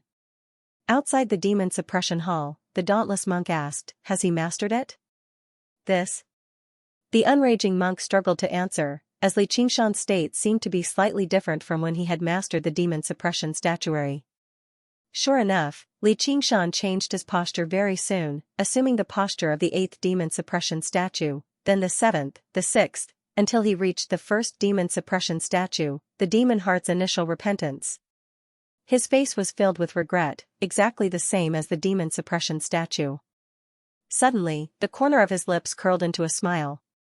He had finally followed the path of the demon folk and found the origin, seeing the true form of this cultivation method. His smile gradually widened, becoming vicious. Murderousness began to surge. The unraging monk could no longer smile anymore. How was this still the demon suppression statuary? Demonify! Li Qingshan bellowed out, and the surging demon chi behind him began to condense, turning into a colossal demon over 300 meters tall. Its appearance was rather similar to Li Qingshan's, except it was filled with ruthlessness. The demonic inscriptions on its body wove together, and bone spikes protruded. On its back was a pair of war banners. On the banners were 2 bold and vicious words written in blood: "Fighting Demon." This set of cultivation method was called Devil Fighting Catalog. 2 visions overlapped in Li Qingshan's eyes.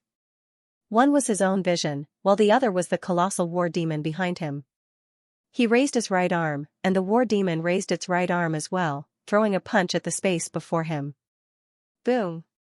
The surging demon chi was swept away, revealing the entire 9th floor of the demon suppression hall. Qingshan! The one-lamp monk sensed a terrifying pressure and roused from his cultivation. He opened his eyes. Li Qingshan smiled at him. His smile could still be considered gentle and friendly, but the war demon's smile could be described as vicious. The one-lamp monk took a step back. Fighting demons!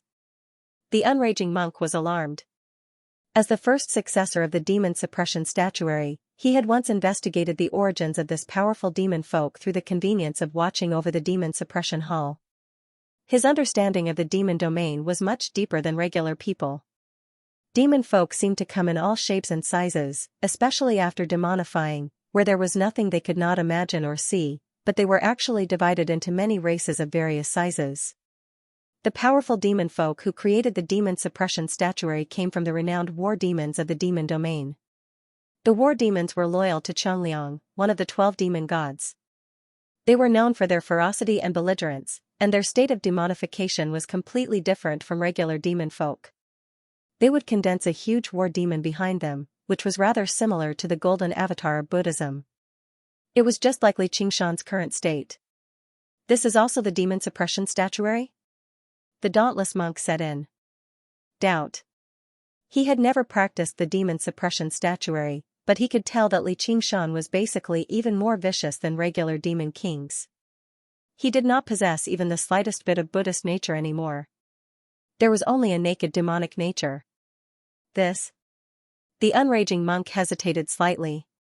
He never thought that not only would Xianxia fail to practice the demon suppression statuary, but he would instead take the opposite path and become the war demon king.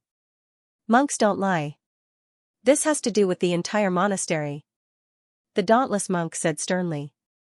The mighty Chan monastery of Devanaga had actually produced a disciple of a demon king. That was a colossal joke. No, the unraging monk said.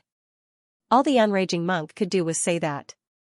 He also knew that the original version of the demon suppression statuary might exist, but he was unable to understand how Xianxia had derived the demon suppression statuary to such a level in such a short amount of time. This did not make any sense at all. He's your disciple. Don't forget what you said just now. Buddhism is vast, but it can't contain a demon king, the dauntless monk said. I'll go down. The unraging monk strode into the demon suppression hall. Don't alarm him. Bring back a lamp first. Booms rang out constantly. Xianxia experimented with his new power as he continued to derive the demon war statuary. Saber. Xianxia waved his hand, and the war demon also waved his arm. Demonic chi surged and condensed into a giant blade, which slashed down. Dang! With a thunderous sound, a deep crack appeared on the ground, and a gale swept in all directions. Xianxia's heart skipped a beat. Sure enough, it was much more powerful than the chains of demon suppression, and he had only managed to derive 60 or 70% of the demon war statuary. If he could derive it all, it would definitely be even more powerful. If he faced an opponent like Xiqing again, even if he did not use the 9 transformations of demons and gods, he would still be able to win easily. This was not only because the Fighting Devil statuary placed more emphasis on destructive power than the demon suppression statuary, but also because the Fighting Devil statuary was more suited to his temperament. The murderous aura of the tiger demon was enough to bring out the might of this cultivation method by 120%, or even 15%. However, it was inconvenient to test it in the demon suppression hall. You became the demon king? The one lamp monk's robes ruffled in the fierce wind. He stuttered slightly. He had no idea which he should be more surprised about. He had undergone the 3rd heavenly tribulation, or he had become a demon folk. Cultivation is all about being fast, or how are you supposed to kill the soaring locust king? Xianxia smiled. His voice was still rather calm and composed, but the war demon behind him roared out, filled with killing intent and fighting spirit as if it was expressing his inner thoughts. The two voices overlapped, forming a wondrous rhythm. Kill the soaring locust king. The one lamp monk was taken aback. He had overcome his inner demons and was close to breaking through the 3rd heavenly tribulation, but he really was not bold enough to say he could kill the soaring locust king. The difference between them was just far too great. Was everything I said earlier for nothing? Why do you want to become stronger? Isn't it just to kill powerful enemies and take revenge? Why don't you even have the determination to do that? Xianxia waved his hand, and the war demon pointed its huge blade at the one lamp monk. The one lamp monk was taken aback.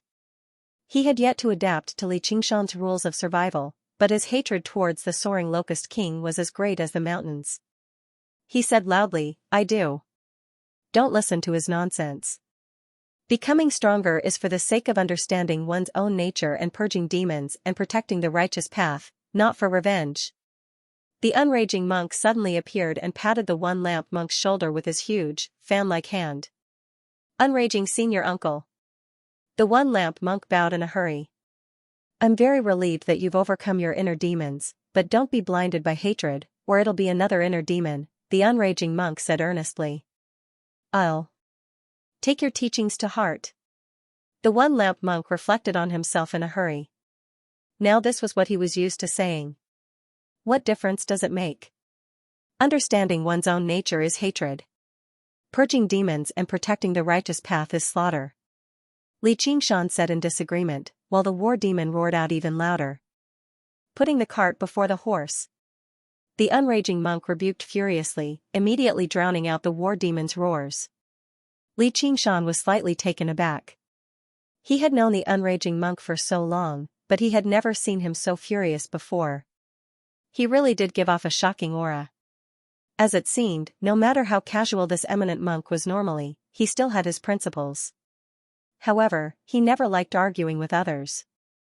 With a clang, the war demon rested the huge blade on his shoulder. You're not in the right, so what are you yelling for? Xianxia, I told you to practice the demon suppression statuary, so what did you practice? The unraging monk pointed at the war demon. Now this was truly putting the cart before the horse. This is my understanding of the demon suppression statuary. Are there any problems? Immediately reverse the cultivation method and return to the right path, the unraging monk ordered. I'm warning you. I might call you master, but I hate it when people tell me what to do the most. Xianxia said in displeasure. How dare you? It's all because I've been too lenient with you in the past, which is why you've fallen onto the demonic path. I'll teach you a lesson today, you damned disciple. The unraging monk tossed the one lamp monk onto the 8th floor with a wave of his hand before taking a step forward. A huge guardian king appeared behind him, scarlet red like it was forged from copper. It stood over 600 meters tall, with a crown on its head and ribbons wrapped around its body. Its chest and belly were protruding, giving it a dignified appearance. Although it was condensed from demon chi, there was a faint halo of Buddhist light behind its head.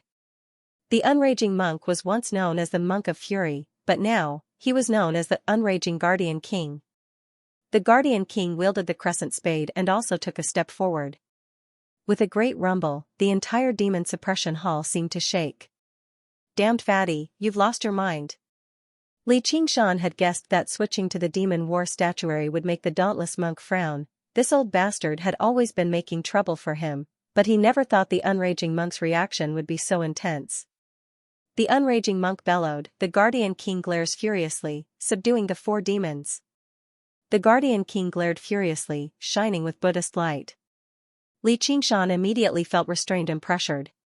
He knew the unraging monk's demon suppression statuary had already reached a level of perfection, which was extremely effective against demon folk. However, he refused to show any weakness. The war demon swung his blade. Teach me a lesson? I'm afraid you don't have that ability. One lamp came to the demon suppression hall and put his palms together. Greetings, Abbot. You've come out. Very good. The dauntless monk said nothing more, focusing on the scene before him. The one lamp monk followed the dauntless monk's gaze and saw that in the demon suppression hall, Xianxia and the unraging monk had already drawn their swords. Abbot, junior brother Xianxia, he's fallen into the demonic path, said the dauntless monk. But I feel that junior martial brother Xianxia's mind is clear, and he doesn't seem to be possessed by the devil. Perhaps he's just cultivating in the wrong direction, Monk-Eating said. I know he has done you a favor, but don't confuse righteousness with personal feelings. The demon folk have destroyed the Dharma and slandered the Buddha. They are the great enemies of our Buddhist school. There will never be any room for reconciliation, the dauntless monk said sternly. But he hasn't done anything bad. One lamp argued. Deceiving your master and destroying your ancestor isn't committing evil? The dauntless monk pointed at the image. Monk-Eating was speechless. No matter what sect he was in, it was a great sin to point a sword at his master, no matter how many reasons he had. He sighed to himself. Xianxia, you really shouldn't have done this. If Great Master Buru has misunderstood you, you should kneel down and beg for forgiveness. You should explain things clearly to him. Wouldn't there be even less room for reconciliation in this way? Damned disciple, how dare you attack your master, the unraging monk called out. It's you who wants to fight me. Li Qingshan found this situation to be extremely troublesome. He did not want to clash with the unraging monk at all, but it was impossible for him to admit his mistakes and admit defeat. Good, you've really grown up. Let me test your ability. The unraging King Kong suddenly took a step forward and raised the crescent spade high with both hands. It spun and stirred up a gale as it smashed down on the war demon's head. Dang! The sound of metal clashing could be heard, and chi waves surged. The fighting demon brandished his blade to block the crescent spade. Although his body was as big as a mountain, in front of the unraging Vajra, he was like a child facing an adult. Hey, you're serious? Li Qingshan could only see a few dozen feet. The unraging monk's robes fluttered in the wind. His demeanor was calm, as if he had fused all of his killing intent and demonic nature into this unraging Vajra. The huge shovel that was like a dam slowly pressed down, rubbing against the blade fiercely and emitting an ear-piercing roar. The surging devil chi on the war demon's body continued to dissipate, and the bone spurs also began to shrink. His body also showed faint signs of shrinking. Every single move and strike from the unraging monk contained the power to suppress demons. It was extremely effective against all demon folk. In particular, it was even more effective against the war demon. The unraging monk said, "If you beg for mercy right now and admit to your wrongdoings, I can still give you the opportunity to repent. If you insist on remaining stubborn, all I can do is cripple your entire cultivation." What crime have I committed? Li Qingshan was infuriated too. He never thought the unraging monk would actually be so vicious. His demon heart shone brightly, and all the bone spikes on the war demon protruded. The huge blade blocked the crescent spade. He let the soaring locust king escape, said the unraging monk. Bullshit. Li Qingshan was completely infuriated. He swung his hands forcefully, and the huge blade knocked aside the crescent portable spade, swinging towards the unraging monk. Damned disciple, the more powerful your demonic nature is, the more you'll be restrained. In consideration of the fact that we were once master and disciple, I won't take your life. I'll let you reflect on your mistakes in the soaring locust king's place. As the unraging monk said that, the crescent portable spade spun around in the unraging Vajra's hand, easily knocking away the huge blade and sending the war demon flying. Li Qingshan's heart sank.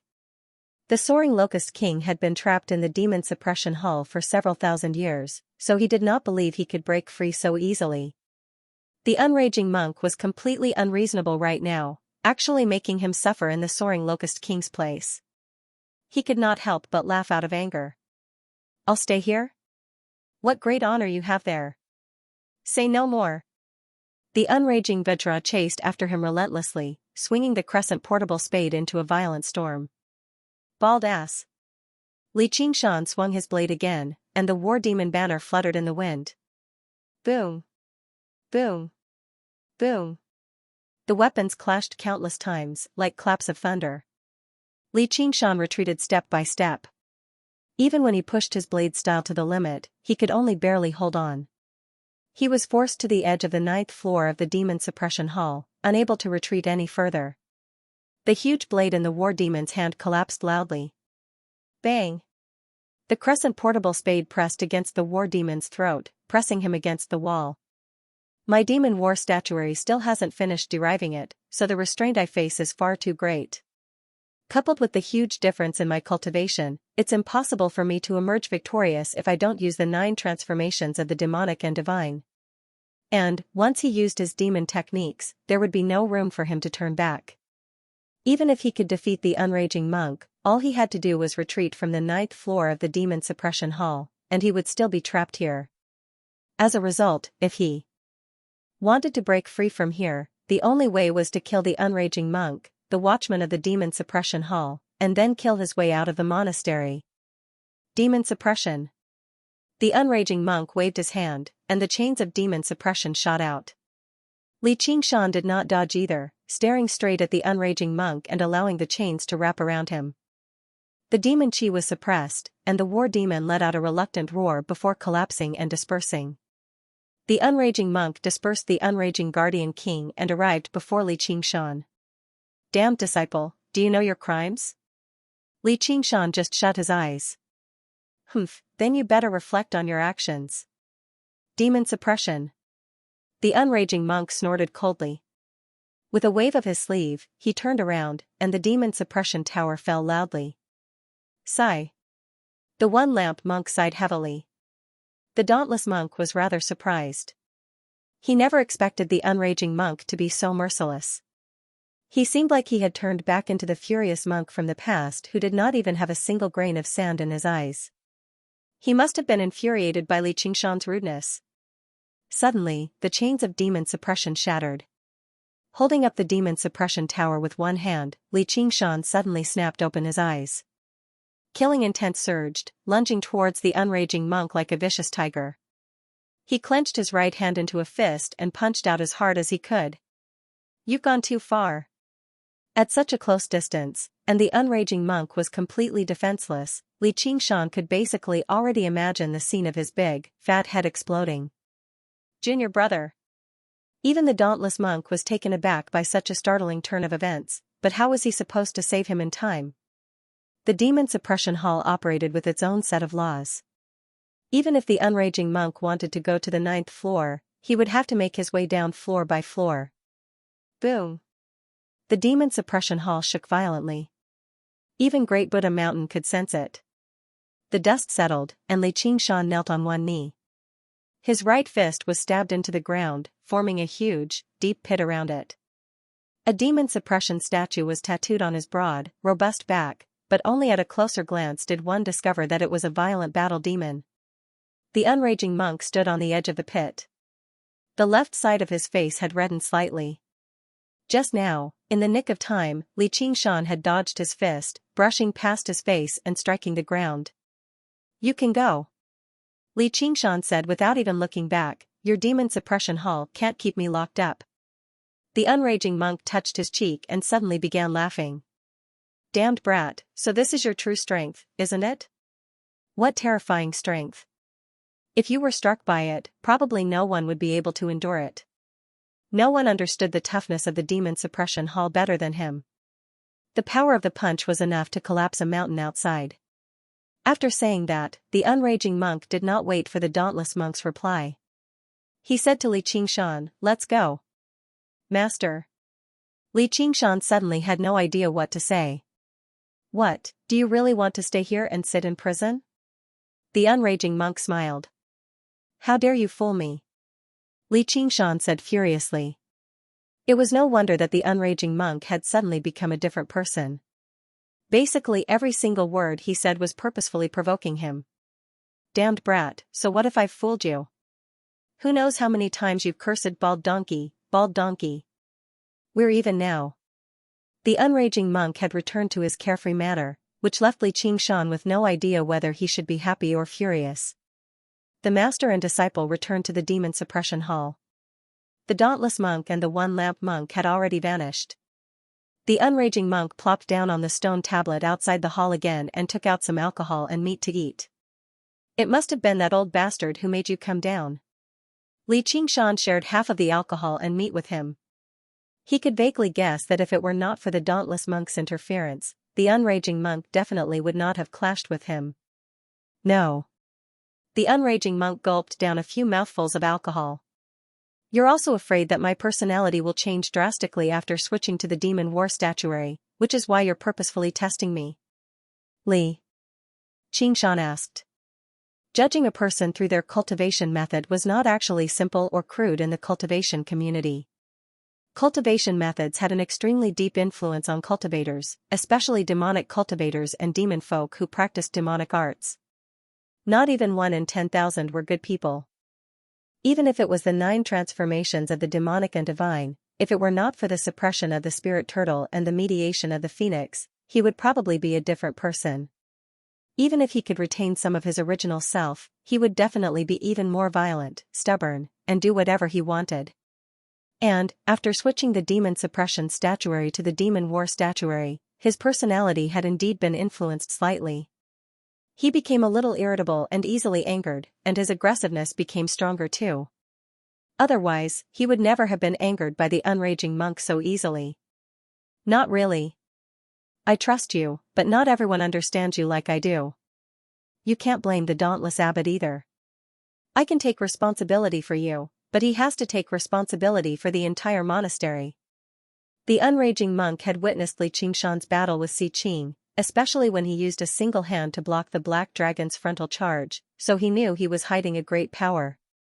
As a result, he descended into the demon suppression hall and purposefully infuriated Li Qingshan verbally, even threatening him by suppressing him. In the end, he purposefully left behind a fatal opening. It was not to test whether he had become demonic or not, but to prove to the dauntless monk that he was not the monastery's enemy.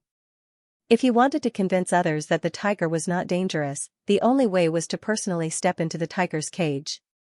This was the unraging monk's way of taking responsibility for his disciple. When he used his life as a guarantee, even the dauntless monk had nothing to say. Even if he refused to accept a demon king like Li Qingshan, all he could do was allow the unraging monk to deal with him. This was also the understanding and trust between them. Thank you for your trust. Li Qingshan glanced at the plump monk before him deeply and felt rather touched. He raised the jar of alcohol high into the air. That punch of yours sure was vicious. Don't tell me you actually wanted to kill your master back then. When the unraging monk recalled Li Qingshan's punch, he really did feel some lingering fear. Although he had guessed that Li Qingshan's true strength was very powerful, only when he had personally experienced it did he realize just how powerful he was. Your level of mockery is basically 80% as good as mine, so it's nothing strange if you want to kill your master. However, if I really wanted to kill you, you definitely wouldn't be able to make it out of the 9th floor of the demon suppression hall. Li Qingshan smiled as he drank. He was a decisive person. He would either give up or go all the way. If he really wanted to kill the unraging monk, then that punch would have been much more than that. In reality, he did not use a single strand of demon chi, nor did he use any of his innate abilities. The unraging monk was taken aback by that as well. He studied Li Qingshan. Just how many other tricks are you hiding? I've always been this unfathomable. Li Qingshan laughed aloud.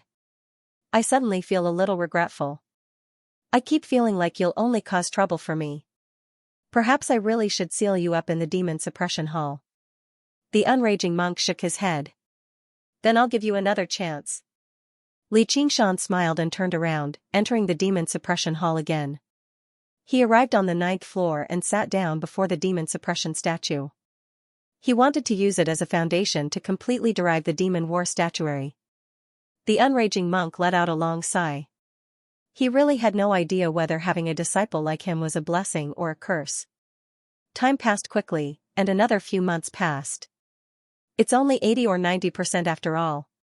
Li Qingshan stood up. After all, he did not have the original version. The spirit turtle's derivation was already close to the limit. Even if he continued wasting time, the effects would be minimal. However, it was not like he had come out completely empty-handed. As a matter of fact, it could even be regarded as a great surprise. Battle demon, appear.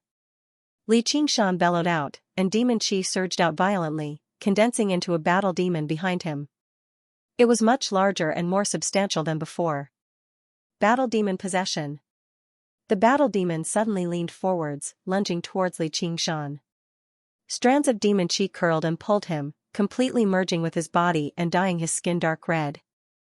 Black demonic patterns spread and wove together, filled with violence. A pair of war banners behind him was written with the 2 words "Battle Demon" in an unrestrained and ostentatious manner. His expression became ferocious and ruthless, but his figure did not change much. Only his muscles became more solid and powerful, and he could feel his power surging violently.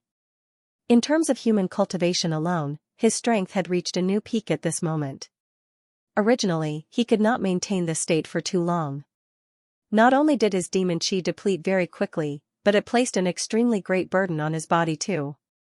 However, with Li Qingshan's physique, he could endure this burden with composure.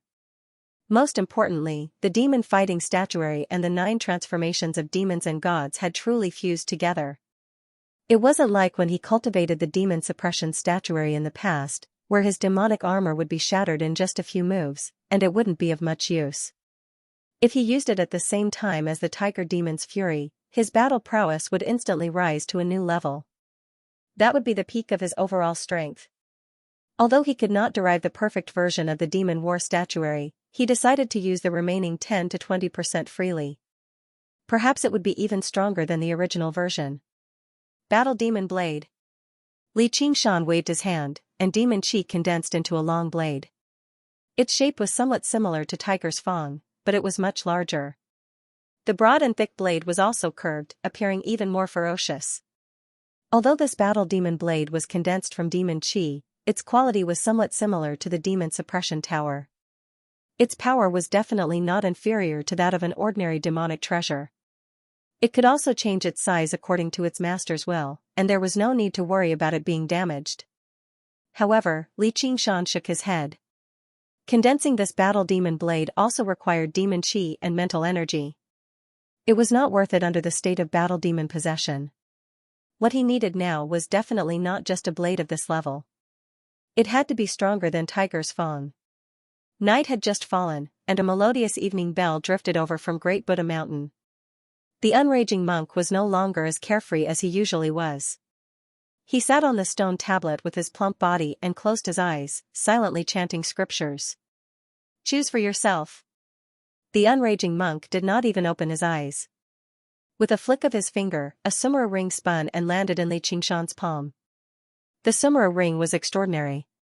It was enveloped in a layer of heavy demon chi, grayish-brown in color. Li Qingshan opened it and took a look, and his eyes immediately lit up. Who knew how many demonic artifacts were placed inside, including everything from blades, spears, swords, and halberds. There were 5 or 6 demonic treasures alone, which made him overjoyed. The unraging monk had watched over the demon suppression hall for many years. Although demon folk did not like to rely on external objects like human cultivators, he had still accumulated many demonic artifacts, and this was exactly what Li Qingshan needed right now. He smiled. There's no need to choose. What? Not a single one is satisfactory? The unraging monk opened his eyes slightly. Thank you, master. I'll take them all. Kid, you've come to rob me, haven't you? The unraging monk shot him a glance and said furiously. Master, you sure are stingy. Forget it, I won't take it for free. I'll exchange it with you, all right? Li Qingshan took out all of the spoils he had obtained in the south. Although he had sacrificed all of the weapons, there were still quite a sizable amount of pills, shaman goo, cultivation methods, and so on. He even took out the blood oath scroll. For a moment, he lit up the surroundings. How many people did you kill in the south? The unraging monk glanced past them. These items clearly did not come from a single cultivator, which left him amazed. I'm just purging demons and protecting the righteous path. If it's not enough, please forgive me. Li Qingshan smiled. Forget it. These demonic artifacts are useless with me anyway, but you need to be clear.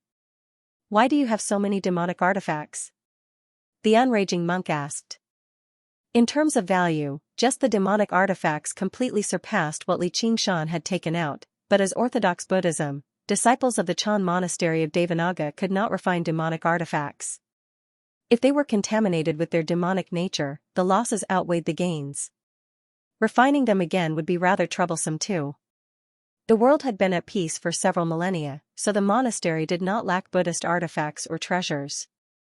Although he could sell it to demonic cultivators, the unraging monk would never do that.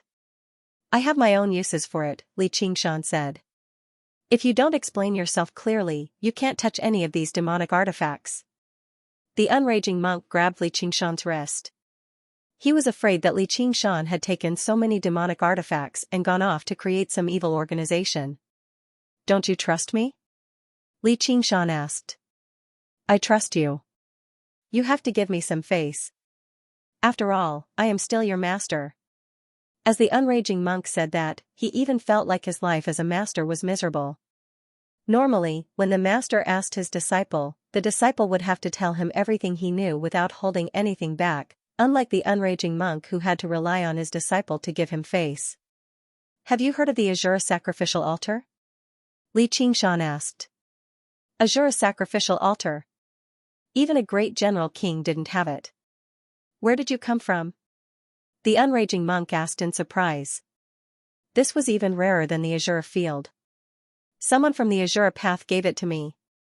Li Qingshan shrugged. Why? Probably because he felt I had a future, so he wanted to form a good relationship with me. He even invited me to the Azure path, but I turned him down, Li Qingshan said.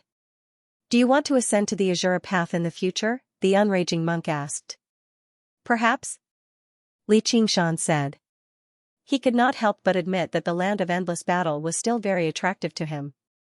The Azure path isn't an evil path, but it still pales in comparison to the heavenly Taoist and human path.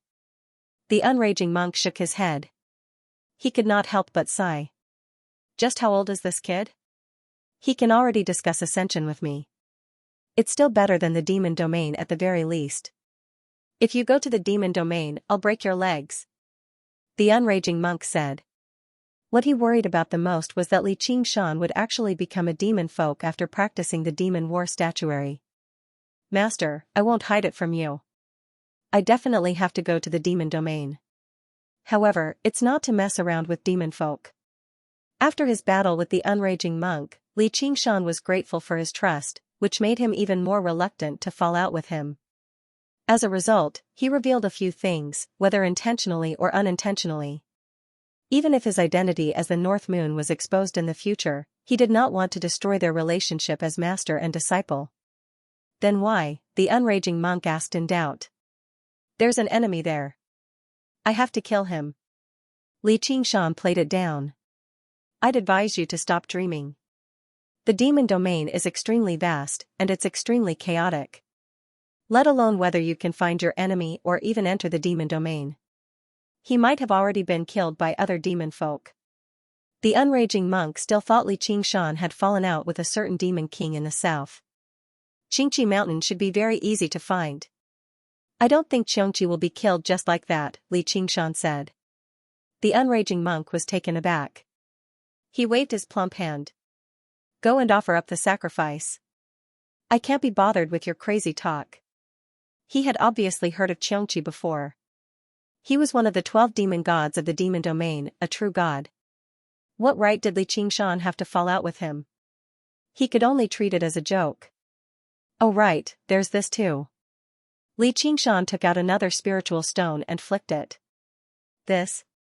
When the unraging monk saw that it was a spiritual stone, he did not pay too much attention to it. Only when the spiritual stone landed in his hand did he become surprised. The spiritual stone gave off a faint, green mist. The spiritual chi surged and was pure, basically on par with the Sarira of a monk king. It even possessed a sliver of the profound laws of the world. The banyan tree king gave it to me. Master, you've been nice to me, so don't say I'm not a good person. Li Qingshan waved his hand and stepped into the azure field. The unraging monk looked at the spiritual stone in his hand and guessed that it originated from the Mist Province cauldron. He shook his head with a smile, both relieved and helpless. In the past, when he took him in as a disciple, he originally wanted to guide him in a direction, but he did not give him the opportunity at all, striding forward blindly. He had already reached the same level as him a long time ago, or perhaps before long, he would completely surpass him. Qingshan, oh Qingshan, just where do you want to go? Under the blood-red clouds, with Qing in the lead, under the gazes of the Azura, Li Qingshan set foot on the Azura altar of armaments once again. He felt rather eager inside. His current strength was far greater than when he obtained Tiger's Fang, and he had prepared even more offerings. What kind of blade would he obtain this time? As a result, he no longer suppressed or hid his aura. His scarlet hair danced about like fire as demon chi surged into the air. The Azura altar of armaments beneath his feet trembled. So powerful. He's become even stronger. Qing licked her lips in some disbelief. He seemed to have surpassed the limits of time. Blade! Li Qingshan called out. The shadow of a blade leaped out from the mottled stone platform.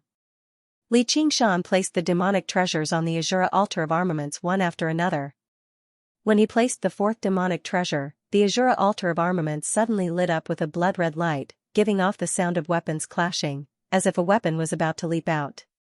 Tiger Demon's Fury. Li Qingshan clenched his fists and immediately used the Tiger Demon's mystical ability. Killing intent surged, evil energy shot into the sky, and a blood-red whirlpool spun. His skin turned scarlet, and the black tiger stripes interweaved to form the character King. He roared in his heart, "Still not enough, I need a stronger weapon."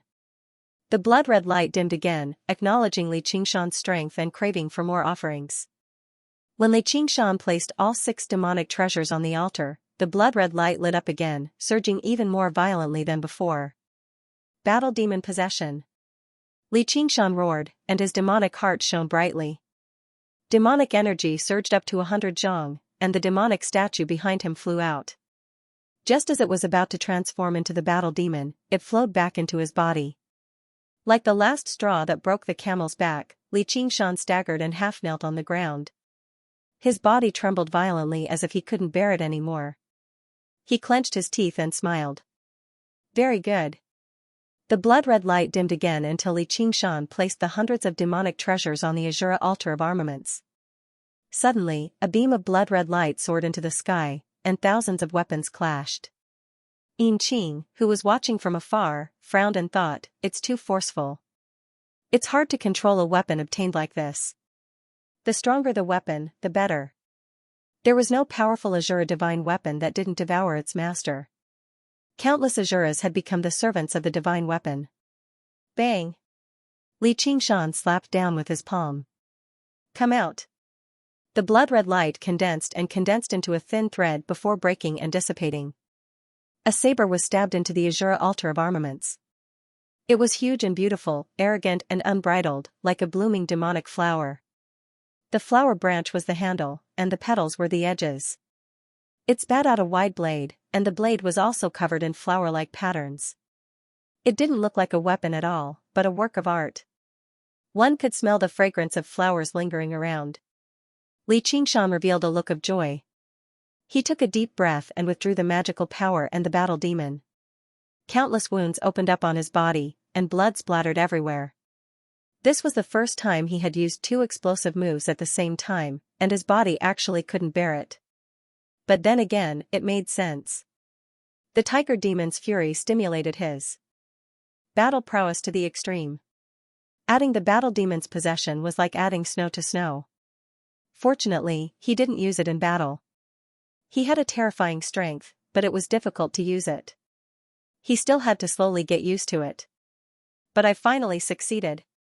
Li Qingshan stretched out his hand, and just as he was about to test the power of the saber, a hand grabbed the hilt before him. With a clang, the saber was gently pulled out. Li Qingshan's pupils shrank. Only then did he see the full appearance of the saber. The blade was even larger than he had imagined. It was almost as tall as him, and it was curved into an arrogant arc. In an instant, the saber light shone brightly like a flower in full bloom. It was 100 times brighter than the sun. A wild aura assaulted his face, but what followed was not the fragrance of flowers, but a sharp killing intent. Li Qingshan looked against the light, and he could vaguely see the figure of a woman raising the saber high. He was bewildered. Who is she? How could she approach me without a sound? Could it be that Yin Qing teleported over to snatch the saber? Be careful, it's the Frenzy Flower Saber Soul. Yin Qing shouted from afar. Frenzy Flower Saber Soul. Li Qingshan frowned. He heard a voice coming from the center of the saber light. Little guy, you're not worthy to be my master. How dare you use such a senseless trick to deceive the armory and disturb my sweet dreams? Die.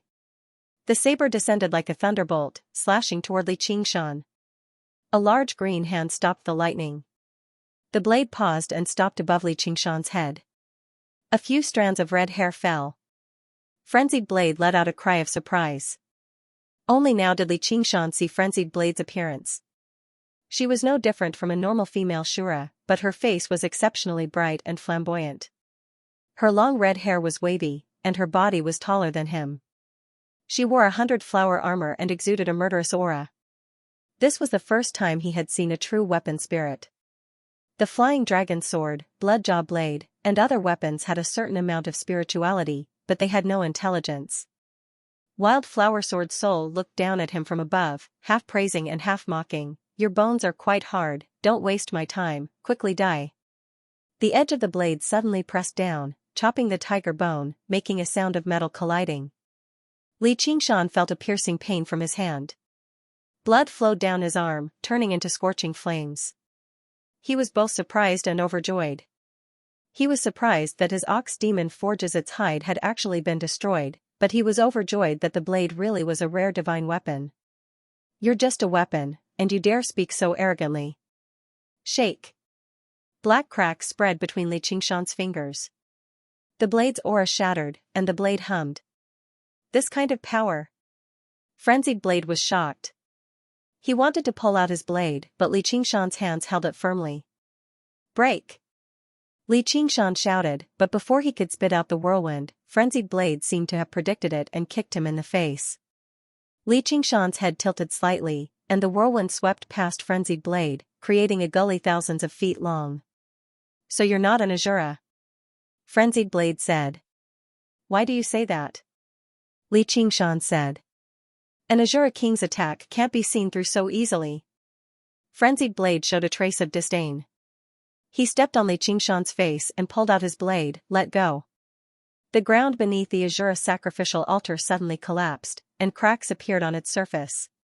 Li Qingshan spread his phoenix wings and soared into the sky. He asked, does Azura King have as much power as I do? The muscles on his arms were knotted as he gripped the blade tightly. The long blade trembled incessantly, but he was unable to break free. He could already tell that the battle experience and skills of the Berserk Flower Saber Soul were far above his own. If he were to allow the Berserk Flower Saber Soul to display his saber techniques, he would probably not be easy to deal with. Relying on his combat instincts, he made the best choice: never let go. It's just brute force. Wild flowers bloom. The frenzied Flower Saber Soul snorted coldly, and a flower-like saber edge suddenly bloomed. The patterns on the saber body flowed, and waves of saber light bloomed, engulfing Li Qingshan. This is called overwhelming strength, tremors. Of the Ox Demon. Li Qingshan gritted his teeth, but he did not care about the saber light that fell on his body. Instead, he poured all of his vibration power into the saber. Damn it! The frenzied Flower Saber Soul's figure trembled, and it was faintly discernible, appearing extremely unstable. The power of tremors of the Ox Demon could shatter the void, and it could also pass through the saber body to shake the saber soul. And when her saber light landed on Li Qingshan's body, it could not break through his Ox Demon forges its hide. She was filled with hatred. How can this brat's skin be so thick? As a saber soul, she could not leave the saber, and all of her superb skills had to be displayed with the saber. Now that her main body was trapped by Li Qingshan, she was like a tiger that had its teeth pulled out. Although she was abnormally fierce, she could not display the killing power that she should have. She was greatly regretful. She should not have been so careless in the beginning, allowing him to grab the saber edge. Humph, it's fine if you can't block the saber edge, but you want to hurt me with a mere saber light. Li Qingshan closed his eyes tightly, and his skin turned green. He activated Ox Demon forges its hide to the extreme, and it was as if he was strong. Let him be strong. You coward, let go and fight with me. Don't think you can make me acknowledge you like this. The frenzied Flower Saber Soul was very sullen. She had never met such a fellow before. Shut up, bitch. I'm already in an undefeatable position. Only an idiot would let go. Li Qingshan said. In the sky, the man and the saber were entangled as they scolded each other. Sometimes they rose, and sometimes they fell, causing the Azuras below to stare in shock. Suddenly, like a meteor streaking across the sky, it crashed head first into the mountain, causing an earth-shattering boom. The mountain collapsed, creating a large crater.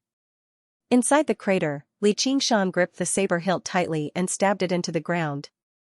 The frenzied Flower Saber Soul beat and scolded him, but he could only endure it silently. His expression was as tenacious as a stubborn bull. Activating the 4 Ox Demon Theurgy, the green leather resisted all damage. Endless power surged from the ground, and a strong gravitational force was released from his palm, making it impossible for the frenzied Flower Saber Soul to break free.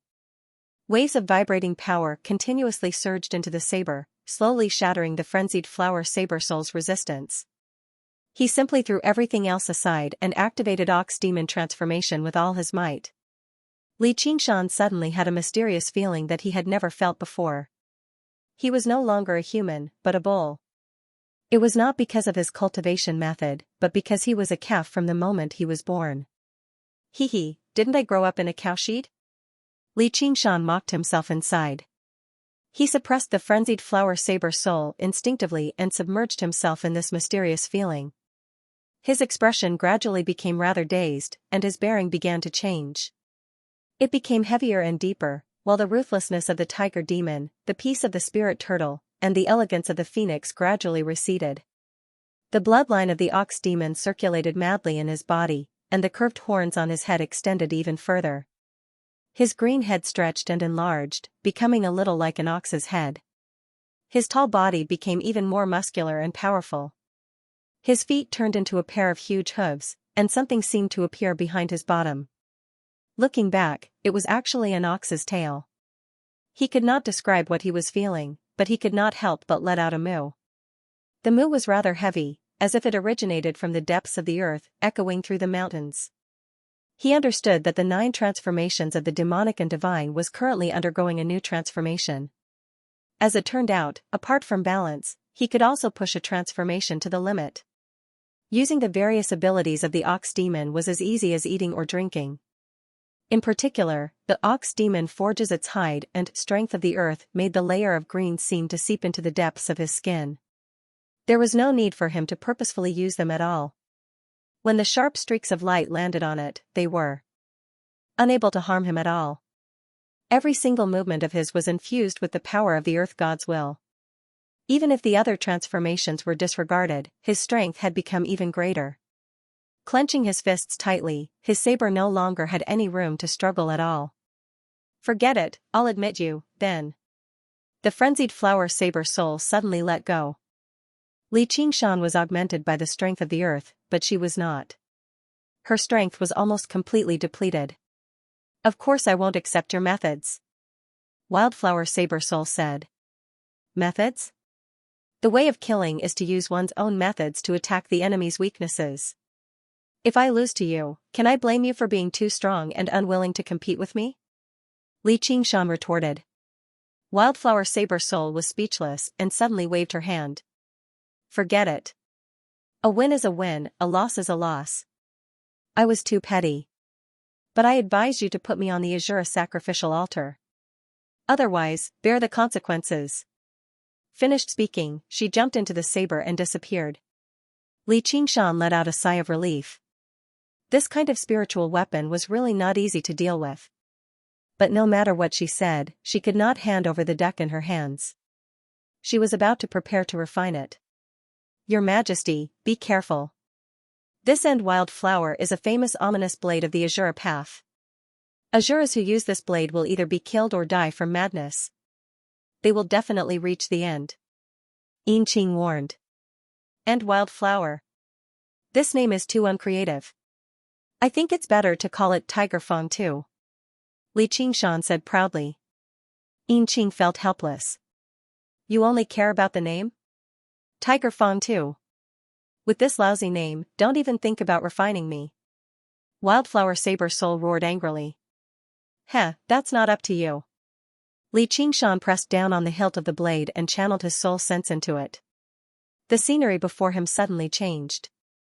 In a vast, boundless space, countless resplendent flowers bloomed and withered. At a closer glance, they were all condensed from flashes of the blade, possessing the endless variations of the blade. Wildflower Saber Soul stood among the thousands of flowers. You really came. You can't use your brute force here. Her warning wasn't a kind advice, but rather a malicious provocation. She wanted to take revenge here and wipe out her grudge. So what if I came? Li Qingshan tried to retract his divine sense. He was actually firmly locked in this void, but he was still calm. Kid, if you kneel and beg for mercy now, I can still let you be my saber slave. Otherwise, your soul will be destroyed. Frenzied Flower Saber Soul's maniacal laughter rang out from all directions, echoing throughout the void. Cut the crap and continue. Before Li Qingshan could finish his sentence, the saber aura surged towards him. He punched out, and the saber aura that filled the sky suddenly condensed into a frenzied flower saber. It was held in the frenzied flower saber soul's hand, and it slashed down. Li Qingshan's eyes widened. He was unable to use words to describe the profoundness of this strike. It was impossible to dodge or defend against. Li Qingshan's spiritual force was shattered by the saber, and his mind was damaged. However, the frenzied flower saber soul was not willing to give up. A wave of saber intent rushed into Li Qingshan's consciousness and transformed into the frenzied flower saber soul's figure. The frenzied flower saber soul said proudly, "Become my saber slave or die." Great saber technique. Li Qingshan praised. The strength of the wildflower saber soul's saber technique was simply unimaginable. It was worthy of being a famous saber in the Azure realm. In comparison, the set of saber techniques that he had comprehended was as crude as chopping firewood and slaughtering pigs. As it turned out, this was the terrifying aspect of the frenzied flower saber soul. Unlike the outside world, this was a battle of wills. Various abilities and techniques were difficult to use here. However, in this space of saber intent, the frenzied flower saber soul could unleash her saber techniques to the limit without any restrictions. Even the Azure King would not be able to defeat her here. However, once the refinement failed, she would take advantage of the situation and attack his sea of consciousness. If he was careless, he would instead be refined by her, turning into a so-called saber slave. Tiger. Fong Tu, you sure talk a lot. Li Qingshan smiled.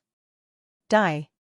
The frenzied flower saber soul turned into a streak of light and rampaged through his sea of consciousness, about to turn the world upside down. Spirit turtle suppresses the seas. Li Qingshan closed his eyes, and a spirit turtle appeared in the depths of his sea of consciousness. It shone with a faint light, filling his entire sea of consciousness in the blink of an eye. The streak of light seemed to sink into mud, becoming sluggish and dim. It was suppressed very soon. You. The frenzied flower saber soul was astounded. Just how many techniques did he possess? Who says I only have brute force? Li Qingshan used the spirit turtle's method of sea suppression, and the figure of a spirit turtle appeared around him. Faint light enveloped the frenzied flower saber soul, seeping into it strand by strand. Li Qingshan stood on the spirit turtle and appeared in the space of saber intent again. He wanted to directly suppress the frenzied flower saber soul. Don't even think about it. The frenzied flower saber soul bellowed. Thousands of flowers bloomed in the space of saber intent, mincing Li Qingshan and the spirit turtle to pieces together. The sharp streak of light pierced through the light. Suppress. Li Qingshan's eyes were calm. The figure of the spirit turtle became more and more tangible. Just like that, it was a battle of attrition. Neither of them could do anything to the other. In the end, it was still Li Qingshan who became exhausted first. If his mind continued to be damaged, it would be an extremely great burden on him. All he could do was temporarily give up on refining it.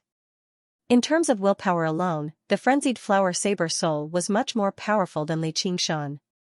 The greatest advantage of a weapon was that it could never be defeated. It was always in the hands of the victor. Through the endless battles of the Azure realm, it had accumulated countless victories and devoured countless blade slaves. Only then did it create the space of saber intent. However, a weapon was still a weapon at the end of the day. Willpower could not be directly converted into strength. Blade techniques and saber intent were both restricted by power. Not only was it the enemy's power, but it was also one's own power. Even if they fought 100 more times, Li Qingshan was confident that he could restrain her. As a result, as long as he did not attempt to refine it, the frenzied flower saber soul could do nothing to him. He was basically undefeatable. However, if that was the case, the weapon he had obtained after so much difficulty would be completely useless. He would have to be on guard against her attacks at all times. Li Qingshan was very impatient. He stepped on the blade and shouted, "If you dare to resist, I will break you and turn you into a pile of scrap metal." The frenzied flower saber soul let out a cold snort of disdain. It was unknown whether she had predicted that Li Qingshan would not do so, or whether there was no such thing as fear. She was formed from pure saber intent. Among the countless Azuras she had experienced, none were afraid of death. At most, I won't change your name. Just obediently refine it for me. Li Qingshan's threats did not work, so he tried to appease her. Are you begging me? The frenzied flower saber soul asked. I'm begging you. Li Qingshan cursed. He dragged the frenzied flower saber to the Azura sacrificial altar. He was considering changing to another weapon, but he was reluctant to do so. The void of saber intent was the biggest obstacle to him refining the frenzied flower saber soul, but at the same time, it was also a rich treasure that could allow his saber art to rapidly improve. While he was hesitating, the frenzied flower saber soul said, unless you change to a trash weapon, no weapon soul will submit to the weak. The weak that subdues you? I advise you not to provoke me anymore. When my temper flares up, I don't care about the pros and cons. Even if I can't refine you, I can seal you and even destroy you. Li Qingshan's tone was cold. It just so happens that I don't want to go back to the soldier's armory to eat dust. I can give you a chance. Not only will you refine me, but I will also teach you saber art and make you stronger. Why did you suddenly change your mind? Li Qingshan asked. Is that so? Li Qingshan pondered for a moment. Thinking of Yin Qing's words. Azura who used the last-ending frenzy blade would either be killed or die of madness. It wasn't strange for them to be killed. The Azura path was a place where you kill me and I kill you, but dying of madness was intriguing. There were many Azura path powerhouses, and it was impossible for anyone to not be able to refine the last-ending frenzy blade. However, after refining it, none of them had a good ending. What caused them to go crazy? Are you afraid? Frenzy blade provoked. A little, Li Qingshan said honestly. Frenzy blade was startled. She didn't expect Li Qingshan to answer like that. But you're definitely not the guy I'm most afraid of. Li Qingshan laughed aloud. His soul sense penetrated the void of blade intent. This time, the wildflower blade soul did not put up any more resistance. He still allowed him to leave his imprint on the blade, successfully refining the dying wildflower blade. Li Qingshan raised the last-ending frenzy blade. The tip of the blade flashed, and he casually swung the blade. The blade light flashed, and 10 miles away, a mountain split open and collapsed. Good blade. Li Qingshan's eyes lit up. The last-ending frenzy blade's destructive power was far above Tiger's Fang. If he used Tiger's Fang, he could only swing it after sucking enough blood. However, the last-ending frenzy blade only needed a casual swing to achieve the same effect. If he faced the Dragon King of the Sea again, he wouldn't have to worry about only having 3 moves. Of course. But your blade art is too weak. You're just randomly swinging. Frenzy blade mocked Li Qingshan's blade art again. She was indeed qualified to do so. This was Li Qingshan's only regret. He didn't truly subdue Frenzy Blade and only formed a cooperative relationship of equals, so he couldn't inherit the profoundness of the blade art. However, he believed that as his cultivation increased, he would one day be able to completely subdue Frenzy Blade and become the true Frenzy Blade master. Do you want to learn? I can teach you. Frenzy Blade said. Sure. Naturally, Li Qingshan could tell that he was up to no good, and the frenzied flower sword soul did not seem to have any intention of hiding it. I have 2 teaching methods. One is fast, and the other is slow. Which one do you want to learn? How fast can it be if it's fast and how slow can it be if it's slow? Send your spiritual will into the saber. I will spar with you and teach you step by step. This is slow. There's no need to say anything. I'll choose the slow one. Slow work yields fine work. But sometimes I'm in a good mood, and sometimes I'm in a bad mood. Even if I scold you, you'll have to accept it obediently. Alright, cut the crap. How do you want to teach me? Li Qingshan wasn't someone who couldn't tolerate a few curses, but based on the frenzied flower blade's attitude towards him, he probably wouldn't be able to learn it even after 100 years. Then choose the fast one. I can guarantee that you will be able to obtain the essence of saber intent without any impurities. Furthermore, this is the strongest move of the last frenzied flower saber. It can instantly increase your battle prowess and allow you to kill strong enemies. There's such a good thing. What's the name of this move? Li Qingshan smiled. End of the fanatic. How auspicious. Heading to the end of the road after going berserk? Li Qingshan shook his head with a smile. As expected of the Azure Realm's saber. This trap wasn't hidden at all, and it even told him clearly that jumping in would mean death. Exactly. If you want great power and a powerful saber technique, how can you not take some risks? The frenzied flower blade said maliciously. Let me think. Li Qingshan closed his eyes and his mind became as calm as the ocean. He got the spirit turtle to divine for good or ill luck, but the result surprised him slightly. If you refuse, you better send me back to the armory obediently. I will never fight for you. I can accept a weakling, but I won't accept a coward. I can accept it, but I have a condition. What condition? If I don't end up as you wish, you have to follow my orders and fight for me. You can't cause trouble. I respect the brave, but I respect the strong even more. None of the swordmasters of the end of the frenzied flower blade died because of my interference, the frenzied flower blade said. Li Qingshan opened his eyes and smiled, then come and try. Alright, hold the hilt tightly and relax your mind. The frenzied flower blade's figure appeared once again. It was semi-transparent and existed between illusion and reality. It overlapped with Li Qingshan's body and held the hilt tightly. Li Qingshan took a deep breath and relaxed his mind. Suddenly, the end of the frenzied flower blade let out a strange hum. A ripple swept through his sea of consciousness, and his soul trembled as well. The man and the blade gradually formed a strange resonance. The sea of consciousness and the blade intent slowly overlapped. Vaguely, Li Qingshan saw the past swordmasters of the frenzied flower blade. They wielded the end of the frenzied flower blade and fought against powerful enemies, unleashing a myriad of profound blade techniques. He was overjoyed. This was the blade intent inheritance he wanted. It's too early to celebrate. The best is yet to come. The frenzied flower blade's lips curled into a smile. One with the blade, end of the fanatic. The frenzied flower blade suddenly blossomed. Layers of beautiful petals wrapped around Li Qingshan's hands.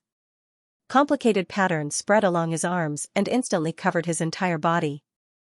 It was exactly the same as the patterns on the blade. His skin also glowed with a metallic luster.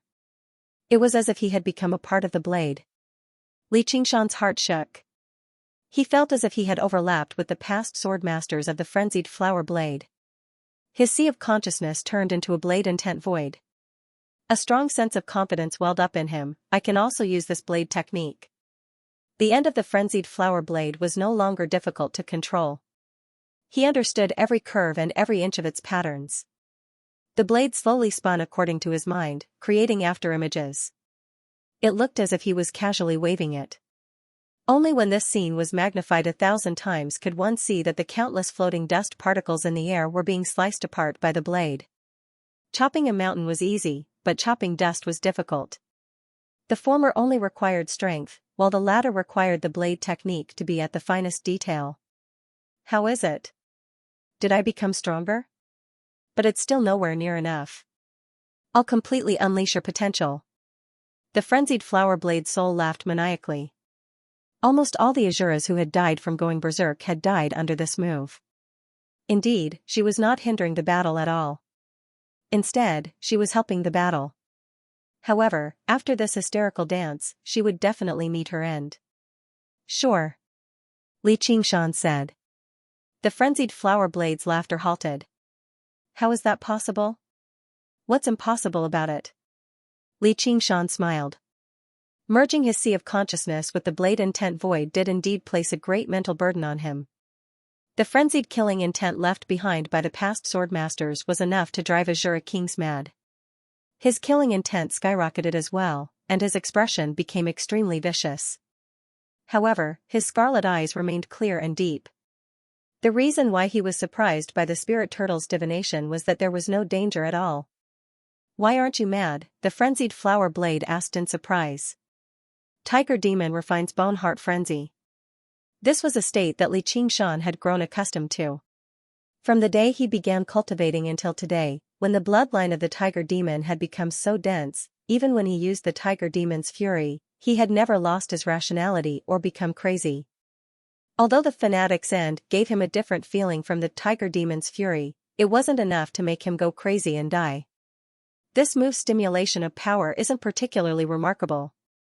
It can barely be compared to Battle Demon's possession, but it's not as good as Tiger Demon's fury. However, in terms of increasing combat power, it's probably much better than Battle Demon's possession. It makes up for my biggest flaw. As Li Qingshan pondered, he focused on comprehending the blade intent. However, it didn't take long before he felt a deep exhaustion. Thus, ignoring the pull of the frenzied blade's soul, he forcefully separated himself from the blade intent void. The patterns on his body returned to the last lunatic blade, and the metallic luster on his skin also dimmed. In that instant, an intense feeling of emptiness drowned him.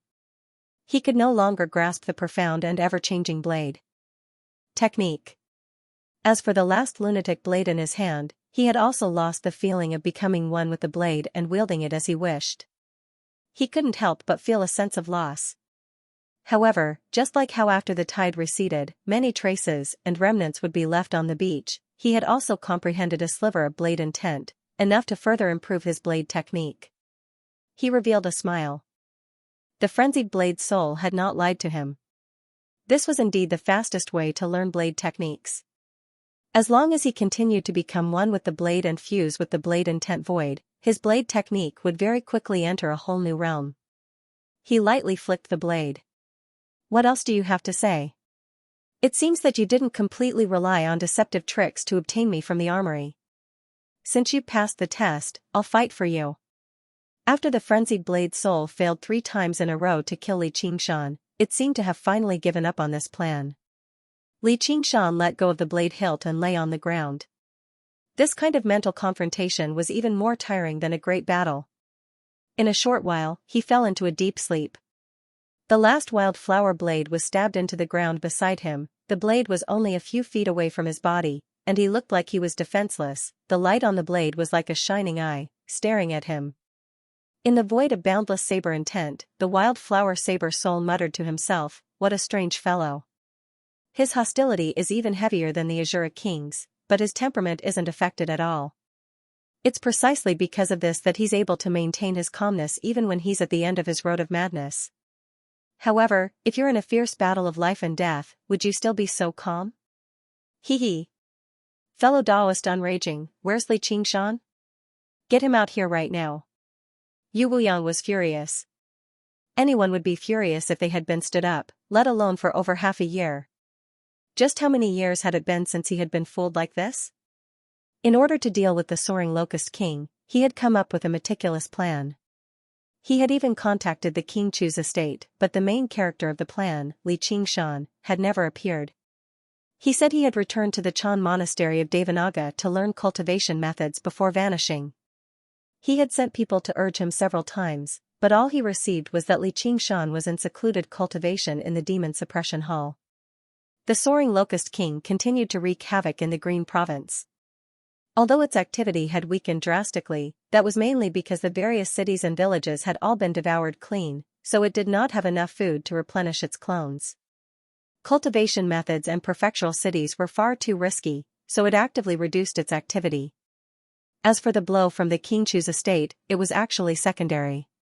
As long as the locust plague continued, regular people would not be able to recuperate normally, and the foundation of the Green Province's cultivation community would be on the verge of collapse. Please calm down, Great General. He's in there. The unraging monk pointed at the azure field beside him. Isn't he cultivating in the Demon Suppression Hall? Yu Wuyang questioned. He went back in there after he came out, said the unraging monk. Make him come out. Does he really think he can do whatever he wants just because he's undergone the 3rd heavenly tribulation? Yu Wuyang said. This is his arcane treasure. Even I can't open it. The unraging monk laid out his hands. If you won't open it, then I'll open it. Yu Wuyang was truly angered this time. He extended his hand towards the azure field. He did not move at all, but once he did, it was like a bolt of lightning. That's no good. The unraging monk pressed down on the azure field with his plump, fan-like hand. Unraging monk, this matter is extremely important. As an eminent monk of Buddhism, are you just going to watch as the people are plunged into misery and suffering? Yu Wuyang asked. This is the fate of the Green Province. How can we place all our hopes on a single person? The unraging monk shook his head. Who's calling me? At this moment, Li Qingshan's voice rang out from the azure field. Soon afterwards, Li Qingshan leapt out of the azure field with his dying blossoms blade on his back. He seemed to be in high spirits after a good night's sleep. Yu Wuyang was about to fly into a rage as soon as he saw Li Qingshan, but his eyes were attracted by the blade on his back. It was not only because of the huge and ostentatious appearance of the dying blossom's blade, but also because of its unique charm. Just like fine wine was to a drunkard and a famous painting was to a painter, as a disciple of the school of the military, Yu Wuyang had an instinctive sense for the quality of a weapon. He could feel the pulse of life in the cold blade. Could this be an azure divine weapon? What are you looking at? A provocative voice rang out, but it did not come from Li Qingshan. Instead, it was the dying blossom's blade, pointing straight at Yu Wuyang with cold killing intent. A weapon soul. Yu Wuyang was greatly surprised. It was actually an azure weapon with a weapon soul. How did the kid get it? How could he control it? You're still looking? Do you believe me when I say I'll cut you in half? The soul of the dying blossom's blade continued to hoot. He said to Li Qingshan eagerly, this guy's not bad. I'll use him as a sacrifice to the blade. And the fatty beside him counts as one too. The unraging monk was taken aback too. His eyes widened. He had never seen such an arrogant weapon before. Even the most spiritual Buddhist treasure of the Chan monastery of Devanaga paled in comparison. There's no need to look. I'm talking to you. I can use your fat to maintain the blade. Come at me together. Shut your mouth. Li Qingshan could not take it anymore. He slapped the hilt of the blade hard. Originally, he did not want to carry the dying blossom's blade on his back, but the soul of the dying blossom's blade said to him, if you want to comprehend blade intent sooner and unleash the full power of the dying blossom's blade, you better carry me obediently. Oh my? Do you really think you're my master now? With your puny strength, I've already shown you enough respect by fighting for you. Kid, don't push your luck. Arg. I want to return to the Azure realm. This world is too boring. I can't even kill whenever I want. It's boring at all. Why would the soul of the dying blossom's blade listen to Li Qingshan? She chattered away as the blade thrummed.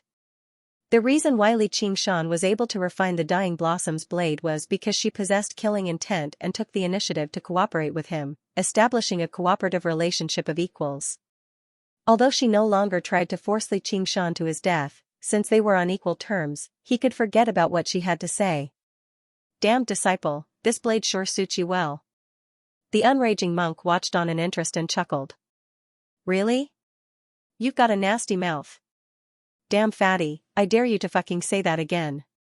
Before Li Qingshan could even reply, the soul of the dying blossom's blade began to roar. Li Qingshan felt like spittle had been sprayed across his face.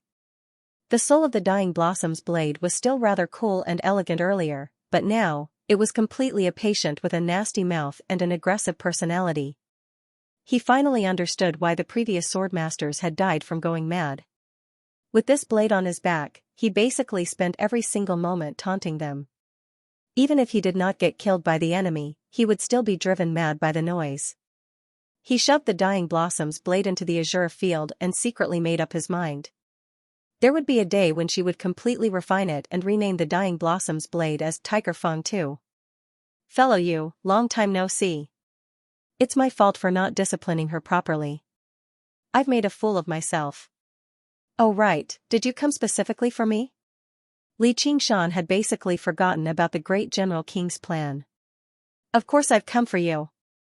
Yu Wuyang widened his eyes and said furiously, don't tell me you've already forgotten. Haha, why would I? I'm really sorry about that. Many things happened during my cultivation this time, so I really had no choice. Let's set off right now. Li Qingshan said. There's no hurry. Where did you get this azure armament from? I've never heard of a blade like this in the 9 provinces. Yu Wuyang changed the topic.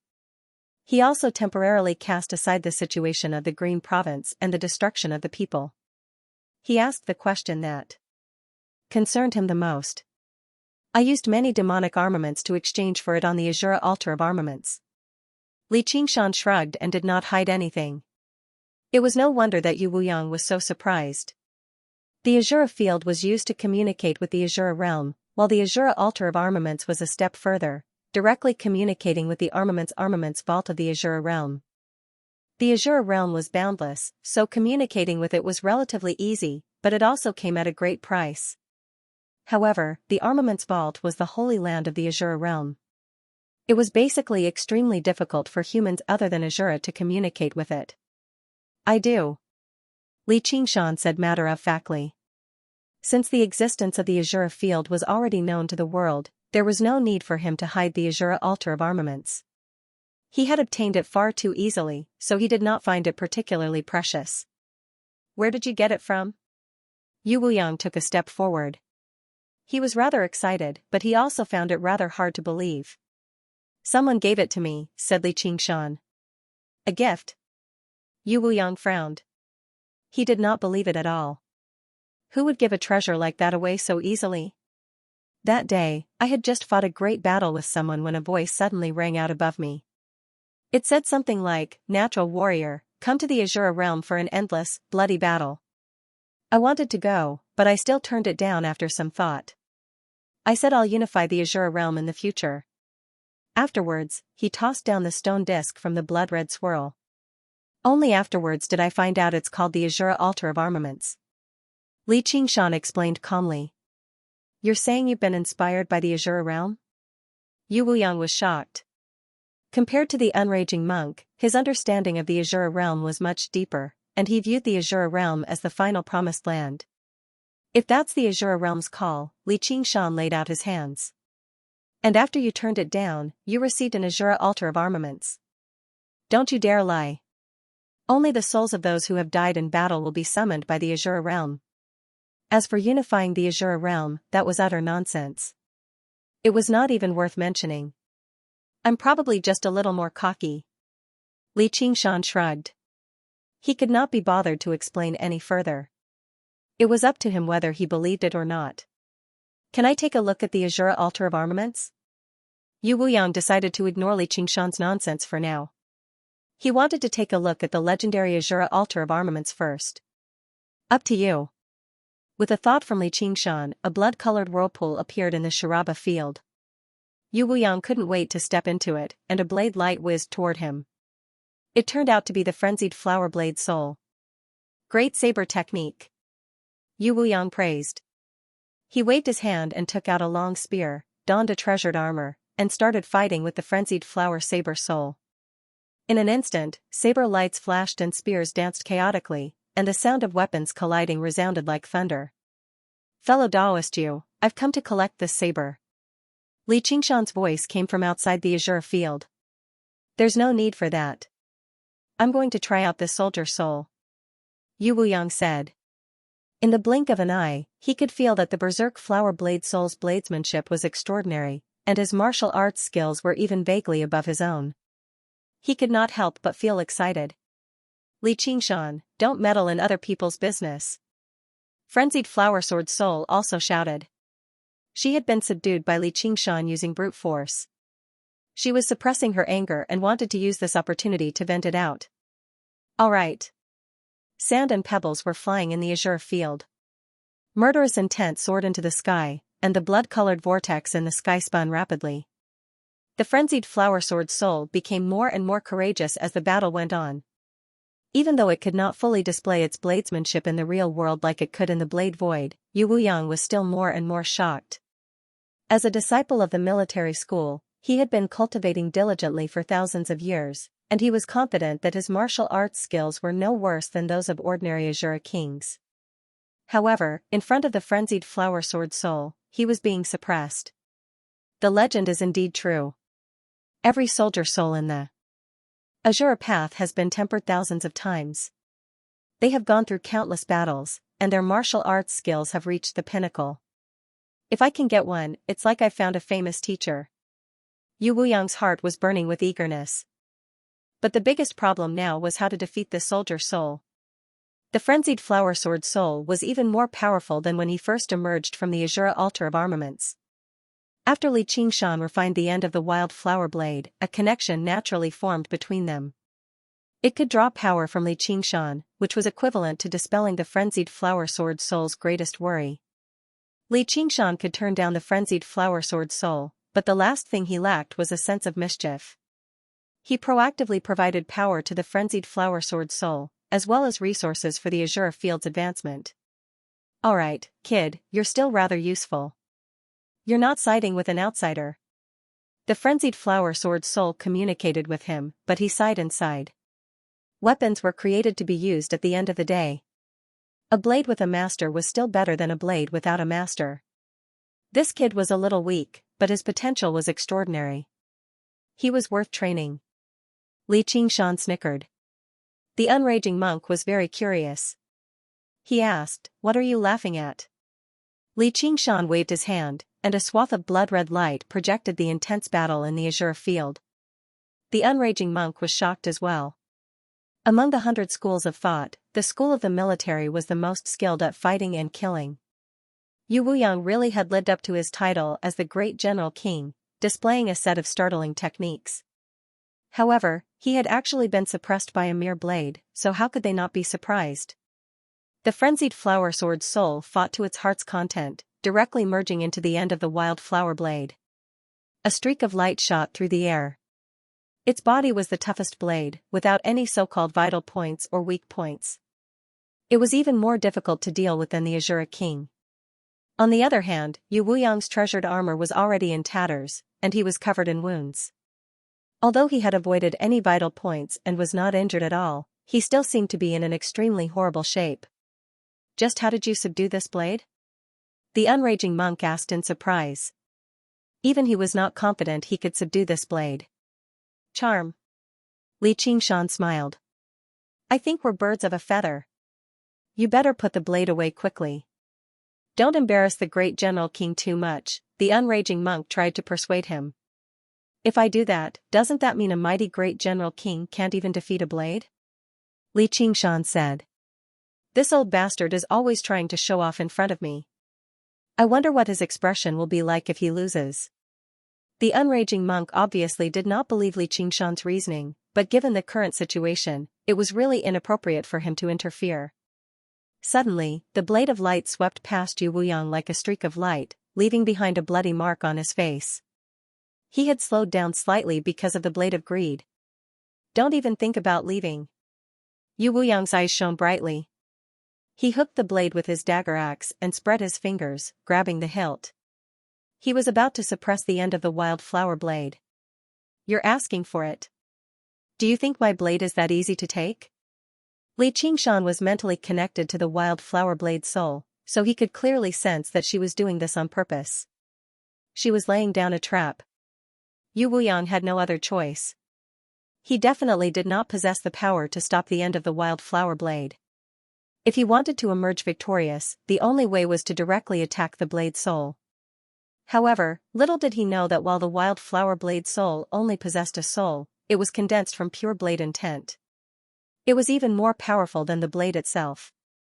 Sure enough, Yu Wuyang's expression changed. He paused, and he became riddled with openings. The wild flower blade soul suddenly appeared, snatching the end of the wild flower blade and swinging it at Yu Wuyang. It laughed madly. Die. Oh no, if the blossoming blade soul really cleaved Yu Wuyang to death, then we'd be done for. Li Qingshan was about to stop him, but Yu Wuyang roared out. With him at the center, a ring-shaped wave of air swept out for hundreds of kilometers, knocking the end of the wild flower blade away. Yu Wuyang's eyes were blood-red. His muscles bulged, and his wounds rapidly healed. He was like a true Azura King. He entered an explosive state similar to the tiger demon's fury, lunging towards the end of the wild flower blade. He moved several times faster than just now, swinging his dagger rapidly. A sharp stream of energy shot out like a bolt of lightning, destroying everything in its path. It's finally getting a little interesting, the blossoming blade soul smiled. Right when he was about to swing his blade to receive the attack, he suddenly vanished. Fellow you, I think we should stop here. Li Qingshan extended his hand and fished the end of the wild flower blade back from the azure field. The blossoming blade's soul roared furiously, Li Qingshan, I've warned you before. Mind your own business. You can't kill him, Li Qingshan said firmly. Nonsense. The end of the wild flower blade trembled violently. Don't look down on him. He can't defeat you, but can't he run? Li Qingshan said. Shut up. Where can he run off to in the azure field? I never said I'd help you trap him. You traitorous bastard. Shut up, you bitch. This is your battle, not mine. The unraging monk sweated profusely from the side as he listened on. He was even more shocked by the power of the end of the wild flower blade. With a blade in hand, even mortals could kill great cultivators. Just how powerful would it be in Li Qingshan's hands? Yu Wuyang's chest heaved up and down a few times before his eyes returned to normal. The impact of this battle was not small. He was almost defeated by a saber, but it also aroused the desire in his heart. If he could get his hands on such a weapon, his strength would undergo an earth-shattering change. He flashed to the azure sacrificial altar and stared at the mottled stone platform with sparkling eyes. After a while, Yu Wuyang walked out of the Shura field. He had already tidied up his clothes and said seriously, Fellow cultivator Li, please lend me the Shura sacrificial altar. He completely acknowledged Li Qingshan's strength and no longer treated him as a junior. Chain Mountain Range, Qingjiao's Cave. The 33 skull prayer beads spun and flew around, constantly changing their formation. They maintained the skull demonic formation, stirring up strong gales in the belly of the mountain. Little Ant's white monk robes fluttered in the wind. She waved her hand, and the skulls turned into prayer beads. They formed a string and returned to her wrist. She sank into her thoughts for a while, and her body suddenly shone with a faint, golden light. She was dignified, enough for people to feel deep veneration at first glance. She raised her hand with the skull prayer beads, and light gathered on it, coating the white prayer beads with a faint layer of gold. It no longer seemed evil at all, like a supreme treasure of Buddhism. As soon as she stepped out of the dwelling, mist swirled through the mountains, and it rained continuously. The mountains became verdant again. You've been hiding for so long. It must have been hard on you. Come out. Little Ant's clear voice echoed through the mountains. A hoarse, cruel voice rang out, I heard you're Li Qingshan's partner and the most outstanding disciple of the Chan monastery of Devanaga? Little Ant leapt onto the top of a mountain and drew the trouble-severing blade with a backhand, raising it high into the air. Trouble-severing, the voice said in surprise. Trouble-severing, Little Ant repeated calmly. Where did you get this blade from? The clouds and mist suddenly parted, and a locust the size of a huge ship swooped down from the sky.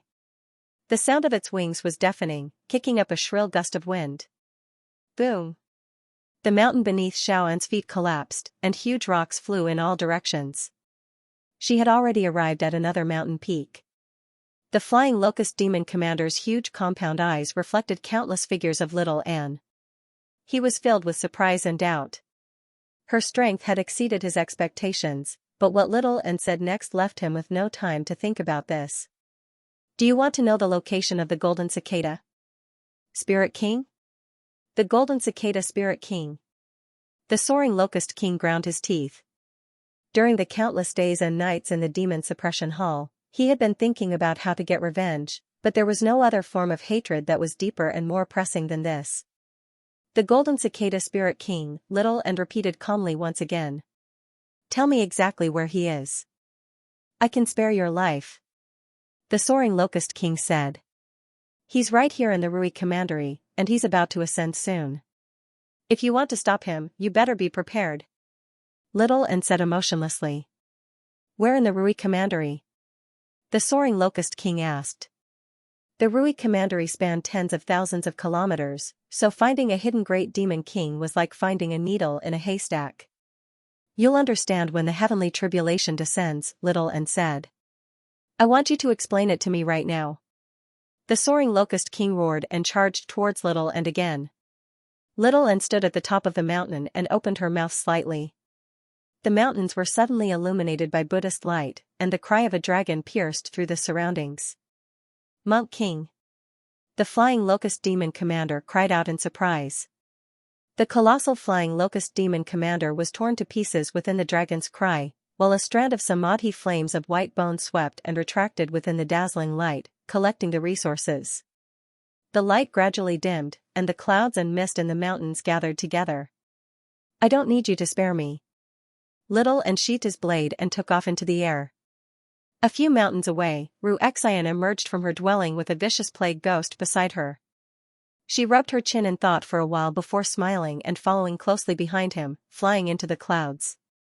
On the lake of dragons and snakes, on a barren island so small that it basically could not be regarded as an island, the disciples of the 100 schools of thought all avoided the island from afar. It was not only because this was where the White Wolf commander cultivated, but also because of the terrifying hiss that rang out from time to time. Regardless of whether it was day or night, whether it was winter or summer, it seemed to come from the depths of hell, occupying everyone's hearts. A few months ago, a disciple of legalism had wanted to approach this island, hoping to obtain a fortuitous encounter from this legalist senior. However, before he had even stepped onto the island, he had returned to his dwelling with a pale face. Very soon, he had gone mad and died. Since then, he had never dared to approach this place again. At this moment, the hiss rang out once again. In the center of the verdant island, a naked woman knelt on the ground. Beautiful little snakes coiled around her body, swimming around her skin. Occasionally, they would raise their heads from her skin and spit out their green tongues. Her originally beautiful face was currently contorted due to pain. Her eyes were filled with hatred, making her appear even uglier. She was like an evil spirit that had sunk into the depths of hell. Suddenly, the hell snakes became agitated. They raised their heads and looked in the same direction, filled with hostility. Xianxia raised her head and saw a figure walking towards her. His footsteps were light and silent, as if he was riding on the wind. His clothes fluttered in the wind, and she could not help but hold her breath. As the figure approached, the hell snakes calmed down and dove into her skin. They intertwined to form a strange and beautiful tattoo. Xianxia opened her mouth, but it was as if she had lost her ability to speak. She made a hollow and meaningless sound, like the hiss of a snake. A minuscule pain pierced her heart, but it was even more unbearable than the snakes coiling around her. She almost couldn't help but curl up. Little and sighed softly and took out a set of clothes to drape over her. You've changed. Xianxia's eyes flashed with a trace of surprise. In her memories, she had always gazed at everything with clear and empty eyes, without love or hate, without sorrow or joy. She would never act like this. A wave of anger suddenly surged in her heart. These 3 words seemed to be a question. Then what exactly is our original appearance? Little and asked in response.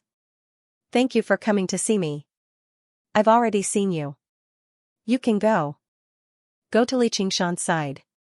Xianxia lowered her head, feeling an indescribable disappointment. The wind blew across the island, and the grass rustled. Clang! Little and pulled out the trouble-severing blade and raised it high. You once crossed me. Let me cross you once too. Xianxia suddenly raised her head, and the snakes all over her body hissed in warning. She suddenly laughed and closed her eyes. All right. The blade flashed like snow and lightning, bright and clean, disappearing in a flash. After a long time, Xianxia slowly opened her eyes.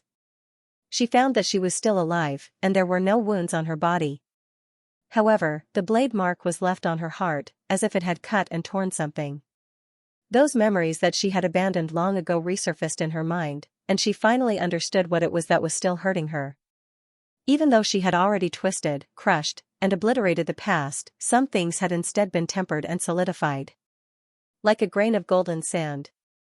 Since she had to associate with the snakes, she should transform into a snake.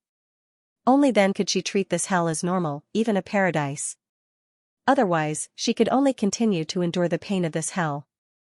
This was the source of her troubles, and the trouble-severing blade could not cut it away. This was because it was not just the memories of the past, but also all the beautiful hopes of humanity, wishing for happiness, wishing for peace. This was compared to all the greed, anger, and obsession of humanity. It had to be even more deeply rooted. Therefore, gods and Buddhas were high up in the 9 heavens. She looked up at the sky with a blank expression and muttered to herself, "What exactly is our original appearance?" No one answered. Only the sound of the wind was heard. The Chan Monastery of Devanaga in front of Demon Suppression Hall. Yu Wuyang looked at Li Qingshan earnestly. Li Qingshan had no reason to refuse. He agreed. However, it's not easy to subdue this weapon spirit. If it's not handled properly, it could even be life-threatening. Li Qingshan had no doubt that Yu Wuyang could offer more weapons than him, and his own strength was not much weaker than him. At the very least, he wouldn't be able to confront the frenzied flower sword soul like this. He could only rely on his innate divine ability to suppress it. I'll be careful. If there's any danger, please give me some pointers. Yu Wuyang's change in attitude was not unnatural at all. He was not an Azura yet, but he still followed the principle of respecting the strong.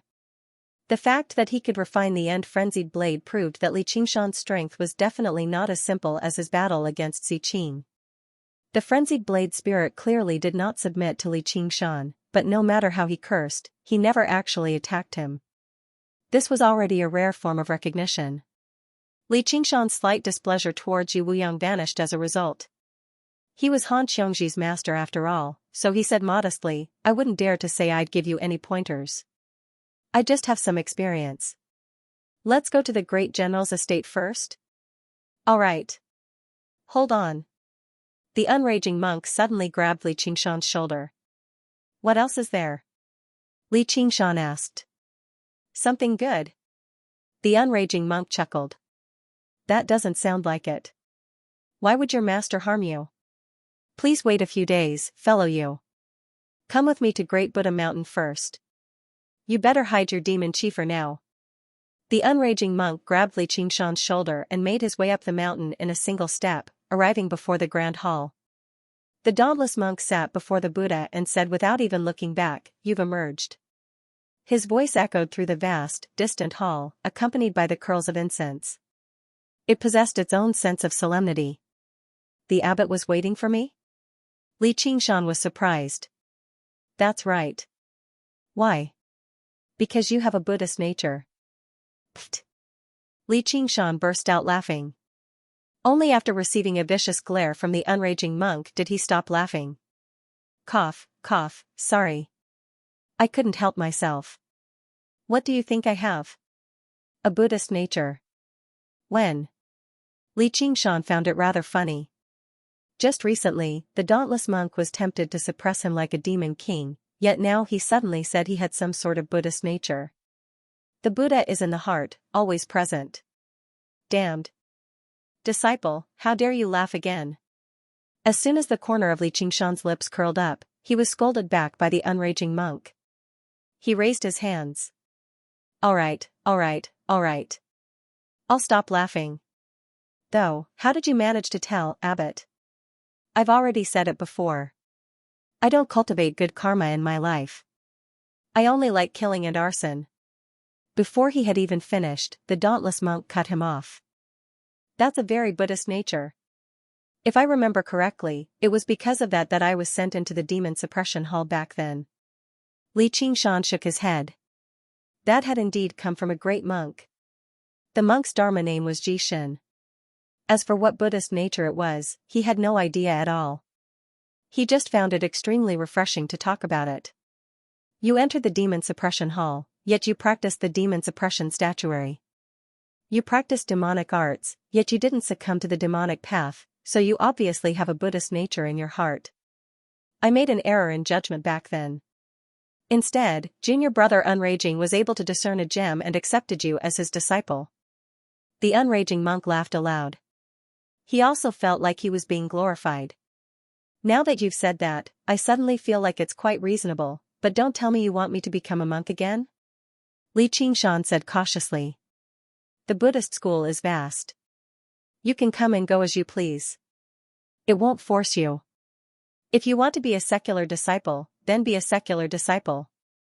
"That's not what you said back then." In order to prevent him from affecting little Ant's cultivation, the dauntless monk had wholeheartedly wanted him to lose all sense of self. Back then, it was expediency. Now, it's the Buddhist Dharma. "All right then. You called me over just to tell me this? You might be a secular disciple, but you're also a disciple of the Chan monastery of Devanaga. You do have a Buddhist nature in your heart, but if you don't receive guidance, you'll be corrupted by demonic thoughts and become a true demon king in the end, which is why I prepared a Dharma assembly for you. Stop. My head hurts when I hear about scriptures. As soon as Li Qingshan heard the word Dharma assembly, he was about to leave, but the unraging monk stopped him. Don't worry, you don't need to understand the scriptures. It can even enlighten your root of wisdom and spirituality. Not just anyone can enjoy a Dharma assembly of Dhyana. A Dharma assembly of Dhyana. Li Qingshan vaguely remembered that little and had once mentioned that during the time she cultivated in the Chan monastery of Devanaga, she had also gone through a Dharma assembly of Dhyana. It seemed like only the most outstanding disciples of the monastery could enjoy it. It was extremely beneficial to her cultivation of the path of white bone and great beauty. Its effects were rather similar to the fruit of wisdom, but Chan schools had their own realms of cultivation and comprehension. So this monk sees how he can't suppress me, so he wants to rope me in instead. However, he obviously would not turn down a free advantage like this. He clasped his hands. Then thank you for your kindness, Abbot. The bells on Great Buddha Mountain rang in unison, and a halo of Buddhist light rose up. Buddhas and bodhisattvas could be faintly seen within it. Celestial maiden Jiao Lan danced in the air, and the sound of chanting could be heard from 1,000 miles away. The monks of the monastery all brought their palms together in the direction of the grand hall at the top of the mountain and chanted, Amitabha. Zen Heart Dharma Assembly. I wonder which disciple has such good fortune. A middle-aged monk stopped sweeping the broom in his hand and asked enviously. Senior brother, there's no need to be envious. As long as we work hard in our cultivation, we'll also have such a day. The young monk beside him advised. Then, he lowered his head and swept the fallen leaves, no longer paying attention to others. Sigh, it's not that easy. Just like how it took quite a lot of effort for the banyan tree king to condense a single fruit of wisdom, the monastery of Chan monastery of Devanaga had to expend the power of belief that they had accumulated over 10,000 years each time they held a Dharma assembly. They were as careful as they could be with every single person they chose. Junior brother Qingshan is indeed not a demon king. In a Buddhist temple, one lamp opened his eyes and smiled. Then, he closed his eyes and continued to cultivate. In the center of the Mahavira hall, under the gaze of the towering Buddha statue, Li Qingshan sat in an irregular posture. His hands were casually placed on his knees. His long black hair hung loosely, and there was a solemn aura on his bronze-colored face. Suddenly, the Buddha statue's slightly closed eyes seemed to open a little. Its thick golden lips spat out a mysterious Zen sound. In an instant, flowers fell from the sky and golden lotuses appeared on the ground. It seemed real yet illusory. The heavenly flower landed in a sea of consciousness, creating waves of ripples. As the ripples converged, many golden lotuses bloomed. Li Qingshan's posture gradually relaxed, and he simply sat cross-legged again. He supported his cheek with one hand, a thoughtful look on his face, as if he had comprehended something. Outside the grand hall, the dauntless monk's face eased up. He really does possess a Buddhist nature. If a demon king from the demon domain came to enjoy this meditation spell assembly, his will would definitely collapse, his demonic power would go out of control, and he would die on the spot. However, there was not a hint of struggle on his face. He accepted it calmly, which showed that he was not a demon king. Senior brother, you're still worried? The unraging monk smiled. If you were the abbot, you would be the abbot. You're worried too, said the dauntless monk. Time passed. As the sun set in the west, the sky gradually darkened. Only the light on Great Buddha Mountain grew brighter and brighter. All of them knelt down in the direction of the Great Buddha Mountain. He prostrated himself in worship. Suddenly, a streak of 7-colored light approached from afar, barging into the golden sky and landing in front of the Chan monastery of Devanaga. He turned into a monk with a ruddy complexion and high spirits. He wore a large red kasaya with golden threads and was adorned with jewels that emitted a strange light. He held a 9-ring Buddhist staff in his hand, and as he walked, clanking sounds rang out. Welcome, Senior Brother 7 Treasures. Apologies for not going out to meet you. With a boom, the mountain gate swung open. The various doors on the mountain opened one after another, and the dauntless monk personally came out to receive them. He brought his palms together and bowed. "Junior brother Dauntless, ever since you succeeded as the abbot of the monastery, it's already been 130 years since we last met." The monk king of the seven treasures returned the gesture and smiled, but it vanished in a flash. "Please." The dauntless monk waved his hand, and the two monks arrived at the top of the mountain together, greeting the unraging monk again.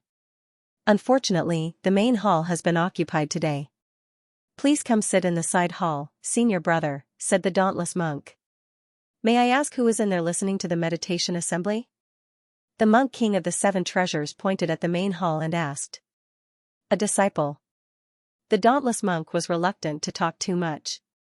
He exchanged glances with the unraging monk, both wondering why the monk king of the seven treasures had come. The three of them sat down in the side hall, and the young monk served them tea. The monk king of the seven treasures touched his lips before setting it down gently. "Is this tea not to your liking, senior brother?" the dauntless monk asked. "I'm used to the three-leaf Bodhi tea of the Lingua Temple. Other teas just lack a hint of Zen," said the monk king of the seven treasures. "The temple is cramped, so there's no better tea. However, there are a few jars of fine alcohol. Will you be able to drink it, senior brother seven treasures?" The unraging monk chuckled and drank all the tea in his cup. "Junior brother unraging is still the same as before. Although your murderousness has lessened by a lot, the smell of alcohol and meat has become heavier. The school of Zen may not be bound by secular etiquette, but we still have to abide by the precepts of Buddhism, or how are we supposed to set an example for the masses?" The monk king of the seven treasures frowned slightly. "Only senior brother seven treasures can shoulder the great responsibility of setting an example for the masses." "Someone as slow-witted as me can only hope," said the unraging monk. The monk king of the seven treasures could hear the mockery in his words. He smiled. "I'd advise you not to be too impudent today, junior brother." The unraging monk raised an eyebrow. Right when he was about to say something, the dauntless monk asked, "You never come without a reason. Why have you come to the Green Province instead of cultivating in the Dragon Province, senior brother? Speaking of which, this does have something to do with junior brother unraging. Do you have a disciple called Xianxia?" asked the monk king of the seven treasures. The unraging monk shivered inside. "That's right. 7 days ago, the third crown prince of Great Xia, Xiqing, wrote a letter to the imperial court, saying that this Xianxia practiced demonic arts and became a demon king, becoming a lackey of the demon domain. Our great Lingua Temple bears the responsibility of monitoring all monks in the world, so we were given the orders of the imperial advisor of the left to specially investigate this matter. May I ask where Xianxia is right now? Get him out here." The monk king of the seven treasures said indifferently, but his words left no room for doubt. He directly treated the Chan monastery of Devanaga as his own backyard. When he recalled Xiqing's instructions and promises before he had set off, his confidence became firmer. Xianxia had destroyed Xiqing's body, and he had finally found a new body after much difficulty. He spent a lot of time merging it with his soul, but it was unavoidable for his cultivation to suffer a great loss. His hatred towards Xianxia ran as deep as the ocean. Originally, when the crown prince's body was destroyed and he was basically on the brink of death, that was enough for the imperial court to fly into a thunderous rage. However, it was a fair duel with Xianxia, and he was the one who had proposed a duel to the death. If they made things difficult for him because of that, he would just be asking to be humiliated. He would only become a laughingstock. As a result, he came up with this idea. The dauntless monk frowned. Sure enough, he had come with ill intentions. The Lingua Temple was known as the greatest temple in the world, the leader of the Buddhist sects of the 9 provinces. The abbot of the Lingua Temple was one of the 2 grand imperial advisors of Great Xia, possessing the status of commanding all the Buddhist disciples in the world. Even when the abbot of the Chan monastery of Devanaga took over the legacy, they had to obtain permission from the Lingua Temple. Although it was just a formality, it was enough to demonstrate their might. Apart from their status, they also possessed corresponding strength. There were countless monk kings in the past. Even in today's Great Xia's decline, the dauntless monk still dared not underestimate them. "Bastard! The unraging monk cursed aloud. What did you say? The monk king of the 7 treasures was infuriated. Senior brother 7 treasures, don't misunderstand. I'm not talking about you, but this kid, Si Qing. He lost in the duel, but instead of working hard on his cultivation, he slandered my disciple as a demon king. He's utterly humiliated the imperial family. Our Chan monastery of Devanaga possesses a secret technique, the demon suppression statuary. It might seem a little similar to demonic arts, but it's a genuine Buddhist cultivation method. I practice this cultivation method, so don't tell me I'm also a demon king? End of chapter 1037. Don't forget to subscribe, like, and share the video to support the channel.